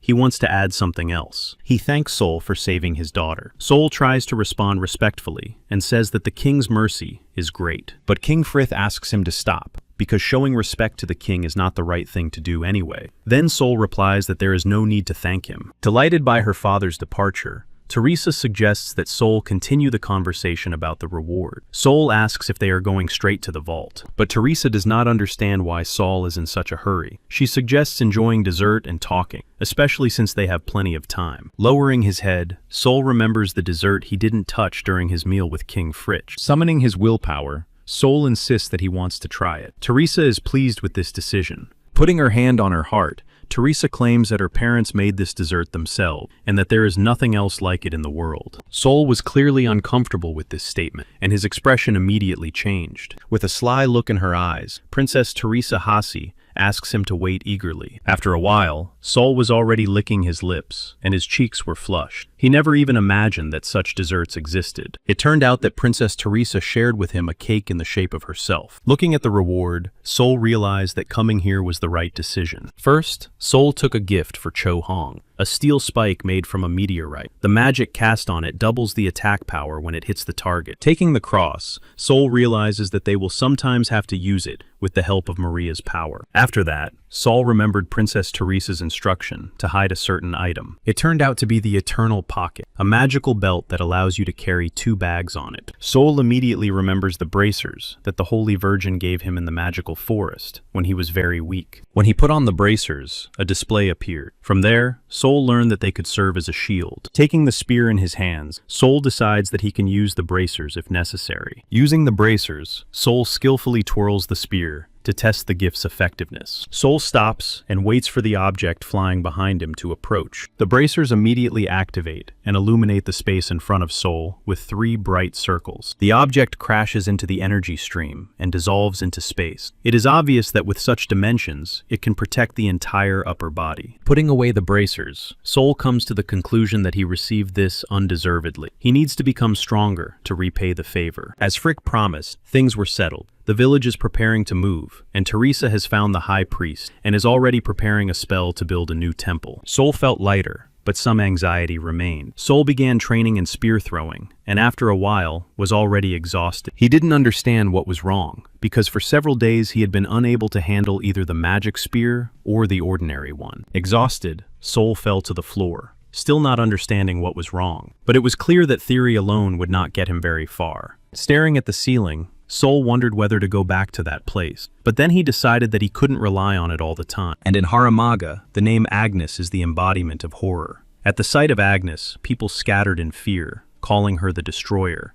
The reason this city came to be known as criminal is because of the legends that circulate about Agnes. They are too terrible. It's no wonder that people feared the leader of Yuang, who acted according to the principle of an eye for an eye, a tooth for a tooth. As Agnes walked down the empty street, she heard footsteps coming from somewhere. It was Teacher Jang. Seeing him, Agnes immediately bowed her head in respect. She did not expect to meet Teacher Jan here. Looking at Agnes, Teacher Jang says that they haven't seen each other in a long time. Agnes is surprised that Jan still addresses her formally. Jan reminds her that he has already mentioned this before, but she is still the same. She apologizes and says she misses those times. It seems like only yesterday that Teacher Jan was training her, and she was crying over every little thing. But Jan doesn't remember her crying. The Agnes he knows is a good student who didn't need much teaching. Finally, Agnes decides to find out something, but clarifies that she herself understands how rude this question is on her part. Understanding what she is talking about, Master Jan replies that this is not the case. Today he is here only because of Dylan. He promised that he would visit these parts from time to time. A little disappointed,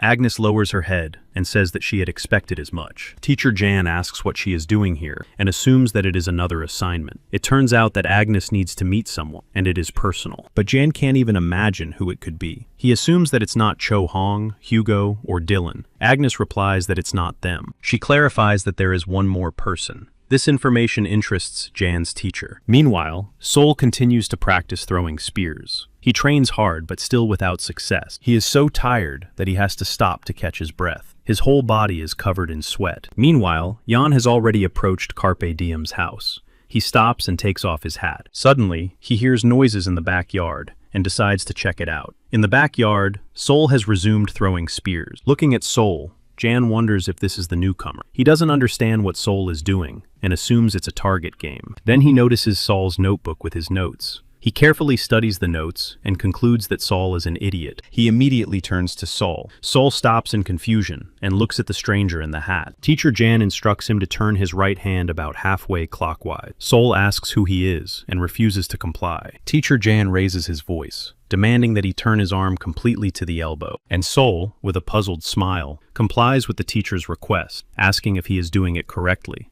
Throwing his notebook on the ground, Teacher Jan holds his hat and quickly leaves, instructing Sol to remain in that position. Looking in the direction where Teacher Jan had gone, Sol wonders who he is. A moment later, Teacher Jan returns with a wooden hammer in his hands. Seeing him rapidly approaching with the hammer in his hands, Sol becomes afraid to stand still. The hammer rises higher and higher. Master Jan exclaims that Sol is not transferring energy completely. It turned out that the hammer was already in Sol's hand. Jan taught him the correct technique, explaining that he needed to stand firmly on the ground and run, not dance. You need to create rotational force, as if the tip of your left foot is stretching. The rotation goes through the waist and is transferred to the right hand. But Sol finds it difficult to remember everything. Finally, after all the explanations and corrections, Master Jan says that Sol can now try to throw the hammer. While Sol prepares for the throw, activating his energy, Master Jan continues to hold his wrist, waiting for the right moment. Finally, he lowers his wrist and signals for the throw. Powerful energy surrounds Sol's arm. Unexpectedly,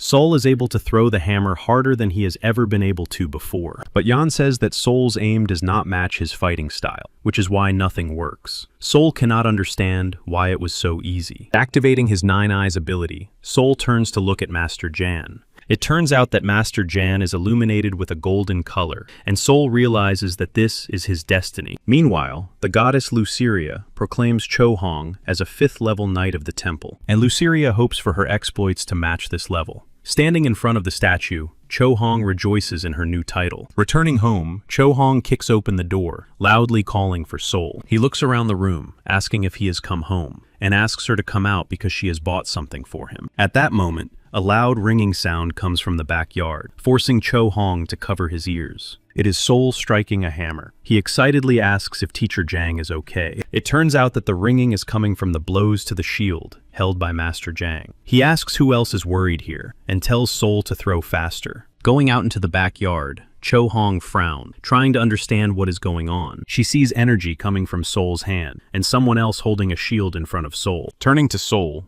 Cho Hoon asks if he is facing an enemy. Teacher Jan immediately peeks out from behind the shield upon hearing Cho Hong's voice. Not expecting to see Master Jang, Cho Hong's face changes. She is amazed by the arrival of Grandpa Jang. They enter the house. Sol wants to go get a cold drink for Master Jang. Cho Han is unhappy that Sol has become the old man's errand boy. With a smile on his face, Sol goes to the store, promising to return as soon as possible. Teacher Jan rubs his shoulder, which hurts after training with Sol. Cho Hong reminds him that Jan himself yelled at him to throw faster. Jang simply did not know that Sol would be so strong at the second level. Cho Han reminds him that Jang is no longer young, and that he should have warned Sol. She points out that at this rate, he could end up in the next world. Hearing this, Jang immediately hits her on the head. Holding the spot where he was hit, Cho Hoon says he's just worried, but Jang immediately grabs his stick. But Jang is sure that with that tone of voice, he's not worried. It's as if she's praying for it. Cho Hoon recalls their prayers with Hugo, saying that it's pointless because she's already tried it. Turning away in offense, Cho Hong says that the stupid Maria is just a swindler who takes money but can't do anything herself. And then Jang remembers that a flower pot once fell on his head and that his legs often get tangled. He realizes that it's all because of their prayers. So he hits Cho Hoon on the head again. She explains that she wouldn't do such a thing for no reason, because Jang chased them like rats, and that was impossible to endure. Jang reminds her that she and Hugo are not as diligent as Dylan. They didn't understand anything, so it was necessary to at least train them physically. Remembering Dylan, Cho Hoon turned away so as not to show her upset face. Teacher Jan has already heard about Dylan in brief. He understands that they have done a lot of damage. Cho Hoon says that they should have come a little earlier, and then there would not have been such consequences. She says that Dylan really wanted to see Teacher Jang. Finally, Teacher Jang replies that they did a good job anyway. After all, they not only disrupted the parasite's plans, but also saved Dylan, and that's a big deal. He is sure that it is good work. But Cho Hoon explains that they did not really try very hard, because he did almost everything himself. Jan asks who he is talking about. Cho Hoon replies that it is Sol, whom Master Jan has just been training here. He asks why he started teaching him after retiring. It turns out that Sol begged him to. Jang himself just wanted to keep himself busy until Hugo and the others arrive. Jang is also sure that this is a problem, because he could have entrusted the business to Dylan, but since he is no longer around, Carpe Diem's disappearance is only a matter of time. But Cho Hong disagrees. She is sure that Jan underestimates them, because she has also raised her level. With contempt, Jang asks if she has also risen to a high level. He asks where the world is headed, if even people like her are being given high ranks. Sighing,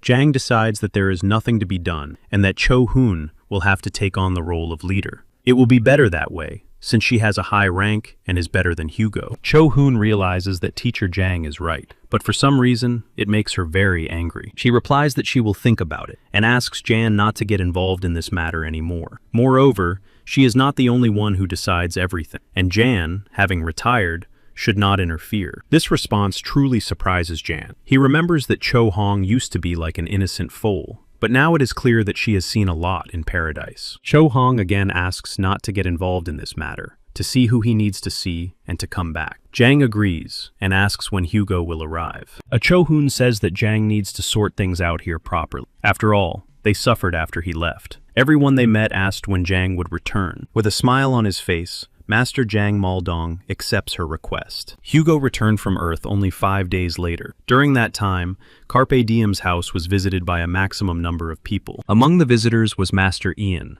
who was happy to meet his old friend. Ayase Kazuki also came to visit. Bowing, he asked how Elder Jan was doing. After a while, Young, Agnes, and a few other guys arrived. Young was pleased to see old boy Yan. Almost everyone Sol had met in Haramaga came to see the teacher. During those 5 days, Sol managed to find out something about Yan Maldong. He had come from the same zone alone. He had also gathered the core members of the Carpe Diem team. Hugo, delighted with Jan's return, claimed that all the turmoil was over. He confidently proclaimed the beginning of happy times. From such statements, Sol concludes that Jan Maldong is indeed a great man, and Hugo confirms this. Sol asks if Jan really has a high rank, or if he is a leader, but Hugo assures him that he should not be underestimated. His value cannot be determined by the criteria of paradise. But Sol does not understand what Hugo means, and Hugo clearly did not expect such a question. He had to think about his answer. He says that there are 4 classes. Sol clarifies that there are no restrictions, and Hugo says that no one said that you can only grow as a warrior. There are people who do production work. Every person has some abilities, but they don't necessarily have to be related to battle. Hugo had to think hard again to come up with the right example. Finally, Hugo remembers Miss Fox. Sol asks if he means Kim Hannah. Hugo confirms this, clarifying that she signed a contract. She also started out as an archer, but then leveled up in a different way. Sol couldn't imagine that she was an archer. It's hard for Hugo himself to imagine that when he looks at Hannah now. Sol wonders what Hugo means by other way. Hugo comes to a conclusion. If Hannah is one of the famous brokers,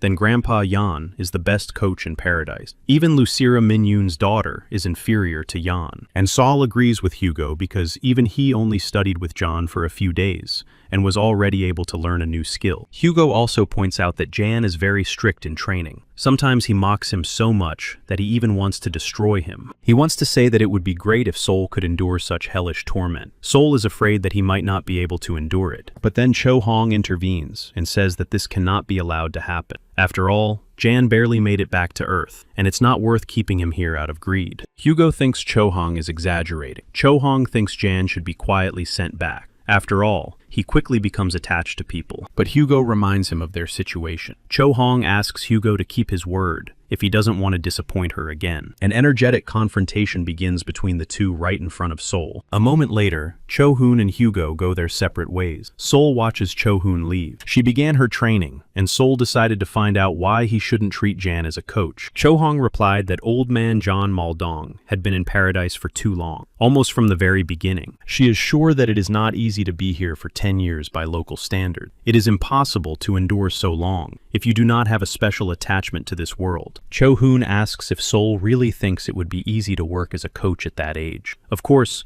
anyone here would applaud such a thing. Not all people are as noble as old man Jang. His students, who were the hope for the future, began to fight each other for profit. They united and staged a rebellion. Many residents of paradise died. As he leaves, Cho Hong asks Sol to think about how he would feel in Jang's place. After thinking for a moment, Sol activated his ability, and a magical spear appeared before him. He decided that his training was over, so he destroyed the spear with his own hands. Gullah praises Sol for his powerful blow, and for destroying the plans of the Queen of Parasite. They managed to gain a lot of time. Sol is destined to become a strong defender. Sol decides to ask a bold question. He asks if Gullah could say specifically what that means. He clarifies that she always beats around the bush. Gullah reminds him that revealing the secrets of heaven affects the laws of causality. If the scales can be tipped to one side, everything will still fall into place. If Sol achieves something, the enemy will have a similar result. Gullah clarifies that everything Sol has worked for may return to square one. However, Gullah cannot say that there is no way out. One must be patient and focus on one's growth. Sol accepts her word. In Gullah's name, Sol is now appointed a third-level magical spearman. She expects great deeds from Sol. Sol is amazed by this title. He says that there are cool class names, but he can't even tell anyone about his. He doesn't understand what kind of goddess doesn't understand names. He thinks she should have thought about it before giving him that one. Meanwhile, Jan Maldong is getting ready and thinking about how everyone he has met has been talking about that guy. He tries to remember the name. Putting on his jacket, Jan decides that he needs to hurry back and that he definitely can't be late. There's a knock at the door, and Jan lets the visitor in. It turns out that Elder Arbor has come to Carpe Diem's office. He asks about an earthling named Sol Jihu. Jang realizes that the guy's name is Sol. He tells Arbor that Sol has stepped out for a moment and suggests that he wait there. He decides to treat Arbor to some nectar tea he brought from Earth. If Elder Arbor likes it, Jan can take some with him. Finally, realizing that he is in the presence of a resident of paradise, Jan decides to ask why Arbor wants to see the earthling Sol. Arbor realizes that it might seem strange for an inhabitant of paradise to visit an earthling. Jan asks what difference it makes whether he is from Earth or paradise. After all,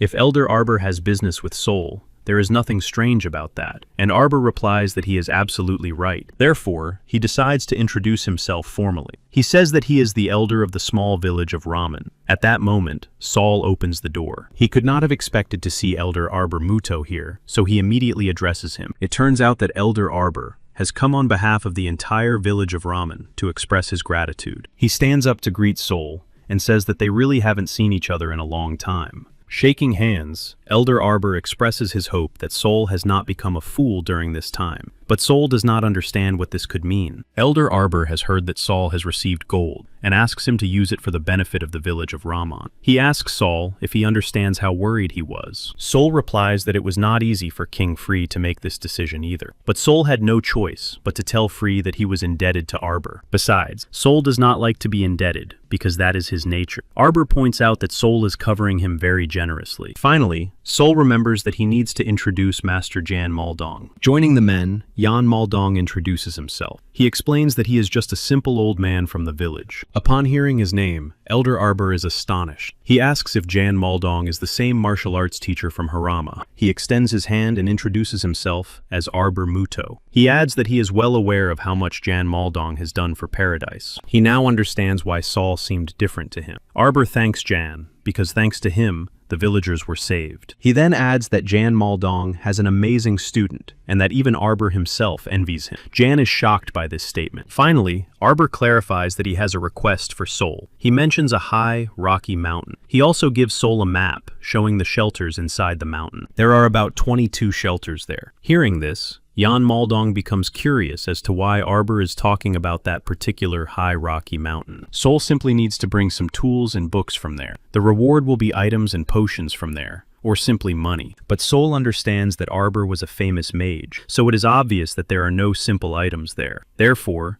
he agrees to such a reward. Before leaving, Arbor Muto clarifies that this is not urgent, and Soul can go there when he has time. Jan says that this seems unusual, and asks what Arbor does. Soul knows that he was a hermit, but used to be the wizard of Delphinion. Learning that Arbor was a famous wizard, Jan concludes that he is an important person. Teacher Jan begins to laugh, saying that Arbor has made him laugh. After all, he knows that Soul can handle it, so why did he have to call it a task? After that, Jan puts his hand on Soul's shoulder and thanks him. This surprises Soul greatly. At that moment, the door opens, and Maldonga is called again. Jan is obviously tired of constant meetings, so he rolls his eyes in dissatisfaction. It turns out that it is Teacher Ian inviting Jan to have a drink together, but Jan does not want to, so he looks dejected. Soon they are at the bar. Teacher Ian insists that Haramaga still needs Jan Maldonga's strength. Sighing, Jan is amazed at Ian's persistence, and asks if he isn't tired of it yet.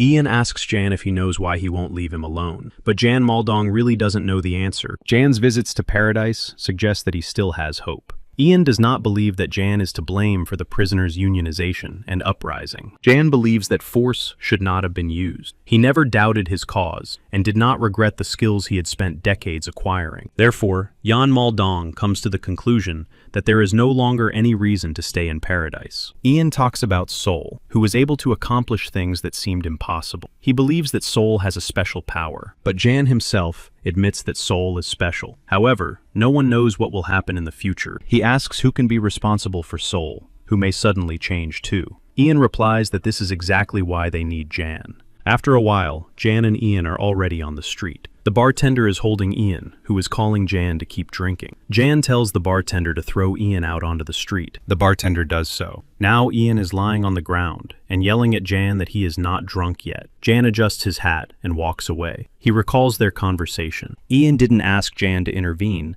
because they had both already failed and moreover grown old. But hope is alive. Jan believes that words are always easy. Meanwhile, Soul reads information about the magic spear and wonders what Kunshintenyong is. He has seen something similar in martial arts. He doesn't know what it is, so he decides to start training rather than thinking about it. At that moment, a man enters the hall who wants to ask something. Soul did not expect to see him here. With a contemptuous look, Jang Maldong asks why Soul Jihu came to Paradise in the first place. Lowering his head in embarrassment, Soul replies that he just likes it here. Jang asks him to answer specifically and without abstract jokes. He says it's money or fame. At worst, profit or freedom, but nothing else. Sol replies that this is where he belongs. This is where his life began again. Then Jang asks if it's true that if paradise disappeared, Sol would be really sad. And Sol confirms this without hesitation. Waving his crutch, Yan Maldong walks away, calling Sol Jihu a damn idiot. Left alone with his thoughts, Sol wonders what he did wrong. Changing into paradise clothes, it becomes clear that Jang Maldong is the creator of King. He realizes that with such a student, he now has hope. First, Jang informs the others of his decision. Cho Hoon exclaims so loudly that she almost deafens Jang Maldong. She can't believe her ears, so she asks again about Jan's decision. Hugo, who is nearby, dances with joy. Jang does not deny that he will retire, but he created the Carpe Diem team, which will soon fall apart at this rate, and he cannot just walk away. But Cho Hong disagrees with him on this point. She believes that Jan will surely regret his decision. She asks him to remember that she sent him back. Jang reminds her that they should assess the situation correctly, and asks what's the point of raising the level if they only know how to fight. But Cho Hoon wanted to surprise the guys who already understood that Jang was talking about her promotion. Remembering the competition with Hugo, Cho Hoon doesn't miss the opportunity to mock her friend. Hugo clenches his fists, realizing that he has lost to her. Then Sol asks how she managed to figure out her level, and Cho Hong, with the same sly smile, says that now she is a knight of the temple. Sol thinks her title sounds cool. He doesn't like the name Gullah gave him, so he decides to choose Queen Luceria next time. At that moment, Sol remembers something and asks Cho Hong to wait for him a little before leaving. But Cho Hong doesn't understand what he wants. Sol presents her with a steel spike made from a solid meteorite. He explains that it has double the strength and power. Jang is shocked by the iron meteorite. This gift so impressed Cho Hoon that she felt a shiver run through her whole body. After thanking Sol, Cho Hong says she has a gift for him too. She gives him the sandbags he needed. Hugo is still in shock. The news of Yan Maldong's return spread quickly. The Haramaga communities and teams immediately wanted to meet him. Ayase Kazuki came to him. Lowering his head, Ayase says that this is the will of the leader and accepts his leadership. Yan Maldong knew that the Federation would be the first to try to contact him after hearing the news. It was the Japanese Business Federation. Tsuji Yuki was the head of this federation. Like the Triad, they had a lot of influence in Ria. It also included one of the best team, Haramaga Umitsubame. Ayase congratulates Jan on his return. The leader of the Federation has expressed her desire to support the Carpe Diem team and wants to send a skilled archer. He can be used as long as necessary. Tsuji Yuki also asks if just one person can have the honor of learning their acupuncture method, but Yan refuses. Yan no longer plans to practice acupuncture. He asks if this is really all that Yuki asked him to convey. Ayase replies that, anticipating his refusal, their federation has prepared other proposals. If Jan allows it, leader Yuki would like to meet with him personally. Jan instructs Tsuji Yuki to convey that if she mentions needles in his presence again, he will sever all ties with their federation. Hearing Jan's words, Sol becomes curious about what kind of technique it is that makes him react this way. Jan also does not understand Yuki, who knows his character, but still brings up such a topic. Ayase says that she deliberately sent him to Jan. She also knew that Ayase didn't like any of this.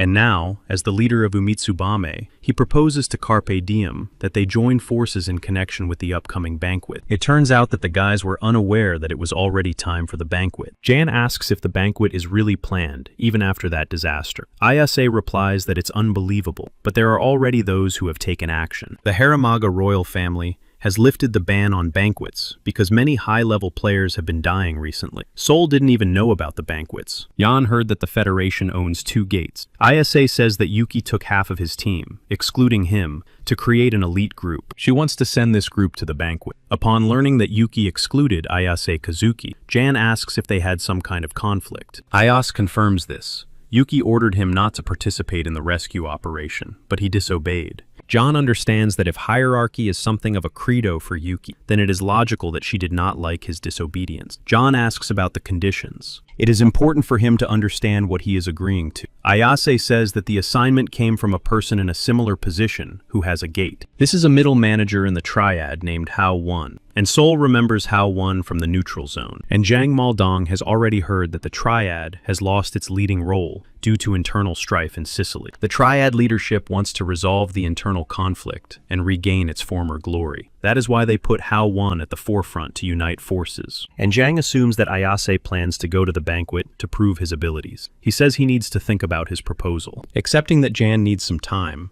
Ayase Kazuki bows and prepares to leave. When he leaves, Hugo decides to remind him that such an opportunity comes only once every 2 years, and that he will definitely go. But Cho Hong asks where he is going, since they have plenty of work to do. She says it would be better if they started looking for the archer, instead of going to the banquet. Cho Hong and Hugo start fighting again. She doesn't like attacks on the highest-ranking member. Jang asks Sol for her opinion on the matter, but Sol replies that he doesn't know what to do, and Jang says he can speak his mind. Sol says that from Carpe Diem's point of view, attending the banquet is beneficial. He believes that at the moment, their team's value has greatly declined. Jang asks what value he is referring to. Sol reminds him that they have lost the symbol of the team, who Dylan was. Jang agrees. He asks if finding new blood is not the top priority right now. Sol reminds him that not everyone is suitable for them. He asks if they will be able to find anyone at all for such a difficult team. Jang asks if no one wants to join Carpe Diem. Sol shares his assumption that the banquet is an event that interests the entire paradise, and it would be good to take advantage of such an opportunity. This will allow them to prove their worth. Looking at Sol,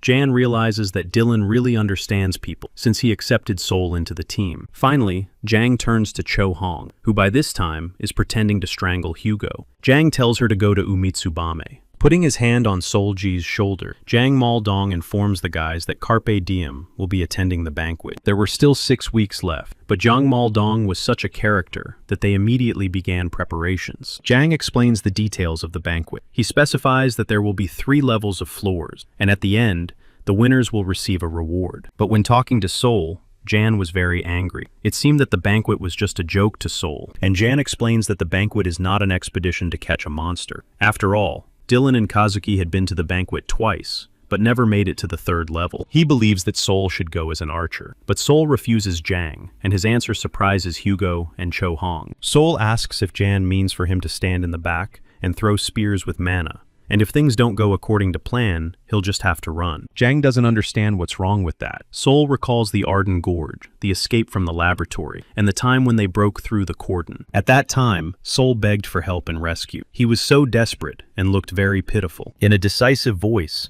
Sol Jihu asserts that he is not training in order to run away later. John has no answer. Sol asks for permission to participate as a warrior. He says that John should change his decision. Lowering his gaze, Jan asserts that Sol is just a cheeky boy who can do nothing but wants a lot. Gritting his teeth, Jan hits the floor with his crutch and says that since Sol doesn't understand words, he'll have to learn the hard way. He tells Hugo to pack his things immediately. Hugo asks why, and Cho Hong, guessing where Jan is going with this, turns pale. Jang's decision is to go to a high, rocky mountain. He orders them to gather everything they have and go down. Realizing the scale of the problem, Cho Hoon and Hugo look at their teacher with terrified eyes, but they cannot refuse his order. Pointing to Sol, Jang warns that this is all because he wanted it, and now Sol has no right to cry halfway through. If Sol fails to keep up with the training, he will be expelled. And if he does not meet Jan's expectations, there will be no question of participating in the banquet or giving a speech. He asks Sol if he understands what is being said, and the determined Sol confidently accepts these conditions. After a while, they were already on their way. Sol, satisfied with the circumstances, looks out the window,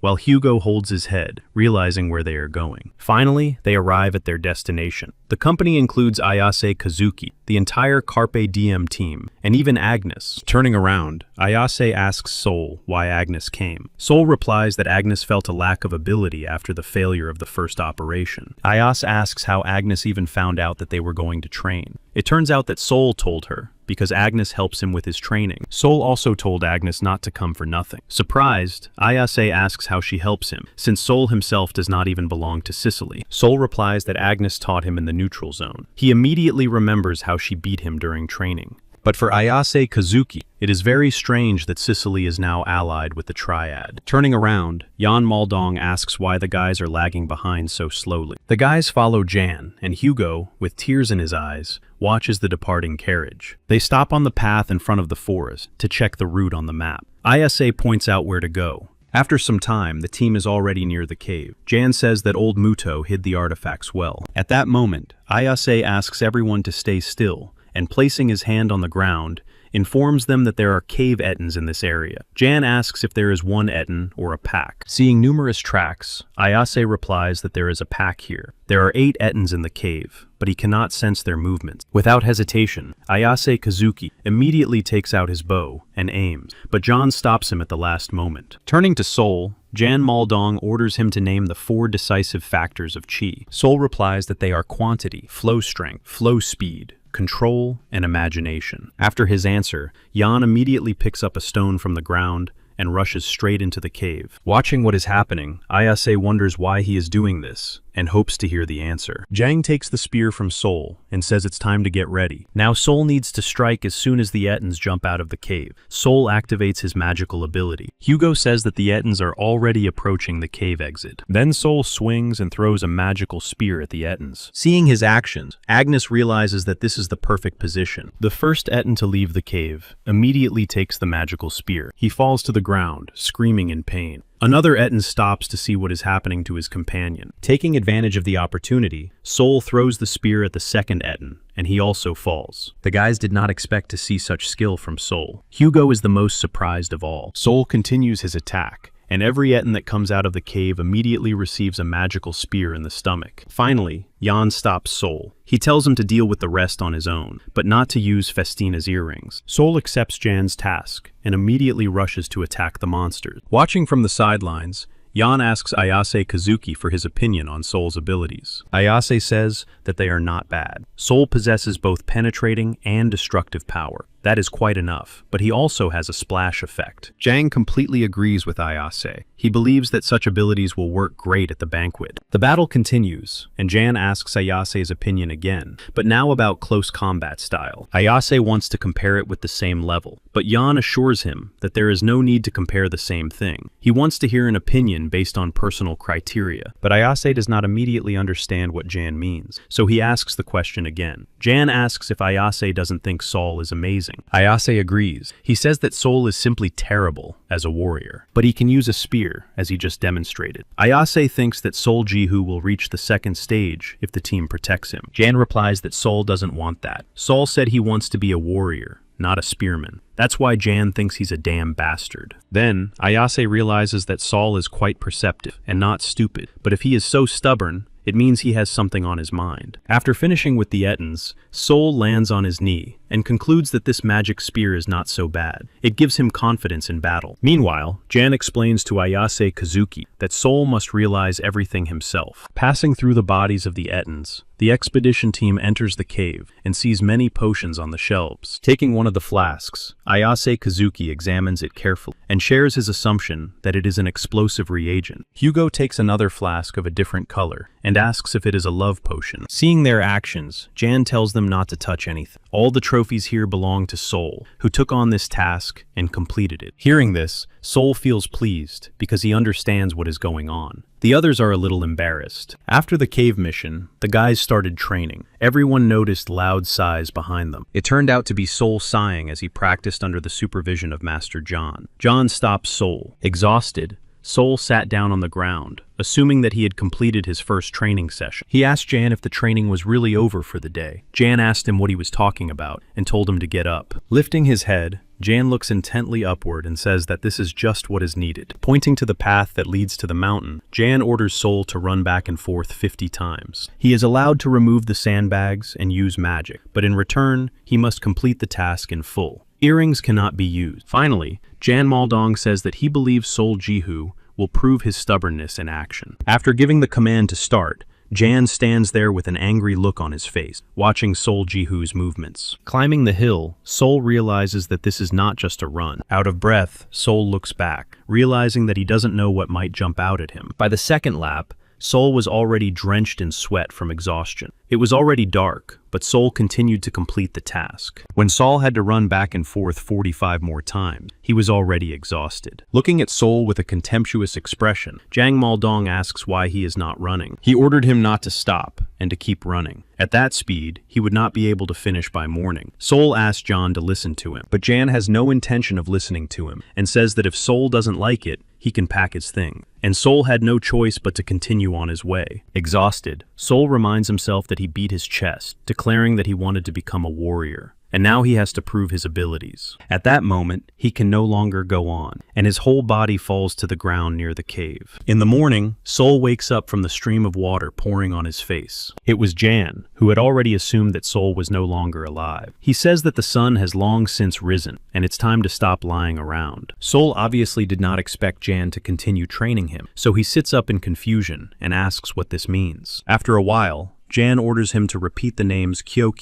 and 10,000 more times. And when Sol finished, he would have to run another 100 laps back and forth. From such harsh training, Sol's face turned pale, and he felt nauseous. On the 4th day of training, Sol looks much more resilient to the difficulty. Jan stands nearby and watches his technique. Agnes approaches him. Realizing the audacity of her question, she asks why Jang is trying so hard for Sol. After all, this is not like Jang the teacher at all. Jan believes that Sol himself realizes that he is in terrible shape, both mentally and physically, and even his fighting technique. Agnes suggests that Sol is in disharmony with himself. Jan replies that Sol is out of order in all areas. His abilities are at a normal level, but his inner attitude is completely disrupted. From the outside, it seems that his technique is at a high level, but Sol does not understand how to use it correctly. Sol's potential is enormous, but his body cannot withstand such a load. Jan believes that before talking about disharmony, these elements must be corrected. On the 4th day, Sol tried to rest a little, leaning against a rock, but immediately he was struck on the head. It was Jang, who wouldn't let Sol stop. He ordered him to walk faster. On the 5th day of training, Sol was in terrible shape. Ayase Kazuki was watching him. Sol had no intention of giving up, so despite his body shaking, he still got to his feet. Ayase said it was better to do things in moderation. He is confident that Sol will reach the 4th level in 2 years, and try again. No one who has participated in the banquet for the first time has ever made it to the end. Ayase says that if it's because of old man Jan, there's no need to worry, because he also wants Sol to understand this for himself. With a slight smirk, Ayase Kazuki assures him that John Maldong will scold him, but in Ayase's opinion, Sol has already proven himself enough. At that moment, the tip of Sol's spear approaches Ayase Kazuki's throat. Ayase asks what this means, and whether Sol is really suggesting they fight. Sol says that he should not be touched, because he himself does not know what he might do. But Ayase Kazuki does not understand Sol at all. He asks what is wrong with a spear thrower throwing spears. At that moment, a small portal appears behind Ayase Kazuki, from which a magical throwing spear can fly out at Sol's command. Continuing to point the spear at Ayase, Sol says he will throw the spear at him, and warns him one last time. Ayase asks, what if the magic spear doesn't work? After all, they don't work as a team by accident, and such moments can be entrusted to them. With a smirk, Sol asks who recently said that there were many inaccuracies at the banquet. He expects Ayase to give him guarantees and be confident in his own words, but Ayase remains silent. So Sol exclaims that Ayase cannot give any guarantees. Therefore, he asks what is wrong with preparing for unexpected situations. Throwing down the gauntlet, Sol continues his training, while Ayase watches him. Then Jang Maldong arrives and asks where the bastard's Sol is. Ayase replies that he went for a run. He clarifies that Sol's emotions are already at their limit and that today is likely to be a critical moment. Jang is not sure. After all, he himself thought that Sol would give up in 2 days, but he has been holding out for so long. Continuing his training, Sol has once again reached his peak. He tries to remember which round it is. It seems to him that it is the 40th lap. His eyes are already closing, and Sol feels that it is time to lie down. After all, he has done everything he could, and now he can close his eyes. The thoughts in Sol's head tell him that now he can relax. But unpleasant memories associated with him and his comrades appear before his eyes. With his last ounce of strength, Sol tries to get up, shouting that he must overcome this. Meanwhile, Jang Maldong is already leaving, but suddenly hears footsteps coming from behind him. It is Sol Jihu, limping along with weights on his forearms. Seeing Sol, Jang asks what's wrong and orders him to get up quickly. He sees Sol's whole body shaking. The weights were also attached to Sol's legs. Jang asks if he is going to give up when he is almost at his goal, and Sol immediately falls to the ground, unable to stand up. Jang says that this is the first time in his life he has met someone like Sol. He asks why he is trying so hard for some banquet, because it's just madness. With tears in his eyes, Sol tries to explain that in the neutral zone, he didn't think about anything and went into battle with the skeletons without any preparation. He says he almost died there, and Jang finally understands what Sol wants. It's all about competence. Throwing the flasks in front of Sol, Jan says that he needs to drink 1 bottle before starting training, and starting tomorrow, the training will be more difficult. But if Sol has enough competence, he might be able to handle it. Jan clarifies that nothing has changed, and that the most important thing is that Sol has held out for another day. And if Sol shows even the slightest hesitation, Jan will immediately pack his things. Sol receives notifications. He has developed willpower. His patience has developed into self-control, and his physical strength has increased from low to medium. A month later, Cho Hong also arrives at the training site by carriage. She is glad that she has been freed from training as the deputy leader. Seeing Hugo running from afar, Cho Hong looks out of the carriage window and waves at him with both hands. She exclaims that Hugo can rejoice, because the Messiah has come to pull them out of this pit. When she comes closer, Hugo says she should have come earlier. Cho Hong points out that even though she is the Messiah, this mountain is full of dangers with a bunch of demons. Hugo realizes that Cho Hong, the savior, cares about herself first and foremost. Cho Hong judges by his chatter and concludes that the training is not difficult. Looking at the bare tree, Cho Hong realized that Master Jiang had once again arranged strange training sessions. They arrive at the place where Master Jiang is standing with his back to them. Without turning around, Jiang says that Cho Hong looks good, and you can tell by her voice. This statement was strange to Cho Hong. Finally, Cho Hong said that if Jiang wanted to train her too, he should give up on the idea. After all, she had a lot to do and needed to get back. But Jan stops her to look at something interesting. It turns out that Sol is training nearby. He is deftly handling logs attached to tree branches. Cho Hoon asks if Jiang is already teaching this to Sol. Meanwhile, Sol dodges a huge log flying behind him. With his eyes closed, he hears the logs approaching from all sides. And, surprised by Sol's actions, Cho Hoon asks how many times, and Jiang replies that it's already over 100. At that moment, Sol Jihu finally takes a blow to the side. Sitting on the ground, Sol holds his injured side, and Jiang says it was 312 times. As a result, Sol did more than 300 times, and Jiang clarifies that this is a record. Looking at Master Jiang with a satisfied but tired face, Sol replies that it is all thanks to him. A Cho Hoon stands in bewilderment. She is surprised that Sol was able to achieve such a result in his first training session. Without commenting on this,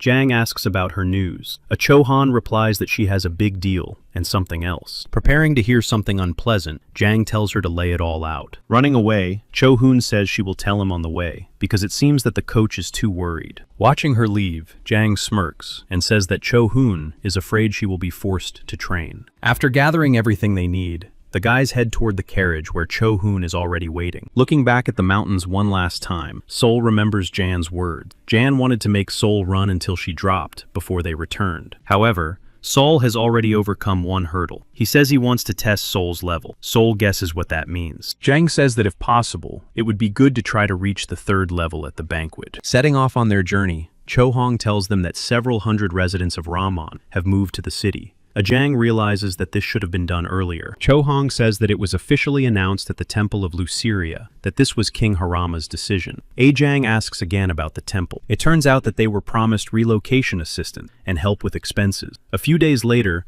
Lucira's daughter shows up in Harama. Jiang asks in surprise if Yoon Min really showed up in person. Hugo asks if Cho Hon saw her personally. Jiang realizes that it was to be expected that Yoon Min would want to help with the relocation to Haramag. This person had saved Rai several times in crisis situations. Cho Hong says there is something else. He asks if the guys know that a new building has recently been constructed in front of their headquarters. Everyone except Hugo is silent. Hugo saw that something had changed there. A Cho Hoon clarifies that the owner of that building is Lucira's daughter. The guys ask if it's really true. Cho Hong claims that she personally saw Yoon Min working on the flower bed that morning. But Jiang doesn't understand why she needed to go to Haramaga. He thinks it's really big news. Cho Hoon thinks that now they can be proud to be neighbors with Lucira's daughter. But Jiang tells him to stop talking nonsense and share the news from Ayase. He received a message during training and left in a hurry. Obviously, something happened. It seems that it is not so easy to find the priest. Cho Hoon says that Ayase is trying his best, but it seems that someone has interfered in his affairs. Jiang shares his assumption that it is the Japanese Business Federation. Jiang suggests returning first and then thinking about it later.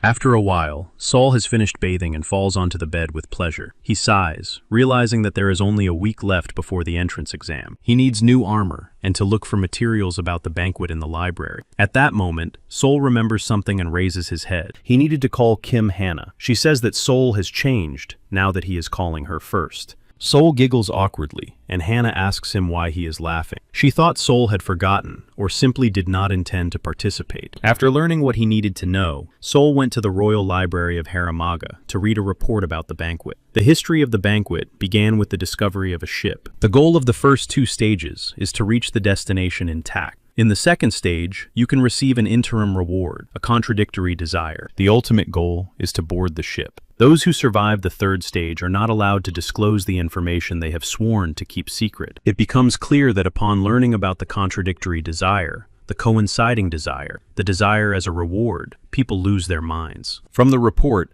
Sol learned that a disaster occurred in the second stage, where the participants tortured each other indiscriminately, and it became clear what Yan Ayase was talking about. Sol does not understand what secret is hidden in this banquet, and why no one returned alive from the 4th round. At that moment, he decides that it doesn't matter, and falls asleep. In the morning, he is awakened by a notification about a package. It turns out that the guys brought Sol a package from the generous Kim Hana. Looking at the gifts, Hugo realizes that they cost several hundred silver coins, and Cho Hong suspects that Hannah has some other intentions regarding Sol. Sol remembers the message from Hannah, congratulating him on his promotion to the 3rd level. He doesn't understand why Hannah sent so many things. Now Hugo needs new equipment too. Cho Hoon thinks that Sol needs to be more careful, because nothing good will come of mixing business with emotions. Jang Maldong enters the room, and says that Ayase Kazuki has just contacted. Cho Hong asks if he really couldn't find the priest. Jang replies that someone like Ayase Kazuki has connections in other cities, but even he couldn't find him. It seems that Suji Yuki intervened. Jang also says that they need to wait for now. After all, Ayase Kazuki said that he has one last resort. Hugo has an idea. He suggests that Sol ask Maria Ariel for help. Sol immediately remembers what Maria Ariel looks like, who would agree to anything for big money. Jan Maldong says that when it comes to Maria Ariel, she is fine. She is kind and capable. Sol then thinks about it. He replies that he will ask her,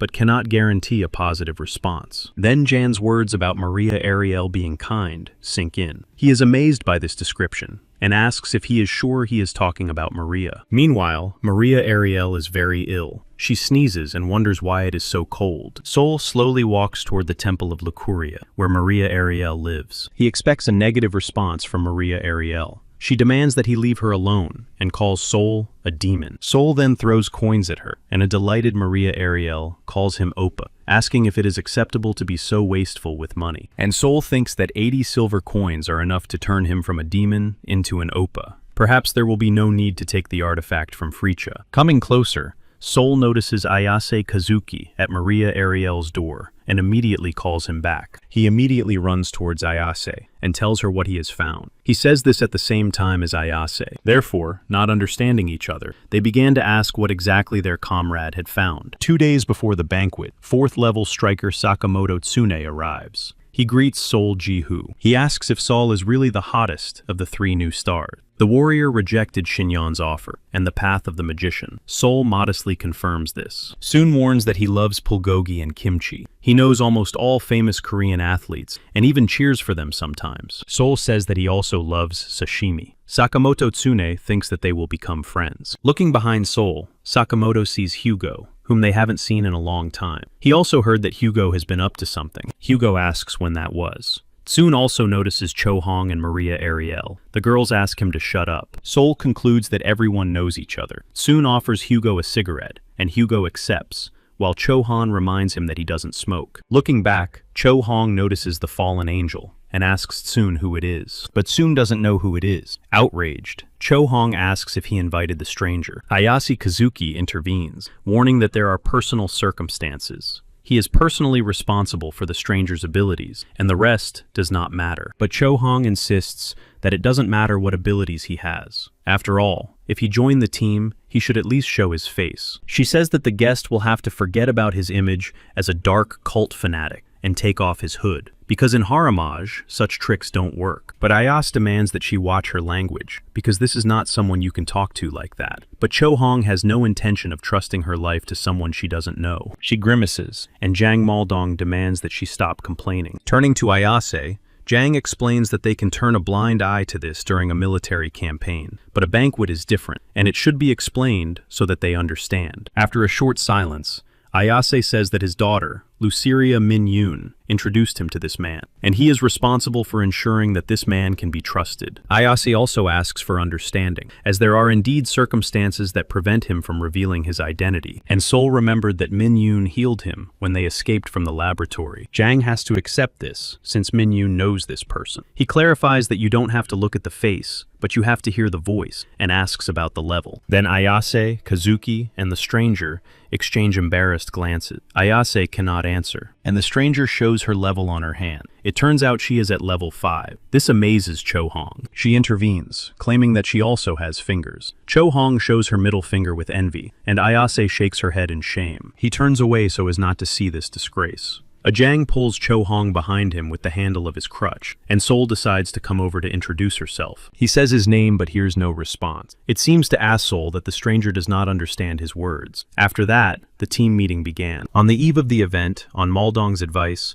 they did some light training and then just relaxed. Finally, the day of the banquet arrives. Staying at home, Jang Maldong asks the team to be careful. The Carpe Diem team was in full gear. They set off on their journey. After a while, countless banquet participants gathered at the venue. Looking back, Sol noticed the guys and wondered when they had arrived. It was Sakamoto Tsune and Maria Ariel. Sol says that they will ride with him, while Maria and Hugo will ride in the next carriage. This way, each carriage will have an archer and a priest. Looking into the carriage, Sol greets the stranger. She nods modestly. Sol concludes that the stranger does have some manners after all. Tapping on the carriage, Tsune tells the coachman to get going. They set off, and looking out the window, Tsune remarks that there are a lot of dung flies, but Sol does not understand what he is talking about, and soon reminds him that there are only 5 unoccupied entrances. A quick calculation shows that there are 50 people. Sol confirms this, because he learned in the report that there are 10 people at each entrance. Soon says that there are individuals, teams, and organizations. They have their own entrance, and there are more than 50 of them. In such a situation, teams like Ayase's appear. In addition, they have 7 people and 3 free ones. He explains that the rest will not be idle, and Sol asks if all these people are really aiming for 3 places. Tsune doesn't think they'll be playing counting games there. Sol doesn't need to worry, because they're not fools. No one will fight their team. Besides, they have the cold-blooded Cho Hong, thanks to whom no one will attack. As soon as they get close, Cho Hong's mace will immediately smash their heads. And Sol realizes that they have 3 top-ranked players and 3 with the 4th level. They have representatives from each class, which makes the team balanced. Sakamoto Tsune asks if it's Sol's first time at a banquet. Sol confirms this. Lowering his head, Tsune sadly informs Sol that he may be in for a big shock. He suggests that Sol prepare for the worst. He explains that as soon as the team enters, Sol will meet all kinds of people. Cho Hong intervenes and asks Sakamoto Tsune to stop talking. Sakamoto closes the topic, but is surprised at how Cho Hong cares about Sol. It is already dark. The carriages stop on the wasteland. When everyone got out of the carriages, Ayase Kazuki said that from here, they would go on foot. Looking around, Sol noticed that there were far fewer other teams. When they left, there were about 100 people, and now there were only about half that number. He wondered if it was all because of the 3 remaining places. They had to walk all night, and by dawn, Maria Ariel was exhausted. She fell face down in the sand, and Sol immediately noticed. He had to put Maria on his shoulders, and the team continued on their way through the desert. After some time, the team arrived at the place where the entrance was, but it was a small pond surrounded by several trees. No one understood where the entrance was. Looking at the water, Sol remembered something. He had read that the entrance could take different shapes and sizes. In the reflection,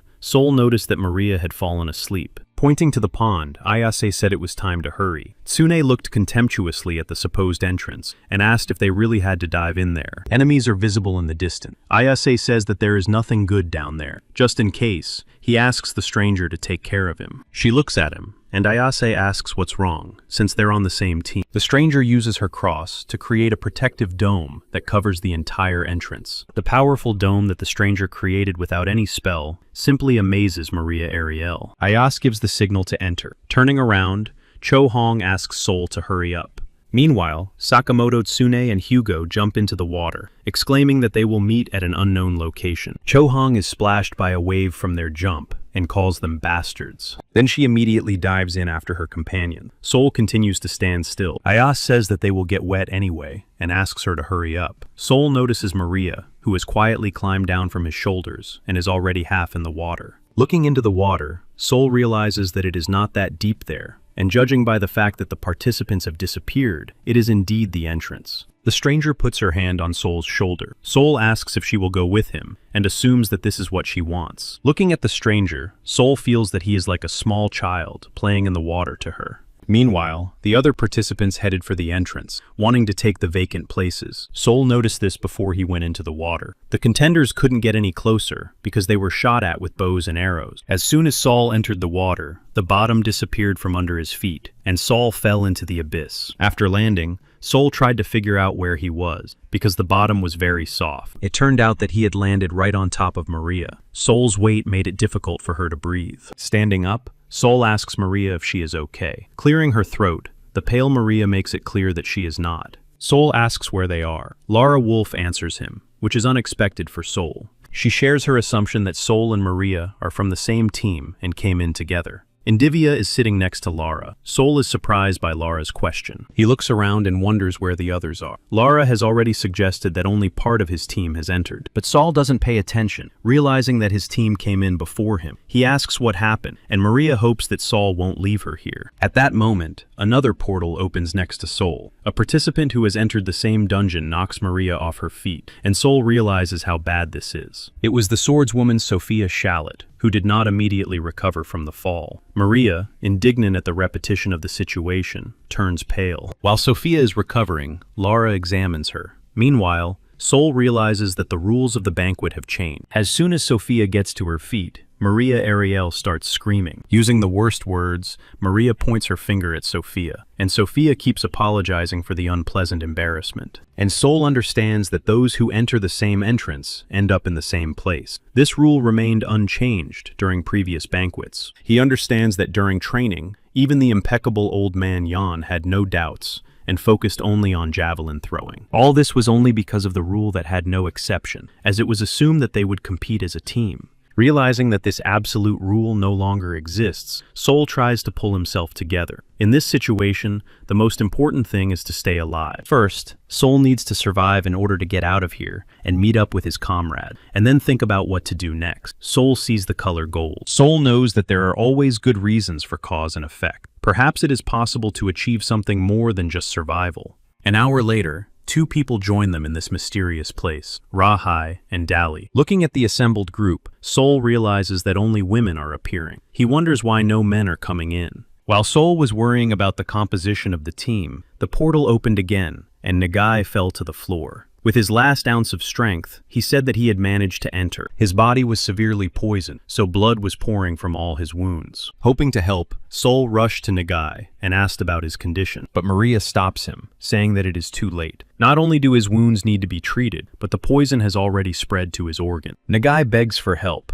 insisting that he needs to find a cure and return. Maria knows that sending him off peacefully is the only way to help him. Seeing the inaction of those around him, Nagai's condition worsens. He begins to call for his mother, his body shaking with pain. Dali approaches him and asks what he is carrying. She is amazed that such a fool has come here by happy accident and is now crying out for his mother. She is sure that Nagai is a loser, and that if he is going to be punished, it should be done beautifully. But he has smeared poison all over his body, and now there is nothing to be done. Looking at Dali with contempt, Sol tries to understand that in such a situation, she really wanted to cleanse the body. At that moment, a real earthquake began in the room. Sol and Maria look up in bewilderment. After looking around the room, Sophia Shallot informs the others about the appearance of the door. Seeing the door, Lara Wolf immediately runs to it. She assumes that 8 people must gather in order to leave the room. Lara suggests that the other participants get to know each other, because it seems that no one else will come, and their meeting is fate. Seeing that Ra-He has responded to her suggestion, Lara Wolf puts her hand on her heart, feeling grateful for her responsiveness. Lara proudly extends her hand to Ra-He, saying that she didn't have to get up for this. But it turns out that Ra-He is walking past. Lara didn't have time to introduce herself, so she started calling Ra-He, who paid no attention to her. This situation made Dali laugh a lot. She approaches Lara, saying that she has confused the banquet with a neutral zone, or a trip with her classmates. Lara feels uncomfortable. She wants to sink into the ground and can't think of anything appropriate to say. Dali walks away, saying that the remaining participants can have a campfire or dance in a group of 5, and that it's none of her business. And then Lara Wolf has no words to describe Dali's rude behavior. Giggling, Sophia Shallot suggests that everyone else leave the room. Indivia and Sophia follow Dali and Ra-He. Laura Wolf hesitates for a while at the sight of Sol and Maria remaining where they are. Maria doesn't like any of this. She thinks they should follow the others, and if things get really bad, she and Sol will just merge. But Sol doesn't really understand why she suggests merging. With a serious look on her face, Maria asserts that her intuition has never failed her. Deciding that she needs to follow the others, Sol notices the whole group standing in another room, clearly confused. Looking around, Sol realizes that all the rooms are connected. Ra-hee, without thinking twice, opens the next door. In an instant, an arrow flies at her from above. Noticing this in time, Sol decides to help Ra-hee and realizes the danger of these rooms. Before she can help, Sol notices that Ra-hee has deftly dealt with the unexpected attack herself. It was a skeleton, parts of which instantly scattered on the ground. Sol is amazed by Ra-hee's quick reaction. An entire army of skeletons with spears emerges from the open room. They head towards the group. At the sight of the enemies, Ra-hee pulls her sword from its sheath without hesitation and rushes forward. She activates her ability, and an electric discharge from her armor strikes several skeletons at once. Having instantly finished off the entire army of skeletons, Ra-hee sheathes her sword. Sol is standing nearby. He is shocked by Ra-hee's swift swordplay. Looking at the remains of the skeleton, Dali concludes that Ra-hee is still in good shape. She approaches Ra-hee to introduce herself and says that she has heard her name a couple of times. But Ra-hee doesn't answer and heads for the next door. Dali, ignoring her, points out that there is a skeleton right in front of the door. Ra-hee activates her ability. Her sword releases an incredible stream of energy that even makes her hair stand on end. With one blow, Ra-hee destroys the middle of the door. The monster standing behind the door is defeated. Dali asks if she was right. Sol, standing behind her, thinks it was just amazing, but he decides that Ra-hee needs help to clear the room and not get hurt. Seeing his move, Dali exclaims that Ra-hee is lucky because the only man decided to help. She calls Sol a good guy. Hearing her words, Ra-hee stops and turns to Sol, advising her not to interfere. Sol can't even read her expression. He wonders what Ra-hee has been through, as there are no emotions left on her face. Ra-hee says she understands Sol, but she won't let anyone stand behind her. With a smile on his face, Sol assures her that he won't interfere, and that she should trust him. Looking at Sol once more, Ra-hee heads for the door, and Sol still doesn't understand whether her look was permission or not. Taking a notebook, Dali draws a map and warns that 2 monsters are waiting outside the door, and 8 more are running around inside. Opening the door, Ra-hee sees 2 in front of her, and 8 more somewhere in the distance. Everything is just as Dali said. While Ra-hee attacks the monsters in front of her, Sol runs behind and deals with those that were off to the side. Looking at the warriors, Dali concludes that not only is Ra-hee skilled with a sword, but Sol Jihu is also a high-ranking idiot. She sees Sol's whole body illuminated by magic. She believes that there are those who have a high level of magical power at the 4th level. Having finished with the monsters, Ra-hee immediately heads for the next door. Sol assumes that Ra-hee has recognized him because he continues to cover for her. Thanks to Dali's accurate information, Sol and Ra-hee knew that there were 3 monsters at the entrance and 5 more near them. The attack continued without emotion. The problem was that there was no end to the monsters. Sol didn't know what Ra-hee was thinking, but the expression on his face spoke of a desire to move forward. He assumed that Ra-hee wanted to get out of there as quickly as possible, and he wondered how far they had already gone. After a while, the group entered another room, but there were no more doors in front, only on the sides. Turning to Ra-hee, Dali asks where they should go now. After all, there are only 2 options. At that moment, one of the participants steps on a hidden button, and a multitude of sharp spikes immediately burst out from behind the walls. They flew from all sides, and the group of participants found themselves trapped. Maria Ariel activated Luceria's shield in hopes of saving herself. When the attack stops, Maria looks around. She realizes that everything happened so quickly that she didn't have time to think about the leading group.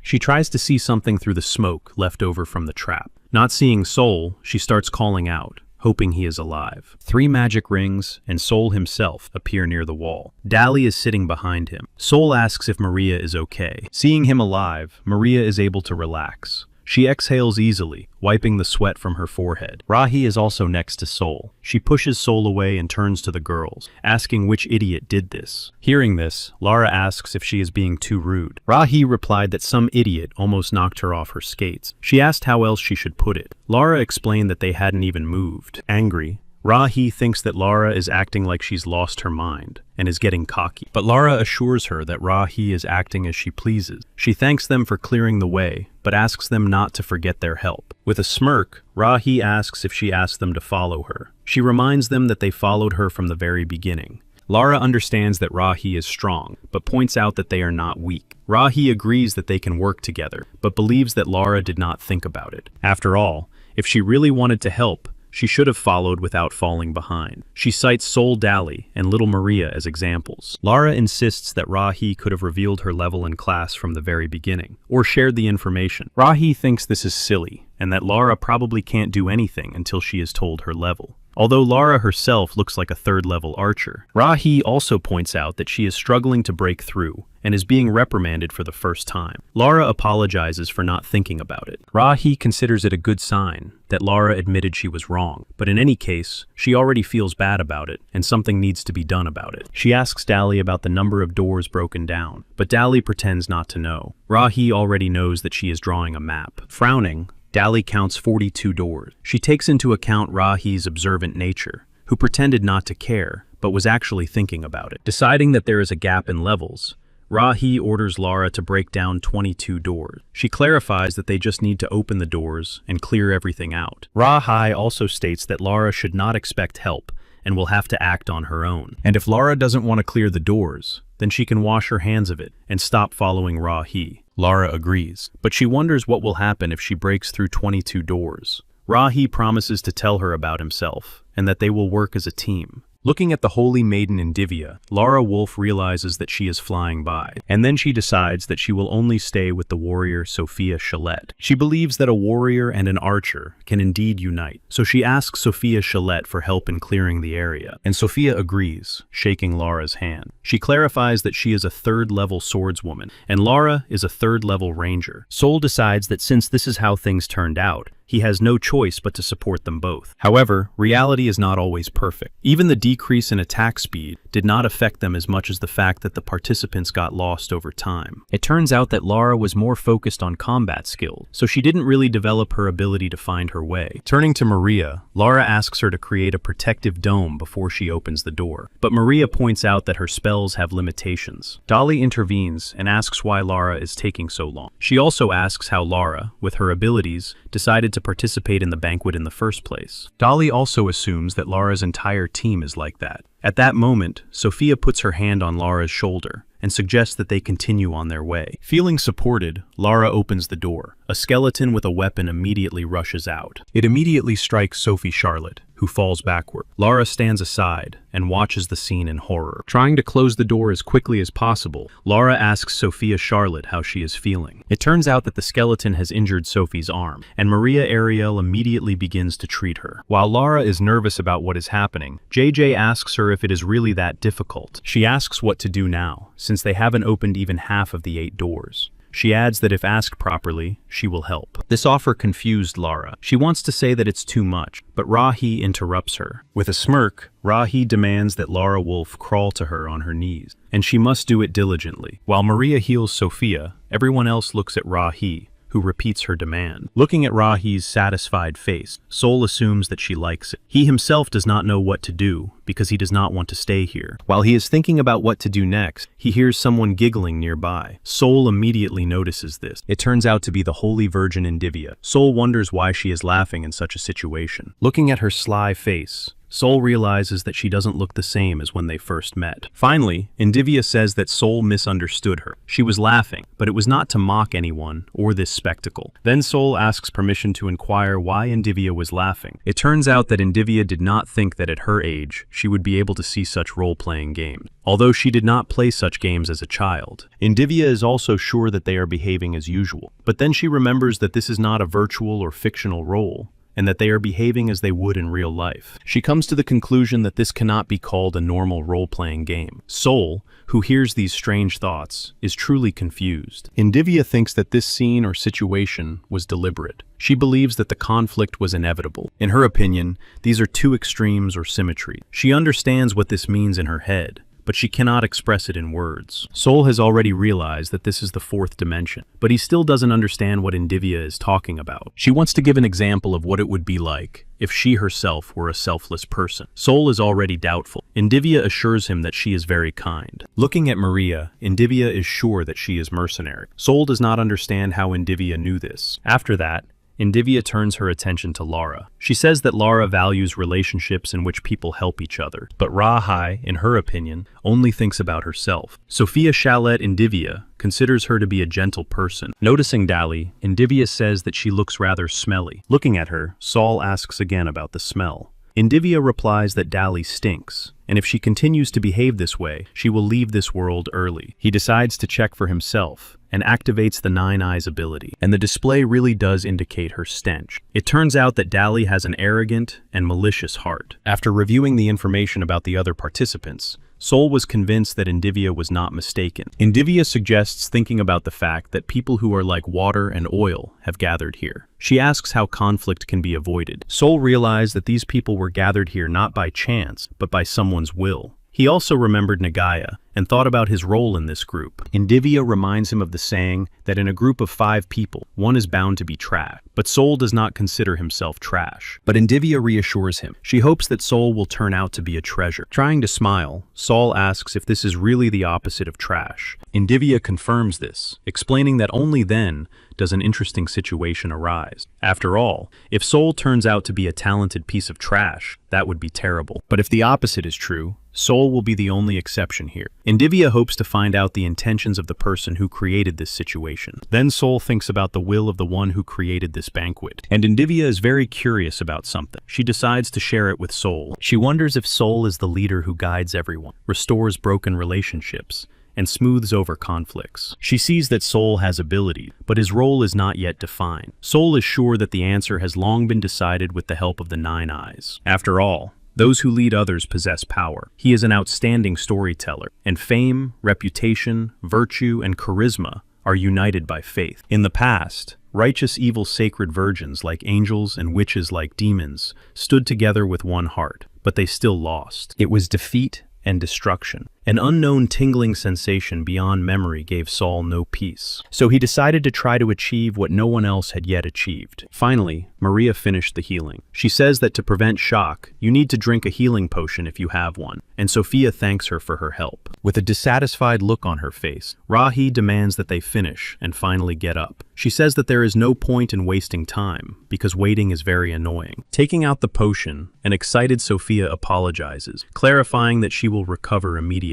Looking at Lara, Dali says that if she were in her place, she would be better off crawling. Rahi concludes that Dali is a realist. Dali considers this a compliment. Such words enrage Lara. She doesn't understand where such bitches come from. Lara understands that people are not machines and need time to calm down. Meanwhile, Sophia Chalet is already walking towards her shield, which she dropped during the collision with the skeleton. It is half broken, but Sophia realizes that it is better than nothing. Looking at Sophia, Lara Wolf feels very ashamed. She walks over to Sophia, feeling guilty. Then Lara hears someone behind her advise her to throw away the shield, because in its current state, it will only get in the way. Angry, Lara asks if someone is deliberately trying to stir up trouble between the participants. After all, they all understand the situation. It turns out that it was Sol. He praises Lara for her selflessness and says that he will now take the lead. Lara Wolf looks at Sol with astonishment. She realizes that the situation has changed. Rahi intervenes. She thought Sol was a realist, but he turned out to be quite emotional. Dali smirks at the appearance of the prince on a white horse. Approaching Rahi, Sol asks her to look after the guardian Maria Ariel.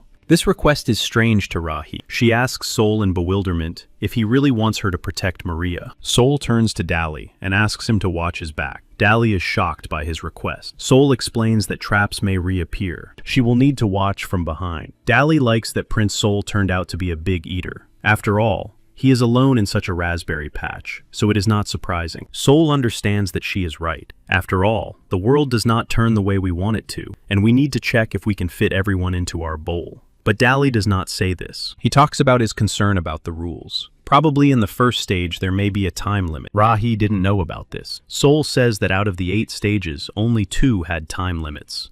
And Sol realizes that this is a 25% probability. They cannot be ignored. Even if there are no restrictions, it is advantageous to clear the stage sooner. Finally, Sol asks Rahi if she will help. After thinking for a moment, she agrees. But she has a problem. She really wanted everything to be peaceful, but she feels betrayed, and Sol wants to reassure her, not with words, but with actions. So she asks how many doors he should clear. Sol himself wanted to appear calm, but he is still very nervous. Looking at Ra-hee, Sol wonders how she can maintain such a look on her unmoving face. Counting on his fingers, Sol realizes that she wants 40 doors cleared, and Sol has to agree. Sophia asks if that will really be enough, and Sol nods in confirmation. Excited, Sophia Shallot pulls the handle, hoping that the skeleton situation won't repeat itself. As soon as the skeleton appears, its entire body is illuminated by a bright light. It is immediately destroyed. A piece of parchment falls from Sol's hand. He moves on and says that the first enemy has been defeated. He informs the other participants to resume the attack. Sol immediately activates a magical throwing spear. 3 more skeletons in knight's armor run out of the same room. Without waiting for them to approach,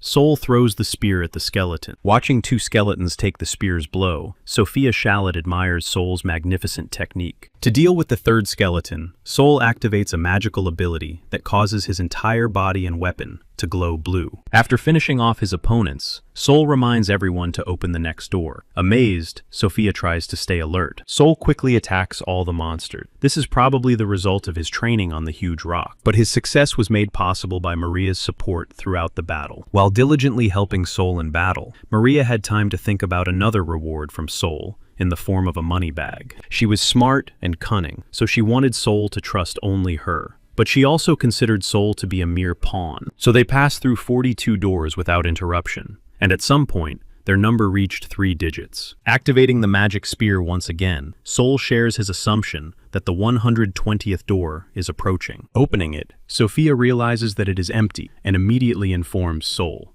After deactivating the magic spear, Sol enters the room and realizes that there really are no doors ahead or to the right. He reflects on the fact that in the 40th room, only the right door was missing. He wonders if there is a reason for this difference in the number of doors. The other participants follow Sol into the empty room. Maria suggests taking a break and having a snack since there are no doors. Sol replies that everything is fine and suggests working a little longer. Maria gets angry and insists that she is not fine. After this response, Sol turns around and looks at Maria with a displeased expression. With a smirk, Maria asks how many doors they have already opened and why he is staring at her. She adds that if he says another word, he will be the last jerk. Behind Maria stands Ra-hee, who shares the same smirk and suggests that little Maria is saying this on purpose. Maria is indignant at the nickname. Giving Ra-hee an angry look, Maria warns that if she calls her small again, Ra-hee's head will be smashed. Ra-hee suggests that someone as formidable as Maria might have anger management issues. She offers her help in correcting these problems. Maria snorts and says that Ra-hee doesn't look any stronger than Agnes. Her words make Ra-hee angry. Baring her teeth, Ra-hee asks if Maria is referring to Claire Agnes. In her anger, she reaches for her sword, but Maria stands with her back to her and does not react. Sol notices Ra-hee's behavior. He asks her to stop, and, with a smile on his face, announces a break. Finally, Maria begins to eat. As she eats,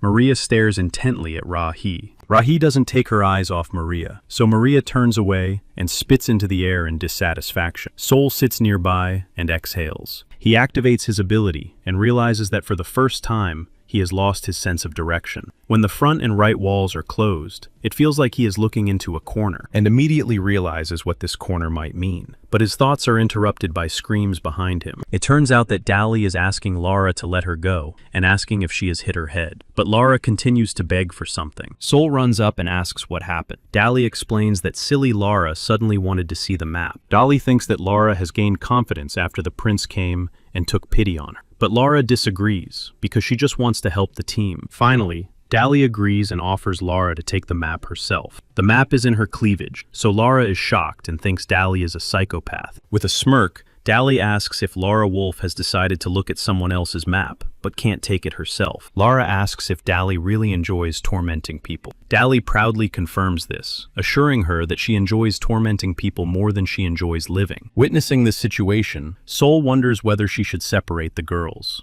Ra-hee approaches Sol. She suggests that Sol talk somewhere else, which surprises Sol greatly, but he agrees to go with her. Upon entering the room, Ra-hee immediately begins cleaning up. Sol stands behind her. No matter how much he looks at Ra-hee's sword, it still scares him. After finishing with the monsters, Ra-hee sits down by the wall and tells Sol to sit down. Sol, puzzled by what Ra-hee wants, simply sits down next to her. Ra-hee crosses her arms, clearly dissatisfied with Sol. Finally, she lowers her head and asks Sol if people often say that he is slow to understand things. Puzzled, Sol reminds her of her instruction to sit on the floor. Sighing heavily, Ra-hee leans her head against the wall, while Sol continues to look at her in confusion. Finally, Ra-hee starts the conversation. After much deliberation, she says that Sol is right. Since this is the first stage, it needs to be completed as soon as possible. Therefore, Ra-hee suggests that the three of them move on together with Dali. After thinking for a moment, Ra-hee decides that although little Maria is annoying, she can handle it. But Sol hadn't even thought about that, so he asks if Ra-hee is really suggesting that they leave the others behind. Ra-hee then suggests taking Indivia. Although she is completely useless now, it wouldn't hurt to take her just in case. Sol thinks that with that opinion, they might as well take Sophia and Lara, but Ra-hee knows that they are of no use. She realizes that Sol is capable, so she agrees to help so that they can get through this faster. Sol is amazed by her character and wonders how to change Ra-hee's mind. He realizes that he cannot tell Ra-hee about the golden rule that he sees. Finally, Sol asks Ra-hee if she realizes that this banquet is different from the previous one, but Ra-hee doesn't see anything unusual about it. Sol asks if it all seems too easy. After all, they have passed 162 doors and have not yet encountered a serious opponent. Ra-hee then suggests that since the teams have split up, the level of difficulty must have decreased. She asks Sol if this is possible, but Sol rejects her assumption, assuring her that everything fits too well. After all, according to the records, cooperation between participants was encouraged in the past, and the initial stages could only be completed by joining forces with other participants. If the level has now decreased, there is probably a trap or some kind of condition. Sol obviously believes that they will fall into a trap if they abandon someone. Ra-hee understands everything, but it sounds as if Sol came up with this explanation. Sol asks her to be patient, at least during the first stage. Ra-hee practically agrees, but she can't stand it when someone tries to get a free ride. At that moment, loud exclamations are heard from the next room, where the other participants are sitting. Sol and Ra-hee pay attention to this. It is Lara Wolf running with Dali's card. She exclaims that she understands everything. All the participants gather in the room to listen to Lara, but she stops and tries to catch her breath. Ra-hee asks Dali what Lara has understood that she is shouting about. Spreading her arms, Dali replies that Lara took her map and went crazy. Seeing that Lara has finally caught her breath, Ra-hee tells her to explain what she has figured out. It turns out that Lara figured out where they are, and the layout of the first stage became clear. She looked at the path they took to get there, and figured out the structure. Sol is amazed that Lara made it through all those numerous rooms. Even though they had been cleared, it was still dangerous. Ra-hee waits for details. According to Lara, there is a high probability that the first stage is rectangular in shape. The group moved only forward to calculate the length of the structure. Lara explains that after 40 rooms, there were no more doors. It was the side of the rectangle. Dali thought about the moment when they started moving to the left. She asks how many doors Prince Sol opened. It turned out that after the 120th door on the right and in front, there were no more. And it became clear to Dali that if the structure was considered a rectangle, they were now in the upper left corner. Lara confirms this. Ra-hee remembers that there were 3 doors in the room where they changed direction. Dali remembers this too, and also clarifies that there was definitely a door on the right. So it turns out that the right side was not closed. Lara found this doubtful, so she checked the right door of the 40th room again. It turns out that room was the upper right corner. Thus, Sol calculated that the rectangle was 122 rooms long and 40 rooms wide. Lara confirms this. If you don't count the first room they came through, that's the right answer. Sophia points out that it's all like a game of snake, and Dali suggests that she is the snake. After all, she drew the map. Sophia giggles at her suggestion. It turned out that Sophia often played this game on an electronic book as a child. It is a game where you have to control a snake that eats lumps of food that appear. Turning to Dali, Sophia asks where in the remaining rooms there might be an exit to the second stage. Of course, Dali doesn't know. Then it became clear that they would have to open each one and check. The most effective way would be to move toward the center, like a writhing snake. But Dali is not happy about having to go around in circles again. Sophia says they will have to do so if no entrance appears along the way. In her opinion, this is the surest way. Seeing Sol's gaze on her, Lara is embarrassed. It seems that he knows where to go. Sol says that Lara has done a good job. With a blush on her cheeks, Lara says that they need to check again before changing direction. Sol reminds her that there could be monsters. Lara is worried, but she understands that the 3 of them are taking a risk, and that it's not right. Ra-hee reminds her about the other rooms. After all, Lara hasn't seen what's going on in the other 39 rooms. Lara insists that Ra-hee should thank her for her efforts. With a smirk, Ra-hee replies that Lara has no conscience. She thinks that since Lara opened one room, she now believes she can do anything. Clutching her head, Saul assumes that the girls' arguments will never end. After a while, Ra-hee asks Dali if she will go with her. Dali clearly did not expect to hear this, and, looking dejected, follows Ra-hee. Ra-hee assures her that they will not break through these 80 rooms. Deciding that this is a great idea, Sol says that after that, they will switch places. Sol realizes that this is far from ideal, but for now, it will have to suffice. A few moments later, the last room is cleared by Sol alone. The monsters are scattered in different directions, and the group follows Sol. Stopping in front of the door, Sol shares his assumption that this is the central room. Dali is amazed at Sophia's damn snake, who didn't say from the beginning that they could just come to the center and that's it. But Sol doesn't think so. He says that there is no certainty that the entrance to the next stage is in the middle. Dali asks if there is a possibility that there is no entrance ahead. Sol clarifies that in that case, they would have to go through 39 rooms on the right. Dali screams in anger. She runs up to Sophia and Lara and asks if it's possible that they could destroy or betray each other. In her opinion, it would be much more interesting to add some hardcore elements. She is dissatisfied and asks the participants for their opinion. But Solji-hoo thinks that's not quite right. He doesn't have time to say anything when he sees Dali running towards that very door. She opens the door and sees a bright light inside. Dali goes inside and the group slowly follows her. Finally, they enter, and Dali asks why there are no doors here. Sol suggests that there really are no other doors besides the one they entered. Maria says that the exit was probably not in the center. Sophia apologizes sheepishly for making everyone go around in circles for no reason. Dali and Ra-hee, standing behind her, are angry. Sophia feels like she could sink through the floor. Saul says there's nothing they can do about it, and they'll have to check the remaining 39 rooms. At that moment, Sol senses some kind of vibration and looks in the direction from which it might be coming. Lara points out that the same thing happened in the first room they passed through to get here. It turns out that the door they came through has simply disappeared. The group is trapped. The entire group prepares for a possible battle. Sol realizes that they have done everything they could. He immediately activates the Nine Eyes ability and realizes that if they are not lying, then this space is the real golden law. And now, all that remains is to accept the result. At that moment, strange changes occur. The group tries to stay on their feet. The floor of the room began to rise. The platform floats in the air, and a protective shell forms around it. The group of participants sees a dense forest and the hill from which their room was taken. Looking around, Sol wonders what is happening, and Lara blushes slightly. It turns out that Lara Wolf already knew that this banquet could be considered the legacy of the Empire, but she assumes that Sol does not think so. After all, creating such a scene is only possible in an empire that has reached the pinnacle of magical engineering. And Sol thinks that there is indeed some truth in this. A view of a huge mountain opens up before them. Looking down, Dali notices people. It seems to her that they are climbing a staircase. But looking closer, Dali sees that they are fighting monsters. But Sol sees nothing. Dali says that there are 4 people fighting monsters near the slope of the mountain. He thinks this is the second stage. Ra-hee asks if anyone else can be seen. Dali continues to scan the area in search of people. Turning to Lara, Dali asks if she saw that man appear suddenly. Lara confirms her words. Ra-hee tells Dali to describe everything he sees.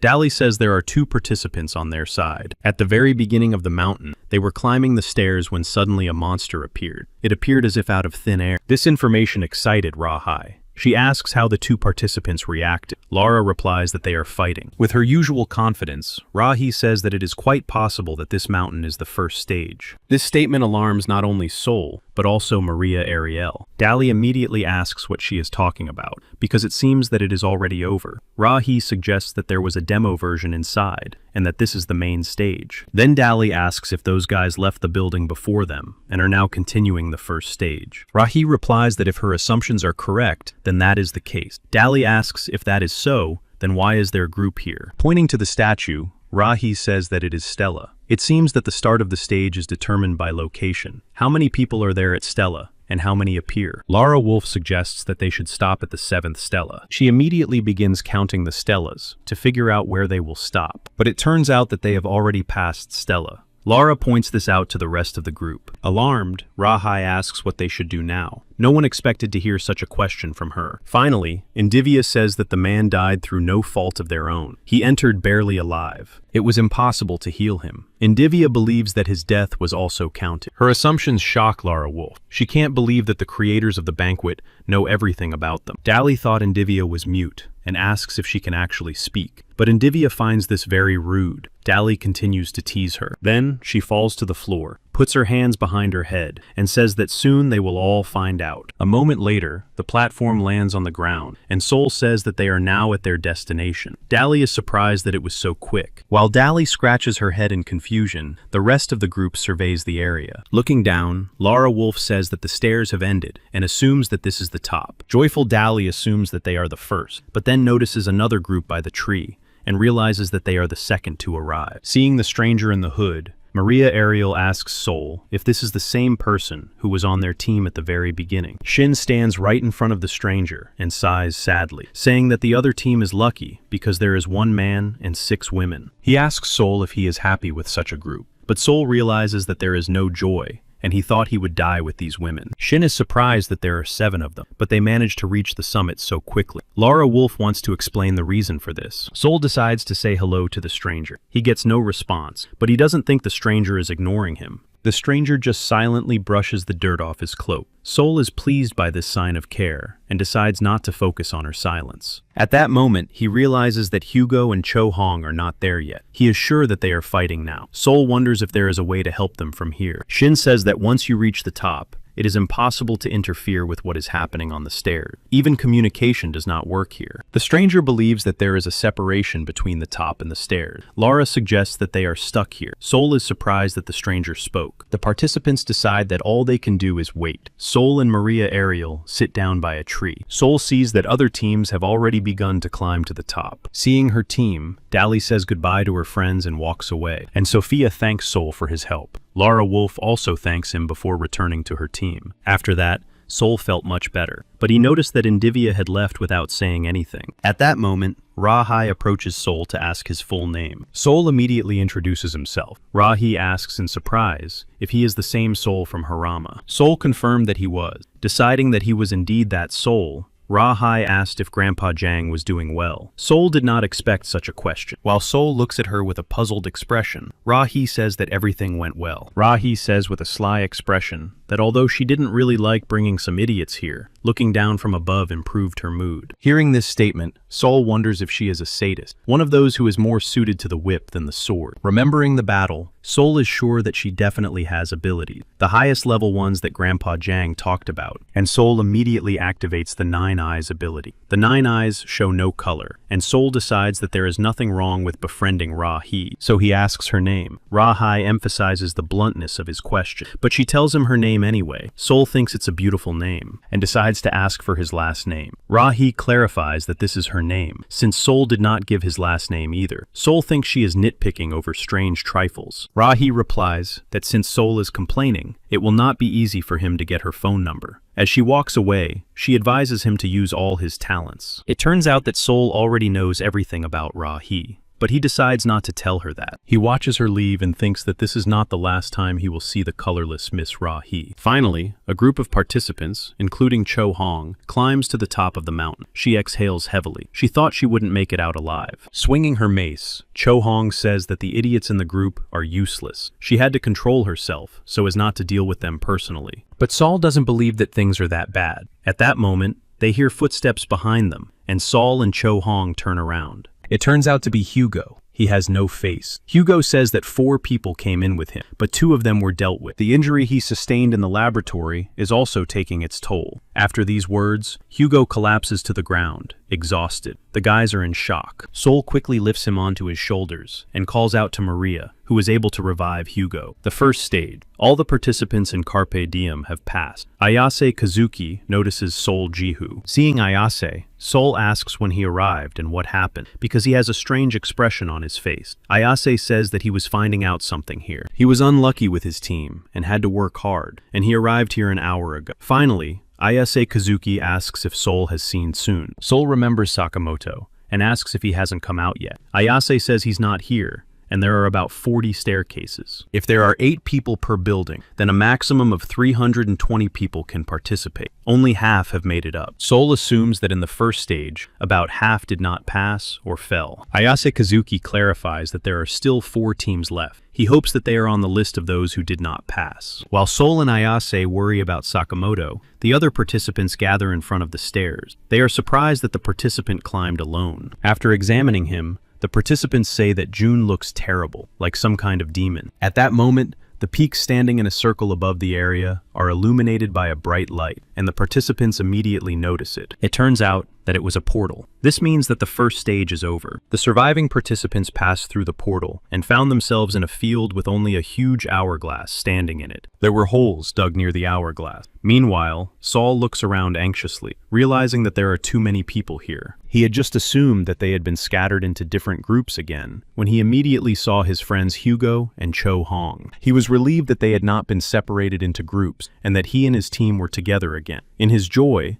Sol decided to scare Cho Hong. Sol jumps up and is about to shout when he hears someone's voice behind him. Sol doesn't have time to scare Cho Hoon. He also gets hit on the head by Maria. She demands that he stand still. Sol is shocked by her sudden appearance. Looking back, Maria shares her opinion that something strange is going on here. Sol looks in the same direction, trying to understand what Maria is talking about. Someone starts to get upset about the ridiculous conditions, and the participants hold their heads in excitement. In a moment, Saul also gets the same unpleasant feeling that makes him grab his head. It is a stream of information coming into his head. He is amazed that the information comes automatically. He wonders what sacrifices and unfulfilled dreams are mentioned in this flow of information. By that time, the hourglass is turned over, and the sand is rapidly falling. The participants watch this process in fear. Frowning, Sol assumes that this is the beginning. He has a feeling that someone is deliberately pushing them from behind to make them do something. It seems to him that the number of participants has decreased by 1/10. Sol realizes that this is a real game of attentiveness. Jenny addresses the participants and instructs everyone to go inside. After all, it was said that a minimum of 6 people could enter,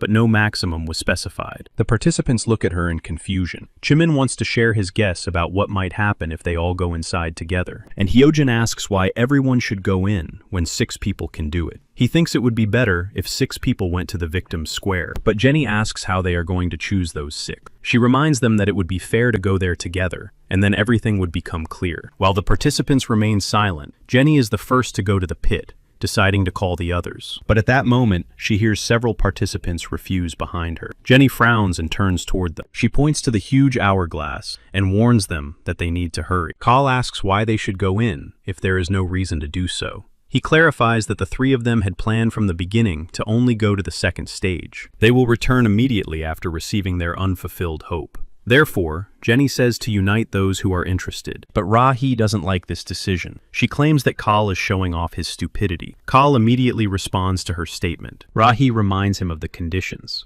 Upon entering the red portal, participants either go to paradise or to the 3rd stage. Sol hears their argument and begins to worry about Miss Ra-hee.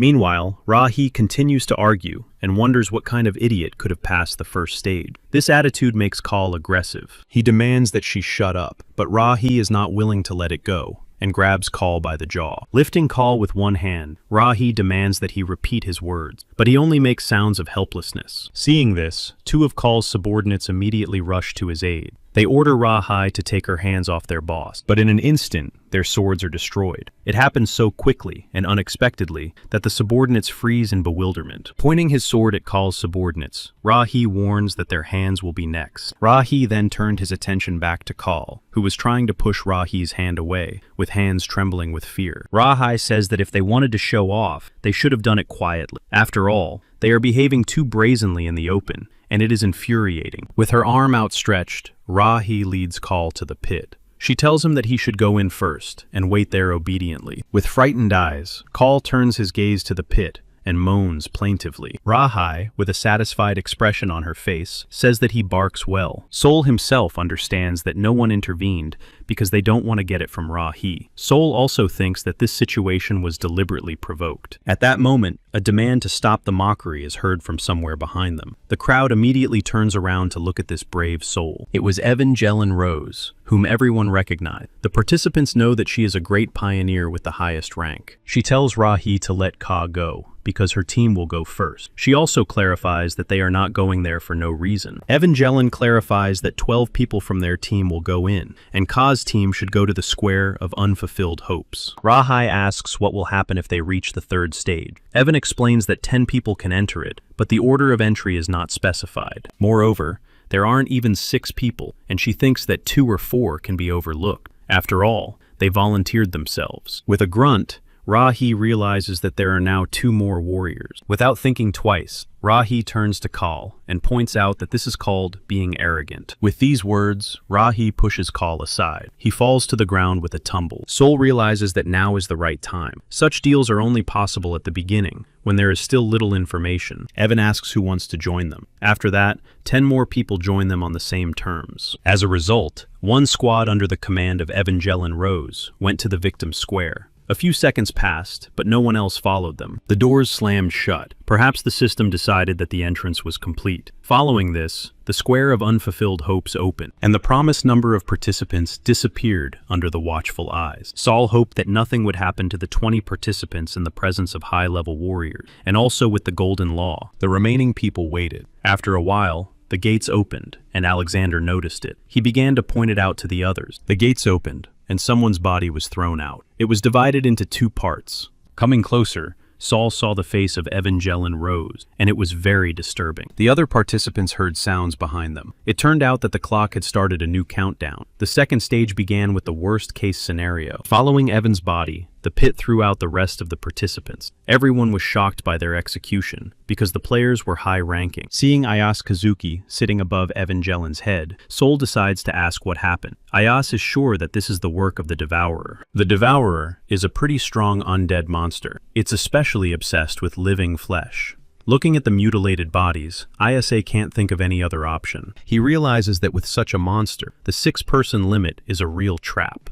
While Ayase and Sol are dealing with the supposed monster, Ra-hee comes closer and says that it could be a lich. Ayase Kazuki says that lich also hunts for living flesh, but the probability is low. After thinking for a moment, Ra-hee says that his words do make sense. At that moment, a loud cry is heard from behind, and the participants immediately turn their attention to it. It is Dali, who has cleaned up the warrior's body. She says that he must be of the highest rank, because she could not even dream of such weapons, and the equipment caught her eye. Ra-hee asks Ayase if the Devourer will reappear. Ayase confirms this, but clarifies that a monster of a similar level may appear. Ra-hee then asks if Ayase Kazuki will go inside, where the warriors' bodies were thrown out. Ayase replies that they should all go. Ra-hee is more than satisfied with this answer, so she tells them to get ready. Sol and Ayase watch her leave. After waiting for her to walk away, Ayase decides to warn Sol. He says that when the participants go to the sacrifice square, Sol should sneak in the middle. They must not fall behind their companions, either inside or outside. Sol accepts his warning. As he leaves, Ayase asks Sol to bring his team members. Looking at the hourglass, Sol wonders if there will be enough time to persuade all the participants. Meanwhile, one of the participants forces his charges to go into the pit. He threatens them with violence so that they don't delay, and the subordinates had no choice but to accept his demand and quickly run away from his sledgehammer. There was no need to persuade the participants, as most of the bosses were strong warriors who used coercion. But there were also those who tried to object, but nothing could stand against Ra-hee's power. Therefore, the majority of the strong suppressed the minority, and so they began their journey to the next stage. Sol's team was among the other participants. Upon landing, Sol immediately had the feeling that he had entered an ancient Roman arena. The other participants have already descended after Sol. Shi-wan warns in a trembling voice that the door is opening. Realizing the danger, Ayase tells the participants to stay together. Sol and Ayase's team surround Maria the healer. At that moment, the image of a monster with red eyes appears from the open archway. It turned out to be a powerful lioner. The participants, frightened, began to warn the others. Many lioners rush out of the archway, and the strong warriors rush into battle.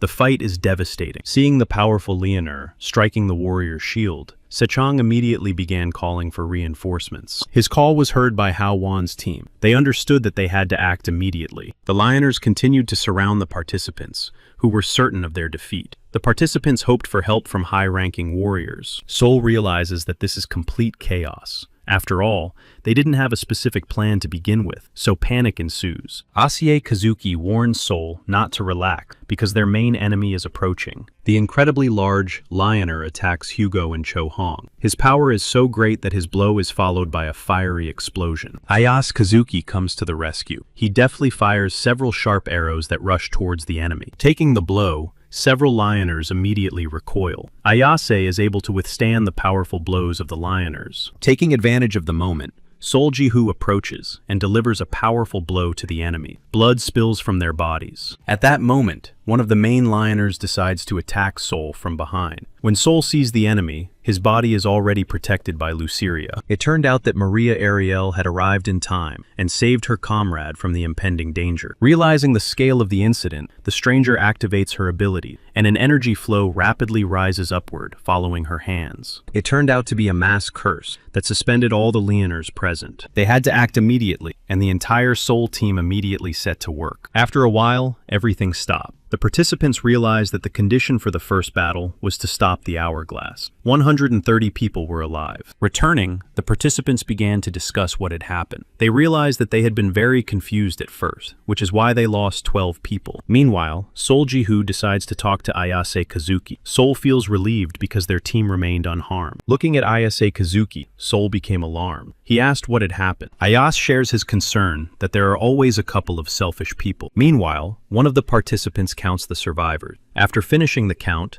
the participant says that 2 people are missing. The other participants turn to her, realizing what this means. Gritting his teeth, Rahi claims that they are idiots for deciding to run away. Sometime later, in the middle of the night, several participants were laid out on the field. Their last moments were terrible. Indivia sat nearby, sobbing and covering her face with her hands. Sol approached her to understand what had happened. Continuing to cry bitterly, she confessed to Sol that she was to blame for what had happened. Realizing that this was a serious confession, Sol's expression changed, and he asked in a stern voice what had happened. Immediately after the battle ended, those who wanted to focus on the second stage gathered in the square of victims and held a meeting. Rules were needed to prevent new fugitives from appearing. Also, the minority faction is not ready to enter the Lion Cave again.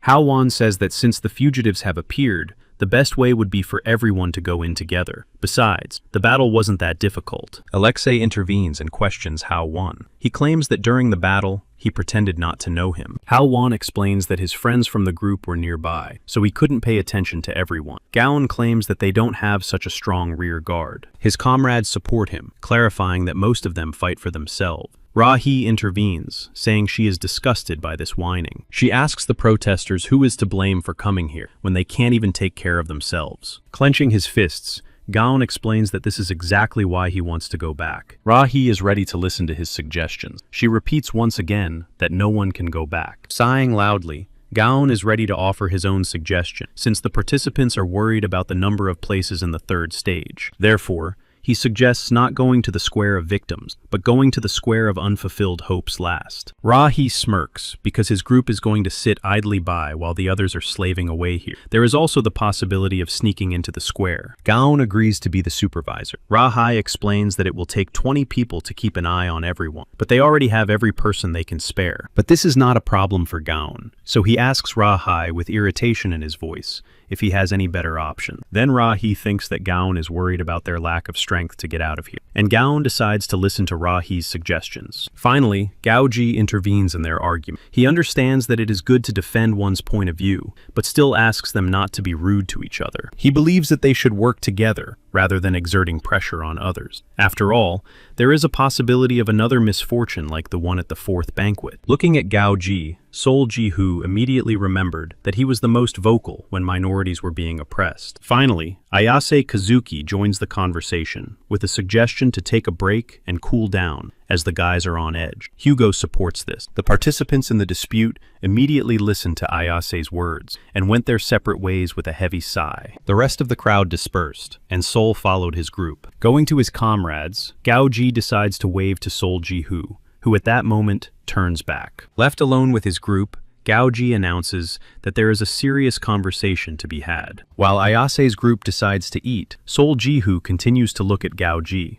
who seem suspicious to him. As night falls, the participants disperse to their tents. The surveillance group remains outside. Ayase Kazuki looks at the tents from a small hill. There, he hears a voice saying that when you look down from such a height, it feels like they have come to a festival. Ayase agrees, adding that tragedy is close up, but comedy is from a distance. He then asks Sol Jihu's opinion about the first banquet. It turns out that Sol Jihu didn't expect anything fun from the start, but still, when he experienced it for himself, he felt a little sad. Ayase himself does not know who called it a banquet, but this person really has unusual inclination. Sol Jihu then addresses Ayase Kazuki in an excited voice. Ayase looks at Sol with a questioning expression on his face. Sol recalls their argument during training. Sol was very angry at the time. Now, belatedly, he apologizes for what happened then. Sol claims that he was not himself at the time and missed the opportunity to apologize. After waiting for Sol to finish speaking, Ayase begins to laugh loudly in response. Ayase's reaction was unexpected for Sol Jihu, so he stared at him in bewilderment for a while. It turned out that Ayase liked it and thought that this was Sol's true character, who was able to show his true self without any masks. Ayase was also sure that Sol couldn't have been in his right mind when he agreed to train with the old man. Sol remained silent, trying to process the opinion from the other side. At that moment, a loud cry was heard from the tents,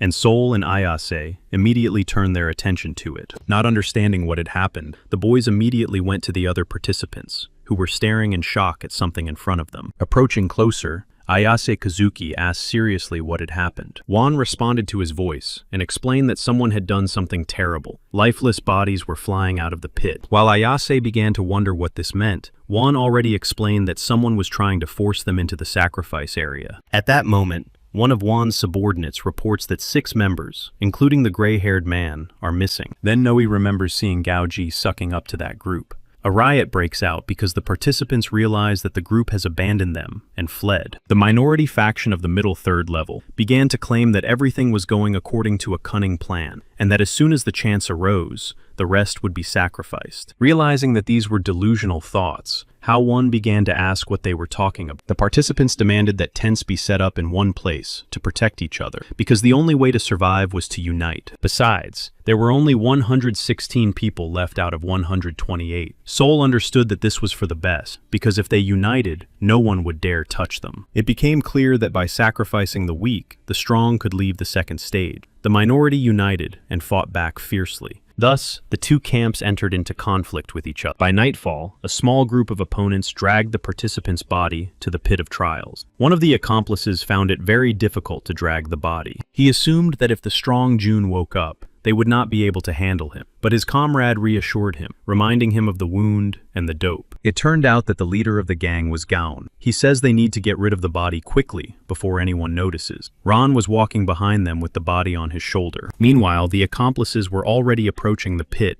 with the intention of dumping June's body there. At that moment, Indivia began to come to and opened her eyes to understand what was happening. The first thing she saw was her brother June, who had almost been thrown into the pit. Indivia immediately started screaming, trying to break free from Ron's grip. Ron did not expect this. He began to cover Indivia's mouth, who had already guessed that she and June had been drugged. Meanwhile, June's body was rapidly falling into the pit. Indivia's mouth was still being held shut as she watched her brother's body with horror in her eyes. At that moment, one of the accomplices delivered a powerful blow to Indivia's stomach. It turned out that Gaon had delivered the blow. Indivia immediately fell to the ground, clutching her stomach. Ron thought that the others were beginning to suspect something, but Gaon assured him that there was no need to be afraid, and that as soon as they threw Indivia down, they would be able to get out of there. At that moment, right in front of Ron, someone hit Gaon. The blow was so strong that blood flowed from his head. Ron immediately turns to see who did it. It turns out it was June's brother. Breathing heavily, June climbs out of the pit and now stands in front of Ron, holding a sharp sickle with a tip on a rope. Trying to recover, Indivia lay with her eyes closed and called out to her brother. Realizing what was happening, June bared his teeth. He looked at his opponents, his eyes burning with a thirst for revenge. Frightened, Ron's accomplices flee to avoid punishment. Remaining standing, June swung the sickle, and the rope with the metal tip instantly caught up with the enemies, striking each one who tried to escape. Having finished with his opponents, June immediately crouched down, continuing to breathe heavily. Behind him, another group of participants gathered. Among them was Sol Jihu. Looking at the lifeless bodies, Sol wonders what happened. He assumes that the participants fought among themselves. Meanwhile, June claims that all participants are the same, and it doesn't matter whether they have power or not. At that moment, Sol hears crying and immediately notices Indivia. He recognizes Indivia by her headband. She continues to cry bitterly, her face buried in her knees. Sol immediately runs to Indivia to find out what happened and why she is crying. Without looking up, Indivia tells him that earlier that day, her brother June tried to save her and was badly injured. And those people decided to throw them into a pit. Looking at June, who was now in bad shape, Sol was truly surprised that he was Indivia's brother. Turning his head toward the lifeless bodies, Sol immediately noticed a familiar face. It was Gaon. Sol knows that Gaon was the leader of a small faction. Closing his eyes, Sol wondered why it had turned out this way. He realized that not all strong people had to be evil, and not all weak people had to be good. Sol Jihu's face was tense. Only after the death of many people did Sol come to the right conclusion. After a while, Indivia stood over the body and wondered if everything would be all right with her brother June. Crying again, Indivia began to blame herself because June had tried to protect her. She remembers that fight and assures herself that if it weren't for that, this wouldn't have happened to June. Sol enters the room and sympathetically tells Indivia that she should not worry because June will soon recover after the priest's treatment. Leaving the priest in the ward, Sol decides to go outside. He realizes that once again, he was unable to do anything. Lowering his head, Sol realizes that if even high-ranking individuals are unable to intervene, then his third level would be of no use. Heading in the opposite direction, Sol continues to ponder June's action. The archer Ayase asks about June, but Sol does not hear him, and Sol knows that as long as the golden rule shines in the second stage, this will happen again. But the outcome depends on Sol's behavior. Besides, Sol has already experienced how it all happens during the first stage, and now he can't just go with the flow. Looking at the pensive Sol, Ayase wonders what he is thinking about, but he doesn't even answer. Then Sol notices him. He immediately asks Ayase what he is going to do. Lowering his head, Ayase says that for starters, it is worth convening another meeting. With an angry look on his face, Sol immediately asks if this will yield any results. Noticing the worried look on Ayase's face, Kazuki asks Sol what ideas he has. Sol smiles and replies that he has run out of good ideas. Ayase agrees with him, so he thinks about a solution that might work. With a serious expression, Sol says that there is only one suitable solution left. The guys go to the meeting room, and Ayase is surprised by Sol's approach. It's unusual for Ayase to hear Sol suggest working together, instead of going head-to-head. Ayase also thinks that other teams don't even know that it's possible to join forces. What's more, attacking the front line requires players of at least level 4, and if they follow Sol's plan, each team will have to give up one of the conditions. Of course, many will not like being on equal terms, and those who are stronger will start to emerge. But Sol clarifies that this is also taken into account. He is not 100% sure, but he thinks it's worth a try. Using his skills, Sol revealed himself and asked Ayase for help. Seeing her expression, Ayase is embarrassed. He remembers that Sol looked exactly the same way back then on the Rocky Mountain. After thinking for a moment, Ayase agrees with Sol, assuming that he is determined. Folding his arms, Ayase reminds himself aloud that before joining forces with Carpe Diem, he should think carefully, because he seems to be walking on the edge. And then he resolutely says that they should still try once and play this game. By morning, they had begun to act. First, they had to persuade those who were in the minority. They were currently at an impasse, so it was necessary to gain their trust. So Sol went to a small group having breakfast behind the fence. They immediately saw him, and the leader, Eric, asked what was going on and what he wanted. Hearing his question, Sol realized that he was not welcome here. This was exactly what he had expected. At that moment, Lara Wolf appeared to Sol's right. She did not expect to see Sol, so she immediately addressed him as Prince. Embarrassed, Sol gave his name and clarified that he should not be called Prince. Lara immediately apologized for blurting it out without thinking. Sol did not know that Lara would be at this camp, and not with her companions. It turned out that Lara had not found her companions in the second stage. Sol felt ashamed for asking such a question, so he apologized for his excessive curiosity. But Lara was not upset, and assumed that they simply did not pass the first stage. Therefore, she decided to find out how Sol ended up here. With confidence in his voice, Sol replied that he had come to offer something. This answer was very unexpected for Lara. Shrugging her shoulders, Lara looked away and replied that she would come to Sol's camp to talk. But Sol clarifies that he will tell everyone here at once. He clears his throat to speak louder. Without crossing the fence, Sol announces that he needs the help of this group. He asks them to join forces to participate in clearing the area of victims. It turns out that the guys were expecting to hear hear such a proposal, and Yang suggests that Sol does not take their group seriously at all. Then Lara starts talking, which really surprises Sol. She knows they don't have a choice. She immediately understood what Sol was trying to say. She cannot help but agree with this, so she immediately asks if they can really trust Sol. Sol clarifies that he is not asking them to trust him. This answer confuses the entire group, including Lara Wolf. Putting his hand on his heart,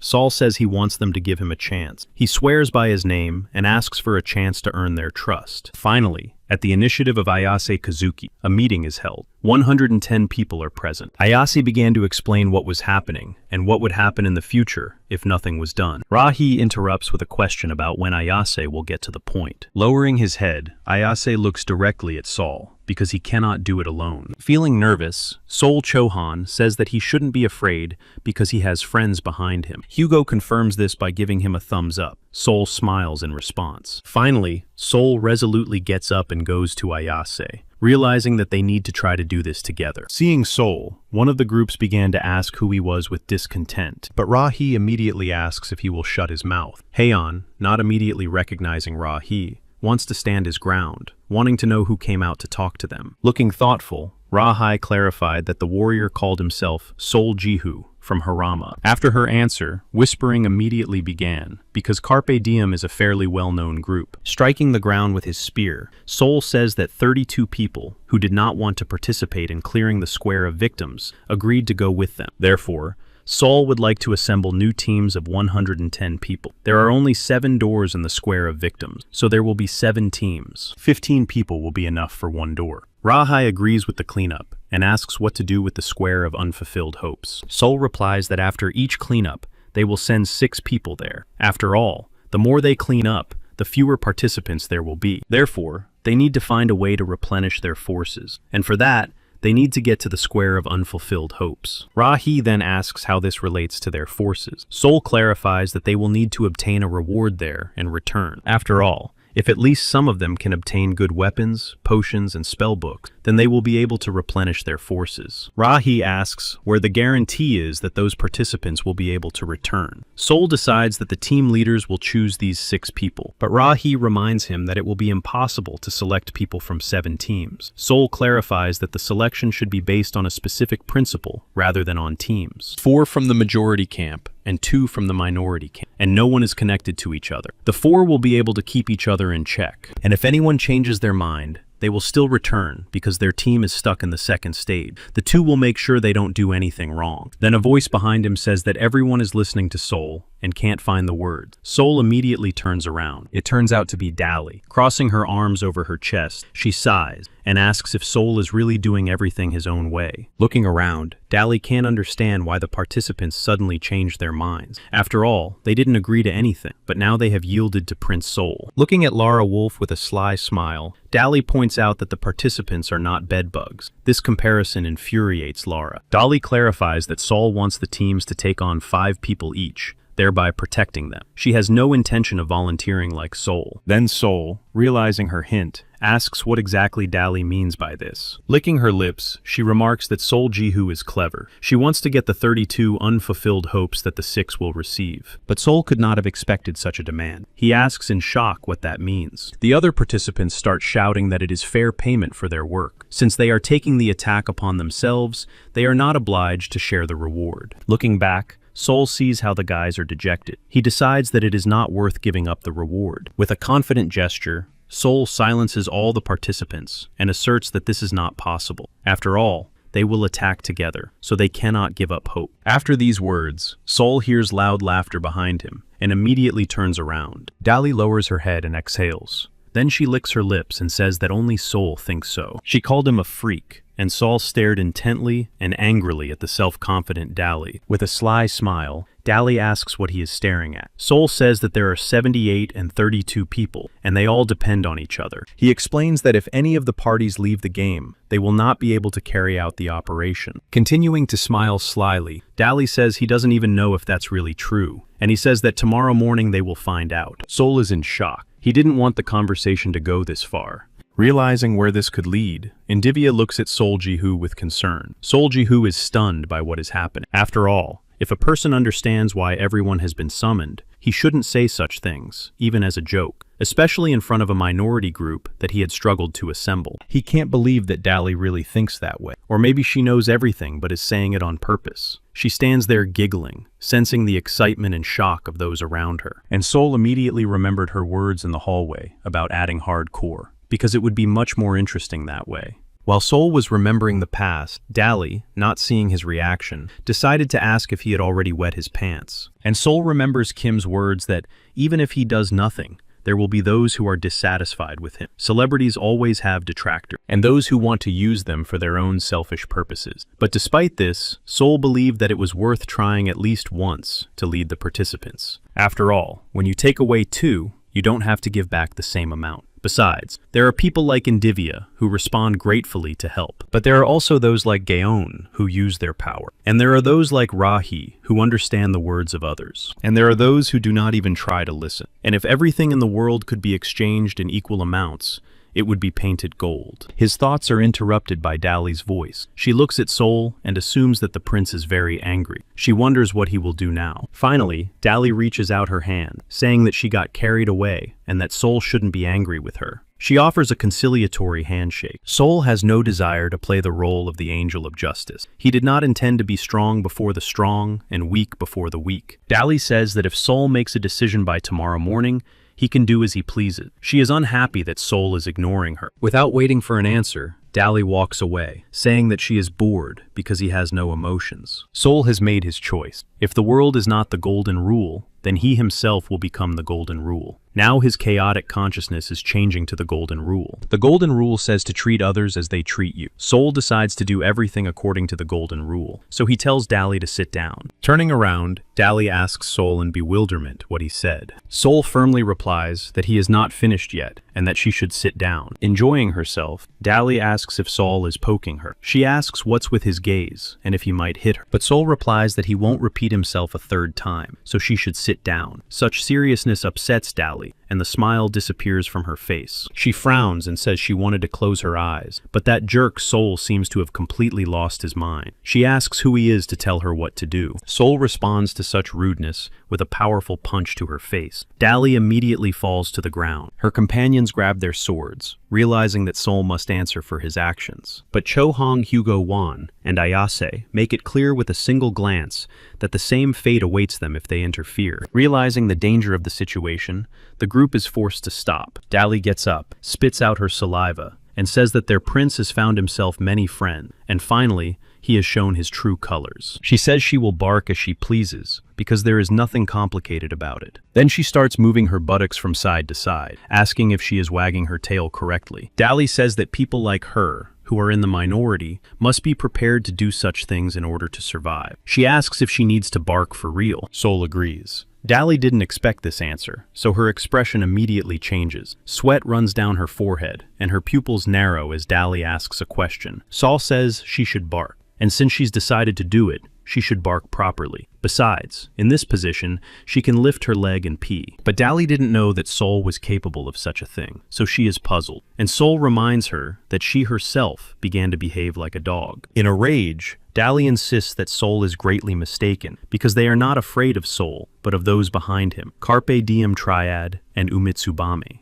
But Sol does not respond, only smiling back at her. She is surprised that Sol is smiling, and says that he can laugh as much as he wants. But when he returns to paradise, the situation may change dramatically. Crossing his arms over his chest, Sol shows complete confidence in his action, and clarifies that he can handle her on his own. Then Dali adjusts her sleeves, showing her readiness for battle, and says that Sol does have pride after all. She decides that Sol is already hooked. Jumping from foot to foot, Dali clenches her fists, while Sol stands still, holding her sword in front of her. Striking the air, Dali suggests that Sol fight her once without commands. Then Sol, looking at Dali with a completely indifferent expression, throws his spear to the ground. Warming up his hands, Sol stands in a fighting stance, waiting for Dali to attack him. Rushing towards Sol, Dali is surprised that Sol knows so many moves. As soon as she gets close, she immediately receives such a strong blow to the face that her head is thrown back. Without waiting, Sol swings to deliver another blow. His earrings glow bright blue,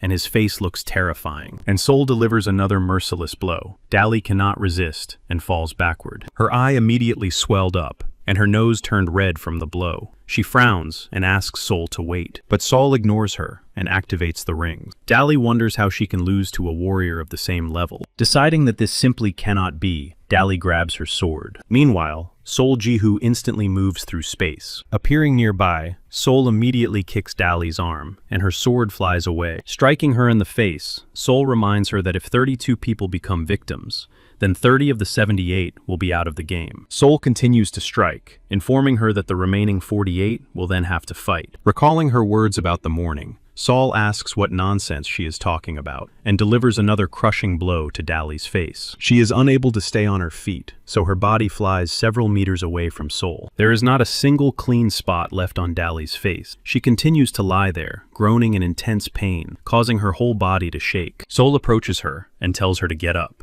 When she cannot find the strength to do so, Sol lifts her up by her hair. Dali starts screaming in pain and admits she was wrong, so she apologizes and promises to do as he says. Sol's eyes burn with a green light. He says he didn't suggest that Dali fight alone until she lost her pulse. It's all for the sake of everyone, and she should have listened. With a trembling voice, Dali just asks Sol to spare her, and Sol pushes her away. Looking at the exhausted Dali, Sol notices that the yellow light has changed to colorless. For the first time, the color of danger has changed, and Sol guesses what is going on. Exhaling, Sol addresses everyone present. He says there is one more condition. Sol says that the team will consist of Audrey Baslio and 32 guys. Hugo puts his hand on Audrey's shoulder, and Audrey breaks out in a cold sweat from fear. Turning to Cho Hong, Sol glances at Dali, and Cho Hong understands what this means. Putting his mace on Cho Hong's shoulder, Cho Hong agrees with Sol, saying that he can wait until the end of the banquet. Dali's gaze seems furious to her. Coming closer, Cho Hong looks puzzled at Dali's face, and Dali does the same. Then Cho Hoon is overcome with rage. She asks Dali why she is sitting there, and demands that she stop staring at her. Throwing down her mace, Cho Hoon orders Dali to cover her eyes, if she doesn't want to lose her head. Dali is stunned, and backs away. Coming closer, Cho Hoon declares that she will personally watch over Dali until the banquet is over. Watching from the sidelines, Hugo shares his conclusions with Baslio that a psychopath can spot another psychopath from afar. Finally, Sol says she will listen to better suggestions if anyone has any. Rahi raises her hand. Sol is surprised and asks if she really has a different opinion. Crossing her arms, Rahi says it's not an opinion but a question. She asks for Sol's last name. Scratching the back of his head, Sol asks if he really didn't say it earlier. Rahi reminds him that he only said his first name, not his last name. She assumes that he is Lee Sol, or Kim Sol, but Sol immediately clarifies that Sol is his last name. Many participants were just as excited as Sol. Laura Wolf's face even flushed. With smiles on their faces, Hugo, Cho Hong, and Ayase waited for Sol to tell everyone his name.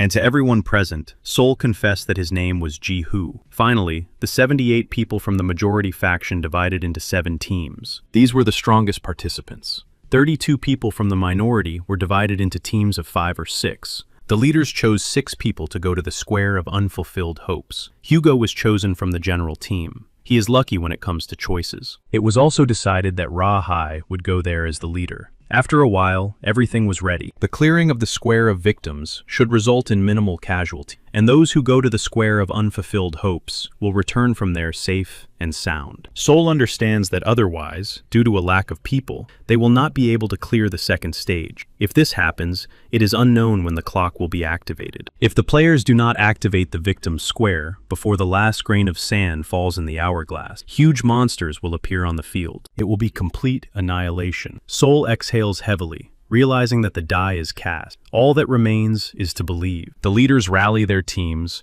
and warn them that they must hurry before the monsters appear. The archers' team prepares to shoot as soon as the door opens. Approaching the team, Sol says that this is different from the first attack. Everyone strictly follows the order. Ayase clarifies that everything works thanks to the rule. This is the result of Sol's work. Ayase admits that he didn't believe in Sol, so he apologizes for underestimating. Sol clarifies that there are no results. Cho Hong approaches Sol and asks if he is worried. With uncertainty in his voice, Sol denies her assumptions. Cho Hong says that there is no need to worry, because she will destroy them all. Then it is reported that the door is opening, and the guys become alert. Ayase Kazuki orders the archers to start shooting at the monsters coming out. The archers immediately begin shooting. However, this turns out to be faster than the door opening. Ayase realizes that he wanted to strike first, but nothing came of it. Finally, the door opens, and the first thing they see is a huge green foot. Ayase Kazuki stared intently. He did not expect it to be an orc. The monster was very large and tall.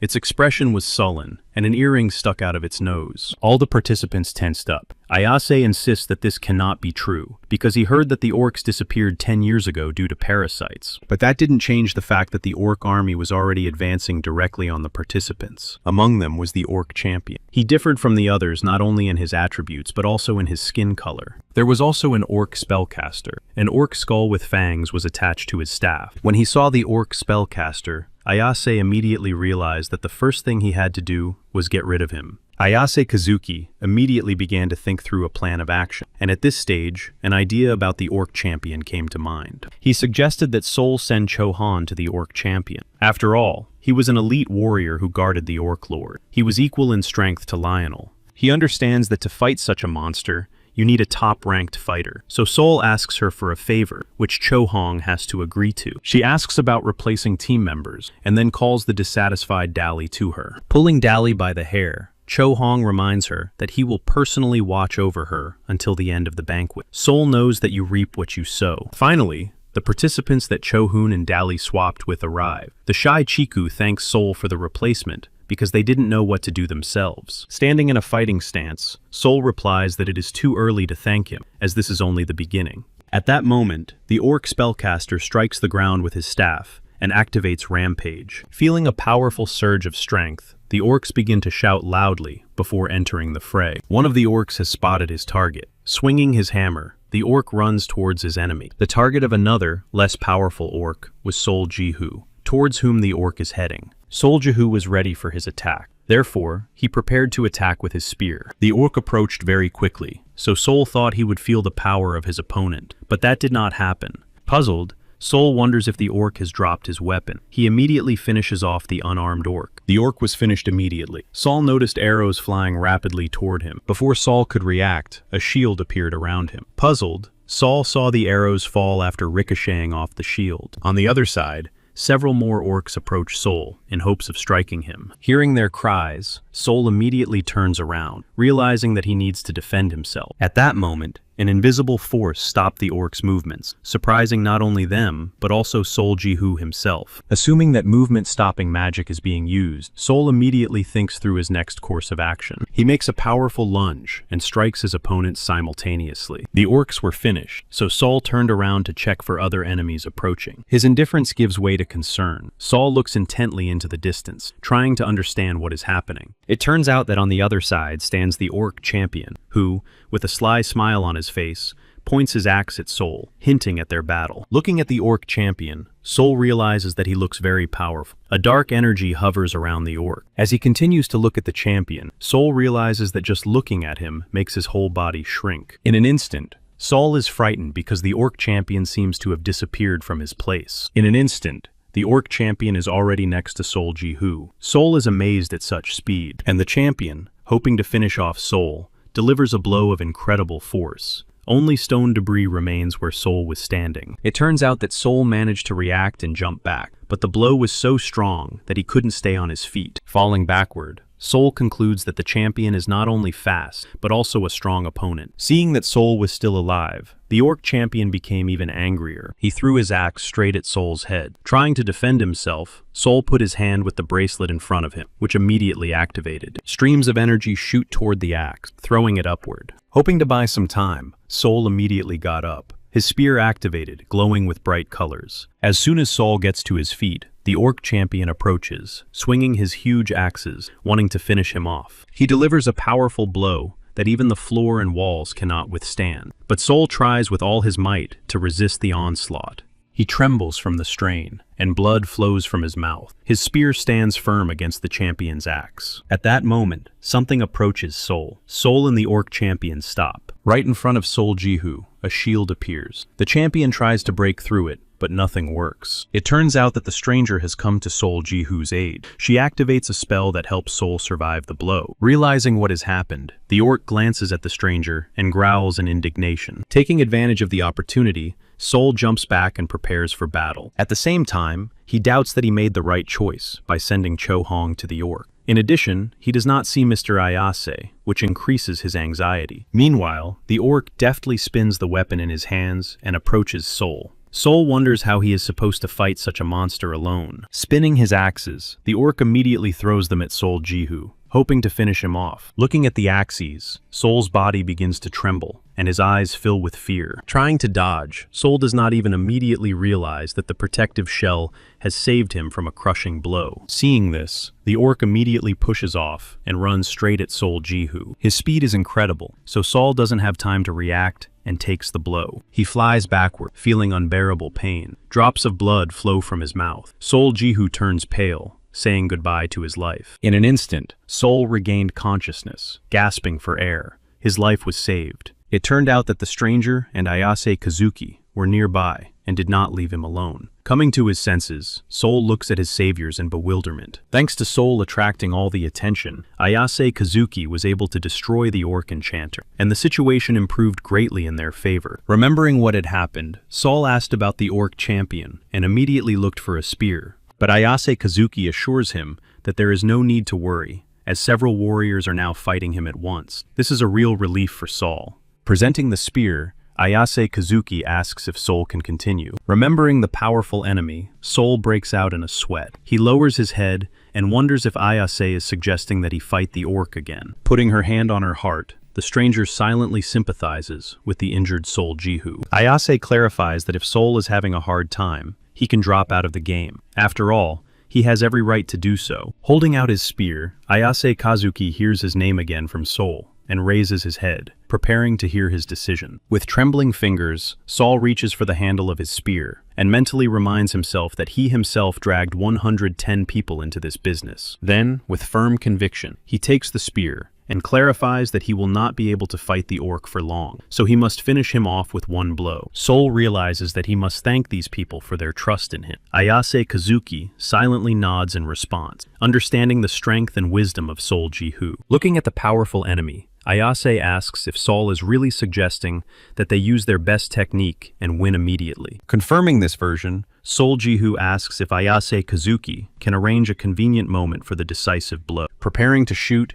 Ayase Kazuki replies that he can do it once, because after the battle with the orc sorcerer, he has only one arrow left. Notifying that it is time to act, Ayase releases the arrow. The orc champion was obviously not ready for this, and notices it too late. Trying to dodge, he steps back and does not see Ayase Kazuki attacking from behind. The arrow hits the orc's leg, and blood immediately spills from the wound. Taking advantage of this moment, Ayase Kazuki strikes the orc's forearm and rejoices that he has managed to distract the monster. But then he notices that orc's face hasn't changed at all after his attack. Realizing what this means, Ayase sees Sol Jihu and orders him not to get involved, because the orc champion has guessed their plan. Meanwhile, the orc pushes off with such force that his entire body is accompanied by sparks. He rapidly approaches Sol Jihu, who already realizes the outcome of what is happening. Stopping to the side of the extended spear, the orc champion swings his axe to deliver the final blow. Sol sees the axe flying straight at his head. In fear, he loses consciousness for a moment, thinking that his end has come. At that moment, the words of his teacher, Yan, enter Sol's mind. He reminds him that real training is battle. One sentence was enough for Sol to come to his senses, with new strength and a firm determination to win. Sol deftly and confidently dodges the orc champion's incredible blow. Of course, the orc champion did not expect the game to be over. He is shocked by what is happening.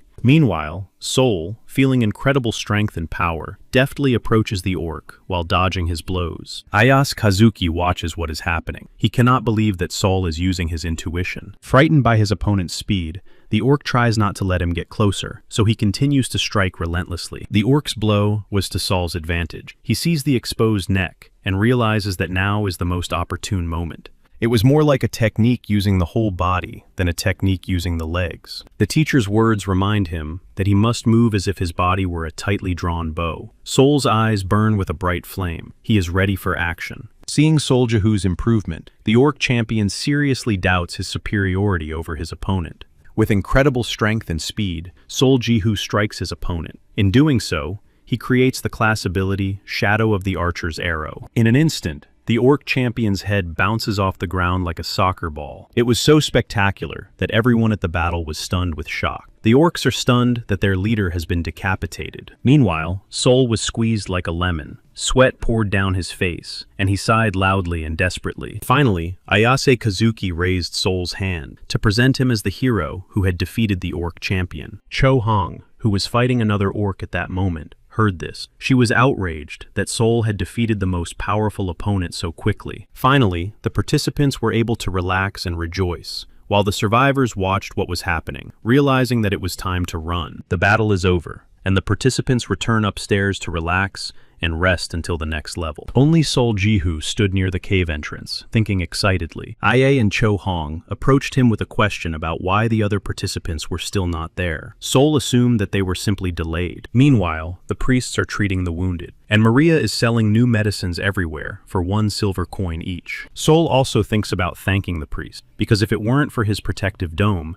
they would not have survived. Cho Hong asks about her health. Sol's cheeks turn red. With a smile on her face, Sol says that the stranger, the priest, healed him during the fight, so now everything is fine. Cho Hoon is mentally furious that Sol only talks about this stranger. At that moment, a participant informs those present that the latecomers have arrived. Among the arrivals are Ra Hee and Hugo. All the participants look very downcast. Ayase Kazuki and Cho Hong ask Hugo what happened, since he is usually a cheerful person. Sol pays attention to Ra Hee. Ra Hee is holding an object covered with a veil. Sol Jihu assumes that it is their reward. Hugo says that the corridor leading to the rewards is quite long, and there are many rooms. Finding their room is also difficult, and there are 6 participants. That's where Hugo almost died. He explains that it was especially difficult to survive because of Ra Hee, but Ra Hee immediately asks what was so difficult for Hugo. Sol intervenes and asks what reward they got. Hugo lowers his head and says it's better not to know, and he's sad. This makes the guys even more curious. Cho Hoon asks to see the reward. When she sees the reward, Cho Hoon starts laughing loudly, saying that it could replace Hugo's toothpick. Sol begins to guess what is going on. Meanwhile, Ra Hee decided to leave, but Sol kept calling her back. Finally, Ra Hee couldn't stand his persistent shouting and stopped. She was annoyed by his excessive attention, so she asked what was wrong. Slightly embarrassed, Sol asked permission to see what reward she had received. Ra Hee opened her reward. It was an elegant axe with a 2-headed monster in the middle. Guessing what was going on, Sol asks Ra Hee if she wants to swap items with Hugo, but Ra Hee doesn't immediately understand the reason for the offer. She asks him to repeat his proposal in confusion. Meanwhile, Hugo holds a neat blade with powerful energy inside. A moment later,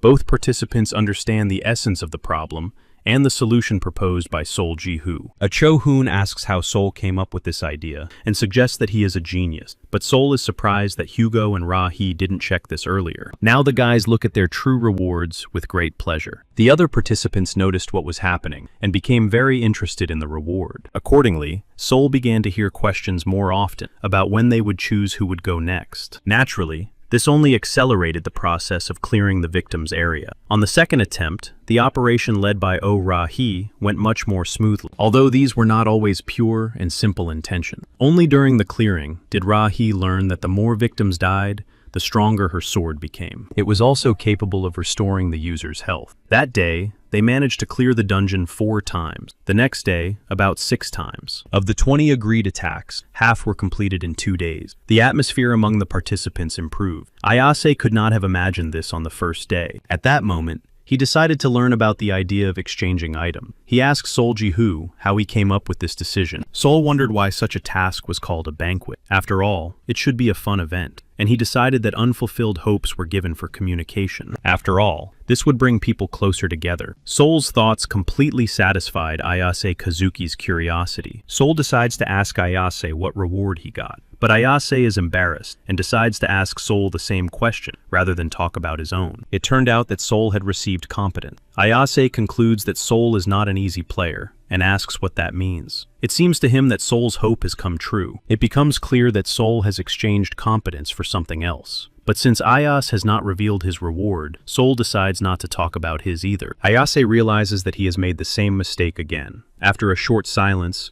Ayase says that the second stage will end tomorrow. Raising his head, Sol Jihu confirms Ayase Kazuki's words with pleasant enthusiasm. The next day, the battle was no easier than the previous one. But the Leons were defeated by the archers. The remaining 4 clearings ended quickly, despite the fact that the enemies were once again powerful orcs. After some time, the second stage came to an end. Sol Jihu is exhausted from the battle. The clock notified them of the activation of the Square of Unfulfilled Dreams. Mr. Ayase ordered everyone to gather their belongings. The meeting place would be the portal to the Square of Unfulfilled Dreams. Anticipating the end, Sol's team accepted Ayase Kazuki's instructions. Soon, the participants stood at the portal, and Ayase explained the plan. Through the portal, they could either enter the third stage or return to where they were before the banquet began. Whether the participants would be able to reach the next stage depended entirely on luck. Those who could not reach the third stage would wait for the others outside. Mr. Ayase Kazuki was the first to enter the portal. Sol Jihu watched him go and wished him luck. Finally, he emerges onto the surface. It was an oasis. This was the third time Ayase had been thrown back into paradise. On the shore, he was greeted warmly by 4th-level striker Sakamoto Tsune.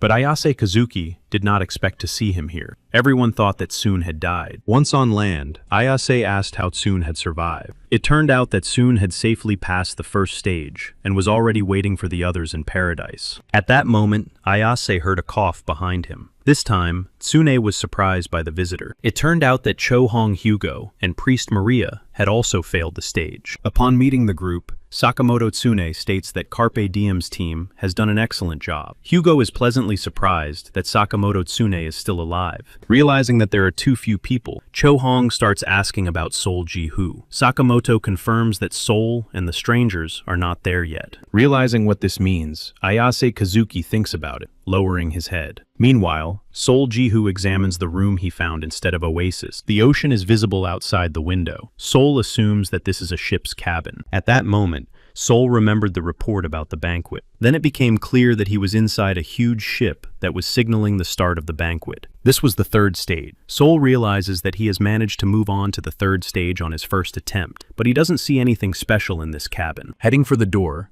Sol decides to go outside and look for information about the attack. At that moment, some letters appear on the door, leaving behind a light smoke. Sol Jihu stops, wondering what is happening. Looking at the inscription that appears, Sol assumes that synchronization is taking place. Finally, Sol sees 2 letters. He tries to figure out what they might mean, but at that moment, the letters flash and blind Sol. After some time, Sol Jihu was standing in the middle of the room again. His body was trembling, and he seemed to have just regained consciousness. In a slight daze, Sol moves forward without realizing it. He stops again in front of the door. His body shakes, and Sol raises his head. Coming to his senses, Sol looked around. He doesn't understand what happened because he was just in the cabin. He has no choice but to open the only door in the room. A large hall opens up before him, with a table covered with food in the middle. There are several rooms in this hall. As soon as Sol enters the room, new information begins to appear in his head. This was extremely unpleasant. Sol couldn't believe that this was really the condition for victory. Immediately, some people began to enter the hall. Sol quieted down so they wouldn't hear him. 3 people entered the hall, one of whom was the leader. He immediately realized that this was now a panic room. Trying to make out his face, Sol tries to understand who this man is. It was Chelsea's team. He reminds them that, contrary to Phil's assumption, it is not possible to escape from the third stage. It turned out that Oh-Ra-Hee and Indivi's brother June had also made it to the third stage. 3 more people entered from the other door, including Dali. She immediately noticed Sol Jiho. Meanwhile, Sol Jihu notices the priestess stranger. She also looks at him. Looking at the table, Chelsea invites everyone to sit down, as a table has been set for them. Therefore, out of politeness, they should at least try it. The new arrivals follow Chelsea's suggestion and begin to eat. Raising her glass, Chelsea offers a toast and immediately turns to Ra-Hee. Everyone was very bored waiting for her to come out of the cabin. Ra-Hee replies that because of someone, the barrier's resistance has increased. Therefore, she had to try hard to get out. Wiping wine from her lips, Chelsea replied that it was somehow awkward. She asked how the second stage had ended.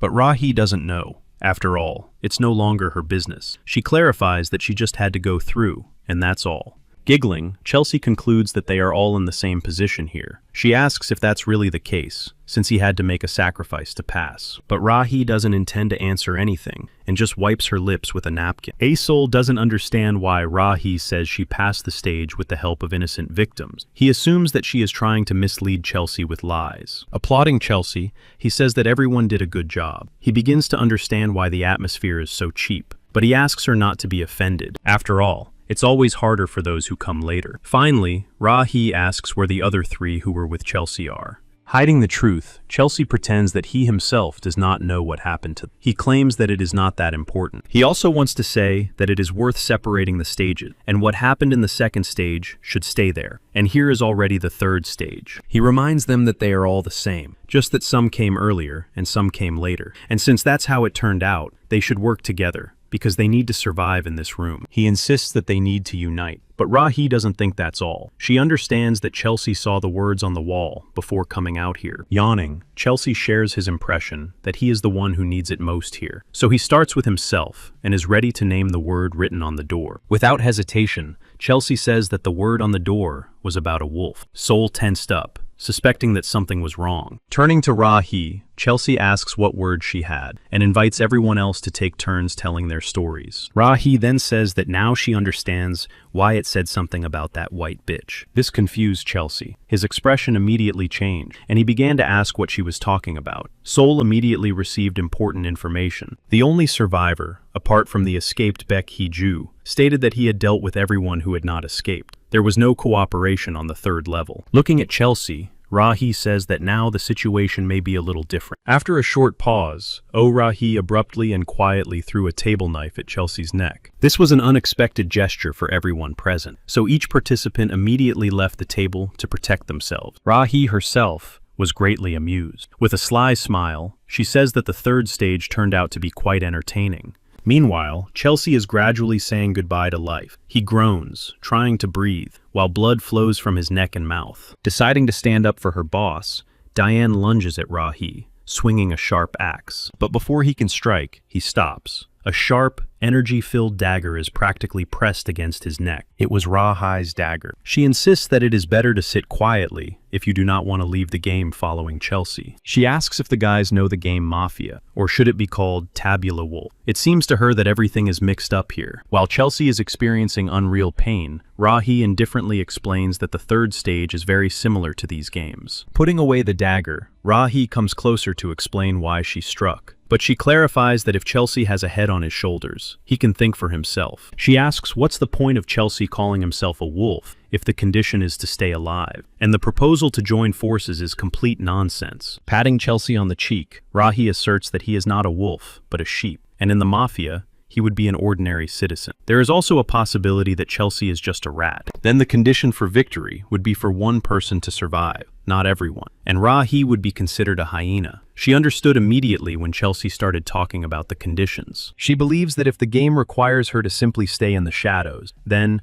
judging by the conditions of the second stage, she just needs to deal with everyone. After ending Chelsea's life, Rahi says that then she will be able to join the team of wolves. Sol watches tensely and listens to Rahi's words. Chelsea's lifeless body leans on the table. Her face falls into the plate. Rahi wipes the blood from her hand. She says it's time to go. Rahi doesn't know what Chelsea's class was, but they need to contact the wolf as soon as possible. But June doesn't understand what Rahi is talking about, so he asks about the wolf. Everyone else stands waiting for Rahi's explanation. Rahi explains that they need to contact the wolf and make it clear that they are not enemies, but one team. Pulling on the chain, June claims he doesn't understand a word, but the remaining two members of Chelsea's team are also bad, so he suggests dealing with them. Hearing this proposal, Duke and Sven feel very uncomfortable. They grit their teeth in fear and ask not to rush to conclusions. But Duke's words mean nothing, and in a split second, June's chain firmly wraps around his body. Horror reigns in Sven's eyes. Hearing something from Sven, he turns his head,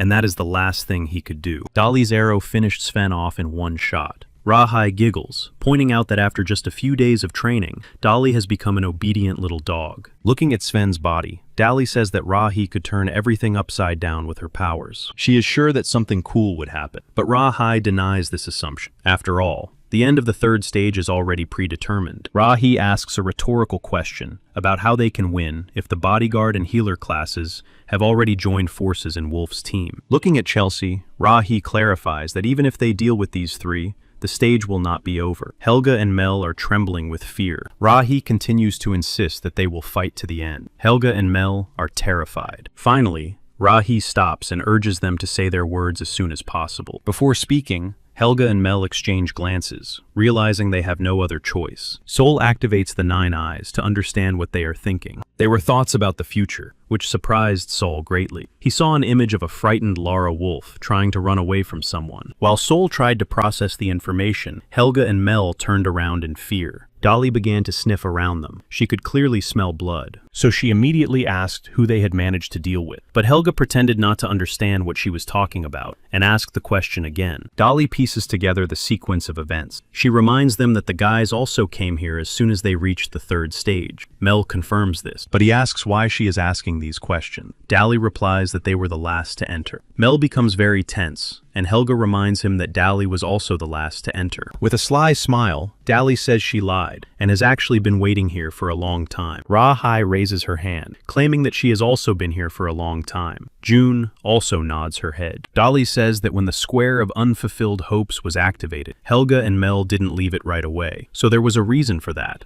Helga starts to get hysterical. She demands that Dolly provide proof. Dolly then offers to search her. She asks what should be done with them if 3 unfulfilled hopes are found. Fear is visible in Mel and Helga's eyes. Everyone understands what they have done. At that moment, something happens that surprises everyone present. The guys turn around. It is Sol who forcefully grabs the spear lying on the table in front of him. His hand trembles with emotion, and in his head, there is a powerful energy that bursts out. Sol clenches his jaw. He gets up from the table and heads straight for the boys, cutting the floor with the tip of his spear. Realizing that their fate has come, Mel and Helga tremble with fear. They back away, but there is no door, and they cannot leave the hall. Sol Jihu's entire body is illuminated with light. Raising his spear viciously, Sol calls them damn bastards. It turns out that Sol has learned about Lara's story. She was running away from Helga and Mel, who were hunting for their unfulfilled dreams. Lara Wolf fell to her knees in horror and begged for mercy with tears in her eyes. But Mel and Helga's thirst for conquest overcame them. They mercilessly killed Lara Wolf. Taking her unfulfilled dream with them, they moved on, feeling joy at what they had done.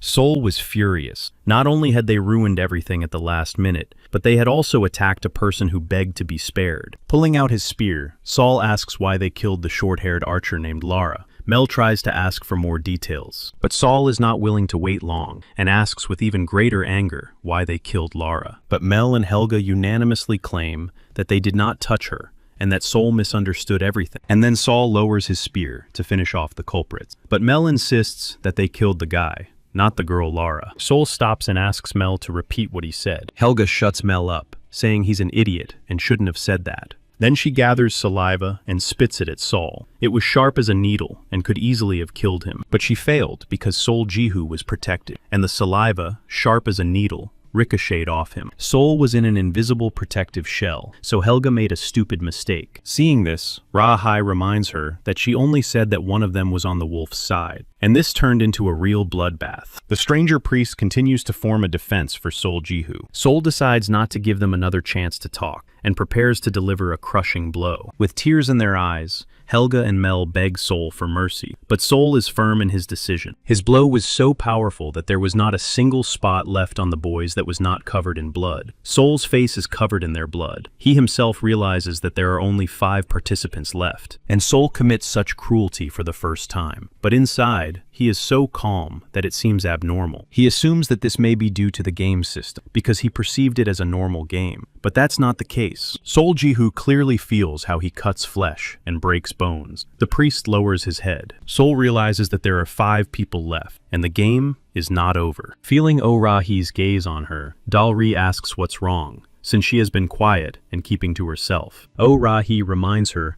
that it's all about Dali's team, and she needs to understand that. Sol's eyes burn bright green. He is very tense, and the corners of his lips are turned down. He raises his head and feels June's gaze on it, but everyone remains silent. Then a blue screen appears in front of Sol again. This time, he sees a picture from the first stage. The team is standing in the room, actively discussing something, and from somewhere, a man with a sharp weapon is approaching. In an instant, no one from the team is left alive. It was June, who quickly and deftly finished off his own team. Left alone, he holds his chain with a scythe in his hands and laughs loudly, enjoying the accomplished plan. Then Sol accepts his next target. He shoots a sharp glance at June. Standing in front of the table, Sol turns to June and asks why he is the only one from the first stage. Without changing his expression, June replies that there was a reason for the massacre, and that's all. But Sol is not satisfied with this answer. He asks about the reason for the massacre of all 7 people. June replies that there were 5 of them. They ganged up on June and another person. That's why he had to respond. Sol is confused. He reminds June that he went upstairs alone. June replies that the person who was with him died on the way at the hands of a monster, and June cannot be held responsible for someone who did not have the strength to defend himself. June's answer seems truthful, and Sol Ji-hoo thinks about it. Sol thought about Mel's answer, which was about the guy and not Lara. Then it seemed to Sol that the vision was inaccurate this time too. June asks Sol directly if he will kill him too, but Sol realizes that he cannot make hasty decisions. He remembers Indivia. With tears in her eyes, Indivia said that June's brother tried to save her and was wounded. And Sol is confused. He is indignant and throws his spear on the floor. His whole body burns with rage. After a short silence, Sol says he is washing his hands of it. Everyone present is shocked by this decision. Clenching his fist, Sol Ji-hoo exclaims that he will end it here. These words were decisive. The 5 survivors suddenly found themselves in an unearthly space. Everything around them was burning with white and blue light. A moment later, they are dropped to the ground. Everyone except Sol falls to the floor, lifeless. At that moment, a portal appeared above Sol's head, and the voice of the deity declared that Sol had become a nuisance. It was the 7th god. He asked if Sol had been doing so well, and then decided to give up at the end. Feeling the powerful energy on him, Sol Ji-hoo cannot move calmly. The 7th god reminds him that he helped Sol move forward, and asks why he made such a choice. At first, Sol did not understand what help he was talking about, but then he decided to remember the past, and realized that there were many strange things there. In the first stage, everyone was scattered in different directions, and only he and Maria ended up together. It was like ensuring minimum safety. The same thing happened in the second stage. The priest protected only him. As Oh-Ra-hee said, the priest was like Sol's personal bodyguard. And Sol remembered the feeling that everything had been going according to someone's plan from the very beginning. For Sol, it felt like a stab in the back. This thought hurt the 7th god a little. It turned out that the 7th god had allowed Lucira's daughter to protect Sol Ji-hoo just in case. The god explains that they are calling on Earthlings to save this world, which is at a crossroads leading to destruction, and Earthlings receive rewards for this. The participants were focused on destroying the parasites, but they wanted to profit. They staged a rebellion and began attacking the inhabitants of paradise and turning them into slaves. The first goal was to save those who had not managed to rise up, and at the same time, to nurture courageous and capable players. God does not understand how all 110 people who passed to the second stage considered the test difficult, and he admits that the conditions were lousy. It turned out that in the first and second stages, those who opposed the will of paradise were selected. After all, paradise has no need for those who only support disorder and chaos. And in the third stage, everyone awaited their sentence. The condition of the third stage was to decide the fate of 8 people, excluding the priest. In other words, Sol Ji-hoo is the executioner of the 5th banquet. God reminds him that only June remains to be dealt with. If Sol Ji-hoo deals with June, this terrible banquet will finally come to an end. Without thinking, Sol replies that he does not want to do this. This answer truly surprises the 7th god. He asks him to repeat his answer. The goddess intervenes. She thinks Sol is not bad. She has become interested in this kid, so she wants to hear him out. After all, Sol adheres to neutrality, according to which he intends to lead both the good and the bad. This makes him seem even more special. The deities begin to smile. Someone says that this is not like Sol Ji-hoo at all. They believe that if Sol really thought that way, he would not have dealt with those 2. At that moment, divine energy begins to pull Sol's head. Unwilling to give in, Sol tries to resist the energy and pulls his head back with all his might. Sol justifies himself by saying that Helga and Mel ruined the whole banquet that had been so painstakingly prepared. The one they dealt with, on the contrary, was loyal. Pointing to June, the 7th god asks him to admit that he simply did not like him. Moreover, it was he who helped Sol, and now Sol himself has given way. The 7th god waits for an answer from Sol, whose neck is tightly gripped by divine energy. Sol replies that the vision is a thought about the future, but the present, in which he finds himself now, is different. After all, the future has already changed, because Soul is present in this place, here and now. God is glad that Soul has understood a lot, and informs him that Mel did not touch Lara, but someone definitely suffered. Moreover, every person is born with a star of unique destiny. The movement of a star almost never changes, but it can deviate from its path. This is the reason why the future does not change just like that, because it is easier to get rid of a person than to try to change something and fail. God explains that June is a ghost with the aura of a destroyer. He has a rather terrible fate in the future. He will kill several thousand people, and Soul should consider that among these victims will be himself and his comrades. Finally, the seventh god asks if Soul has not yet realized this. Magical energy draws the spear to Soul, and Saul stares into June's face. He has already made a decision that he did not tell the deity about. A moment later, the seventh god is furious. He shouts that June is the destroyer, but Soul remembers the essence of the golden rule. Every outcome has a reason. Right now, it's impossible to say for sure whether June is the destroyer or not. If his destiny is to kill several thousand people, then there must be a reason. If the reason changes, the result will also change. After what he had done, the god began to laugh loudly. The goddess recalls a silly phrase, that there is almost no difference between passion and courage. The deities are amazed at how perfect a future Saul wants. The seventh god is sure that there is nothing to be surprised about, because Saul does not even understand what he is talking about. There was already a god of battle, who felt great pity when he saw an unattainable future among the many options. Finally, the goddess demands silence. She states that she will no longer allow herself to be manipulated. The seventh god asks if she really wants to save the destroyer. The goddess reminds them that they themselves gave the right to end this stage, and the destroyer made his choice of his own free will. Perhaps this is the end. After a short silence, the seventh god decides to retreat. Now that the banquet is over, it is time to pay tribute. At first, the goddess does not understand what he is talking about. She waits for an explanation, and the seventh god reminds her of their coinciding desires. The god immediately begins to search for Sol Jihu's desire. That was the wish of the 9 eyes. But the goddess exclaims that this is nonsense, because Sol is not yet ready to accept it. At the very least, he needs to reach a high level. But the seventh god believes that the goddess is overprotecting him. He reminds them that they must respect his choice, and therefore his desire must also be respected. He clarifies that he will only open one side. The goddess asks if it is really necessary to do so, and what the reason is. With a sly smile, the seventh god asserts that there are sufficient reasons for this. Meanwhile, Sol has a rather good idea to apply the golden rule to the future. The seventh god is very curious to know if Sol will be able to bear the weight of his own words. Implanting the desire in Sol, the god says that under no circumstances should she forget the choice he will make today. Sol develops the innate ability of 9 eyes. The skills of the innate ability of 9 eyes are unlocked. Direction of luck. Meanwhile, the kingdom learns of what has been done. Everyone understands that this is the hard work of the stars. The queen orders preparations for battle to begin. This is the beginning of a new phase. By order of the queen, countless monsters are sent to the city.